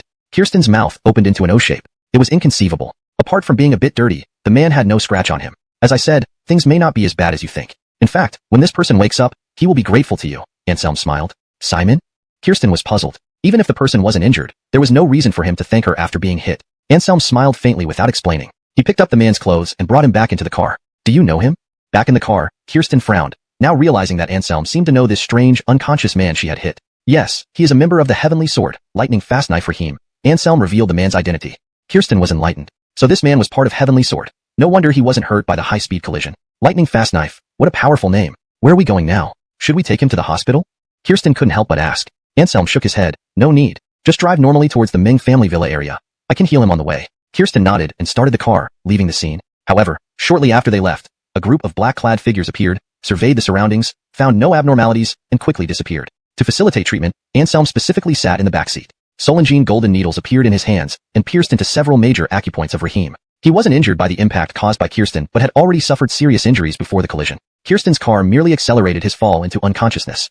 Ugh. It had to be said that Anselm's treatment was very effective. In less than 2 minutes, the listless Rahim began to stir. He opened his mouth and spat out a mouthful of dark black blood onto the carpet in the backseat. Seeing this through the rearview mirror, Kirsten couldn't help but frown slightly. As everyone knew, she was a person with obsessive cleanliness, and Rahim vomiting directly in her car made her feel uncomfortable instantly. Even though she knew he was an extraordinary warrior for the country and people, Anselm smiled faintly. He naturally noticed Kirsten's expression but did not say anything. Rahim regained consciousness. His body was still somewhat weak, but his daily movements were not problematic. Upon seeing that the surroundings were actually inside a car, Rahim's gaze suddenly turned sharp. As his aura spread, the temperature in the car unconsciously dropped several degrees, making Kirsten shudder involuntarily.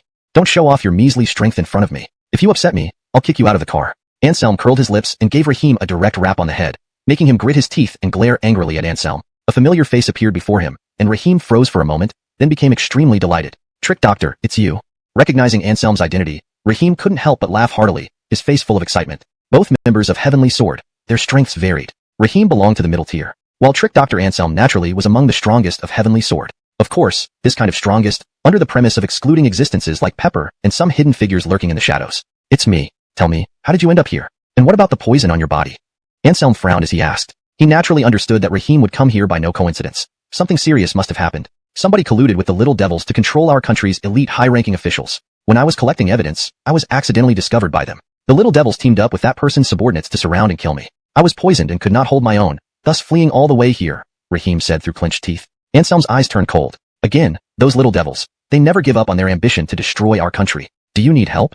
Anselm asked coldly. The one who could severely wound Rahim was evidently powerful. Anselm wanted to help him once, not for any other reason, just because he was annoyed by those Little Devils. No need. Previously, I was poisoned and my combat power was reduced, so I lost. Now that my injuries are recovered, these bastards are nothing to worry about, Rahim said arrogantly. Nodding, Anselm gave his phone number and said, if anything happens, contact me anytime. I've already rejoined the team and am stationed in Jinling City. All right. Rahim agreed. But soon he furrowed his brows and added, according to the information I received, there seem to be many of their collaborators in Jinling City. Since you are stationed there, you'd better find an opportunity to expose them all. Chapter 329, Practicing Martial Arts at Salanjet. I understand. I won't let any of these idlers off. I will catch every single one of them. Anselm said coldly, showing no mercy to traitors. Rahim nodded slightly and was about to turn away. With the Kurter doctor in Nanjing City, there was nothing to worry about here. The real and immediate threat was those who were chasing him. Hold on. Just as Rahim was about to leave, Anselm suddenly called him back. Anything else? Asked the puzzled Rahim, turning around. Anselm pursed his lips and pointed at the large patch of blood on the carpet behind Lynette's seat, saying, "Your dirty blood has stained my wife's car. Remember to replace it with a new one after you finish your business." Raheem paused, then nodded and said, "Understood. After I deal with those scum, I'll make sure to get sister-in-law a top-of-the-line supercar." "That's not necessary. I can just wash the carpet," Lynette replied shyly. Though she had a bit of a cleanliness obsession, it wasn't so severe that she'd ask for a whole new car over a stained carpet. "This isn't too much. I dirted sister-in-law's car, so I must replace it." "And sister-in-law, don't be so formal. Also, the relationship between the Kurtr doctor and me?" Raheem laughed awkwardly. However, before he finished, Anselm interrupted him. "You're almost recovered. Are you still going?" Anselm glared at him, clearly not wanting him to finish his sentence. Because of their life-and-death friendship from missions they undertook together in the past, Anselm didn't want Lynette to know about this to spare her unnecessary worry. "Well, it's settled. I have more work to do, so I'll take my leave." Raheem naturally sensed Anselm's intentions, took a deep breath, opened the door, and jumped out. Jumping out of the car would be dangerous for an ordinary person, but for a world-class martial artist like Raheem, it was nothing. He closed the door casually, and Anselm looked at Raheem's departing back, his face frosty. Clearly, he hadn't expected there to be more collaborators in Nanjing than just the Alvis family working with the Japanese. "Why did you shoo him away?" Lynette asked curiously. "He's too talkative, and he still has tasks to complete. He can't stay long," Anselm explained. "Okay," Lynette nodded. Ignoring the unfinished half-sentence from Raheem, she stared deeply at Anselm and suddenly asked, "Anselm, what is that world of yours really like?" Anselm was taken aback, looking incredulously at Lynette, not expecting her to ask such a question. "It's survival of the fittest, where might makes right, and laws don't exist," Anselm answered subconsciously. "So the purpose of Heavenly Sword is to curb all this, ensuring supernaturals in that world abide by rules?" Lynette followed up. Anselm nodded but quickly shook his head, saying, "That's part of it, but not completely. The bigger role of Heavenly Sword is to protect China. Maintaining order in the supernatural world is more of what organizations like Black Wife's War Saber or the now-enemy Martial Alliance do. So that's how it is. Am I part of this circle now?" Lynette looked intently at Anselm. Anselm hesitated but then smiled bitterly. "Although I hate to admit it, once you gain true chi, you became one of us." Lynette nodded, and she suddenly smiled broadly. "That's good. It hasn't been wasted, following London diligently learning martial arts these days." "What?" Anselm was confused by Lynette's statement. Why was becoming part of the supernatural world something to celebrate? If it weren't for Lynette gaining that true chi by chance, Anselm would prefer she remained an ordinary person, far from all the fighting and killing. "Lu Shinju. London taught me, and I'm better at it than her now," Lynette grinned. As she circulated her true chi, 2 Lu Shun imprints appeared on her forehead, which surprised Anselm. "You've activated both imprints?" Anselm exclaimed in surprise. "Yes, the second one activated just the other night. Before, it was only one," Lynette said, sounding a little dejected. "I tried to activate the third imprint several times but failed." Anselm laughed and explained, "The third imprint requires reaching the world-defying realm, and your current true chi cultivation isn't nearly enough." Hearing Anselm's explanation, Lynette finally understood. It wasn't that she wasn't trying hard enough or lacked talent. She simply hadn't reached the threshold yet. Seeing that Lynette had a good aptitude for cultivation, Anselm suddenly said, "Come practice martial arts with me tonight. Remember to bring Hei Laopo along. You now have the God-slaying formula, so you're not lacking in offensive techniques. However, your agility and movements are still very insufficient and need improvement.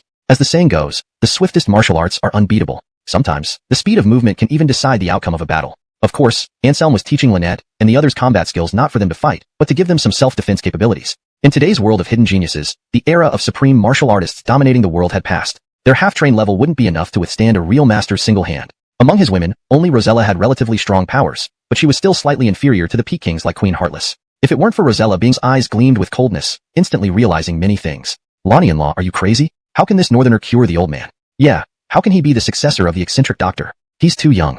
At Meng family villa, when Anselm and Lynette returned, they were met not with respect but with cold stares from the surrounding crowd. These were members of the Meng family, who had been working outside before receiving notice from Hernan and returning home. Upon seeing that the person supposed to treat the elderly gentleman was just a young northerner, they couldn't help but voice their doubts. Glancing at these people, Anselm pulled Lynette and turned around to leave.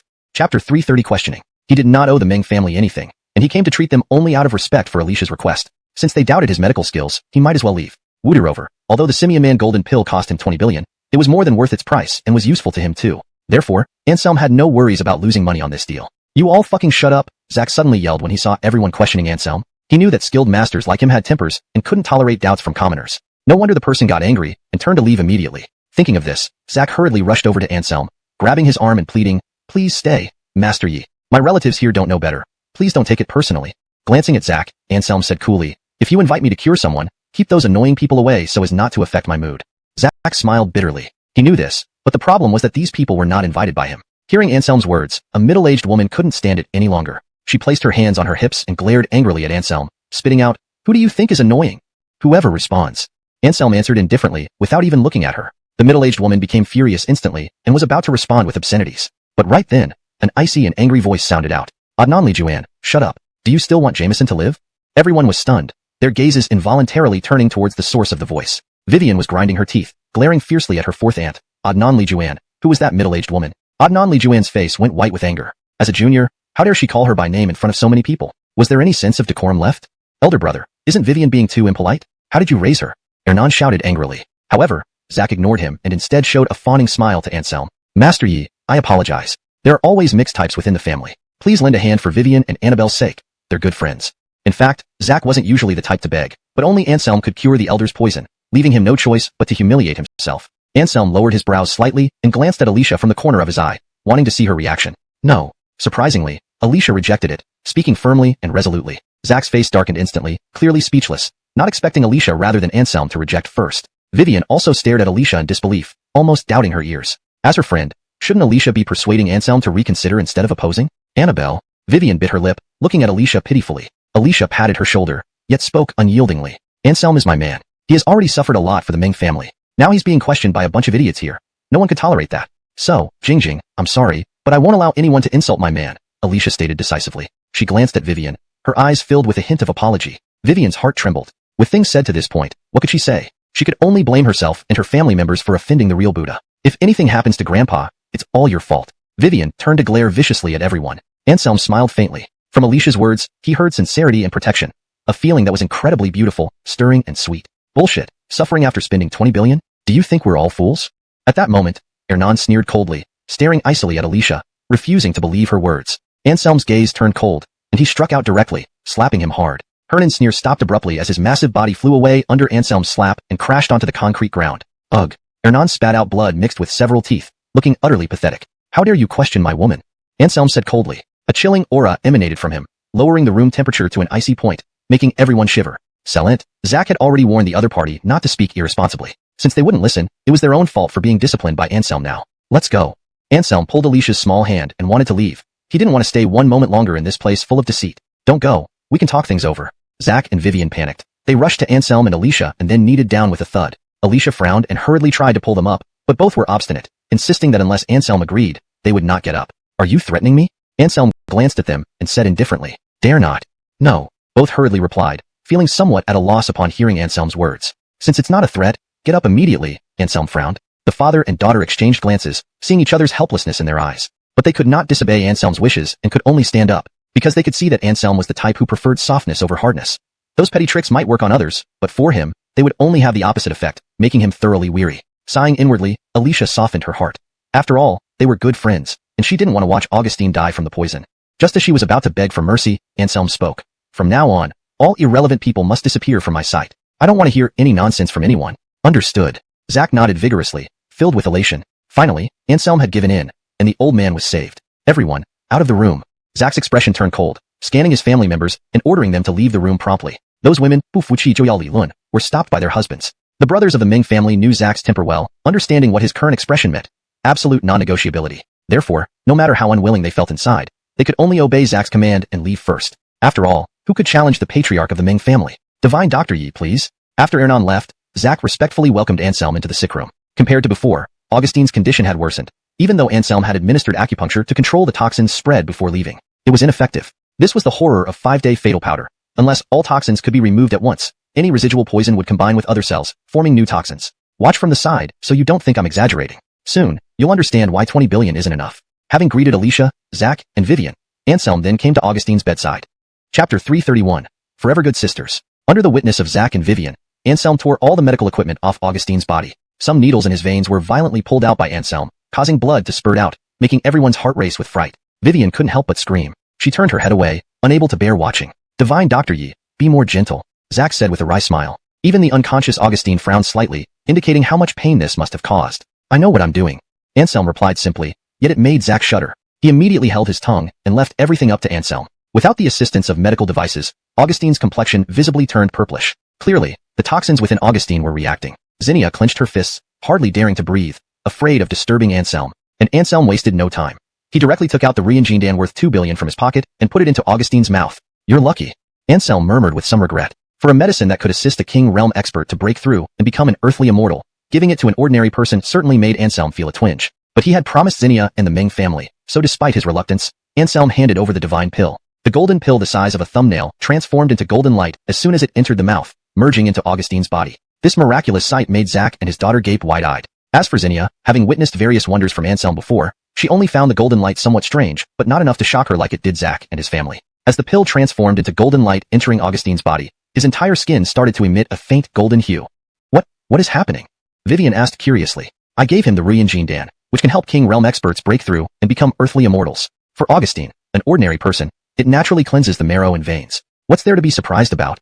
Anselm glanced at her indifferently. Upon hearing Anselm's words, Zach nearly dropped his jaw in astonishment. He could hardly believe his ears. My God, that pill can actually help a King Realm powerhouse break through and become an earthly immortal. Such a valuable medicine. No wonder Anselm kept saying 2 billion was not enough. If he had such a treasure, he would never sell it for even 10 billion. It was just too precious. Is Grandpa better now? Vivian asked timidly. Even if she didn't understand much, seeing her father's reaction, she knew how stunning Anselm's words were. Shaking his head, Anselm said, not quite. With that, he stopped paying attention to others and suddenly held 9 golden needles in his hand. Solange needles against heaven, reviving the dead. Anselm shouted softly. The golden needles instantly landed on several acupoints on Augustine's chest in a mysterious array pattern. Then, Anselm took a deep breath and placed his right palm on Augustine's head. Invisible true chi surged through, flowing from the Baihui point into Augustine's entire body. The ends of these golden needles then produced a misty white fog, looking dreamlike and surreal. Even Zinnia couldn't help but express amazement. Anselm's skills were almost those of a celestial being. Within 5 minutes, Augustine suddenly spat out a large mouthful of dark black blood, which also emitted a strong stench of decay, clearly indicating it was toxic blood. Done. Anselm smiled, lightly swept his hands over Augustine's body, and the golden needles disappeared. Seeing Augustine's face gradually turn rosy, the joy in Zach and Vivian's hearts was indescribable. Their gaze towards Anselm was filled with gratitude and reverence. They all said that Simeonagia's fatal poison had no cure in the world, but the Fernands were exceptions. Their medical skills had transcended the mundane and were indeed supernatural. Augustine woke up and looked at Anselm and others blankly, asking strangely, where am I? Who are you all? Jameson, it's me Janjun. Don't you remember me? Jameson, it's me Vivian, your most beloved granddaughter. Augustine's question again made Zach and the others tense up. Although it was good news that the toxins were removed, why did Jameson suffer from amnesia? Anselm smiled faintly and explained, it's not amnesia but a side effect of being comatose for many days. He will gradually regain his memory. Let's go, wife number 1. Looking at the anxious faces of Zach and Vivian, Anselm helplessly shrugged his shoulders and then called Zinnia to leave with him. The two left silently without making a single sound. At this moment, Zach and Vivian's attention was all on Augustine. One direction. A stunningly alley appeared there, dressed in an elegant light purple long dress, looking resplendent like a dazzling pearl. Their eyes met, and Anselm frowned slightly, asking, who are you?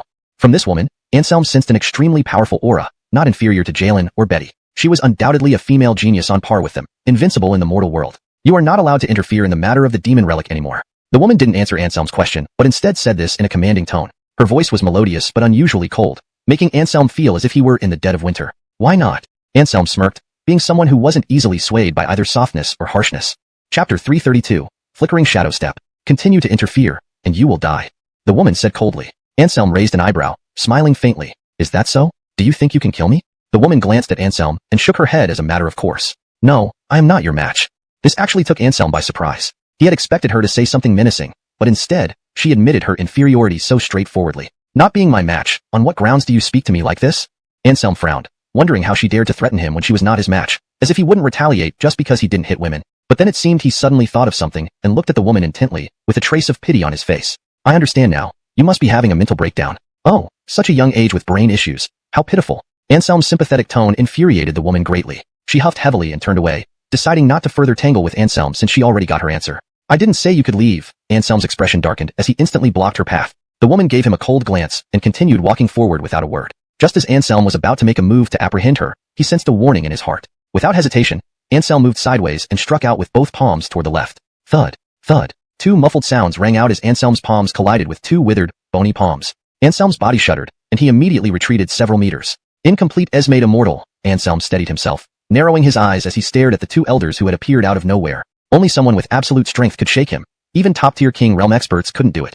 These 2 old fellows had clearly managed to push him back, proving their formidable power. They were definitely incomplete Esmate immortals. Anselm took a deep breath and let the trio go. If a full-scale battle erupted, he would be no match for 2 incomplete Esmate immortals and a peak King Realm genius combined. Watching them leave, Anselm's expression grew grave, filled with numerous doubts. For an attendant to be an incomplete Esmate immortal, who exactly is this woman? Even ruthless heaven-defying geniuses like the indifferent Heavenly Maiden and Betty didn't have such support. After much contemplation, still clueless, Anselm decided to ask Ian and Cosmo later about the woman's background. With that sorted, Anselm resumed strolling around the campus. Leaving Jinling University, the woman and the two elders turned simultaneously, casting a glance back at the university. One elder spoke solemnly. Miss, Anselm is very powerful. How powerful? The woman asked indifferently, her face betraying no emotion. The elder furrowed his brows, pondering carefully before replying cautiously, not inferior to any one of us. Even if we work together, capturing him won't be easy. Hearing this, the woman's usually calm face finally showed a flicker of surprise. But soon, she became composed again, realizing that the successor of the Fernan lineage possessing such strength wasn't surprising. It seems we must obtain the demon Saraira as soon as possible. Otherwise, with this man's freakish talent, he may never surpass us. Muttering to herself, she resolved firmly. The two elders exchanged glances, both bitter smiles spreading across their faces. Their miss seemed obsessed. Who would believe that she warned the Fernand's successor just for the sake of a man? Salanjet fell, streetlights lit up, and Anselm finally waited for Alicia to finish work. Dear wife, why did you get off so late today? Anselm complained humorously. Had he known Alicia would finish after 8, he might have gone out with Adeline or Rosella earlier. Wandering alone in school for hours, every second felt like years, making him extremely bored. I was on leave in the morning, and all my tasks piled up. So sorry, Alicia apologized softly. Beautiful as she was, her gentle apology made Anselm unable to stay angry. He laughed awkwardly, embraced Alicia's waist, and got into the car with her. Alicia only put up token resistance before allowing him. When they returned home, Pearl was playing with Miriam. Though Pearl didn't know where this little Airly came from, her presence in Anselm's home indicated a connection. Miriam's adorable appearance instantly won over Pearl's heart. You're finally back. Pearl's eyes lit up with a sharp glint upon seeing Anselm and Alicia return together. Her intuition told her that their relationship had grown much closer than before. Daddy, you're back? Miriam also called out happily. However, this exclamation nearly made Pearl's eyes pop out of her head. What? This little Airly is Anselm's daughter? Seeing Pearl's expression, Alicia knew she was thinking the same way she did when she first saw them. Clearly, she had misunderstood. This isn't Anselm's biological daughter. She's the daughter of one of his close female friends. Alicia explained to Pearl. Ah, I see. Pearl's expression turned understanding. Black wife, from tonight on, you're not allowed to go anywhere without my permission. You and the other wife will learn martial techniques from me. Only when you've mastered it a bit can you act independently, Anselm said suddenly. Pearl's eyes brightened. For someone as passionate about martial arts as her, Anselm's willingness to teach her advanced techniques was something she could only dream of. She would never refuse. Woodyrover, after this period of practice and cultivation, her strength had progressed rapidly and was almost reaching the peak realm. In the past, such strength would have been enough for self-protection, but now safety could no longer be guaranteed. So, Anselm's teaching them top-notch techniques was also out of this consideration. If they encountered a powerful opponent one day and couldn't fight back, these techniques would give them a chance to escape, avoiding becoming prey. When do we start? Pearl asked eagerly. It doesn't matter. We can start now. Anselm shrugged and turned to look at Alicia and Miriam. Sure. Where are we going to learn? Alicia looked around. Although their home was spacious, it was clearly not suitable for practicing martial arts. Why don't we go to the park? It's empty at night and spacious, making it an ideal place to learn, Anselm suggested after some thought. Sounds good.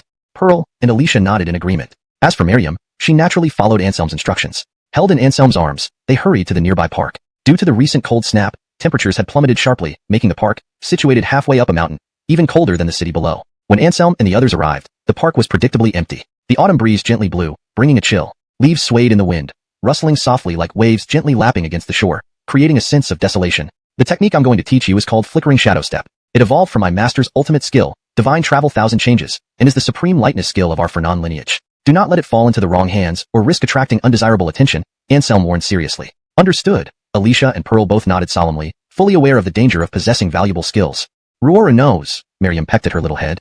Chapter 333, Temporary Departure from Jinling City. Seeing that everyone had given their assurances, Anselm nodded in satisfaction and put his mind at ease. Of course, this was not because Anselm did not trust them, but rather he was worried they might flaunt it once they learned it. After all, everyone has a competitive heart, but if they were to compete without regard for the occasion, it could easily bring disaster upon themselves and their families. Anselm didn't want his women to be such fools. Shadow stepping is called shadow stepping because it refers to reaching the pinnacle of body movement, so much so that no shadow can be cast under lamplight, moving through the void like a ghost, Anselm explained. Kirsten and the others suddenly understood, and they couldn't help but feel a sense of anticipation for the shadow stepping technique. Even though they didn't understand its subtleties, they could feel from Anselm's description that this was absolutely an incredible martial art. As it turned out, this was indeed the case. In China's martial arts world, anyone with any skill coveted the Fernan lineage's shadow stepping technique. It was the most top-tier body movement technique in the world, and when practiced to its peak, one could remain undefeated at their level. How could anyone resist such temptation? Not even experts at the peak of the king realm could resist it. Anselm then demonstrated the shadow stepping, and his figure instantly vanished from where he stood. Soon after, he finished his demonstration and asked Kirsten and Pearl,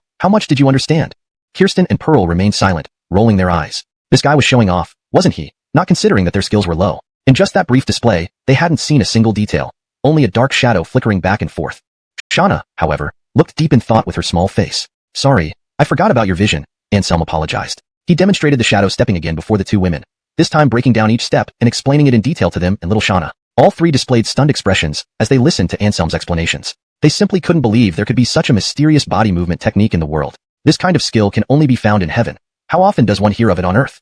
Pearl sighed. In the next moment, all the women started practicing along with Anselm. Lightning-fast movements, like a dreamlike fairy tale. Under Anselm's guidance, they quickly grasped the essentials of shadow stepping. However, mastering it would require more diligent practice from them. Anselm yawned and watched them practice from the side. Without surprise, the first to catch on was little Shauna. This made Kirsten and Pearl feel utterly ashamed. Two adults being outdone by a child. This heirly has remarkable talent. She meets the standards of our Heaven King lineage's disciples. Don't compare yourselves to her, or you'll get discouraged, Anselm reminded them. Kirsten rolled her eyes again, glaring at Anselm without goodwill. Was this supposed to be comforting? He was certainly a straight man, all right? They continued practicing until midnight when Anselm finally let them stop and rest at home. After all, cultivating martial arts required balancing work and rest. Over-practicing would do more harm than good. The group returned, and once Kirsten and the others finished their showers and lay down in bed, extreme fatigue washed over them. Within minutes, both women were deeply asleep. After soothing little Shauna, Anselm tiptoed to Kirsten's house across the hall. Now, the two women were sleeping on the same bed, in very ungraceful positions, sprawled out like stars. Pearl's feet were almost shoved into Kirsten's chest. Seeing this, Anselm was speechless. He hurriedly adjusted their positions and covered them properly with blankets. The night was deep, and the weather was gradually cooling down. To maintain a good state of martial arts practice, catching a cold must be avoided at all costs. After doing all this, Anselm returned to his room to rest. That night was not peaceful. In Jingxi City, not far from Jinling City, Rahim was engaged in fierce battle with a group of enemies. His opponents included Chinese people and Japanese devils, but asking me to go back for a while. One of our sect's treasures needs someone to integrate with it, and I've been chosen. The mysterious treasure from the Dominic sect, integrating with you? Anselm paused, then laughed. Isn't this a good thing? I've heard of that treasure. Once integrated, you can break through the restrictions of the King realm and become a terrestrial immortal immediately. But this way, Lulu will lose her emotions. Woodiham looked grim. They had fallen in love truly after initially clashing. If Maeve forgot this relationship after integrating with the treasure, how would that be? This? Anselm was speechless instantly. How about you don't go back? Anselm quickly asked tentatively. Maeve shook her head, forcing a smile. No, I must go back. Father said only my constitution can integrate with the treasure, while others have a 90% failure rate and could ruin the treasure. Senior Lonnie, your medical skills are so powerful. Is there any way to preserve Lulu's emotions? Woodiham looked at Anselm pleadingly. He remembered Anselm helping people unlock deep-seated memories. Preserving Maeve's emotions should also be feasible, right? I cannot promise that. I don't know much about the Dominic sect's treasure. Anselm's expression turned solemn. He didn't dare to give a definitive answer because if he failed, Woodiham would blame him. Seeing their disappointed expressions, Anselm hurriedly added, but even if I can't, old guy should have a way. You integrate first, and when you come back, I'll help you take a look. If not, I'll take you back to Adnanlua Woodiantane. Hearing Anselm's words, Woodiham and Maeve were elated. They looked at Anselm with excitement, as if seeing the merciful Guanyin Bodhisattva, who alleviates all suffering. Anselm rubbed his nose, feeling immense pressure, because he had heard that the Dominic sect's treasure could indeed erase human emotions. While the techniques of the Fernan lineage were remarkable, they might not work effectively on emotional matters. Sighing inwardly, thinking of their future, Anselm ultimately decided to withhold this fact. After all, integrating with the treasure and gaining strength was a path Maeve had to take.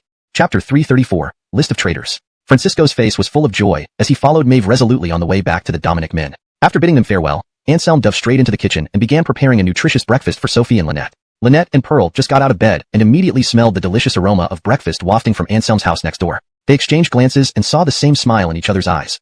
Clearly, they had made the same decision. By the time they arrived at Anselm's place, Sophie had already started eating her breakfast. As for Anselm, he sat nearby, smiling at them as if their arrival wasn't unexpected at all. On the table were two identical servings of breakfast, steaming and aromatic, looking very tempting. Pearl sat down without any ceremony and didn't hesitate to start eating. After practicing body techniques for several hours last night, she had expended a lot of energy and her stomach was growling. Lynette felt similarly famished. Before meeting Anselm, she often skipped breakfast. However, today, she was eating rapidly, forgetting about her ladle-like demeanor. Of course, this was only before Anselm. In front of others, she would remain that aloof goddess. This water doesn't seem right. It's sweet and has a greenish glow, Pearl said after tasting the drink prepared by Anselm, feeling that something was odd with the taste. This is specially prepared spiritual water for you, beneficial for fortifying one's base, cultivating essence, and beautifying. Anselm smiled. At the mention of beauty benefits, both Lynette and Pearl's eyes lit up. They grabbed their cups and drank it all down in one go without hesitation. After finishing, Pearl let out a burp rather ungracefully. Hey, can you be more mindful of your manners? Lynette shot her an annoyed look. This woman was beyond saving. Even if she felt comfortable, there was no need to act this way. Anselm chuckled lightly. He didn't mind since the drink he gave them was mixed with precious Jijuan Adnanla pills, which brought immense benefits to warriors below the King realm. Therefore, Pearl's reaction after drinking it didn't surprise him at all. Ding dong. At this moment, the doorbell rang. Anselm was curious. Who else could be visiting when Lynette and Pearl were already here? Rosella was immediately ruled out because she never entered his home through the front door. As for other women, they definitely wouldn't come either. First, they didn't know his address and second, They had their own matters to attend to. If they faced any trouble, they'd simply call, not show up in person. I'll go open the door. Confused as to who it might be, Anselm went over. Upon seeing the visitor, Anselm paused, feeling a bit puzzled. Why did this guy come? It's him. Lynette recognized the visitor too. It was none other than Raheem, the lightning-fast knife whom she had accidentally hit with her car yesterday. You know him? Pearl asked in surprise. Lynette nodded, a bit sheepishly. I do. I hit him with my car yesterday and knocked him out. What? Is he here to cause trouble? Pearl exclaimed. No, he's from Tianjin, and hitting him was just a coincidence. Lynette shook her head. Upon hearing that he was from Tianjin, Pearl's expression changed, and she looked at him with newfound respect. Why are you here?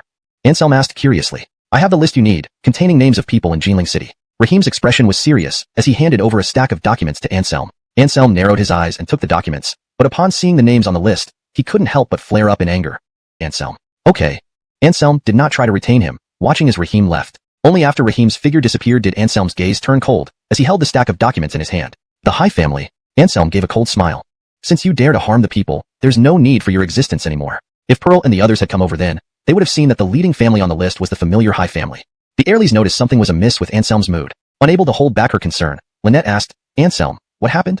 Without answering, Anselm showed them the list, and Lynette and Pearl's faces instantly changed. How? How can this be possible? So many people have connections with the Japanese?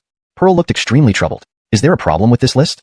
Lynette frowned. It was hard for her to believe that nearly 70% of the elite upper echelons in Jinling City had dealings with the Japanese. Anselm's face darkened as he shook his head slightly. No, this list was seized from the Japanese by Old Fan. It's accurate.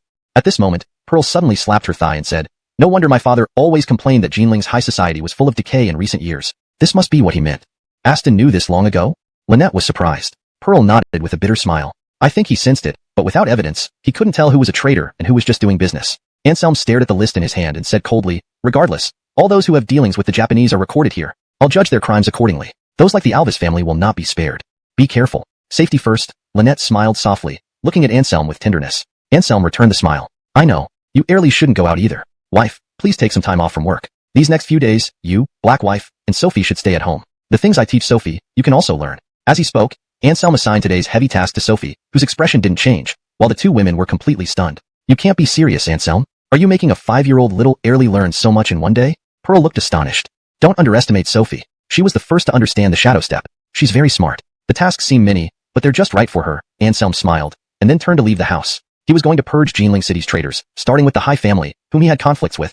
Chapter 335. Ghosts intercept and attack. On this day, the High family was eradicated in Jinling City. Patriarch Anna was personally executed by Anselm. Family head Hyder committed suicide after realizing the situation was hopeless, and all other members of the High family were handed over to the authorities for legal proceedings. When an avalanche occurs, no snowflake is innocent. Since every member of the High family had enjoyed the benefits of these illicit activities, they naturally had to bear the corresponding responsibility. But all of this was now none of Anselm's concern. Anselm's killing only targeted superhumans. Issues with ordinary people would be left for the government's judicial department to handle. Glancing at the list of names, Anselm selected a few representative ones, and then contacted Cosmo and Rosella, asking them to join in the operation. After all, there were too many people on the list. Going through the procedures alone would waste too much time. If any of them got wind of the news and fled from Jinling City, it wouldn't be ideal. Therefore, this mission to eliminate traitors must be resolved as quickly as possible to avoid delays. Next one.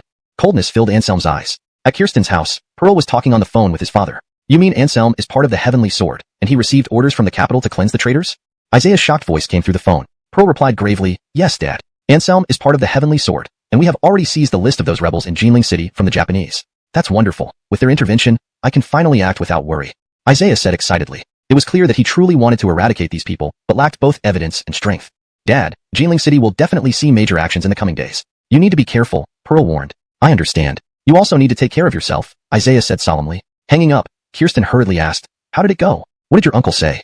My dad supports this completely. Those who betray China deserve punishment, Pearl said firmly. That's good, Kirsten sighed in relief. The reason she had Pearl make this call was out of concern that Anselm's broad crackdown might upset Mayor Isaiah. Now that they knew Isaiah's stance, they had nothing to worry about. Looking out the window, Pearl said quietly, I hope Anselm can bring all these traitors to justice. Time flew by, and the campaign to clean up the traitors lasted for 3 days. Anselm, Cosmo, and Rosella worked separately, wiping out 13 families involved in illegal dealings with the Japanese. 3 days of constant police alarms kept the upper echelons of Jinling City in a state of anxiety, each fearing the day the police cars would stop in front of their homes. Of course, this was just a distraction created by Anselm and company. Their actual target was the superhumans of those families. Capturing the ordinary members was left to the police force. Finally, it's done.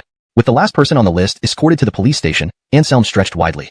For 3 straight days, they traveled across Jinling City, intercepting those who tried to flee. They were utterly exhausted. Let's go rest at my place. Anselm glanced at Cosmo and Rosella. Both nodded without objection. Under the cover of night, the three returned to Anselm's neighborhood. However, when they passed through a remote rural area, they suddenly stopped. Not far ahead, in a dimly lit spot, several shadowy figures stood motionless.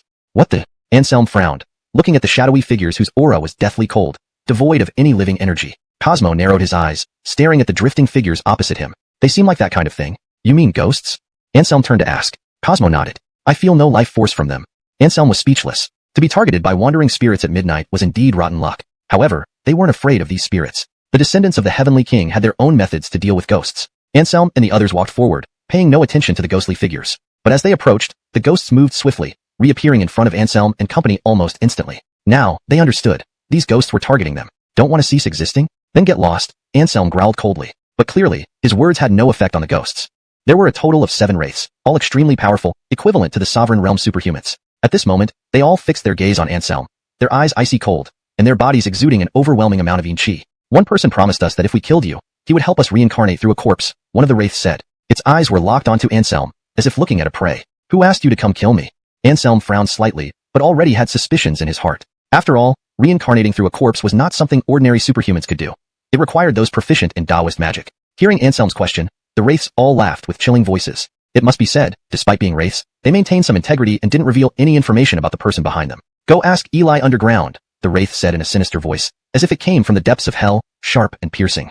Following its words, the other 6 wraiths also closed in on Anselm. Cosmo and Rosella exchanged glances, both surprised. These ghostly creatures were only after Anselm, completely ignoring the two of them. A bunch of ghosts dare to be aggressive in front of me? Anselm sneered. The next moment, he moved, forming the infinite treasure vase seal and smashing forward. One wraith was instantly struck, letting out a miserable scream that sent chills down Anselm's spine. However, this wraith was indeed formidable, worthy of being equivalent to a Sovereign Realm superhuman. Despite taking a direct hit from Anselm's infinite treasure vase seal, it didn't die.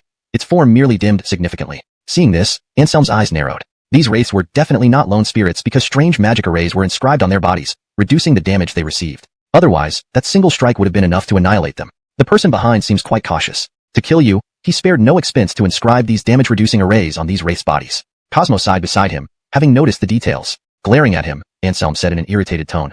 Now that you can see the problem, why don't you come over and help? I'm coming, Cosmo smiled lightly. He drew his sword, with purple true essence flowing along the blade. Pure Taoist magic power, the great nemesis of all demons and ghosts. Cosmo slashed with his sword, releasing a purple sword chi that directly exploded one of the wraiths in front of him. This time, the wraith did not reform but truly vanished into nothingness. A Taoist sword cultivator. The wraith that spoke earlier exclaimed, fear filling its black pupils. Chapter 336, The Netherworld Messenger. You have a keen eye, but it's too bad you've messed with people you shouldn't have. Cosmo sneered and was about to take action to eliminate these malevolent spirits. Go! The leading apparition yelled. It gave Anselm and his 2 companions a venomous look before instantly turning into a puff of black smoke and fleeing in one direction. Almost simultaneously, the other apparitions scattered in different directions. Trying to escape? Not so easy.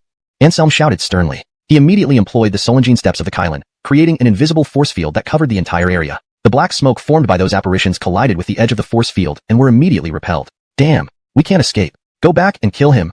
The leading apparition growled through gritted teeth. Just you? Cosmo laughed disdainfully, swinging his sword with even greater power than before. In the void, tens of thousands of strands of sword chi could be vaguely seen crisscrossing, enveloping 3 apparitions within them. Sizzle. The sharp hum of sword chi sounded as the blade cut through like a hot knife through butter, slicing the 3 apparitions into fragments in an instant. Seeing Cosmo's sword wield such devastating power, the remaining 3 apparitions were utterly terrified and lost any will to resist. They knelt down immediately, begging for mercy from Anselm and his companions. Who sent you? Anselm asked with a frown. The leading apparition hesitated, then said, We cannot say. If you don't speak now, your souls will dissipate. Anselm said coolly. With his words, Cosmo's long sword beside him resonated, emitting a purple divine glow. Clearly, this was an open threat. But the apparition still shook its head. No, we really can't say. He put a spell on us. If we reveal her name and identity, we will be instantly destroyed, never to reincarnate. If so, then vanish into ashes. Anselm said expressionlessly. He didn't have time to waste here arguing with these apparitions. If they wouldn't talk, he would simply eliminate them, putting an end to the matter. As for whoever was behind this, Anselm believed they would eventually lose patience and come out themselves. Cosmo's eyes sharpened, his sword quivering, ready to annihilate them completely. Stop! A voice rang out at this moment. Out of nowhere, a figure appeared where no one had been before. This was a Yonatan dressed in ancient prison attire, pale-faced, exuding a bone-chilling aura. Anselm and his companions knew at once that this youth was certainly not human. Who are you? Cosmo narrowed his eyes. He sensed an unusually powerful presence from this person. There was no doubt. This too was an apparition, a particularly formidable one. Anselm's gaze burned as he stared at the other party, his true chi building up, full of pressure. After glancing at Anselm and his companions, The Yonatan calmly said, I am Harrison, a messenger of the Netherworld, dispatched to apprehend these ghosts. Netherworld messenger. Anselm and his two companions exchanged glances, all seeing the shock in each other's eyes. Legendary Netherworld messengers, also known as ghost officials, actually existed. At this moment, Anselm finally understood what the old man had meant. Reviving a dead person could lead to enormous karmic consequences because the Netherworld indeed existed. You're late. There were 7 apparitions, 4 of which we've already eliminated. These remaining 3 can be yours if you want them, but I have a condition, Anselm said with a slight smile. Harrison frowned. A mere mortal dared to make demands of a ghost official like him. A rare occurrence indeed. What is your condition? Harrison asked coolly, becoming slightly intrigued by Anselm, a mortal. After all, if anyone else, even a terrestrial immortal, knew his identity, they would show utmost respect. Like Anselm, who was casual and even dared to set conditions. If not unprecedented, it was surely unheard of before. You owe me a favor, and if I ever need your help in the future, you can't refuse me, Anselm thought for a moment and said. Harrison's face darkened, ready to reject him. He didn't want to be indebted to Anselm. However, Anselm smiled and hit the nail on the head. It seems Lord Harrison doesn't care about these ghosts' lives, Anselm smiled, turning to look at Cosmo. Since that's the case, let's help Lord Harrison by getting rid of these ghosts. Speaking, Anselm gave Cosmo a glance. Cosmo immediately understood, sneering and preparing to stab forward with his sword. Don't, I agree to your terms, Harrison ground out through clenched teeth, ultimately giving in. In the Netherworld, there were very strict rules. His superior ordered him to bring back these ghosts, so no matter what methods he used, he must get them back. Now, with 4 ghosts already eliminated by Anselm, Izzy could absolutely not let the remaining 3 dissipate in Anselm's hands. Otherwise, he would certainly face severe punishment upon his return. Izzy was furious inside, wishing he could slap Anselm dead for daring to threaten him. However, he also knew that if there was a direct confrontation, it was inevitable that he would be at a disadvantage with the 3 of them. Thinking of this, Izzy took out a token and tossed it to Anselm, saying coldly, this is the Ghost Officer token. If you want to find me, destroy this token. Is this real or fake? I didn't read much, so don't deceive me, Anselm said skeptically, giving Izzy a glance. If you don't believe me, you can try it now, Izzy sneered. He wished Anselm's brain would malfunction and destroy the token immediately. Then he wouldn't have to worry about this matter anymore. Anselm chuckled. No need to try. Between people, there should be basic trust. I am a ghost officer, not a person, Izzy replied calmly. Anselm. With the token in hand, Anselm kept his word and handed over the 3 apparitions to Izzy, which made Izzy's expression slightly better. A hum resounded as a black gateway appeared in the void. Holding the soul-locking chain, Izzy bound the 3 apparitions and stepped into the gateway. Instantly, Izzy and the 3 apparitions vanished. The autumn wind howled, leaves danced through the air, and in the silent night, an endless sense of desolation pervaded. Anselm and his 2 companions stood in a daze for a while before coming back to their senses. They looked at each other, all feeling as though their worldviews had been overturned. Today has truly broadened my horizons. Max wasn't wrong at all, Anselm sighed. Underworld, ghost officers, Cosmo murmured. Suddenly, he turned to look at Anselm and Rosella, his expression strange and said, do you think the underworld has Heibai Wuchang, black and white impermanence, no Toma man, Oxhead and Horseface, and Eli? You ask us, but how would we know? We haven't been there. Upon hearing Cosmo's words, Anselm was speechless. Did this guy think he was son Walter Kong, who could wreak havoc in the underworld and still return? Though we haven't been there, now we have the ghost officer token. Perhaps one day we can go on a one-day tour of the underworld. Rosella nestled in Anselm's arms, her big eyes twinkling with admiration. How many people in the world dared to extort a ghost officer? Only Anselm, bold enough to do such a thing and even succeed. Anselm chuckled, holding Rosella with one hand and reaching into his pocket with the other, fingering the ghost officer token. Though it looked shabby and worthless at first glance, Anselm considered it priceless. He wouldn't trade it for $1 billion. Chapter 337, Terrifying Force. The legends say land immortals are called earth immortals, who can communicate with ghosts and gods. From what we see, this rumor seems to be true. Cosmo's eyes sparkled with keenness. He was already eagerly anticipating reaching the realm of the land immortal. Seeing his expression, Anselm and Rosella knew exactly what he was thinking, exchanging helpless glances. As for why, don't ask, because even the king realm is not easy to reach, and such thoughts are too far-fetched for now. Anselm cast a disapproving look at Cosmo and could not help but say, you guy, can you stop teasing us? Hearing Anselm's words, Cosmo scratched his head, asking curiously, boss, by rights, you should have broken through long ago. Why do you hold back? Is it to hone your peak? But that doesn't make sense either. You've reached the limits of the supreme realm, there shouldn't be any more power growth. This question had been gnawing at Cosmo for a while now, and today he seized the opportunity to ask. As for why Rosella hadn't broken through, Cosmo understood.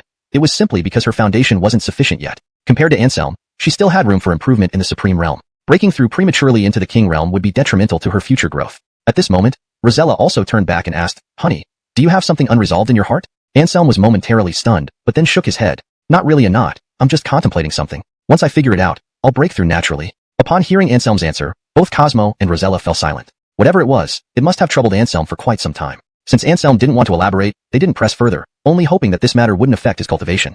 By the way, those phantoms earlier, do you know who sent them? Cosmo suddenly asked. Anselm shook his head, a serious expression on his face. I have my suspicions, but nothing certain. Who? Cosmo and Rosella asked simultaneously. Previously, I encountered a mysterious woman at Jinling University. She was incredibly powerful, not inferior to peerless talents like the Sherry. Wu Dyer terrifyingly. She had 2 elderly servants following her, both incomplete Esmade immortals. Thinking of that mysterious woman, Anselm felt an uneasy sensation as if needles were pricking his back. He was in the open, while she remained hidden. If she decided to act subtly, it would be very easy. Though Anselm wasn't afraid for himself, he worried about Alicia and the others. These women basically had no means of self-defense. Should they encounter such a high-level expert, they would surely perish. 2 incomplete Esmade immortal old servants? Cosmo and Rosella widened their eyes, thoroughly shocked. Rosella said solemnly, "This woman definitely comes from a powerful force. Otherwise, her servants wouldn't be so strong." Cosmo quickly recovered from his shock, snorting coldly, "So what if she's from a powerful force? Attempting to kill our boss with ghost entities makes her our enemy." He turned to look at Anselm, fiercely stating, "Boss, next time we encounter that woman, remember to call me. I don't believe anyone can withstand our combined attack." Cosmo has always been ruthless when dealing with enemies and wouldn't show mercy just because the opponent was a woman. Just as Cosmo finished speaking, a cold female voice interrupted, leaving them all stunned. "You cannot kill her." A graceful woman emerged from the darkness. Recognizing her, Anselm's expression turned surprised. The visitor was none other than the silver-haired beauty puppet, Gwyneth, whom he hadn't seen in a while. Anselm had made a deal with Xianyuan Invincible, receiving this beautiful puppet as part of the agreement. However, Anselm never treated Gwyneth like an object of trade but gave her full freedom. After Gwyneth left, Anselm had put this matter behind him, but he never expected that after such a long time, Gwyneth would come looking for him again. Puppetry? Cosmo frowned, sensing that Gwyneth's aura wasn't entirely that of a living person. How cruel. To turn such a ally into a puppet, Rosella said sympathetically, gazing intently at Gwyneth. Anselm furrowed his brows. Gwyneth's previous statement gave him an inexplicable strange feeling. His gaze became sharp as he scrutinized her. Soon, Anselm's eyes lit up with understanding. "No, you have a soul." "Yes." Gwyneth's face remained cold and emotionless. Anselm's eyes immediately turned cold. Since Gwyneth had a soul, it meant that everything Xianyuan Invincible said before was false. The truth was that Gwyneth had been alive when she was made into a puppet by Xianyuan Invincible. That guy has such a sinister heart. Why didn't you tell me earlier? Anselm asked. Gwyneth's expression remained unchanged. She glanced at him and then spoke 2 words in a soft voice, "Too weak." Hearing these 2 words, Anselm's face darkened. He wanted to refute her but found no confidence within him. Indeed, in front of someone like Xianyuan Invincible, his strength was too weak. On the side, Cosmo and Rosella couldn't help but feel curious. This person who made Gwyneth into a puppet must be someone formidable enough for even Anselm to admit his inferiority. The one who made Gwyneth into a puppet is Walter Meng's deputy leader, Xianyuan Invincible. Anselm revealed the identity of this person. The deputy leader of Walter Meng, Xianyuan Invincible, actually had connections with this terrifying old monster. Cosmo and Rosella's faces fell. This was undoubtedly one of the few rare old monsters of their time, with power far exceeding that of ordinary Earth immortals. Anselm's eyes flashed. He glanced at Gwyneth and could not help asking, "What is your real name?" "Gwyneth." Gwyneth's expressionless face still spoke those 2 words. Anselm felt a bit helpless. He rubbed his nose and said, "I mean your real name, not the name I casually gave you." "This is my real name," Gwyneth repeated. For the first time, her cold face showed a hint of human emotion, and her eyes stared oddly at Anselm. "What?" Not only Anselm but also Rosella and Cosmo nearby were startled. To randomly give someone a name that matches their real name exactly. It was such an incredible coincidence. "Honey, looks like you and Sister Gwyneth really have a connection," Rosella giggled. Anselm did not confirm or deny it. His gaze fell on Gwyneth, and he asked in a deep voice, "Since you have a soul, you should know many things. What did you mean by what you just said? Could you possibly know where that mysterious woman comes from?" "I do indeed know, but I will not say. Just know that the woman comes from an extremely powerful force. That force is no less than the Walter Meng Alliance in the secular world, and is no less impressive than any hidden sect," Gwyneth said indifferently. Anselm smiled slightly, not feeling too surprised, as he had suspected from the beginning that the woman's background wasn't simple, and what Gwyneth said merely confirmed his suspicions. The secular world may be formidable, but it's merely a fraction of that force. If that force truly wanted to cause you trouble, with your current strength, you wouldn't stand a chance, Gwyneth continued, revealing another secret. Anselm showed a look of surprise. The secular world was actually under the control of that mysterious force. This was something he had never heard before. Chapter 338. Breaking through to the King Realm. What is the name of that force? Anselm changed his way of asking this time. Glancing at Anselm, Gwyneth remained silent, clearly unwilling to reveal the name of the force. Anselm's face darkened. He understood well that she thought he was too weak and unworthy of knowing. Witnessing this scene, Cosmo and Rosella could not help but be amused. As the successor of the Fernan, someone who could defeat a Peak King Realm being was actually considered too weak by someone one day. This story would scarcely be believed if told aloud. If you want to know the answer, wait until you reach the earthly immortal realm. That force has beings on Artie's level, and there is more than just one, Gwyneth said indifferently. Anselm was moved inside, and he nodded. All right, then we will wait until we all enter the earthly immortal realm to talk about it. Thank you for coming to inform us of the truth. Looking at Gwyneth again, Anselm sincerely thanked her. Although she did not divulge the exact origins of the enemy, this information was enough to put Anselm on high alert. Don't worry, before you become an earthly immortal, that force shouldn't have any super specification strong individuals targeting you. After saying this, Gwyneth didn't hesitate further and turned to vanish from here. Watching her disappearing figure, Anselm rubbed his nose. A super specification strong individual, this is what they called those above earthly immortals. However, even without Gwyneth's words, Anselm wasn't worried at all. as if the four old men up the mountain had done nothing. This puppet isn't simple, exceeded even him. Moreover, anyone who held that position had both power and strategy. For Anselm to succeed in eliminating him, even reaching the pinnacle of the earthly immortal realm might not guarantee success. Let's take it one step at a time. After all, he did say that this matter isn't urgent. Anselm shrugged, appearing quite casual since rushing this really served no purpose. Cosmo nodded and smiled. Yeah, anyway, the beautiful puppet is in our hands now. When we do this task is our freedom. If it really doesn't work out, we can always go back on our word. After all, these old monsters are utterly corrupt. Standing him up would bring me no guilt, Anselm laughed. Hearing his words, Cosmo and Rosella also chuckled mischievously. It was often said that top experts valued their promises greatly, but they, the Heavenly King lineage, were absolutely exceptions. They only adhered to one principle when doing things, that of following their mood. Somewhere secret in China, Artie sneezed. He found it odd. Logically, with his current cultivation level, he should not sneeze. Probably another holy sister thinking of me, Artie narcissistically speculated. His figure flickered, vanishing from the spot almost immediately. The situation in the extraordinary world is getting more chaotic. How about we all live together to avoid being isolated during emergencies? Returning to the neighborhood, Anselm suggested. No problem, Cosmo agreed immediately, for to him, where he lived mattered little. I'll still stay at school. For one, to protect Vita's safety, and secondly, someone needs to remain at Jinling University. Rosella smiled faintly. Anselm slightly nodded, offering no objection. As long as humanity wasn't wiped out, there were still people eyeing Christina with greed. Indeed, she needed protection. That night, Cosmo and Rosella stayed at Anselm's home. Unexpectedly, Anselm and Rosella did not sleep together or share intimate moments. Anselm sat alone in the bedroom, deep in thought about the issue mentioned during the day. Gwyneth's words gave Anselm a sense of urgency. This made him realize that the extraordinary world was already in chaos, leaving him little time to waste. He must quickly improve his strength to ensure the safety of those around him as much as possible. The obstacle before him was this question. More precisely, it was a choice between two paths: ancient martial arts and cultivation. Anselm furrowed his brows in contemplation. Both paths had their own merits. Max said that ancient martial arts practice started simply, but became increasingly difficult over time. Before reaching the ultimate realm, he would find no clues about his parents. As for cultivation, it was harder to start with, but once mastered, the growth rate was astonishing. In just 2 or 3 years, Anselm could possibly achieve significant progress and gain information about his parents. Logically, this choice should have been clear-cut. For Anselm, who was determined to find his parents, he would undoubtedly choose the path of cultivation without hesitation. But the crux of the matter was that while the Fernand's expertise was profound, he and Anselm were currently on the same path: martial arts. He knew little about the path of cultivation and only had an unconventional technique called the Heartless Heaven Art. As its name suggested, mastering this technique ultimately meant severing all emotions and love, losing all feelings. This was exactly what made Anselm hesitant. Without emotions, would he still be human? Initially, Anselm was quite conflicted, often choosing to avoid the question, but this time, he resolutely chose the former path. There was no other reason. It was for the women he deeply loved. For them, he had chosen to stay in Jinling City initially. This time, he similarly chose to retain his emotions and embark on the more challenging path of martial arts. With a firm heart for martial arts, step by step, Anselm believed he would eventually find his parents. The path of martial arts, the King Realm. Anselm's eyes shone with unusual light. His body emanated a radiant glow, enveloping the entire room in a soft golden light. In the next moment, accompanied by a sound like boiling water, Anselm's aura underwent a transformation. After 3 years at the King Realm, Anselm finally broke through. In the other 2 rooms, Cosmo and Rosella simultaneously opened their eyes. They sensed the evolution of this energy and couldn't help but reveal expressions of joy. Chapter 339.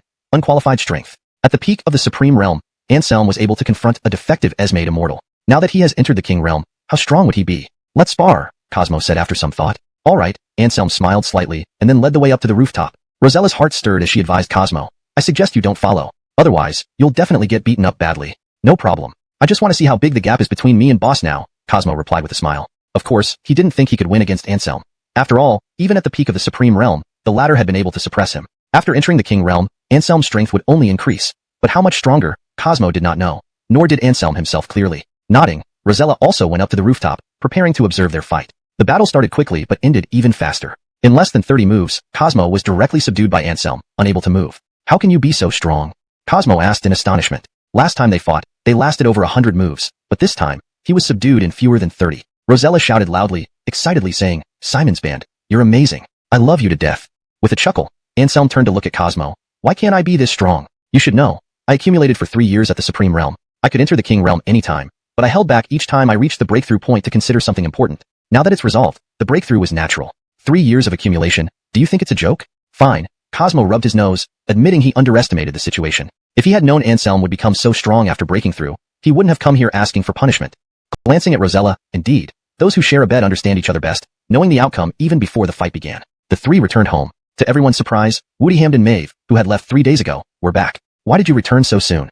Anselm asked in surprise. His gaze shifted to Maeve, seeing her clear eyes, showing no signs of being heartbroken or having severed emotions. Senior Lonnie, Maeve greeted with a smile. Woodiham showed a delighted expression and explained, Lorraine only took 1 day to fuse with the supreme treasure. The remaining 2 days were spent reinforcing the seal within her body during seclusion. As long as she doesn't enter the Esmade immortal realm, she won't sever her emotions.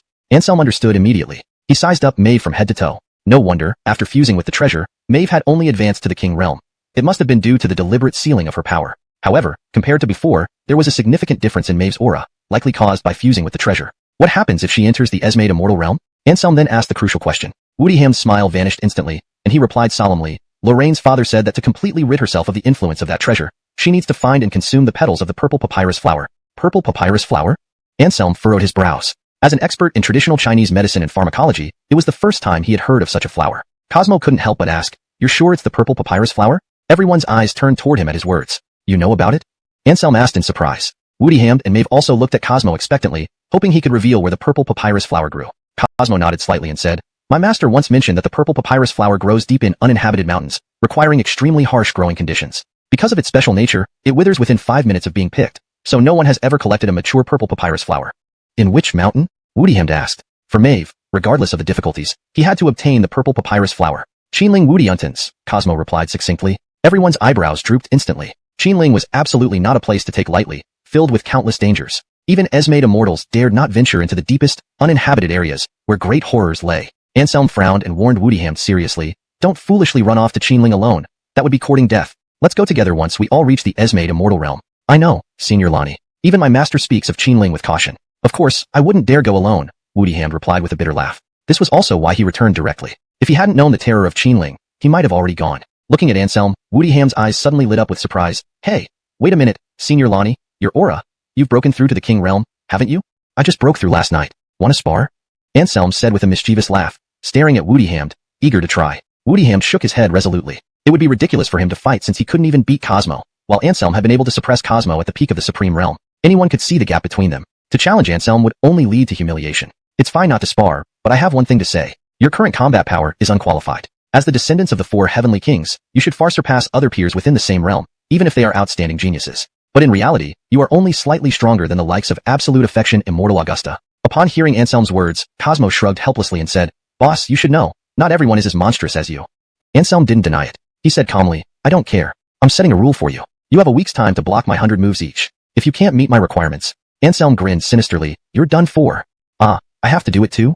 Rosella was stunned. Anselm nodded and said, Of course. However, I will suppress myself to the peak of the supreme realm to fight with you. If you can enter the king realm this week, that would be even better. Rosella couldn't help rolling her eyes. The king realm wasn't something that could be achieved so easily. She hadn't yet fully developed in the supreme realm. If she broke through directly, it wouldn't be easy to maintain such strong combat power. Do you sense something? Cosmo frowned slightly. Originally, he had some objections, but now, even Rosella was included in this rule set by Anselm, leaving him nothing to argue about. He could feel a sense of urgency from Anselm's tone. With the netherworld messengers emerging, do you think this world will still be peaceful?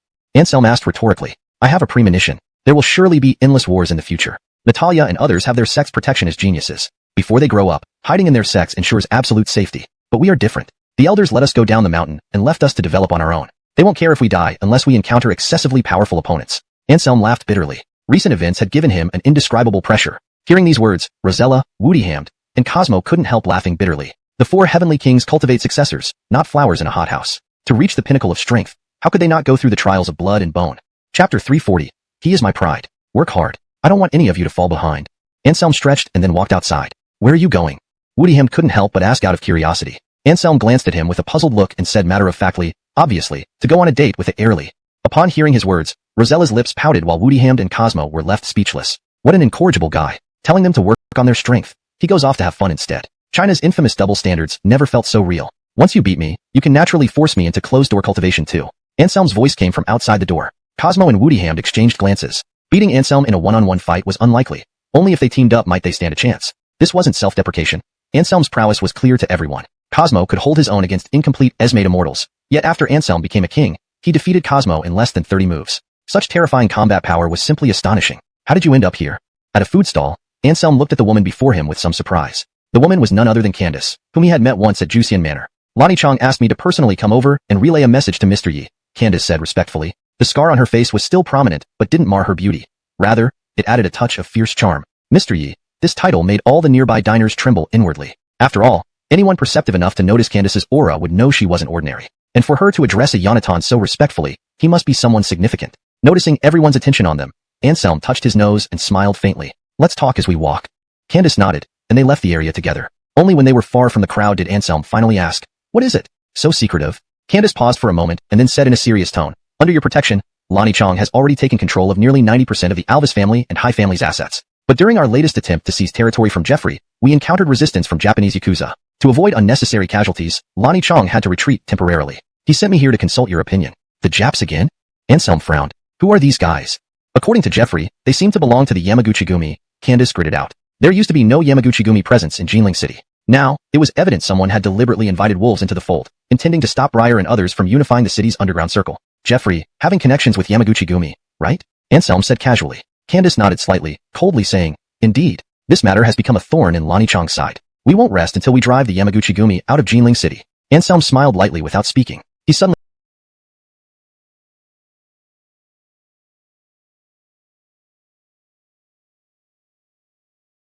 reached out and touched Candace's cheek. Candace instinctively flinched, but seeing there was no lecherous intent in Anselm's eyes, she straightened her posture, closed her eyes, and let him touch her face. Caressing the scar on Candace's face, Anselm sighed regretfully. "Back at Juxian Manor, I really went too far. It's such a pity that a beautiful face like yours was ruined by me." Candace opened her eyes and stared at Anselm, not quite understanding what he meant. They were just discussing the Yamaguchi-gumi. Why did Anselm suddenly mention her scar? "Tonight, I'll book a room at Ziyue Building and treat you. As for Jeffrey and the Yamaguchi-gumi, you don't need to worry. From tomorrow, they will cease to exist," Anselm said calmly. Candace was stunned for a moment, then a blush crept onto her face. A private room for treatment tonight. Was this some kind of implication? But under these circumstances, she couldn't refuse Anselm. As a woman, Candace was very strict with her appearance and certainly didn't want any scars left on her face. "All right, go back and tell Changzi to act freely on anything. As long as civilians aren't harmed, I support all your actions," Anselm said indifferently. The Yamaguchi-gumi, a notorious criminal organization worldwide, undoubtedly had many experts within its ranks. But for just Jinling City, they wouldn't send true masters. Otherwise, they would risk trouble with China's extraordinary organizations. With that, Anselm turned and left, leaving Candace gazing at his back, lost in thought. Where did this Yonatan come from? He not only wiped out the Alvis and Hai families, but also didn't seem to take the Yamaguchi-gumi seriously. Candace made up her mind. Tonight, when Anselm treated her, even if it meant giving her body to him, she had to get some valuable information out of him. She was really too curious about Anselm's true background. Obviously, Candace did not realize that being curious about a man is the first step toward falling for him. Anselm originally intended to go find Harriet, but Zinnia suddenly called him. One of her male high school classmates had returned. Back then, they had a very good relationship and called each other buddies. But now, this classmate actually confessed his love to her. Zinnia, of course, wouldn't agree, so she specially asked Anselm to come to the university to clarify everything in front of him. After receiving the call, Anselm immediately got annoyed. Someone was trying to poach again. Hailing a cab, Anselm headed straight for Jinling University. When he arrived at the office, Zinnia looked helpless as she listened to a man chatting nonstop beside her. "Wife, I'm here. Who's this guy?" Anselm pretended not to know the other person's identity. Seeing Anselm appear, Zinnia smiled, walked up, and hugged his arm, saying with a smile, "Let me introduce you. This is my close high school buddy, Xiang Rong." "Xiang Rong, this is my fiancé, Anselm," Zinnia said with a faint smile. "What, your fiancé?"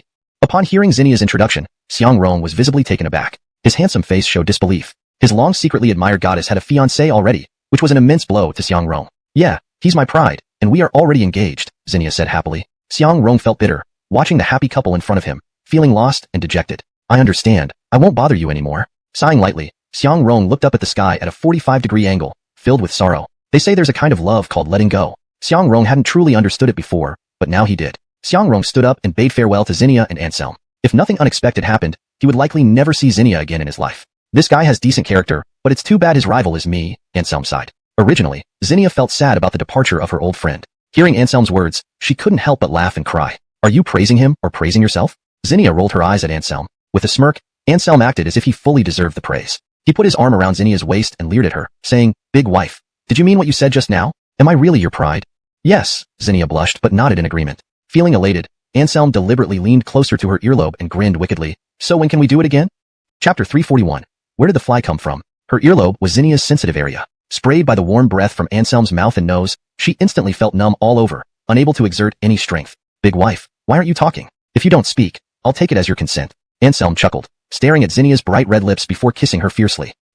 Zinnia widened her eyes in shock. She didn't expect Anselm to be so bold, daring to kiss her right there in the office. "You don't do this, someone will see." Zinnia's words were muffled by Anselm's mouth. "What's to be afraid of?" Anselm refused to let go, engaging Zinnia in a fierce kiss. Soon, under Anselm's intense assault, Zinnia completely gave in. Before long, several teachers finished their classes and returned. Upon seeing the two kissing inside the office, they tactfully remained outside. They wore smiles like doting ants, much like happy onlookers who have just heard some gossip. Just as Anselm was about to take things further, Zinnia regained her composure and bit his tongue, making Anselm cry out faster than anyone else. As noon approached, Anselm walked through the campus, heading to the cafeteria for lunch. Anselm, how did you end up here? A surprised voice asked. Anselm scratched his head, finding the voice somewhat familiar, then turned around. Layla, it's you, Anselm greeted with a smile. It was none other than Layla, his classmate and good friend, known as the class beauty. It's been a while since I've seen you in school. What brings you here today?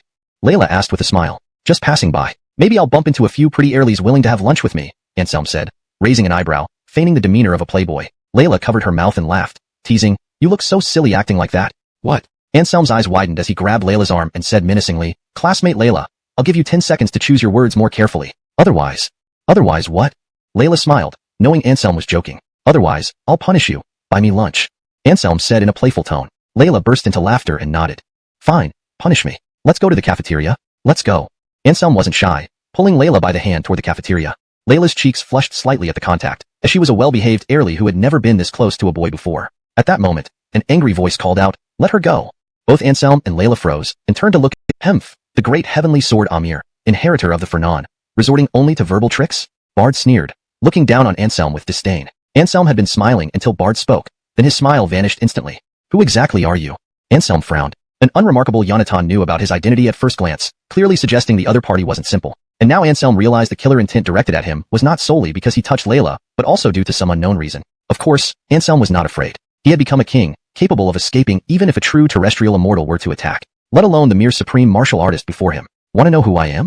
Bard laughed disdainfully. You're not worthy to know. His arrogance was evident, like a god looking down on Anselm from above. Anselm nearly laughed in exasperation. Who gave this supreme martial artist the courage to act wildly in front of him? You're getting angry? It seems the so-called heavenly sword is just a gathering place for rabble. Bard shook his head slightly, revealing a disappointed expression. Chapter 342. Replacing heavenly sword. Anselm squinted his eyes, a cold expression spreading across his face. For personal slights, as long as they were not too excessive, he would often let them slide with a smile. But insulting the heavenly sword? No way, that was absolutely intolerable. Tell me your origins, or you won't be leaving here alive today, Anselm said in a frosty tone. He had already made up his mind to kill. If the other party didn't answer honestly, then he wouldn't blame himself for being impolite. After all, to Anselm, killing someone on the street wasn't such a big deal, even if they were currently in school. Coldness flickered in Anselm's eyes. Whoever Hobart was, he would have to pay for daring to insult the heavenly sword. Otherwise, it would be an affront to those who had risked their lives and sacrificed everything for the nation. Do you two really can't talk things out calmly? Layla suddenly said, sounding somewhat exasperated. Seeing the potential for a violent confrontation about to unfold, she tried to mediate. Shaking his head, Anselm's stance was resolute. He stared at Hobart and said coldly, no, this matter demands an explanation from him. Layla remained silent. Though her interactions with Anselm were few, she understood his character well enough. If Hobart hadn't said something inappropriate, Anselm wouldn't be this serious. Thinking of this, Layla turned to look at Hobart and couldn't help but say, Hobart, what you said just now is wrong. Apologize to Anselm immediately. Although he has a sharp tongue, he has a kind heart. As long as you admit your mistake, he won't make things difficult for you. Upon hearing Layla's words, Hobart's face turned ashen. His gaze landed on Layla as he angrily shouted, Layla, even if you don't like me, there's no need for you to be so biased. What exactly did this guy offer you to get you to defend him like this? He hasn't given me anything. I'm just stating the facts, Layla replied coolly. But without understanding the truth of the matter, aren't you making a judgment too quickly? Isn't that unfair? Hobart's expression darkened. The fact that the heirly he liked was siding with his rival left a bitter taste in his mouth. Enough nonsense. Anselm curled his lip disdainfully. A flash of icy killing intent crossed his eyes. Hobart sneered and said, cunning doctor, enjoy your smugness. In a little while, there won't even be a heavenly sword left, and I want to see how arrogant you'll be then. What do you mean? Anselm's face turned cold. I mean the heavenly sword will soon be a thing of the past. The court will have a new organization to replace your heavenly sword. Hobart laughed arrogantly. Anselm was taken aback and asked, you're part of that new organization? That's right. I ranked 21st in the organization, just a step away from breaking into the top 20. Cunning doctor, no matter how formidable you are, compared to me, you're nothing. Hobart's face was full of pride. In front of me, you're indeed nothing. Anselm smiled indifferently. Starting today, you don't have to worry about advancing to the top 20 anymore. Hobart froze, about to ask what Anselm meant when he suddenly felt a blur before his eyes. Next, his body flew uncontrollably. Thud. With a heavy thud, Hobart smashed into the ground, coughing blood profusely, feeling like all his bones were breaking. Feeling intense pain radiating from his dantian, Hobart glared at Anselm with fury and shock. You crippled my martial arts? People who lack reverence do not deserve to tread the path of the extraordinary. This is for your own good, Anselm said offhandedly. His seemingly genuine concern infuriated Hobart, who spewed a mouthful of blood. With his martial arts crippled, he lost his livelihood. According to the survival of the fittest rules of their organization, he would soon be eliminated. You're too ruthless. Our organization will never forgive you, Hobart screamed hysterically. His eyes blazed with resentment as he glared at Anselm. I'll wait. Anselm smiled slightly, utterly unmoved by the threat. Since he dared to cripple Hobart, he was prepared for any retaliation from the organization. After all, the Heavenly Sword's cunning doctor was just his public identity. His true identity was the heir of the four great Devis. Get lost. Pass a message to the leader of the organization behind you. The Heavenly Sword is irreplaceable. Any organization intending to usurp the Heavenly Sword harbors ill intentions and will come to no good end, Anselm said coldly. I will certainly pass it along. With a venomous glance at Anselm, Hobart stumbled away. With his strength crippled, he wouldn't foolishly provoke Anselm again. There's always hope while one lives. Maybe someone could help him restore his abilities. However, Hobart didn't know that his martial arts had been crippled by Anselm using a unique technique passed down by the line of the Fernan, which even a land-bound immortal couldn't easily restore. I'm sorry, I've caused you trouble again. Layla looked apologetic, feeling that it was all because of her that the two of them had this unpleasant confrontation. It has nothing to do with you. Even without you, he would have jumped out anyway. His original target was me. Anselm smiled nonchalantly. Then, a trace of coldness appeared in his eyes. Unfortunately for him, he doesn't understand Heavenly Sword or me. To dare insult the warriors of Heavenly Sword in front of me. I've been merciful enough by only crippling him instead of killing him. Feeling the chill emanating from Anselm, Layla couldn't help but shudder. She quickly changed the subject. The matter is over. Let's go to the cafeteria to eat. With that, she took the initiative to pull Anselm's hand as they walked toward the cafeteria. While walking, Anselm pondered the events that just happened. He knew that after crippling Hobart's martial arts, the organization wouldn't let it go easily. After all, this was an organization that aimed to replace Heavenly Sword. For one of its members to be crippled so early on was like a slap in the face for all its members. Replacing Heavenly Sword, Anselm thought with a sneer. Since the chief instructor's sacrifice, Heavenly Sword's influence had indeed diminished, but it wasn't something anyone could bully at will. Some people wanted to make a name for themselves by challenging Heavenly Sword. They were thinking wrong. On the way to the cafeteria, Anselm remained unusually quiet. Under normal circumstances, he might have teased the pretty airly Layla. What are you having? Layla asked, glancing back at Anselm, sensing that he seemed a bit strange today. Anselm snapped back to reality and casually replied, oh, it's up to you. Whatever you have, I'll have. Then let's have 2 plates of braised chicken. Layla picked her favorite dish. Sure. Anselm nodded slightly and then found a seat. Still somewhat distracted, he only gave perfunctory responses even when Layla tried to chat with him. This made Layla pout, feeling quite unhappy. Hobart left Jinling University and relayed Anselm's message word for word to the higher-ups of his organization. Too audacious. Does he really think Heavenly Sword rules China? The higher-ups were furious and immediately responded. Within Heavenly Sword, Pepper also received the news, a faint smile curling the corners of her lips. The Fernan is still the Fernan, just her type. As for those people who wanted to create trouble for Anselm, Pepper wasn't worried at all. She mourned for them silently instead. Provoking Anselm was definitely their stupidest decision. Chapter 343, Crossing the Line. After lunch, Anselm and Layla went their separate ways. Anselm left school, while Layla attended Holden Guy's calligraphy lecture. Layla had initially wanted to invite Anselm along, but upon learning it was Holden Guy's lecture, Anselm immediately lost interest. He shook his head, declining with great decisiveness. Left with no choice, Layla headed there alone, disappointed. Meanwhile, Anselm did not remain idle. After leaving school, he went directly to Burl's place based on the address provided by Candace. At that moment, Burl was playing a fencing game with a Japanese man. Anselm burst in without any hindrance, almost causing both of them to drop their swords in fright. Bakairu, who are you? The middle-aged Japanese man shouted at Anselm in uncontrollable anger. Having finally found a like-minded person, his mood was utterly ruined by this intrusion. It's you. Compared to the middle-aged Japanese man's fury, Burl's reaction seemed much less resilient. His second-in-command immediately drooped, cold sweat pouring down his forehead, clearly terrified by Anselm's appearance. Burl, didn't expect you to have such hobbies. Anselm wore a half-smile, not even glancing at the middle-aged Japanese man beside him. Bakairu, how dare you ignore me? You're courting death. The Japanese Adin immediately flew into a rage. As the leader of the Yamaguchi-gumi group in Jinling City, when had he ever been ignored like this? Not to mention, Anselm had ruined his plans before. With a roar, he raised his fist and swung it toward Anselm's head. Anselm chuckled lightly, extending a finger to point at him. To Burl's stunned gaze, a bloody hole suddenly appeared on the Japanese black leader's fist. The Yamaguchi-gumi members were all ruthless men who feared nothing, not even the heavens. But they were still made of flesh and blood. Injured gravely by Anselm, the middle-aged Japanese man let out a soul-wrenching scream.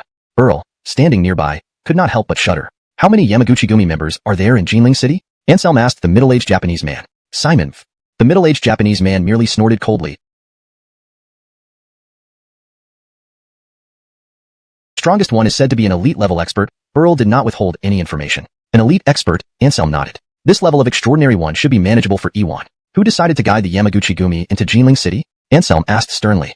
This person guiding the Yamaguchi-gumi into the city was undoubtedly wicked and must be eradicated. Mac from Chiohu Manor, I was just misled by him. Please, Mr. Yi, spare my life. Burl fell to his knees, banging his head on the ground like a hammer. Anselm gazed deeply at Burl, as if able to see through his heart, making Burl extremely uneasy. Get up. A moment later, Anselm did not make a move, but told him to rise. Mr. Yi, you've spared me?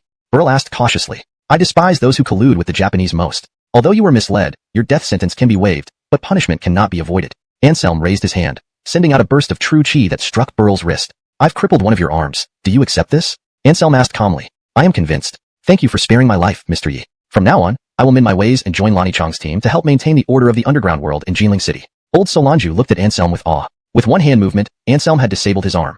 This kind of strong person could easily take his life. Anselm had repeatedly instructed the black leaders of Jinling City not to cross. Mac, the owner of the villa, suddenly appeared in Anselm's sight, along with two gang members who were clearly from the Yamaguchigumi group. Mr. Inoue, Mr. Ikeda, after this deal, please say a good word about me to leader Nobuyuki. If there are benefits in the future, I will never forget you all, Mac said with a smile. That's natural. Let's make the transaction at midnight tonight. Inoue Masahiro laughed heartily, obviously very satisfied with Mac's attitude. Just as they were about to enter the warehouse to inspect the goods, a cold sneer sounded. Colluding with the Japanese devils, selling prohibited items. Your good days are over, Mac?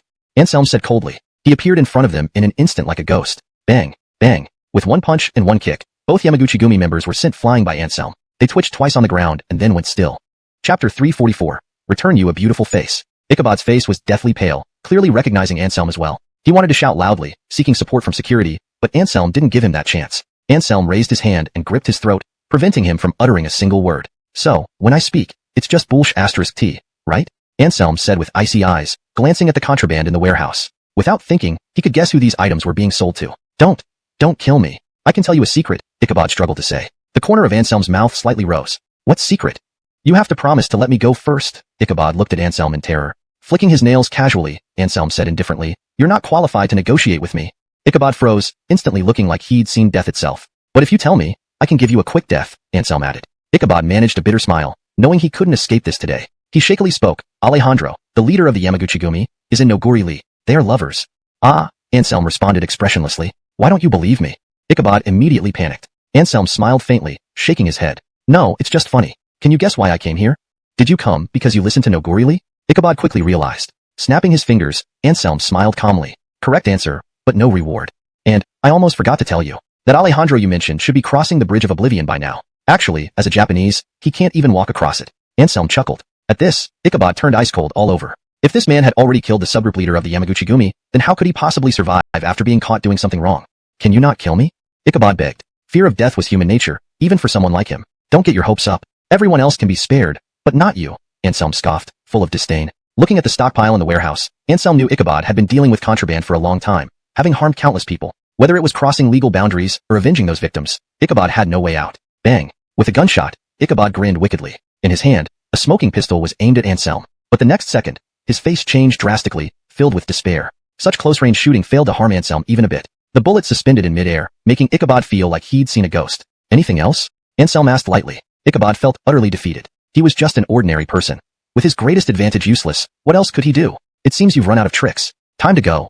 Saying this, Anselm squeezed with his fingers and snapped Ichabod's throat. Ichabod's eyes bulged wide, struggling for a few seconds before falling silent forever. Dumping his body along with the two Yamaguchi-gumi members' corpses into the warehouse, Anselm took a lighter and several gasoline drums from the underground parking lot. These illegal goods shouldn't continue to exist and harm others. Dousing everything in gasoline, Anselm lit a fire, burning everything to ashes. When security found the fire in the rear warehouse, it was already uncontrollable. Afraid of official discovery, they couldn't call for help, only watching helplessly as the fire devoured the entire warehouse. The fire burned for hours without stopping. By this time, Anselm had arrived at Z Adnain building, entering the presidential suite opened by Candace. Mr. Yi, Candace respectfully greeted Anselm.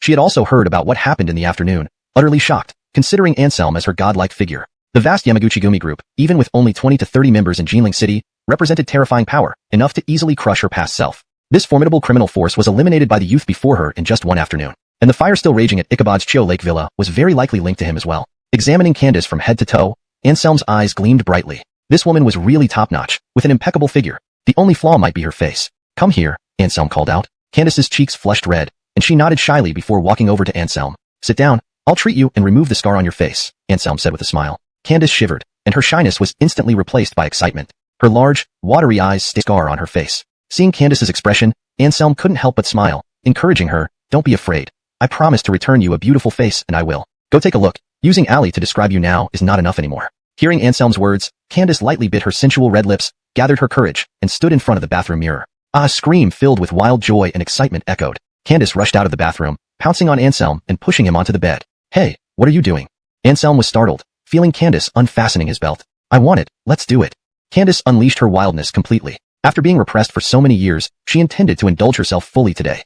Chapter 345 The Mysterious Jia. Woodier than 3 hours later, Candace's face was flushed. She panted heavily, half lying in Anselm's arms. Anselm's strength was beyond her expectations. Just now she nearly thought she was about to die. You have to take responsibility for me.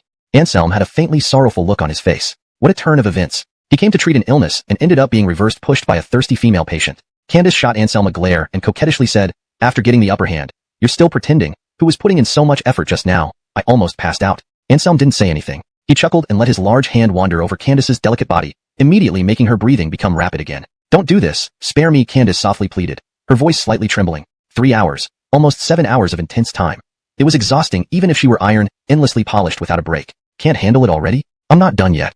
Anselm pursed his lips, showing a disappointed expression. A flush spread across her cheeks as Candace seemed to make a difficult decision. She gave Anselm an alluring glance, then lowered her head and took the initiative to perform a nucleic acid test. Anselm's eyebrows lightly furrowed. Although Candace wasn't young, it was evident she really wasn't good at it. Several times she made little Anselm hurt, but overall, the feeling was quite pleasant. After more than half an hour, accompanied by a tremor in Anselm's body, Candace's face turned red as she rushed into the bathroom. Anselm chuckled, stretched lazily, and began dressing. After such a long time, he finally released everything. "You rest here, I'm leaving," Anselm shouted to Candace who was in the bathroom. Hearing Anselm's call, Candace immediately ran out of the bathroom. She looked at Anselm with some grievance and said, "You want to leave right after letting off steam? Won't you stay and keep me company?" "Sure, how should I keep you company? Shall we continue?" Anselm raised his eyebrows and suddenly broke into a mischievous grin. Candace tensed up all over. "Just kidding, continuing that would really kill her." Seeing she didn't respond, Anselm smiled faintly and reached toward Candace's mouth, gently pulling a hair from the corner of her lips. "You are so annoying." Seeing the curled hair in Anselm's hand, Candace blushed fiercely. "Alright, no joking around. I really have something important to do. I'll see you next time. Be good." Anselm's expression turned serious. Sensing the uncompromising aura emanating from Anselm, Candace sighed inwardly and could only watch him leave. After Anselm left, Candace lay back on the snow-white bed sheets, her gaze wandering blankly over the ceiling. Having guarded her chastity for so many years, maybe it was time for her to start a new life. Leaving the purple Woodyan Tower, the sky was already dawning. Anselm planned to eat breakfast to replenish his spent energy. Just then, Anselm sensed a powerful aura flash past beside him. He quickly followed the direction where the aura disappeared. Anselm's speed was lightning fast, but he couldn't catch up with the person whose aura he had felt. Whenever he sped up, the other party also accelerated, keeping the distance between them steady at about 300 meters. Anselm was shocked. Even though he used all his strength, he still couldn't catch up to the person. How terrifying must their strength be? After all, since reaching the King Realm, chasing a terrestrial immortal wouldn't make him so embarrassed. The two entered a desolate mountain. At this moment, Anselm finally realized the gravity of the situation. His expression darkened. He had been subtly led here, chasing an unknown powerful figure to such an isolated place. Just as Anselm became alert to his surroundings, a soft sigh echoed. "Do you still recognize me?" The voice belonged to a woman. Startled, Anselm turned his head. At some point, there stood a breathtakingly beautiful figure with her back to him. Her appearance was obscured, but just looking at her silhouette revealed a rare beauty. However, Anselm frowned. From her tone, she seemed familiar with him, yet he had no memory of her whatsoever. "Who are you?" Anselm asked, feeling somewhat confused, because he sensed that the terrifyingly strong presence he had chased for so long was none other than this woman in front of him. Time is like the tide. It brings everything and takes everything away. The woman's voice carried a note of sadness. "I've searched for you for so long, and indeed, you've forgotten me. Who exactly are you?" Scratching his head, Anselm was genuinely puzzled, for he actually detected a sense of vicissitudes from her tone. The woman still did not answer, but in the next moment, she turned around. A breathtakingly beautiful face appeared before Anselm, making him feel an impulse to suffocate. Anselm had seen quite a few beauties, such as Zinnia, Pearl, and Mira, who was famously known as a goddess. But even Mira, with her dazzling and unparalleled beauty, was still slightly inferior compared to this woman in front of him. This was a beauty that did not belong to the mortal world. Any description seemed so pale and weak. Taking a deep breath, Anselm slowly calmed himself down. After all, he did not yet know whether the other party was friend or foe. Being intoxicated by her beauty would be a sure way to invite death. Though Anselm liked women, he was not one to lose his wits over them. On the contrary, he was quite shrewd. "Do you know who I am now?" The woman seemed not to notice Anselm's little actions. Her eyes were tightly focused on Anselm, filled with a hint of hope. Anselm also looked at her, but with a bewildered expression. He truly did not recognize this woman. "I don't know." Anselm shook his head. "Fairy sister, are you mistaking me for someone else? My memory bank has no record of you at all." As soon as these words came out, the hopeful look in the woman's eyes immediately turned cold, brimming with icy killing intent. "I knew it. Men in this world are all alike, fickle and heartless. Have you forgotten the vows you made to me back then?"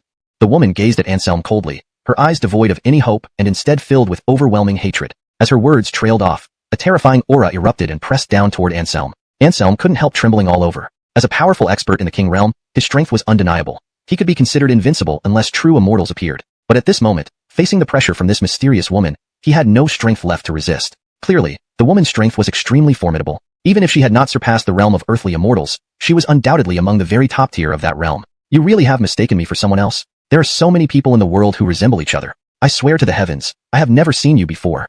Anselm reiterated. The woman sneered, staring at Anselm, the coldness in her eyes growing ever stronger. Seeing the woman's expression, Anselm felt a sinking feeling in his heart. He was rather helpless. If this woman insisted he was the faithless man, then no matter how he explained, it would be futile. Chapter 346. Sincerity is the ultimate skill. Since you think I'm the person you mentioned, why don't you tell me what kind of vow I made? If I really betrayed and turned my back on love, I would end my own life in front of you without your effort. Anselm said solemnly, his eyes fixed on the woman's, filled with sincerity. Even if he were to die, Anselm wanted to understand clearly rather than be unjustly killed for no reason. To whom could he appeal for justice then? Moreover, Anselm was very clear about his character. He had been utterly sincere to every woman he loved. He could never be described as unfeeling or disloyal. Time has erased everything from your memory. The woman raised her head, tears rolling down her cheeks. The murderous aura surrounding her instantly vanished, replaced by a look of deep disappointment. What's going on? Can you just speak plainly? Anselm suddenly roared angrily, using mystic techniques to lure him here, only to utter such nonsense? Falsely accused as a faithless man, even if it meant death today, Anselm must clear this suspicion hanging over him. The woman trembled at Anselm's roar, seemingly losing all composure. So, I've turned unfeeling and faithless, have I? Anselm's temper flared up. He could tolerate being called flirtatious, but absolutely not heartless and disloyal. She was just a woman, albeit powerful. Did she really see herself as a celestial maiden? Anselm wasn't going to indulge her, ready to show her exactly whether he was a faithless man or not. Lewd man, thinking of profiting even in your dying. Streak of light that slashed through Anselm's body. Spurts of blood sprayed as Anselm's chest was split open, revealing white bone beneath, his injury severe. Pale-faced, Anselm knew that if not for that initial blow, which somewhat mitigated the attacker's power, he might have been killed outright. How are you? The woman's concern was evident, her tension reaching its peak. That kiss had conquered her heart completely, dissolving all her hate. Not dead yet, Anselm gritted his teeth. He took out golden needles and inserted them around his wound, stopping the bleeding instantly. Taking a pill from his robe, Anselm soon restored nearly 80% of his true chi. Go quickly. I'll hold her off. Anselm turned to look at the one who ambushed him. Upon seeing another strikingly alley, Anselm was momentarily stunned. Not because of her beauty, but due to her appearance and essence closely resembling the white-robed woman in his arms. If not for different attire and complexion, Anselm would have thought they were the same person. You two? A sudden realization dawned on Anselm that these women must be closely related. Struggling free from Anselm's embrace, the white-robed woman walked towards the black-robed beauty and softly said, Sister, please don't make another move. Little sister, didn't we agree to kill him once we found him? The black-robed woman coldly replied. Her face was cold, her aura locking onto Anselm, and an eerie aura surged around her body, with killing intent shocking the heavens. But now, I no longer hate him, the white-robed woman sighed. Her words left the black-robed woman speechless for a moment. But then, the black-robed woman erupted with even more terrifying killing intent. She said in a murderous tone, Little sister, it seems you've been deceived by him again. You fell for his tricks back then, and still do now. This time, for your sake, I will kill him to eliminate your heart demon. Hearing the black-robed woman's words, Anselm rolled his eyes wildly. Ignoring the fact that the white-robed woman seemed to have some issues, why did this newcomer also act this way? Even if he had lost part of his memory, he was only about 20 years old now. Back then, how old could he have been? Who would fall for someone who wasn't even fully grown yet? What exactly are you two talking about? What trick did I pull back then? I'm only 20 now. Don't tell me your sister dated me when I was 3. Anselm had never felt so speechless in his life. The other party's statements were simply too bizarre. Huh? The black-robed woman sneered, staring at Anselm with rolling killing intent in her eyes. Anselm took a deep breath. If reason wouldn't work, he would have to fight for his life. But he sighed inwardly, as the gap between them was too great. Even if his strength hadn't been compromised, he doubted he could hold out against her for long, let alone now, when he had only recovered 80% of his true chi from medication, making it impossible for him to match the black-robed woman. Sister, you've already wounded him once. Why must you finish him off? The white-robed woman stood in front of Anselm, stubbornly looking at the black-robed woman. Little sister, if we don't kill him, your Tao heart will be obstructed, preventing you from advancing to the mystic realm level in this lifetime. The black-robed woman sighed lightly. This was precisely why the black-robed woman insisted on killing Anselm, to clear the path for the white-robed woman's advancement to the next realm. I think I already know the answer. Sister, let him go. If you kill him, I will fall into a new obsession. The white-robed woman pleaded. What is the answer? The black-robed woman asked. The white-robed woman bit her lip and said, he must have had a very important reason to forget everything. Hearing this reply, the black-robed woman was speechless. This didn't really say anything. The specifics were what mattered. At this moment, Anselm spoke up as well. He solemnly said, I am very self-aware. Although I may be a little flirtatious, I would absolutely not forget love or break faith. The man you speak of can significant differences. Thus, what the other party said left Anselm utterly baffled. Identical souls and origin auras. It must indeed be the same person. But the problem was that he was himself, and certainly wasn't someone named Stefan. Anselm's expression grew solemn, as he reassessed the two stunning beauties before him. Suddenly, his entire body seemed to tremble, and his eyes flashed with a piercing light. That's not right. Your auras don't resemble humans. Who exactly are you? With Anselm's medical expertise, accurately identifying origin auras was a piece of cake. However, when he tried to identify the auras of the two women before him, he was surprised to find that their auras were fundamentally different from humans, which was clearly abnormal. We indeed are not human, the woman in white said softly. Anselm's heart skipped a beat. If they weren't human, then they were obviously supernatural beings. No wonder they looked so unreal. They couldn't possibly be fox spirits, Anselm thought to himself, but quickly dismissed the idea, because he could sense that their auras were very pure. We are demons, the woman in black answered, glancing at Anselm without any intention of hiding her true identity. Just as expected, Anselm nodded slightly. If his guess was correct, these two should both be fairies. What era was it when you lived with Stefan? Anselm suddenly frowned and asked. He stared at the two female demons before him, seemingly realizing something, but he couldn't quite put his finger on it. The woman in white thought for a moment and said, it was probably during the Zhengda era. You went to participate in the imperial examination, and before leaving, you swore that no matter the outcome, you would definitely return. As she spoke, the woman in white's expression turned somewhat gloomy. But in the end, you broke your promise and even forgot about me now. Don't listen to her, sister. This is just a faithless man. Back then, after we received enlightenment, we only secluded ourselves for 200 years. When we came out, you couldn't find him immediately, clearly indicating that he was avoiding you after achieving success. The woman in black said coldly, her gaze icy as she stared at Anselm. If the mention of the Zhengda era by the woman in white had already stunned Anselm speechless, then the words of the woman in black nearly brought him to tears. Just 200 years of seclusion? Anselm felt speechless. The Zhengda era was approximately 500 years ago. At that time, living to 70 was considered a ripe old age for mortals. Secluding oneself for 200 years meant that Stefan wouldn't have any remains left. Thinking of this, Anselm wore an utterly helpless expression as he said, ladies, please don't be so naive. That Stefan was likely an ordinary person. He didn't lie to you. A life expectancy of 70 was considered old back then. 200 years is more than enough for him to pass away decades ago, even if he lived to 100. What? Hearing Anselm's words, both female demons were taken aback. They were powerful demons with long lifespans. Several decades, or even a few centuries were mere moments to them. But they had overlooked the most critical issue. Mortals had limited lifespans. A single period of seclusion or meditation might equate to an entire lifetime for an ordinary person. In 200 years, ancient human society would have seen over 10 generations pass. How could they possibly find Stefan's existence after emerging from seclusion? How could this be? Tears welled up in the woman in white's eyes. She stumbled, nearly falling backward. Simon Dread's of years of resentment seemed, in hindsight, nothing more than a jest. After all, Stefan couldn't be blamed for this. By the time they emerged from their seclusion, Stefan had long turned to dust. Turns out we were wrong all along. The woman in black also had a face full of sorrow. Anselm couldn't help but wonder if these two female demons both harbored feelings for that Stefan. Otherwise, why was the woman in black so sad? The lifespan of a mortal is very short. After 200 years, not hearing any news of him is probably because he kept you in his heart until death, never marrying or having children. Without descendants, naturally no one would remember him. Anselm let out a long sigh, now understanding the entire story. What they thought his forgetfulness and unfaithfulness was just a big misunderstanding. The woman in white looked disheartened. She appeared withered like an old rotten steak, completely lifeless. Seeing this, Anselm's heart skipped a beat. He hadn't expected that the woman in white had such a fierce temperament, remaining faithful even unto death. Upon realizing the truth, she developed a mental block and was determined to end her life here. Let bygones be bygones. Let the past remain in the past. Anselm shouted loudly, with a voice as powerful as the Buddha's rebuke, aiming to jolt her back to reality. However, it had no effect on the woman in white. She blocked out all senses, gradually fading into nothingness, unable to be awakened. Sister, don't. The woman in black panicked. Seeing her sister walking toward death, she trembled uncontrollably, filled with helplessness and sorrow. Anselm furrowed his brows, thinking of ways to awaken the woman in white. Though she was a demon, her heart was kind, her love sincere, and he wouldn't stand by and watch her die. After all, such a loving and righteous female demon was far superior to 90% of humans. It's all your fault. The woman in black glared angrily at Anselm. If not for his words, her sister wouldn't have fixated on this. Anselm, troubled, shot back without hesitation. Get lost, crazy woman. Go cool off somewhere else. You're disturbing my thoughts. Don't blame me if I can't save her. You. The woman in black nearly lost control, but upon hearing the latter part of Anselm's sentence, she immediately calmed down. It was indeed not the right time to hold Anselm accountable. Better wait until after her sister recovers. Glaring fiercely at Anselm, the woman in black coldly humphed and remained silent. Chapter 348 Black and White Peonies. Recalling all the techniques he had learned, Anselm felt helpless.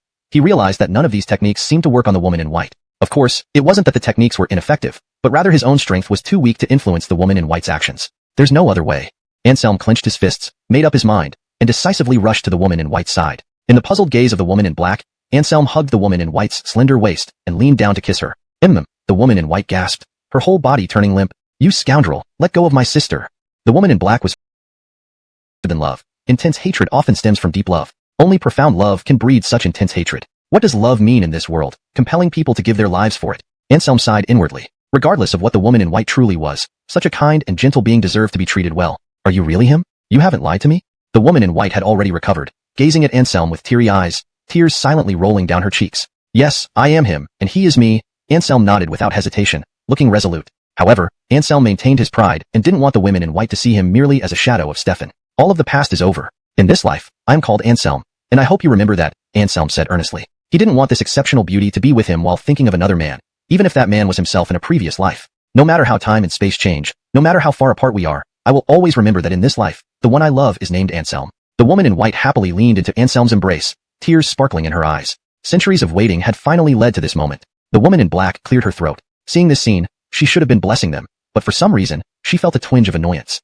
Of course, it wasn't jealousy, but seeing her lifelong companion, her sister, fall for the same man across 2 lifetimes, made her extremely displeased. Hearing her sister's cough, the woman in white came back to reality, her cheeks slightly blushing as she quickly left Anselm's embrace. Stefan, do you remember our names? The woman in white asked. But as soon as she spoke, she realized her mistake. Though this person resembled Stefan, he was indeed someone else now. Memories from the previous life had long vanished. He naturally couldn't remember their names. Seeing Anselm shake his head, the woman in white first sighed but then smiled and said, since you've forgotten everything from the past, let's start anew. I'm Isa, and she's my sister, Harrison Dan. Anselm looked enlightened. No wonder her aura was so pure, unlike ordinary spirits. It turned out they were flower spirits, also known as flower fairies. In mythology novels like Journey to the West, or Lotus Esmodern, transformed flower fairies have been mentioned. Among the most famous is the peony fairy, and the black and white peonies belong to the same category. I remember now. Black and white peonies, 2 flower fairies. Anselm smiled faintly. I won't forget again. Hearing Anselm's words, Isa smiled, but soon her expression turned somewhat wistful. She sighed and said, once upon a time on Simon Ancient's tea on Dew Peak. Stefan said the same thing, but in the end, puss, and destined to be alone means being lonely forever. Anselm chuckled and patiently explained, finding it amusing to tease her like this. After hearing Anselm's explanation, Harrisonden's face darkened. She stared intently at Anselm and suddenly sneered, saying, my sister and I are inseparable. Whoever she follows, I'll follow too. So, to your disappointment, I won't be alone forever. What? Anselm's smile froze. Harrisonden's words left him stunned for a moment, yet secretly thrilled. Despite Harrisonden's fiery temper and how close she came to killing him, this female demon was indeed very beautiful. 1 black, 1 white, 2 peerless beauties following him, engaging in various, proper, activities. Anselm almost drooled as he envisioned a promising future. Chapter 349. Marcy in a gilded cage? We sisters will always be together. Isa also looked at Anselm, saying with utmost seriousness. She was completely unaware that Anselm's heart was already rejoicing inwardly. Worried that his lecherous appearance might disgust the 2 flower fairies, Anselm coughed dryly and immediately put on a solemn expression. Well, do you have a place to stay? Anselm asked as he looked at the 2. Yes. I would never dare to bully your sister. She's so fierce that she nearly cut me in half on our first meeting.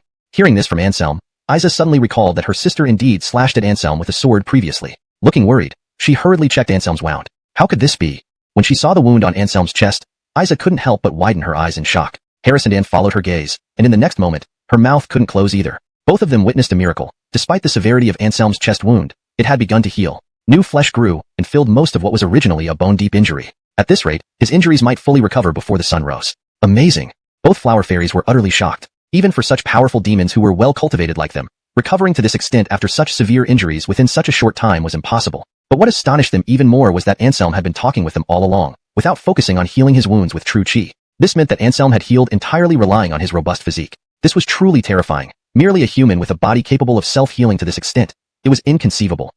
It's nothing much. Ever since I can remember, every night I have to soak in medicinal baths to fortify my muscles and bones. Doing this daily for years, countless valuable spiritual essences have been spat, but her expression improved slightly. Beside her, Isa also wore a smile, gazing at Anselm with happiness. She knew that the man she had chosen would not let them down. In the early morning, all was quiet. The horizon in the east gradually began to lighten. Warm sunlight filtered through the dense forest, casting specks of golden light on their bodies. Anselm frowned, looking troubled. Although his wounds had begun to heal, his clothes were soaked in blood. This condition was obviously not suitable for walking the streets.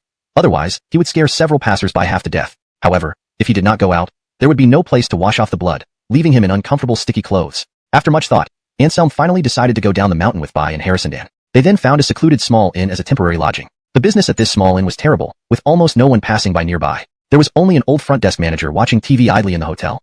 Seeing someone covered in blood appear at the door, the old man nearly had 50 years taken off his life from fright. He trembled with both hands and picked up the phone, ready to call the police station. Don't be afraid, Grandpa. We're all from the film crew shooting nearby. The bloody clothes on me aren't real. They are just props. Anselm smiled faintly, making people feel like basking in a spring breeze. Really?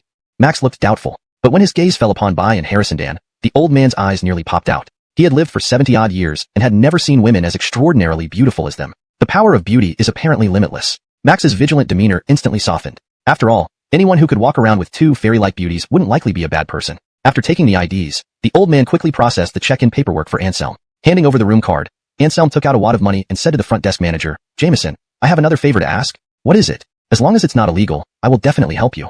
Seeing the money, the old man naturally smiled widely, asking hurriedly, not illegal, I need you to buy some new clothes and pants for me. This set has been destroyed too badly from filming. Anselm pretended to look helpless. This is a small matter. I'll buy them and bring them to your room later. The old man grinned. It was just buying some clothes, which didn't cost much. With such a thick stack of bills, most of them would likely end up in his pocket. Anselm's lips curled slightly as he observed the old man's expression but wasn't bothered, leading by and Harrison Dan upstairs. Soon, the old man returned with what he considered trini clothes. Upon receiving the clothes, Anselm's mouth twitched a little. Were these really meant for him?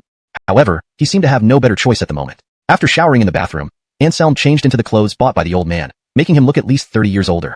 Chapter 350 Blind to Merit. Come on, let's go house shopping. Wait, scratch that, let's go buy an estate. Anselm said with great enthusiasm. His mention of buying a house to Heiza was naturally not just idle talk, it was well considered. As the extraordinary world grew increasingly turbulent, they, as the heir of Heavenly King, would undoubtedly be at the forefront facing numerous challenges in the future. The residential area they currently lived in had a dense population, which constrained certain actions they needed to take. Anselm planned to purchase a large estate for everyone to live in. This way, he could centrally protect his women while also providing convenience for Anselm and Cosmo to respond promptly to any threats. By taking over the Alvis family's and High family's assets indirectly, Anselm was now fabulously wealthy. Buying a mere estate was, of course, no problem for him. After checking information on his phone, Anselm found a good place called Walterlong Wudiantain Resort. Located in the suburbs, far from the hustle and bustle of the city, it boasted a picturesque environment with mountains and water, making Anselm fall for it at first sight. Anselm brought Heiza straight to the address displayed on his phone. This was one of the largest real estate centers in Jinling City, with Walterlong Wudiantain Resort being their parent company's flagship development. Upon seeing Anselm's group arrive, a crowd of real estate saleswomen immediately swarmed around them. They gazed at Anselm expectantly, all hoping to be chosen to introduce the property listings to him. Clearly, due to Anselm's mature appearance and the two incomparably beautiful ladies beside him, these saleswomen assumed he was a successful add-in who had managed to retain his youth. Such a person was undoubtedly a big spender. Ingratiating themselves could very likely yield a significant sale. Heiza were somewhat unhappy. Although they had lived for over a century, they were still relatively naive and not worldly wise. Seeing so many women surrounding Anselm made them instantly irritated, glaring at the crowd ahead with deep hostility. A heirly nearby noticed this scene but halted her steps. She had initially intended to follow suit, but now stood rooted to the spot, watching the scene unfold. Sir, may I help you with anything?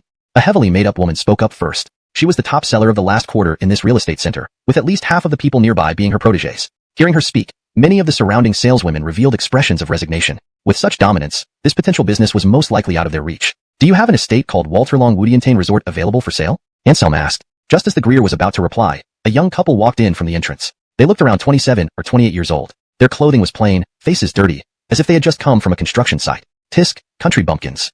Seeing them approach, the Greer showed an obvious look of disdain. Upon hearing her mutterings, Anselm involuntarily frowned. All beings are equal, without distinctions of rank or social status. Judging a person's status and character by their attire and appearance was extremely foolish. Originally having no favorable impression of the heavily made-up woman, Anselm now felt even less fondness. Turning his head toward the couple, he saw a young saleswoman explaining something to them. Anselm was surprised. He remembered this airily. Just now, when everyone else crowded around, she remained where she was, which gave Anselm a favorable impression of her.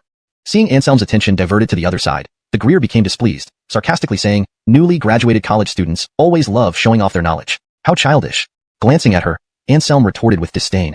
Is that so? That's still better than someone like you who is sycophantic and blind to merit. Upon hearing Anselm's words, the Greer's face turned unbearably ugly. In a bit, I'll consult her. You can play somewhere else. Anselm added coldly, never treating such prejudiced individuals with kindness. Sir, you? The Greer became flustered and wanted to argue, but Anselm interrupted her with a raised hand. That's it. Don't irritate me. Someone who disrespects guests, no matter how skilled or offering huge discounts, will not be considered. In short, your character has issues, and I can't trust you to handle my business, Anselm remarked coolly. His final remark hit the nail on the head, turning the Greer's face into one of pure fury. As the top salesperson here, when had she ever been reprimanded like this? Even their department manager treated her with a pleasant demeanor. Now, to be accused of having character issues, how could she not be enraged? I advise you not to lose your temper in front of me, otherwise, I have 100 ways to make sure you can't survive in Jinling City. Glancing at her, Anselm said coldly. He borrowed someone's words from his family, but it wasn't funny at all. Instead, it was quite domineering. At the same time, he exuded a great aura of majesty that enveloped the real estate saleswoman. The saleswoman couldn't help shivering and instantly filled her eyes with awe as she looked at Anselm. This majestic and intimidating presence was something even their big boss didn't have, not by a long shot. Get lost. Anselm waved his hand impatiently, looking like he was chasing a bully. But the next scene almost made her regret it bitterly. The plainly dressed couple directly asked for a card reader and paid in full, totaling 5.8 million, without batting an eyelid. Not only the top saleswoman but also the other saleswomen were dumbfounded, cursing themselves for being so short-sighted. If they had realized earlier that this couple was a hidden wealthy family, this commission would have been theirs. But now, it was too late to say anything. According to the rules, each sale earned 2% commission. In an instant, the heirly became a little rich person, netting nearly 12 dalits, 1,000 yuan. Chapter 351, Wulong Manor. During this time, Anselm and the two women, Heiza, were seated in the lounge, chatting with each other. Anselm held his phone, explaining some aspects of modern society to help them familiarize themselves with this strange new world. After waiting for 3 hours straight, Anselm did not show any sign of impatience. Seeing that the heirly had finally finished all her business, Anselm smiled faintly, then stood up gracefully and walked toward her. Sir, is there something you need? The heirly asked politely and reservedly. Clearly, she had noticed that one man and two women had been sitting here for quite some time. Now as he was walking towards her, it was likely not for a property consultation. After all, she wasn't the only sales agent here. If it was merely for inquiries about houses, this handsome man should have approached her colleagues long ago. I also want to buy a house. I saw that your professional skills are quite impressive, so I thought I might get some advice from you, Anselm said with a light smile. The heirly was slightly stunned, then she felt elated inside. She hurriedly asked with a smile, Sure, sir. May I ask what type of housing you're interested in? The size of the unit isn't important. What matters is that the area should be large, the environment excellent, and it's best if it's far from the city center, Anselm replied, lounging comfortably on his hands. In reality, he had already identified a location, Wulong Manor. However, one point made Anselm feel a bit puzzled. Under this real estate center's name, there were several other estates whose environments and living areas were clearly inferior to Wulong Manor, yet their prices were several times higher. This disproportionate price gap couldn't help but make Anselm suspect that there was something wrong with Wulong Manor. Otherwise, how could an estate covering nearly 20,000 square meters be so cheap? However, as long as it wasn't a quality issue, Anselm didn't care about other problems. He would always find a way to handle them. Large area, good environment, and far from the city center. The heirly pondered deeply. After a moment, she asked Anselm somewhat apologetically, Sir, can you accept a small manor? To her, building a manor cost much more than a villa. Even a small manor had a starting price of 9 digits, which was beyond the reach of ordinary people. She couldn't be sure if Anselm had enough money. If he couldn't buy a manor, she'd have to introduce the unfinished residential complex instead. How small is small? Anselm still smiled. About 2,000 square meters, located in the western suburbs of Jinling City. It's a bit remote, but the environment is quite nice. The heirly thought for a moment and replied. How much? Anselm asked again. After deducting discounts and promotions, it would cost around 5 billion yuan. With installment payments, a down payment of 1 billion yuan is required. The heirly glanced at Anselm, inwardly surprised. This Yonatan wouldn't really buy a manor, would he? At that thought, she couldn't help but feel a thrill. If so, today's commission would be enough for her to live comfortably for the rest of her life. Hearing the heirly's words, Anselm smacked his lips and shook his head slightly, which left the heirly somewhat disappointed. But soon, she recovered from the dejection. Having earned 50 million in commissions was already considerable. Wanting more might be considered too greedy. The heirly's subtle expression was noticed by Anselm, and the corner of his mouth curved upward. This manor is too small. I need a bigger one. Those who purchased this manor ended up well, the heirly said with a hint of fear, clearly recalling some terrifying rumors. That thing? Anselm frowned. You mean ghosts?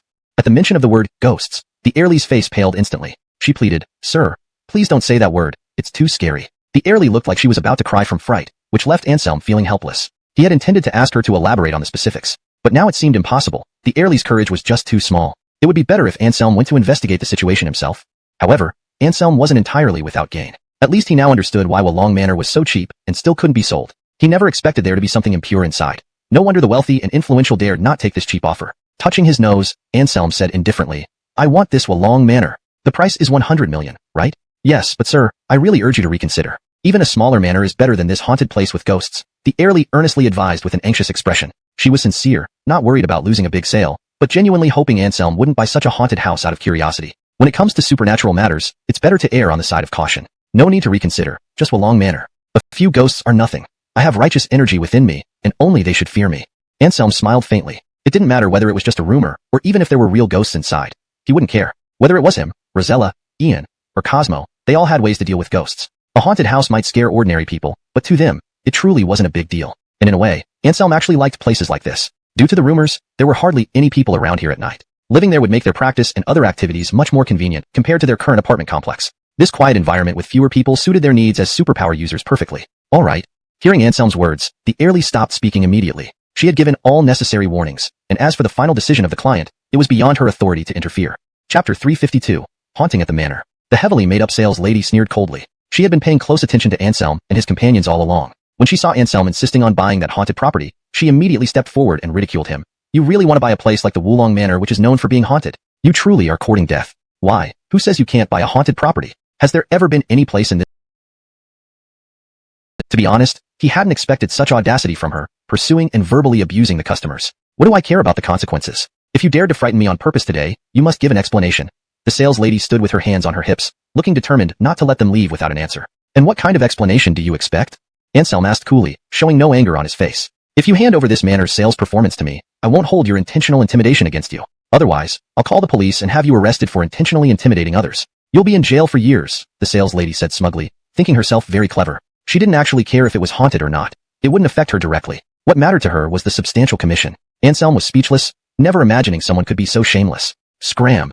Anselm spat out coldly, unable to stand her loathsome behavior any longer. The smile froze on the sales lady's face, and then she flew into a rage, roaring, "Are you sure about this? If I call the police now, your life will be ruined." The sales lady raised her phone, displaying the quick dial for the police station. Anselm glanced at her and said indifferently, "Oh, then go ahead and call." "You." The sales lady's eyes blazed with fury. Anselm's nonchalant attitude infuriated her. "Simon, re up and scram before I change my mind. I still need to sign the purchase contract with Miss Solange." Anselm waved his hand impatiently, as if chasing away a fly. The sales lady grew livid and was about to lash out when suddenly a hearty laugh rang out from the doorway. "Oh, Mr. Yi, you're here to buy a house today. Why didn't you tell me beforehand?"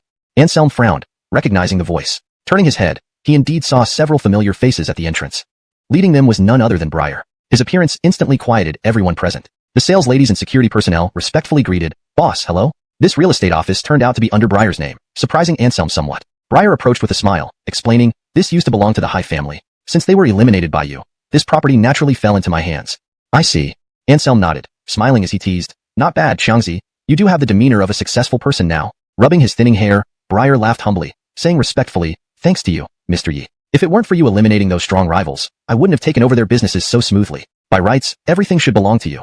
I'm just managing it on your behalf." Anselm showed appreciation. Someone who knew gratitude was always endearing. This was also the reason why he had chosen Briar in the first place. Someone who knew gratitude and abided by rules was the right material for a leader. Since that's the case, I'll take Wulong Manor. Help me with the transfer procedures. Knowing now that Wulong Manor belonged to Briar's real estate company, Anselm naturally didn't need to be polite anymore. After all, the money he had came from Briar. Paying him again would be redundant and unnecessary. The heavily made-up sales lady was utterly stunned by this point. The conversation between Briar and Anselm left her feeling lost. However, she clearly saw the respectful attitude of the big boss Briar towards Anselm. She wasn't stupid either and immediately realized she had offended someone she shouldn't have. If even the big boss was so courteous to this Yonatan, her earlier insults were tantamount to asking for trouble. Realizing this, the sales lady's legs began trembling. She wanted to beg for mercy but couldn't utter a sound. Glancing at the sales lady, Anselm said coolly, "Fire this woman after a while. Her character doesn't suit staying here." "Yes." Briar nodded respectfully and then frowned, giving the sales lady a cold look. Instantly, the sales lady tensed up. Her muscles relaxed, and yellow liquid started flowing down her pant leg. Seeing this, everyone was dumbstruck. They couldn't believe that this usually domineering woman could be so cowardly. Anselm and Briar hadn't even done anything to her yet, and she had already wet herself out of fear. "Security, get rid of her quickly," Briar shouted, covering his nose in disgust. Anselm wasn't particularly bothered. He took a layout plan of the property and told Briar, "I'll take Wulong Manor. Don't develop the surrounding land. Save it for me. Maybe one day, I'll expand this manor." "Wulong Manor? Mr. Yi, there are issues with this place." Briar's face changed, quickly interjecting, "Do you mean it's haunted?" "I'm not afraid. Just do as I say," Anselm smiled. Originally, he didn't fully believe what the Heirly had told him, but now that Briar confirmed it, he realized this manor indeed had problems. Otherwise, it wouldn't make a seasoned gang leader like Briar so wary. "All right." Briar reluctantly nodded. It was clear he lacked confidence in Anselm handling the situation, especially dealing with ghosts, which were fundamentally different from living beings. Despite Anselm's formidable martial skills, he'd likely be helpless against such entities. "Don't you trust me?" Anselm suddenly smiled faintly. Briar gave a bitter laugh, openly acknowledging his thoughts and nodded. "Over 7 people have died in that manor, including 2 Taoist priests. Their bodies are still inside. No one dares to retrieve them." Seeing Anselm's silence, Briar continued, "It's said that at midnight every night, voices of couples quarreling can be heard from the manor, along with sounds of children playing soccer and women crying."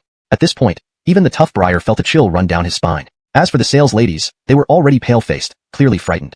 Chapter 353. Not just any wandering spirit. It's merely a form of energy, no need to be afraid. Christina smiled radiantly, her beauty incomparable. Carter displayed a helpless expression.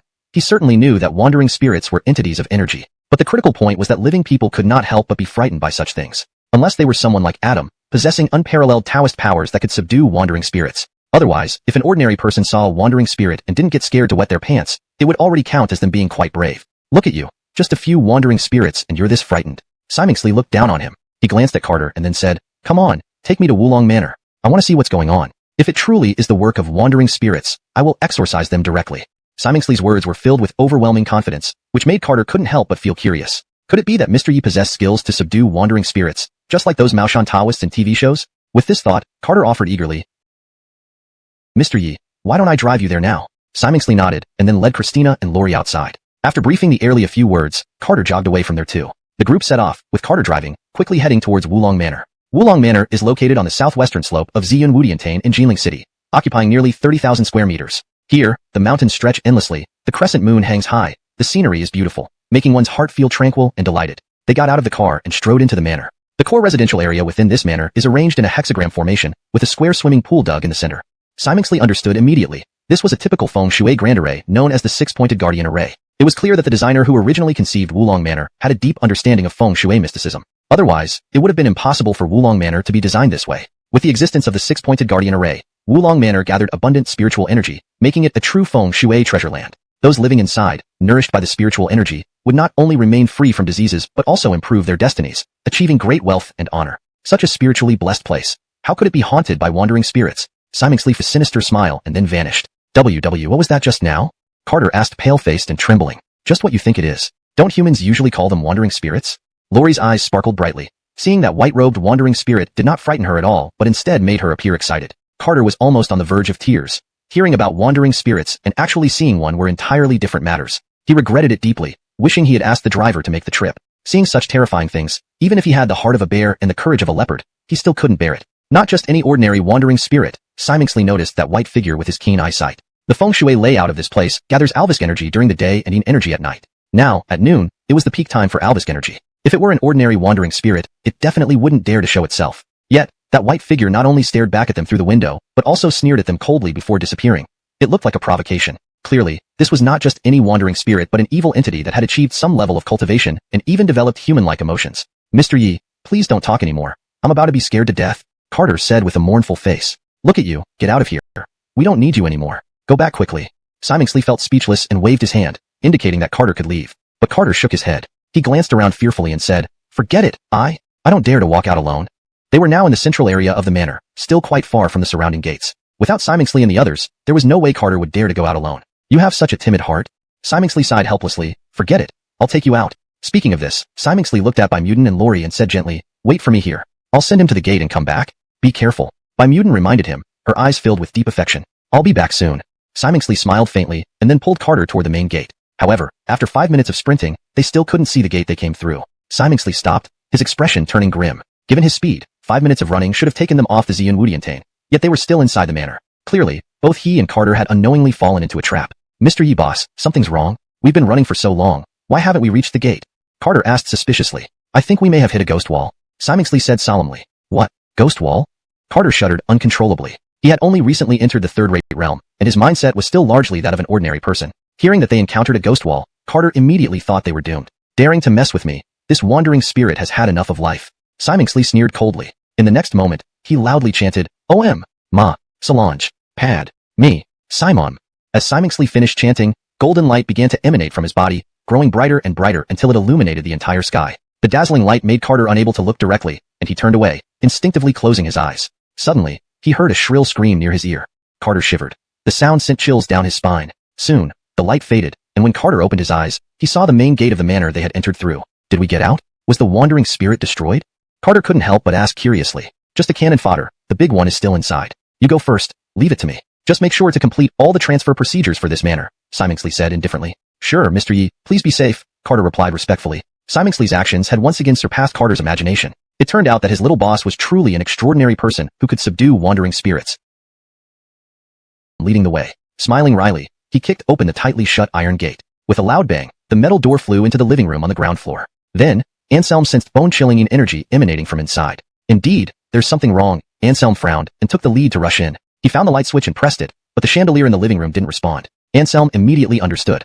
All the lighting fixtures in the house had likely been destroyed by the matured ghost. Without lighting, it was pitch black even in daylight. But Anselm remained undeterred. Reciting a fire spirit spell, a dragon made of flames appeared before him, illuminating the entire living room brightly with its warm glow. There was nothing unusual in the living room. However, when Anselm looked up toward the second floor, his eyes narrowed slightly. On the second floor platform stood a pale-faced man smirking sinisterly at them, seemingly the same one they saw outside earlier. What startled Anselm most wasn't the eeriness of the man's smile, but the fact that this Augustin possessed strength surpassing the king realm limit, approaching that of a nearly perfect Esmade immortal. Could such a powerful evil spirit naturally form? Anselm doubted it. According to natural evolution, ghosts evolve the slowest among supernatural beings, bar none. For a regular ghost to evolve into a defective Esmade immortal level, it was as difficult as a human extraordinary reaching the beyond realm, which usually took no less than 20 years. This haunted house had existed for no more than 10 years, far too short a time for such evolution. Who are you? Why do you intrude upon my territory? The man growled. Glancing at the Augustin, Anselm smiled and said, I'm the new buyer of this place. From today onward, we are the new residents. You've lived here rent-free for so long.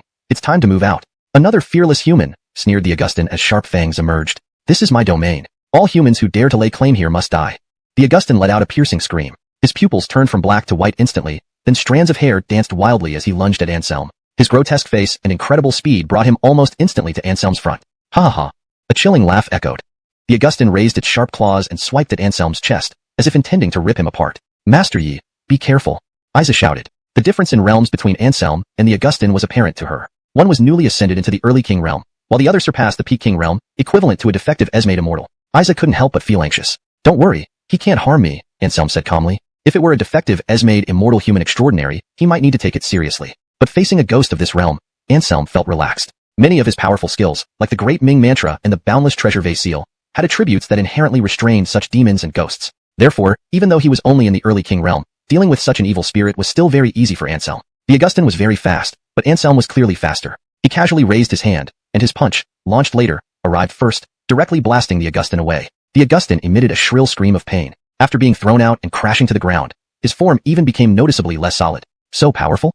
Mitzi couldn't help but be surprised from the side, clearly not expecting Anselm's strength to be so formidable. One punch severely injuring a defective Esmade immortal ghost, even considering the attribute suppression, indicated that Anselm's real combat power was likely already on par with the defective Esmade immortal. Anselm remained expressionless, saying nothing as he walked towards the Augustin with a murderous aura. Sensing the killing intent from Anselm, the Augustin revealed a look of fear. He knew that his cultivation was not low, but compared to this person before him, there was still a considerable gap. Thinking about this, the Augustin directly knelt down to beg for mercy. Master, spare my life. Please forgive me this once. I don't want to be destroyed, wailing. They say the cries of ghosts and wolves are the scariest sounds in the world. Previously, Anselm didn't take it seriously, but now he finally understood. The sobbing voice of the Augustin made even a master like Anselm feel somewhat anxious, his whole body tingling. Shut up, if you keep making noise, I'll destroy you right now, Anselm said coldly. The Augustin immediately fell silent, staring at Anselm in terror, unsure of how Anselm planned to deal with him next. Flicking his fingernails, Anselm said lightly, I'll ask you a few questions. Answer honestly, and I won't kill you. Really? The Augustin instantly showed a look of joy. Of course, I never lie to people, Anselm promised carelessly. All right, then ask, I will tell you everything I know, the Augustin hurriedly replied. Nodding satisfactorily, Anselm asked the first question. I heard many people have died here. What is the exact number, and were they all killed by you? The Augustin clearly hadn't expected Anselm to ask such a sensitive question right away. He hesitated for a long time, but didn't utter a single word. Anselm glared, his entire body radiating intimidating pressure as he threatened. Not speaking? Do you want to be destroyed now? These past years, 8 people have died here. 3 were killed by me, and 5 were killed by my wife, the Augustin weakly answered. Your wife? Anselm was taken aback, then immediately looked up at the 3rd floor. Sure enough, he saw a woman dressed in red standing there, glaring angrily. Oh boy, a poppy. Anselm was instantly wary. A ghost in red was much more terrifying than one in white. From the current situation, it appeared that the Augustin's wife, the poppy upstairs, was the strongest evil spirit here. Chapter 355, Life and Death Together. Don't let her escape, capture her.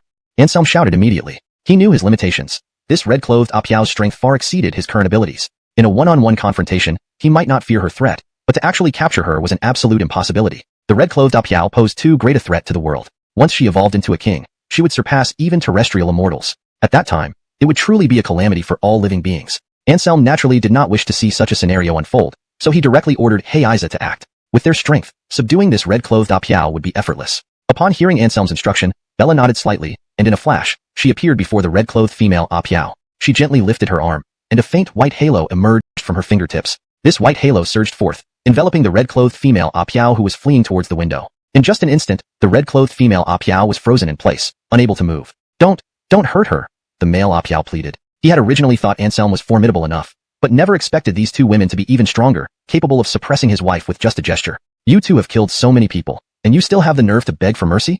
Anselm frowned, a trace of killing intent hidden in his eyes. Injustice. Simoning others was not our intention. In fact, we are also victims, the male Apiao cried pitifully. Is that so? Did someone instruct you to do these things? Anselm tapped his fingernail lightly. As he spoke, Bella had already brought the red-clothed female Apiao back. Her eyes were filled with intense hatred as she looked at Anselm, but there wasn't a hint of human emotion. This surprised Anselm. The more powerful female Apiao hadn't developed any human emotions.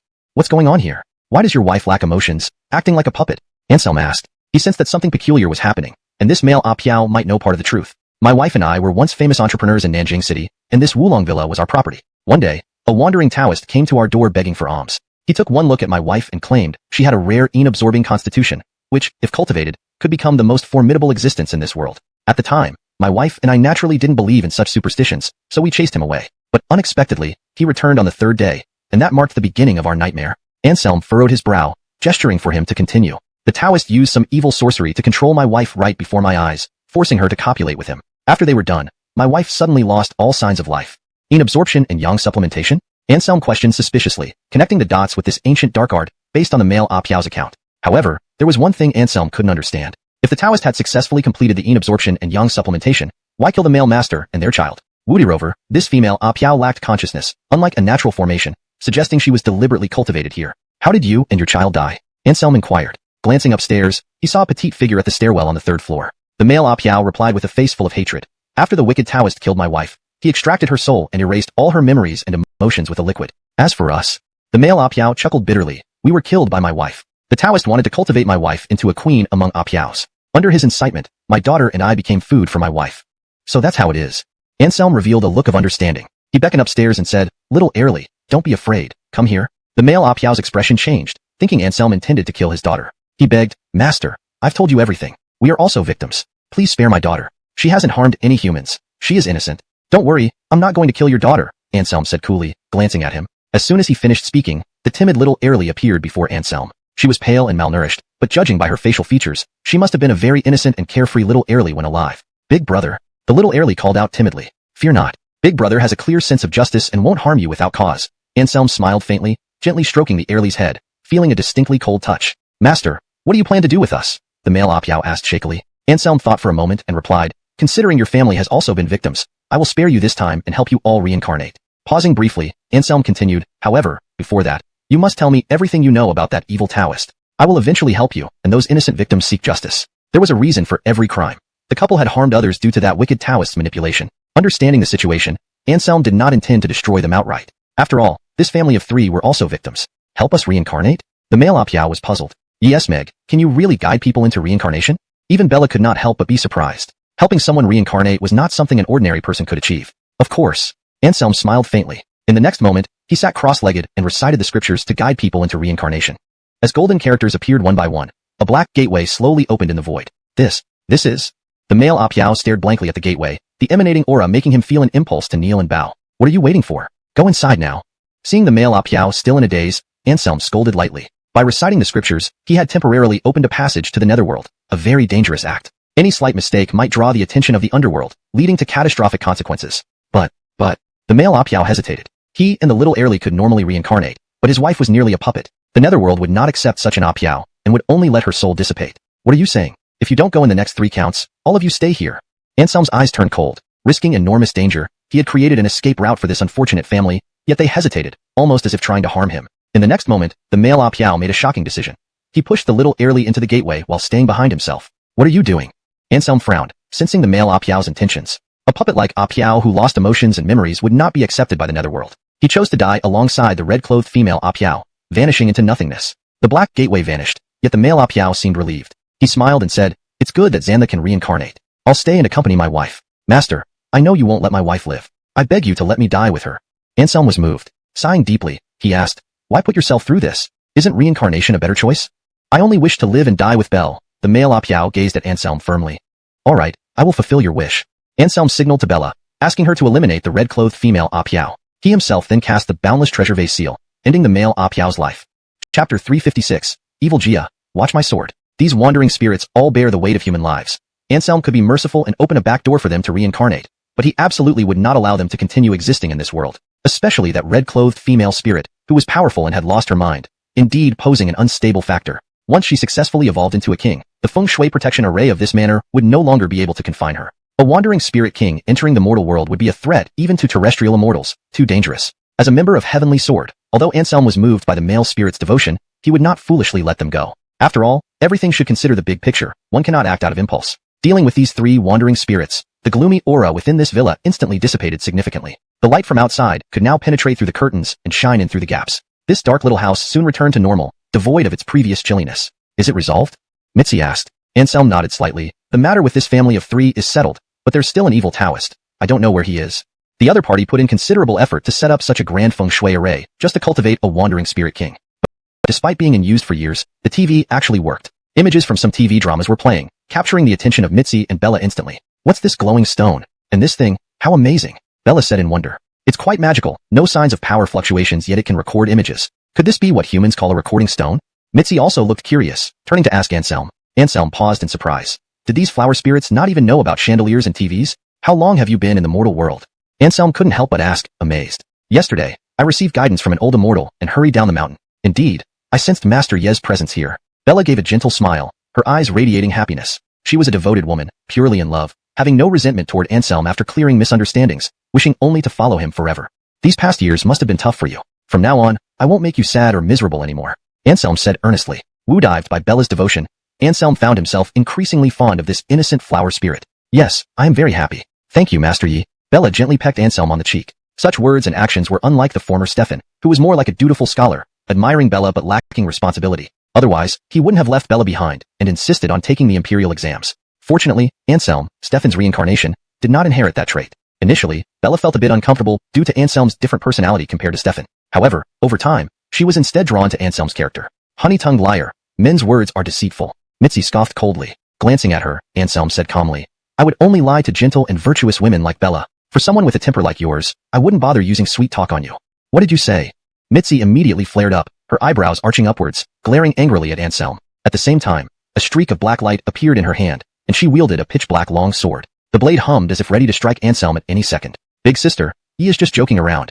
He's intentionally teasing you. Bella quickly stepped forward, blocking Mitzi. Mitzi harumphed, saying with a cold smile to Anselm, for my little sister's sake, I won't stoop to your level. But if you dare offend me again, even if my sister pleads for you, I'll still teach you a lesson. Upon hearing this, Anselm shot up from the sofa. He glared angrily at Mitzi and roared, teach me a lesson? Bring it on. Who chickens out is a sissy.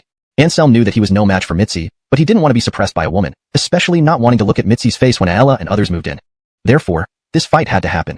He needed to show his mettle. Glancing at Anselm disdainfully, Mitzi smirked. You've only just entered the king realm. Even with the combat power of a broken terrestrial immortal, you're no match for me. I could handle you with just one finger. Anselm wanted to retort, but helplessly found that what she said seemed true. However, being looked down upon by a woman made Anselm feel extremely aggrieved. He stared at Mitzi indignantly without a word. Do you still want to start something? Mitzi raised her lips slightly. I advise you not to embarrass yourself. As soon as she finished speaking, an unnamed anger surged within Anselm, who originally intended to back off. Let's go. Today you must know why the flower is so red. Anselm wore an indignant expression, rolling up his sleeves, prepared to give it all he had. Just you? Mitzi sneered and then turned to walk outside. Fuming, Anselm was about to chase after her when he suddenly heard Bella's voice beside him. Yi, don't fight big sister. She's very powerful. I'm not a match for her either. If you confront her, you will surely be at a disadvantage. Bella looked at Anselm anxiously, clearly not believing he could win against her sister. After all, by human extraordinary standards, her sister Mitzi had surpassed the realm of terrestrial immortals. We're just sparring. Your sister shouldn't use heavy hands, right? Anselm said bravely. Seeing him speak like that, Bella could only let him go with a bitter smile. Fierce woman, watch my sword. Anselm's voice came from outside. Bella was momentarily surprised.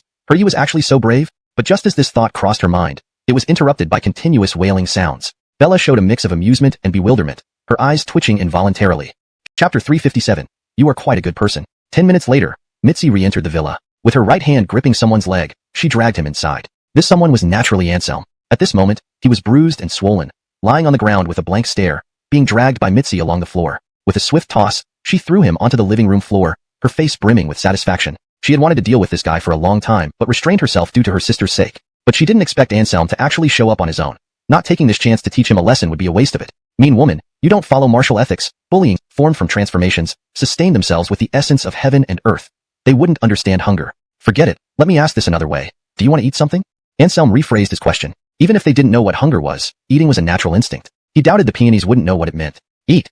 Bella was puzzled but soon nodded. Sure. I'm curious about human delicacies. Promise you'll like it, Anselm said with a smile. Bella nodded, looking forward eagerly. And now, Mitzi looked different from the one who had beaten Anselm earlier. At the moment, she felt more like a foodie to Anselm. In Stefan's era, we ate a dish called soup dumplings. Wonder if they still exist. It's a world-renowned delicacy. Mitzi's eyes sparkled, filled with nostalgic longing. Yes, elder sister and candied haws. They were so delicious, Bella chimed in excitedly, forgetting her usual poise at the mention of those foods. Hearing them, Anselm looked at them sympathetically. These two flower spirits were truly pitiful. Having lived over 100 years, they only knew of soup dumplings and candied haws. The two dishes you mentioned still exist, and I'm sure they taste even better now, Anselm smiled. Apart from these, there are many other delicacies for us to try. As he spoke, Anselm waved his hand grandly, exuding an air. What you mentioned are all Chinese dishes. The hall manager's face darkened, feeling utterly flabbergasted. Anselm glanced at him indifferently and asked, so what? Does your restaurant not have the dishes I mentioned? The moment their eyes met, the hall manager felt his soul tremble. He hurriedly replied, we do have them, but few people order Chinese food here.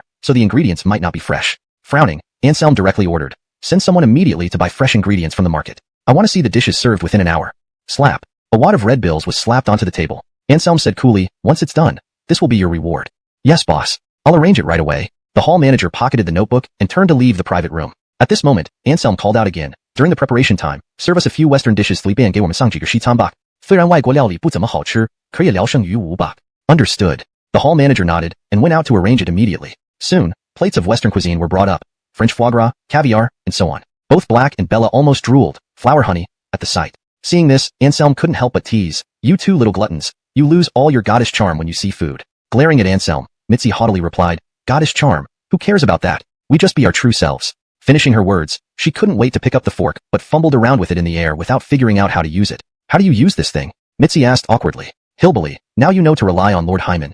Anselm looked smug as if he had just eaten ginseng fruit and felt perfectly at ease. Mitzi's face darkened, ready to threaten Anselm, but this time Anselm behaved. After teasing her, he immediately demonstrated how to use the knife and fork. So troublesome. Mitzi immediately showed disdain. She imitated Anselm's actions, cutting a piece of French foie gras and placing it in her mouth to savor it. But the next moment, she spat out the foie gras directly. What is this? How can it be so terrible?" Mitzi looked like she had tasted something foul. "This is French foie gras." As he spoke, Anselm briefly explained the production principle of French foie gras. Chapter 358, Pointing Names. "What a cruel way," Bella said, staring at the dish of foie gras, her appetite completely gone. "And what's this?" Mitzi pointed to the small box of black pearl-like items on the table. Following her finger, Anselm replied, "This is caviar, eggs extracted from fish." "What?" Mitzi's face was unappealing. She and Bella were benevolent flower fairies and found it difficult to accept these ingredients used in Western cuisine. They then asked about the methods for preparing shark fin and steak. Anselm patiently explained each dish. An expert in culinary arts, he handled these detailed explanations with ease. After listening to Anselm's answers, both Black and Bella looked at the sumptuous dishes on the table and instantly lost their appetites. Anselm touched his nose, noticing their reactions. He immediately went out to find the manager and instructed him to have all the dishes taken away. Actually, Anselm was eager to eat these dishes but couldn't do so alone since Black and Bella couldn't accept them. "Okay, boss, Chef Holden has bought back the dishes as you requested. Please wait a moment." Soon, two beautiful waitresses entered the private room and sequentially removed the Western dishes in front of Anselm. "These dishes will be charged to me. If you want to eat them, feel free," Anselm said with a smile. The two waitresses were overjoyed, expressing their gratitude. "Thank you, boss." After carrying the dishes away, they returned after about 40 minutes to serve new dishes. "Yee, what are these dishes?" Bella couldn't help but ask. Compared to the previous Western food, the new dishes served were of much higher quality in aroma and appearance. The former ones were Western delicacies I wanted you to taste. Since you didn't like them, I had them removed. These are traditional Chinese delicacies. Anselm smiled. "Really? Then I must try them carefully." Bella showed an expectant look. "Eat up. I can guarantee that these dishes are delicious and use normal ingredients." Anselm chuckled lightly. Mitzi pouted and whispered, "Your integrity? Do you even have that? If you think I lack integrity, don't eat the dishes I ordered. I asked the waiters to put poison in them. Be careful not to die from it." Anselm's face turned sour. This woman really needed disciplining. Her words had ruined his good mood. "I won't. I choose to eat." Mitzi smirked coldly, challenging him. Anselm felt frustrated, unable to do anything due to his weaker strength compared to hers. Bella covered her mouth and giggled, already accustomed to their banter. Picking up chopsticks to taste a piece of fish, Bella exclaimed, "Tastes great. Really? Let me try too." Mitzi, ignoring her spat with Anselm, also picked up a piece of fish and tasted it. In the next moment, her eyes lit up. Too delicious. Then, Anselm watched the two fairy-like figures savoring the meal enthusiastically, nodding and praising while eating. Seeing their greedy looks, Anselm smiled. An idea suddenly struck him, a method to handle Mitzi. Physically, he was far inferior to Mitzi, and such a gap couldn't be filled easily. But he had top-notch cooking skills. Manipulating Mitzi through her stomach seemed easier. Thinking of this, Anselm involuntarily gave an evil grin. Such an evil laugh, definitely planning something bad again. Mitzi criticized upon seeing Anselm's expression. "None of your business. Even if I plan something bad, it has nothing to do with you. You're too fierce. I have no interest," Anselm chuckled. Mitzi rolled her eyes, spitting out a chicken bone toward Anselm's head. "So this is it?" Anselm grinned. With a swift motion, he shot out a chopstick, blocking the bone and pinning it to a pillar inside the private room. At that moment, the manager walked in and witnessed the scene. He couldn't help but tremble, nearly collapsing from fright. "Oh my god, that's a concrete marble pillar, incredibly sturdy, yet pierced by a single chopstick. B-boss." The hall manager looked at Anselm with reverence, knowing that this young boss was no ordinary person. But witnessing his skills firsthand left a different impression. "Do you have something to say?" Anselm smiled gently, as if the man who had just pierced a marble pillar with a chopstick wasn't him at all. "There's a man and a woman outside, specifically asking for you, boss," the hall manager replied fearfully. "A man and a woman?"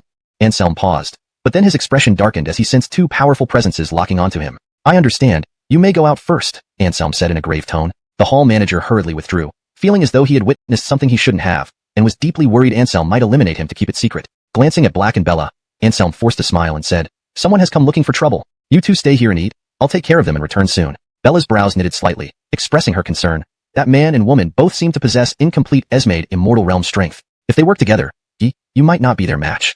Indeed, Anselm's expression tightened. He had been doubting their strength, and now hearing Bella's words, he immediately understood where the earlier sense of threat came from. Two incomplete Esmade immortals indeed possessed enough power to threaten him.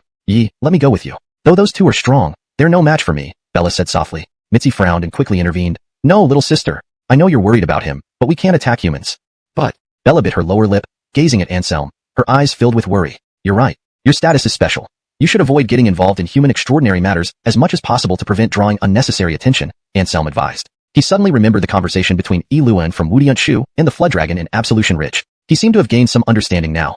There were likely strict rules in this world preventing the monster race from entering the human world. Otherwise, it wouldn't even make an incomplete Esmade immortal like Mitzi look so serious. Just two incomplete Esmade immortals. Even if I'm not a match for them, it won't be easy for them to harm me. Anselm smiled slightly and stopped considering asking Bella for help. Be careful. Bella gazed at Anselm with worry. Yes, wait for me obediently. Anselm smiled tenderly and gently pinched her small nose. Turning to leave the private room, Anselm's posture was upright, exuding an imposing presence. Watching him disappear from view, Bella couldn't help but murmur, entranced. He seems more charming now. Mitzi was speechless. Did her younger sister really need to be such a love-struck fool? However, she was also somewhat worried. The strength of those two outside wasn't weak. Although they were inferior to them, neither of them was weaker than Anselm at present. If they teamed up, Anselm might indeed be in danger.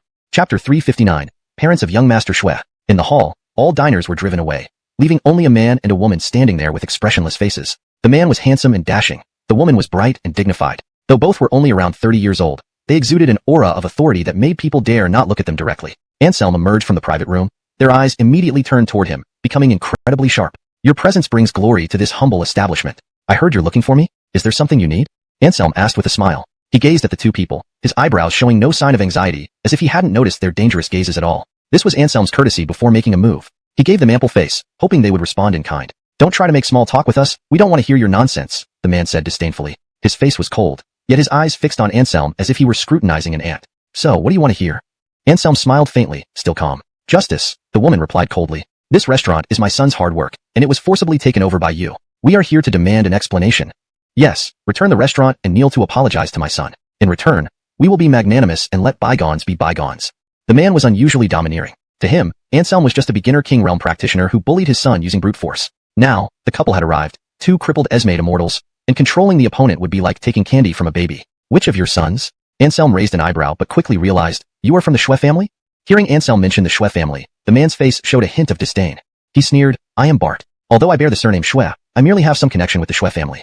Anselm was somewhat surprised. The parents of the 7th young Master Shui didn't seem to have much regard for the Shui family. However, he didn't care about their family affairs. He just stared at the two people in front of him without saying a word. Simon humiliating my son, you deserve death. But since it's quite remarkable that you've reached this level at such a young age, let's make a deal. Return Ocean Center Restaurant, and be my son's bodyguard for 10 years. This matter can be considered settled. What do you think? The woman said. She looked at Anselm coldly, emitting an invisible pressure enveloping him. Ha, Anselm laughed. If you want me to be your son's bodyguard, you should at least tell me who you are.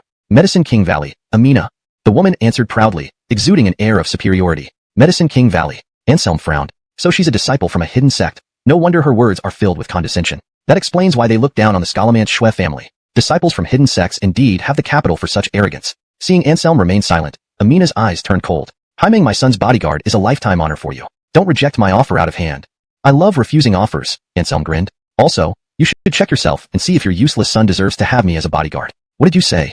Hearing Anselm belittle Hank, Bart and Amina instantly flew into a rage. They glared at Anselm with murderous intent. Feeling their killing intent, Anselm was not afraid at all. Instead, he smiled lightly. I said, your son doesn't deserve to have me as a bodyguard. Don't think being a successor of Medicine King Valley makes you invincible. Do you really think I'm a soft target? Who exactly are you? Bart narrowed his eyes. It was understandable that he wasn't intimidated by the couple, but not fearing Medicine King Valley required more than ordinary courage. Even though Medicine King Valley could only rank as a second-tier power among hidden sects, it was still a colossal force compared to other supernatural forces in the secular world. Therefore, Anselm's fearlessness instantly made him alert. If you want to know who I am, you aren't qualified enough, Anselm smiled. I can only tell you this. To my master, even Medicine King Valley is like an ant. Upon hearing these words, both of them became furious. As core members of Medicine King Valley, they naturally couldn't tolerate outsiders insulting their holy place. How dare you show disrespect to our Medicine King Valley? Amadeo, you have no sense of propriety. Boasting like this won't end well for you. Both of them angrily berated him. Initially composed and superior, they now lost their composure, revealing their true, ugly faces. 213, Anselm sighed softly. Bart and Amina were both taken aback, clearly not understanding what Anselm meant by this number. At this moment, a waitress nearby boldly reminded them timidly, "You too.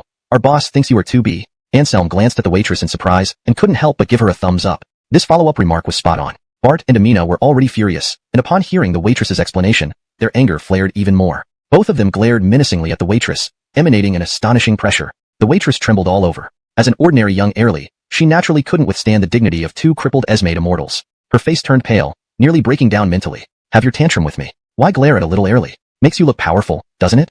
Anselm sneered, instantly appearing in front of the waitress and shielding her from the mental pressure. Only then did the waitress feel the weight lifting off her head. She looked frightened, but still pretended to be okay, smiling as she said, "Boss, as you said, they're 2B. So if they do something bizarre, it's not surprising, right?" Bart and his wife were so angry that their lungs felt like bursting. Their eyes were filled with icy cold killing intent, reaching the peak of fury. Just an ordinary ant, daring to provoke them multiple times? Did they think they wouldn't react? Amina snapped her fingers, sending out a gust of wind toward the waitress. Anselm's eyes narrowed.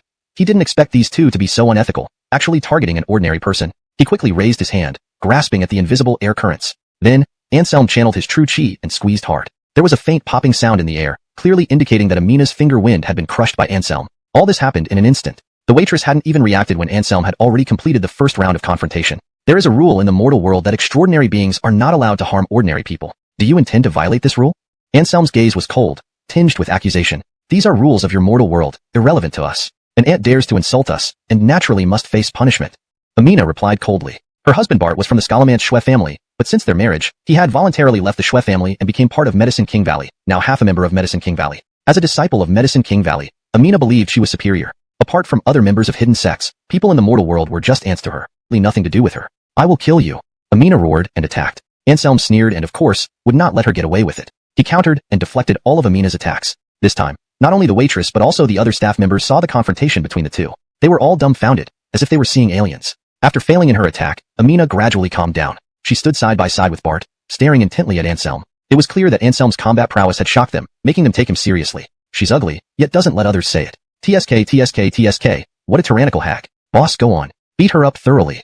Just as the surroundings fell silent, the waitress spoke up again. Amina's barely suppressed anger flared up once more. She glared fiercely at the waitress, breathing heavily through her nose. The waitress, hiding behind Anselm, wanted to continue insulting but was stopped by his gesture. "All right, stop rubbing salt into her wounds.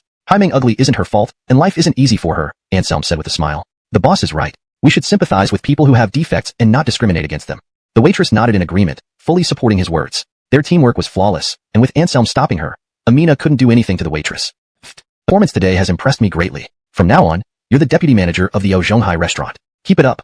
I have great confidence in you." Prudence's face lit up with joy. She had only spoken those sarcastic words to defend her boss's dignity, never expecting that it would change her fate. "My two friends are in room 33. Take good care of them while I'm out. I'll be back soon," Anselm instructed. "Yes, boss," Prudence replied with a delighted expression. The other waitresses looked at Prudence with a mixture of annoyance and envy, regretting that they had not been brave enough to stand up for their boss when the opportunity arose. This tremendous stroke of luck had slipped through their fingers, and it was truly regrettable. Leaving the hall, Anselm pursued Bart and company. This wasn't out of honesty, but because he understood that if he didn't subdue these two today, they would surely cause him great trouble in the future. Woody Rover, with their arrogant personalities, they might target an ordinary heirly like Prudence when he wasn't around. Anselm chased after Bart and his wife to an abandoned hospital. This was not the same hospital where Christina was rescued earlier, but it was even more desolate. Several dark ward buildings loomed there, surrounded by overgrown weeds, indicating that no one had been here for a long time. "Let's settle this here. An abandoned hospital is just the right place to end your life." Bart turned around, glaring fiercely at Anselm. The next moment, boom, a terrifying aura erupted from him, nearly reaching the level of a land-bound immortal.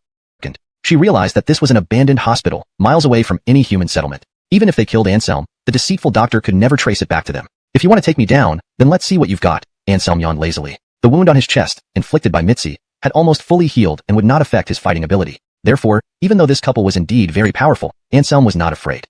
Chapter 361, 1 against 2. "Die!" Amina shouted with bloodshot eyes. After the other party had first humiliated her beloved son and then defamed her appearance, Amina truly detested Anselm. At this moment, she no longer cared about Anselm's identity. She wanted to kill him at all costs to vent her pin-up anger. With a snap, a streak of fiery red light flashed from Amina's waist, and a flexible whip was flung out like a dancing serpent, lashing toward Anselm's head. Among the 18 weapons of Simonaxia, the flexible whip is actually one of the most difficult to master, but if used proficiently, its power far exceeds that of an ordinary longsword. Anselm was naturally well-versed in the power of these weapons. Seeing Amina wield the whip, his smile immediately vanished, replaced by a serious expression. He didn't dare to be negligent and swiftly moved sideways, dodging the whip strike. "What Anselm worth the mortal? for two such formidable individuals to attack one person simultaneously. Unless that person was a true Earth immortal, survival would be impossible. However, Anselm was an exception. Facing their combined assault, he showed no signs of panic, remaining composed. His gaze was sharp as he constantly observed the whip wielded by Amina. Suddenly, a smile appeared on his face. It seemed he had already discerned the whip's trajectory. At this moment, Bart let out a long howl and swung his axe downward again. Just a brute. Anselm slightly pursed his lips, giving Bart this assessment. Enraged, Bart launched an even more ferocious assault on Anselm, wave after wave of attacks, forcing Anselm to keep retreating. Seeing this, Amina's face lit up with ecstasy. Given Anselm's preoccupation with Bart's attacks, she assumed he wouldn't have the energy to deal with her. With this thought, Amina wasted no time and once again flicked her whip toward Anselm's head. The whip was dark red, coated with deadly poison. Just one hit drawing blood would result in death within half an hour. A cruel and ruthless weapon indeed. Anselm's mouth curled into an eerie smile. He had only pretended momentarily, yet the enemy fell for the trick so easily. In the next instant, Anselm unleashed his ultimate skill, the 1,000 changes of the divine step, disappearing from sight at blinding speed, leaving even experts like Amina and Bart unable to track his movements. What? Both were taken aback, a sense of dread creeping over them. Before they could react defensively, Anselm reappeared in front of Amina in an instant. He grinned widely and then shot out a palm directly toward her chest. Amina's face turned pale, but it was too late to dodge. All she could do was muster her mystical powers, gathering true chi before her body to withstand the blow. With a muffled thud, Amina shuddered, spitting out a mouthful of blood violently. Her chest was torn open, revealing a gruesome wound. Meanwhile, Anselm flashed behind Bart, kicking towards his buttocks. Bart snorted coldly. After seeing what happened to Amina, he knew better than to let his guard down. He raised his long axe horizontally behind him. Anselm's kick struck the axe handle. What Bart hadn't anticipated was the immense force of Anselm's kick. Though he wasn't injured, the shockwave sent him flying backwards several dozen steps before he came to a stop. Anselm laughed loudly. Using the force from the long axe's counterattack, he leaped onto a nearby cypress tree, looking down at Bart and his wife from a higher vantage point. So far in the confrontation, he could say he had taken all the advantages. However, he was also aware that the other party had merely been careless for a moment. If they truly started fighting, he would still be on the defensive. After all, as the successor of Medicine King Valley, they naturally wouldn't be ordinary. Seeing the bloody hole on his wife's chest, Bart's eyes narrowed with both heartache and fury. He felt an overwhelming impulse to rush forward and fight Anselm to the death. After all, Amina only had 2 globes on her body. If they were damaged, what would he play with? But Amina wasn't thinking about these things. The power of Anselm's palm strike was formidable. Although she used true chi to resist and deflected some of the force, much of it still penetrated her body, wreaking havoc on the yin-yang balance within her inner world. Once this balance was broken, she would instantly lose her combat ability and become useless. Bart, you hold him off and give me 5 minutes. Once I recover, we'll kill him together.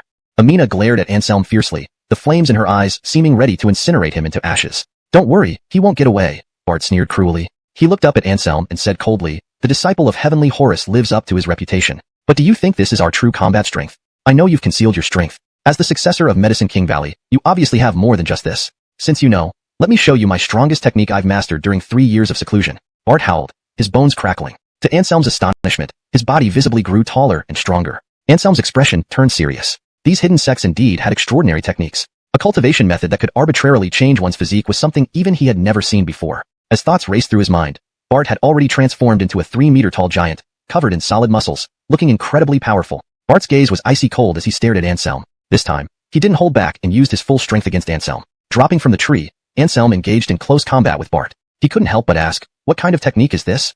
Anselm found that after using this technique, Bart's speed and strength had increased astonishingly. This level of power was incomparable to his previous state. Wondering, Bart's face twisted into a sinister smile. If you cripple yourself, I'll kindly tell you. Hearing this, Anselm's face immediately turned cold. He replied icily, then I guess I'll have to beat it out of you. Chapter 362. Favoritism?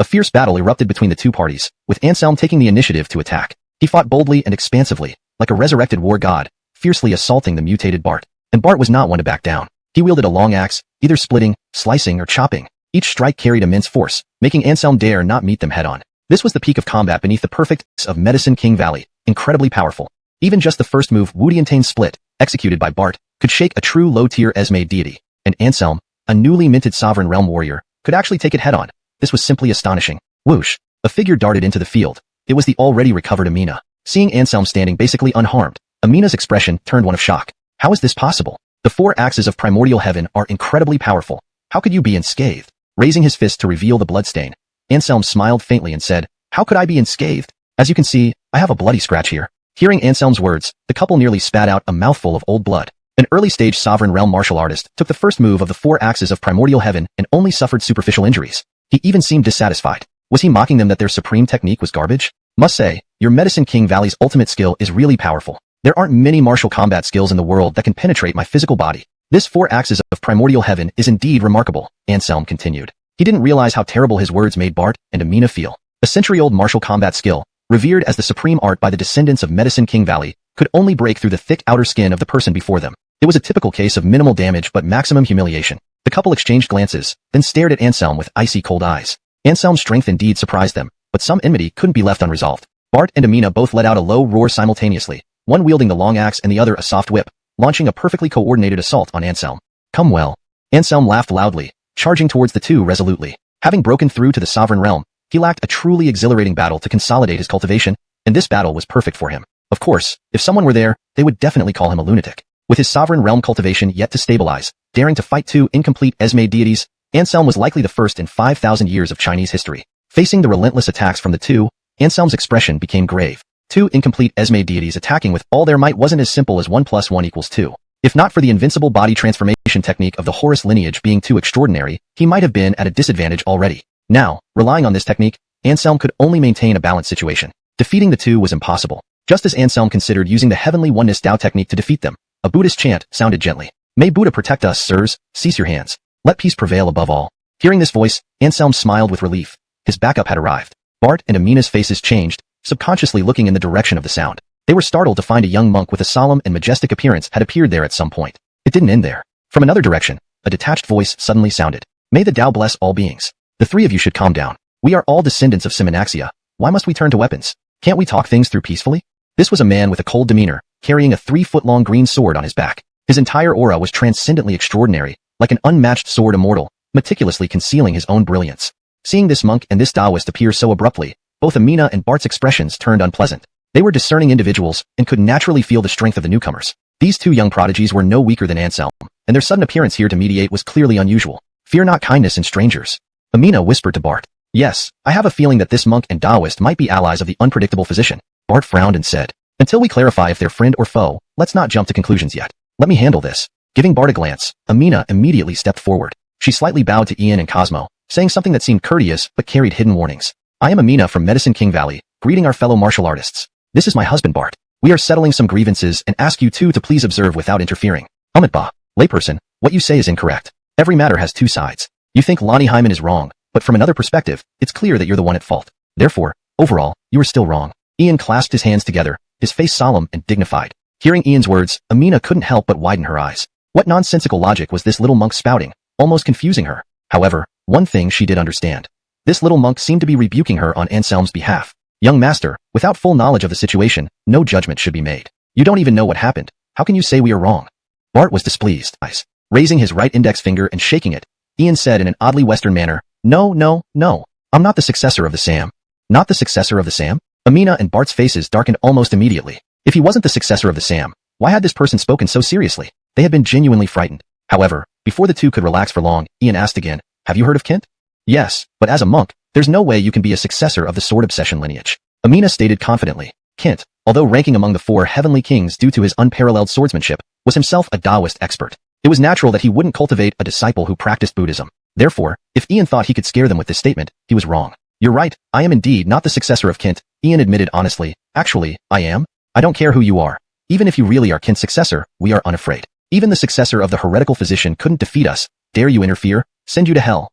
Indeed, after being tricked twice by Ian, Bart could no longer suppress his anger. Not wanting to listen to Ian's nonsense anymore, he directly scolded him. Yes, the successor of the heretical physician has only just entered the king realm. What difference would the successors of the killer saint or sword obsession make? We can suppress them with a flick of our hands, Amina said arrogantly. In her mind, Anselm, as the successor of the heretical physician, was merely at the early king realm. Thus, the successors of either the killer saint or the sword obsession lineages probably wouldn't exceed the worldly realm. And since they were both incomplete terrestrial immortals, suppressing a worldly martial artist would naturally be effortless. Opening his mouth, Ian was about to say Shien Raphael, but quickly swallowed those words back. Glancing at Cosmo, seeing his expression, Ian shrank his neck and silently mourned for Amina and Bart. Drawing his sword, Cosmo stared coldly at them and shouted, You can suppress the successor of sword obsession with a flick of your hand? Yes, the successors of Heavenly King are just that much. Amina revealed a proud look. The lineage of the Heavenly King shall not be disgraced. You will pay for your words. Cosmo's gaze turned instantly cold. His long sword hummed and plunged into the void. Take your move, Cosmo said coldly. The lineage of the Heavenly King. You're the successor of sword obsession? Amina paused, then regained her senses. She cursed herself inwardly for being foolish. He had clearly questioned them in such a manner, yet she hadn't realized it at first. Cosmo remained silent and proved his identity through action. Sword Chi soared into the sky, splitting the air, carrying the pure force of metal elements, slashing towards Amina and Bart. This is Metal Sword Chi, the ultimate technique of Kint, Bart exclaimed in horror. Each of the 4 heavenly kings possessed at least one renowned skill that awed China and made other heroes tremble. The heretical physician's lineage had skills like the Solangine steps of the Kailan, the Solangine styles of the war god, and the great dragon elephant strength. The killer saint's lineage had skills like extreme path-killing technique and the great void scripture. The Xuanwu lineage had the slaughter god seal and the Bodhi tranquility heart decree. And the lineage of Kint was most famous for the 5 elements divine sword art, of which Metal Sword Chi was merely one variant. This kind of sword art utilized the 5 elemental forces to form sword chi for attack, extremely powerful and coveted by all sword cultivators. It was on par with Wudiant Ame's famous sword techniques, such as the 36 celestial swords. Recognizing such a representative sword technique, Bart's eyes turned resentful when he looked at Ian. If he didn't realize that Ian's previous words were deliberately misleading, he'd be too foolish. Blocking the Metal Sword Chi with an axe light, Bart said gravely, "My wife's words earlier were spoken without careful consideration and were indeed inappropriate. How about this, successor of Sword Obsession? I apologize on behalf of my wife. Please stand down and don't interfere with our settling of scores with the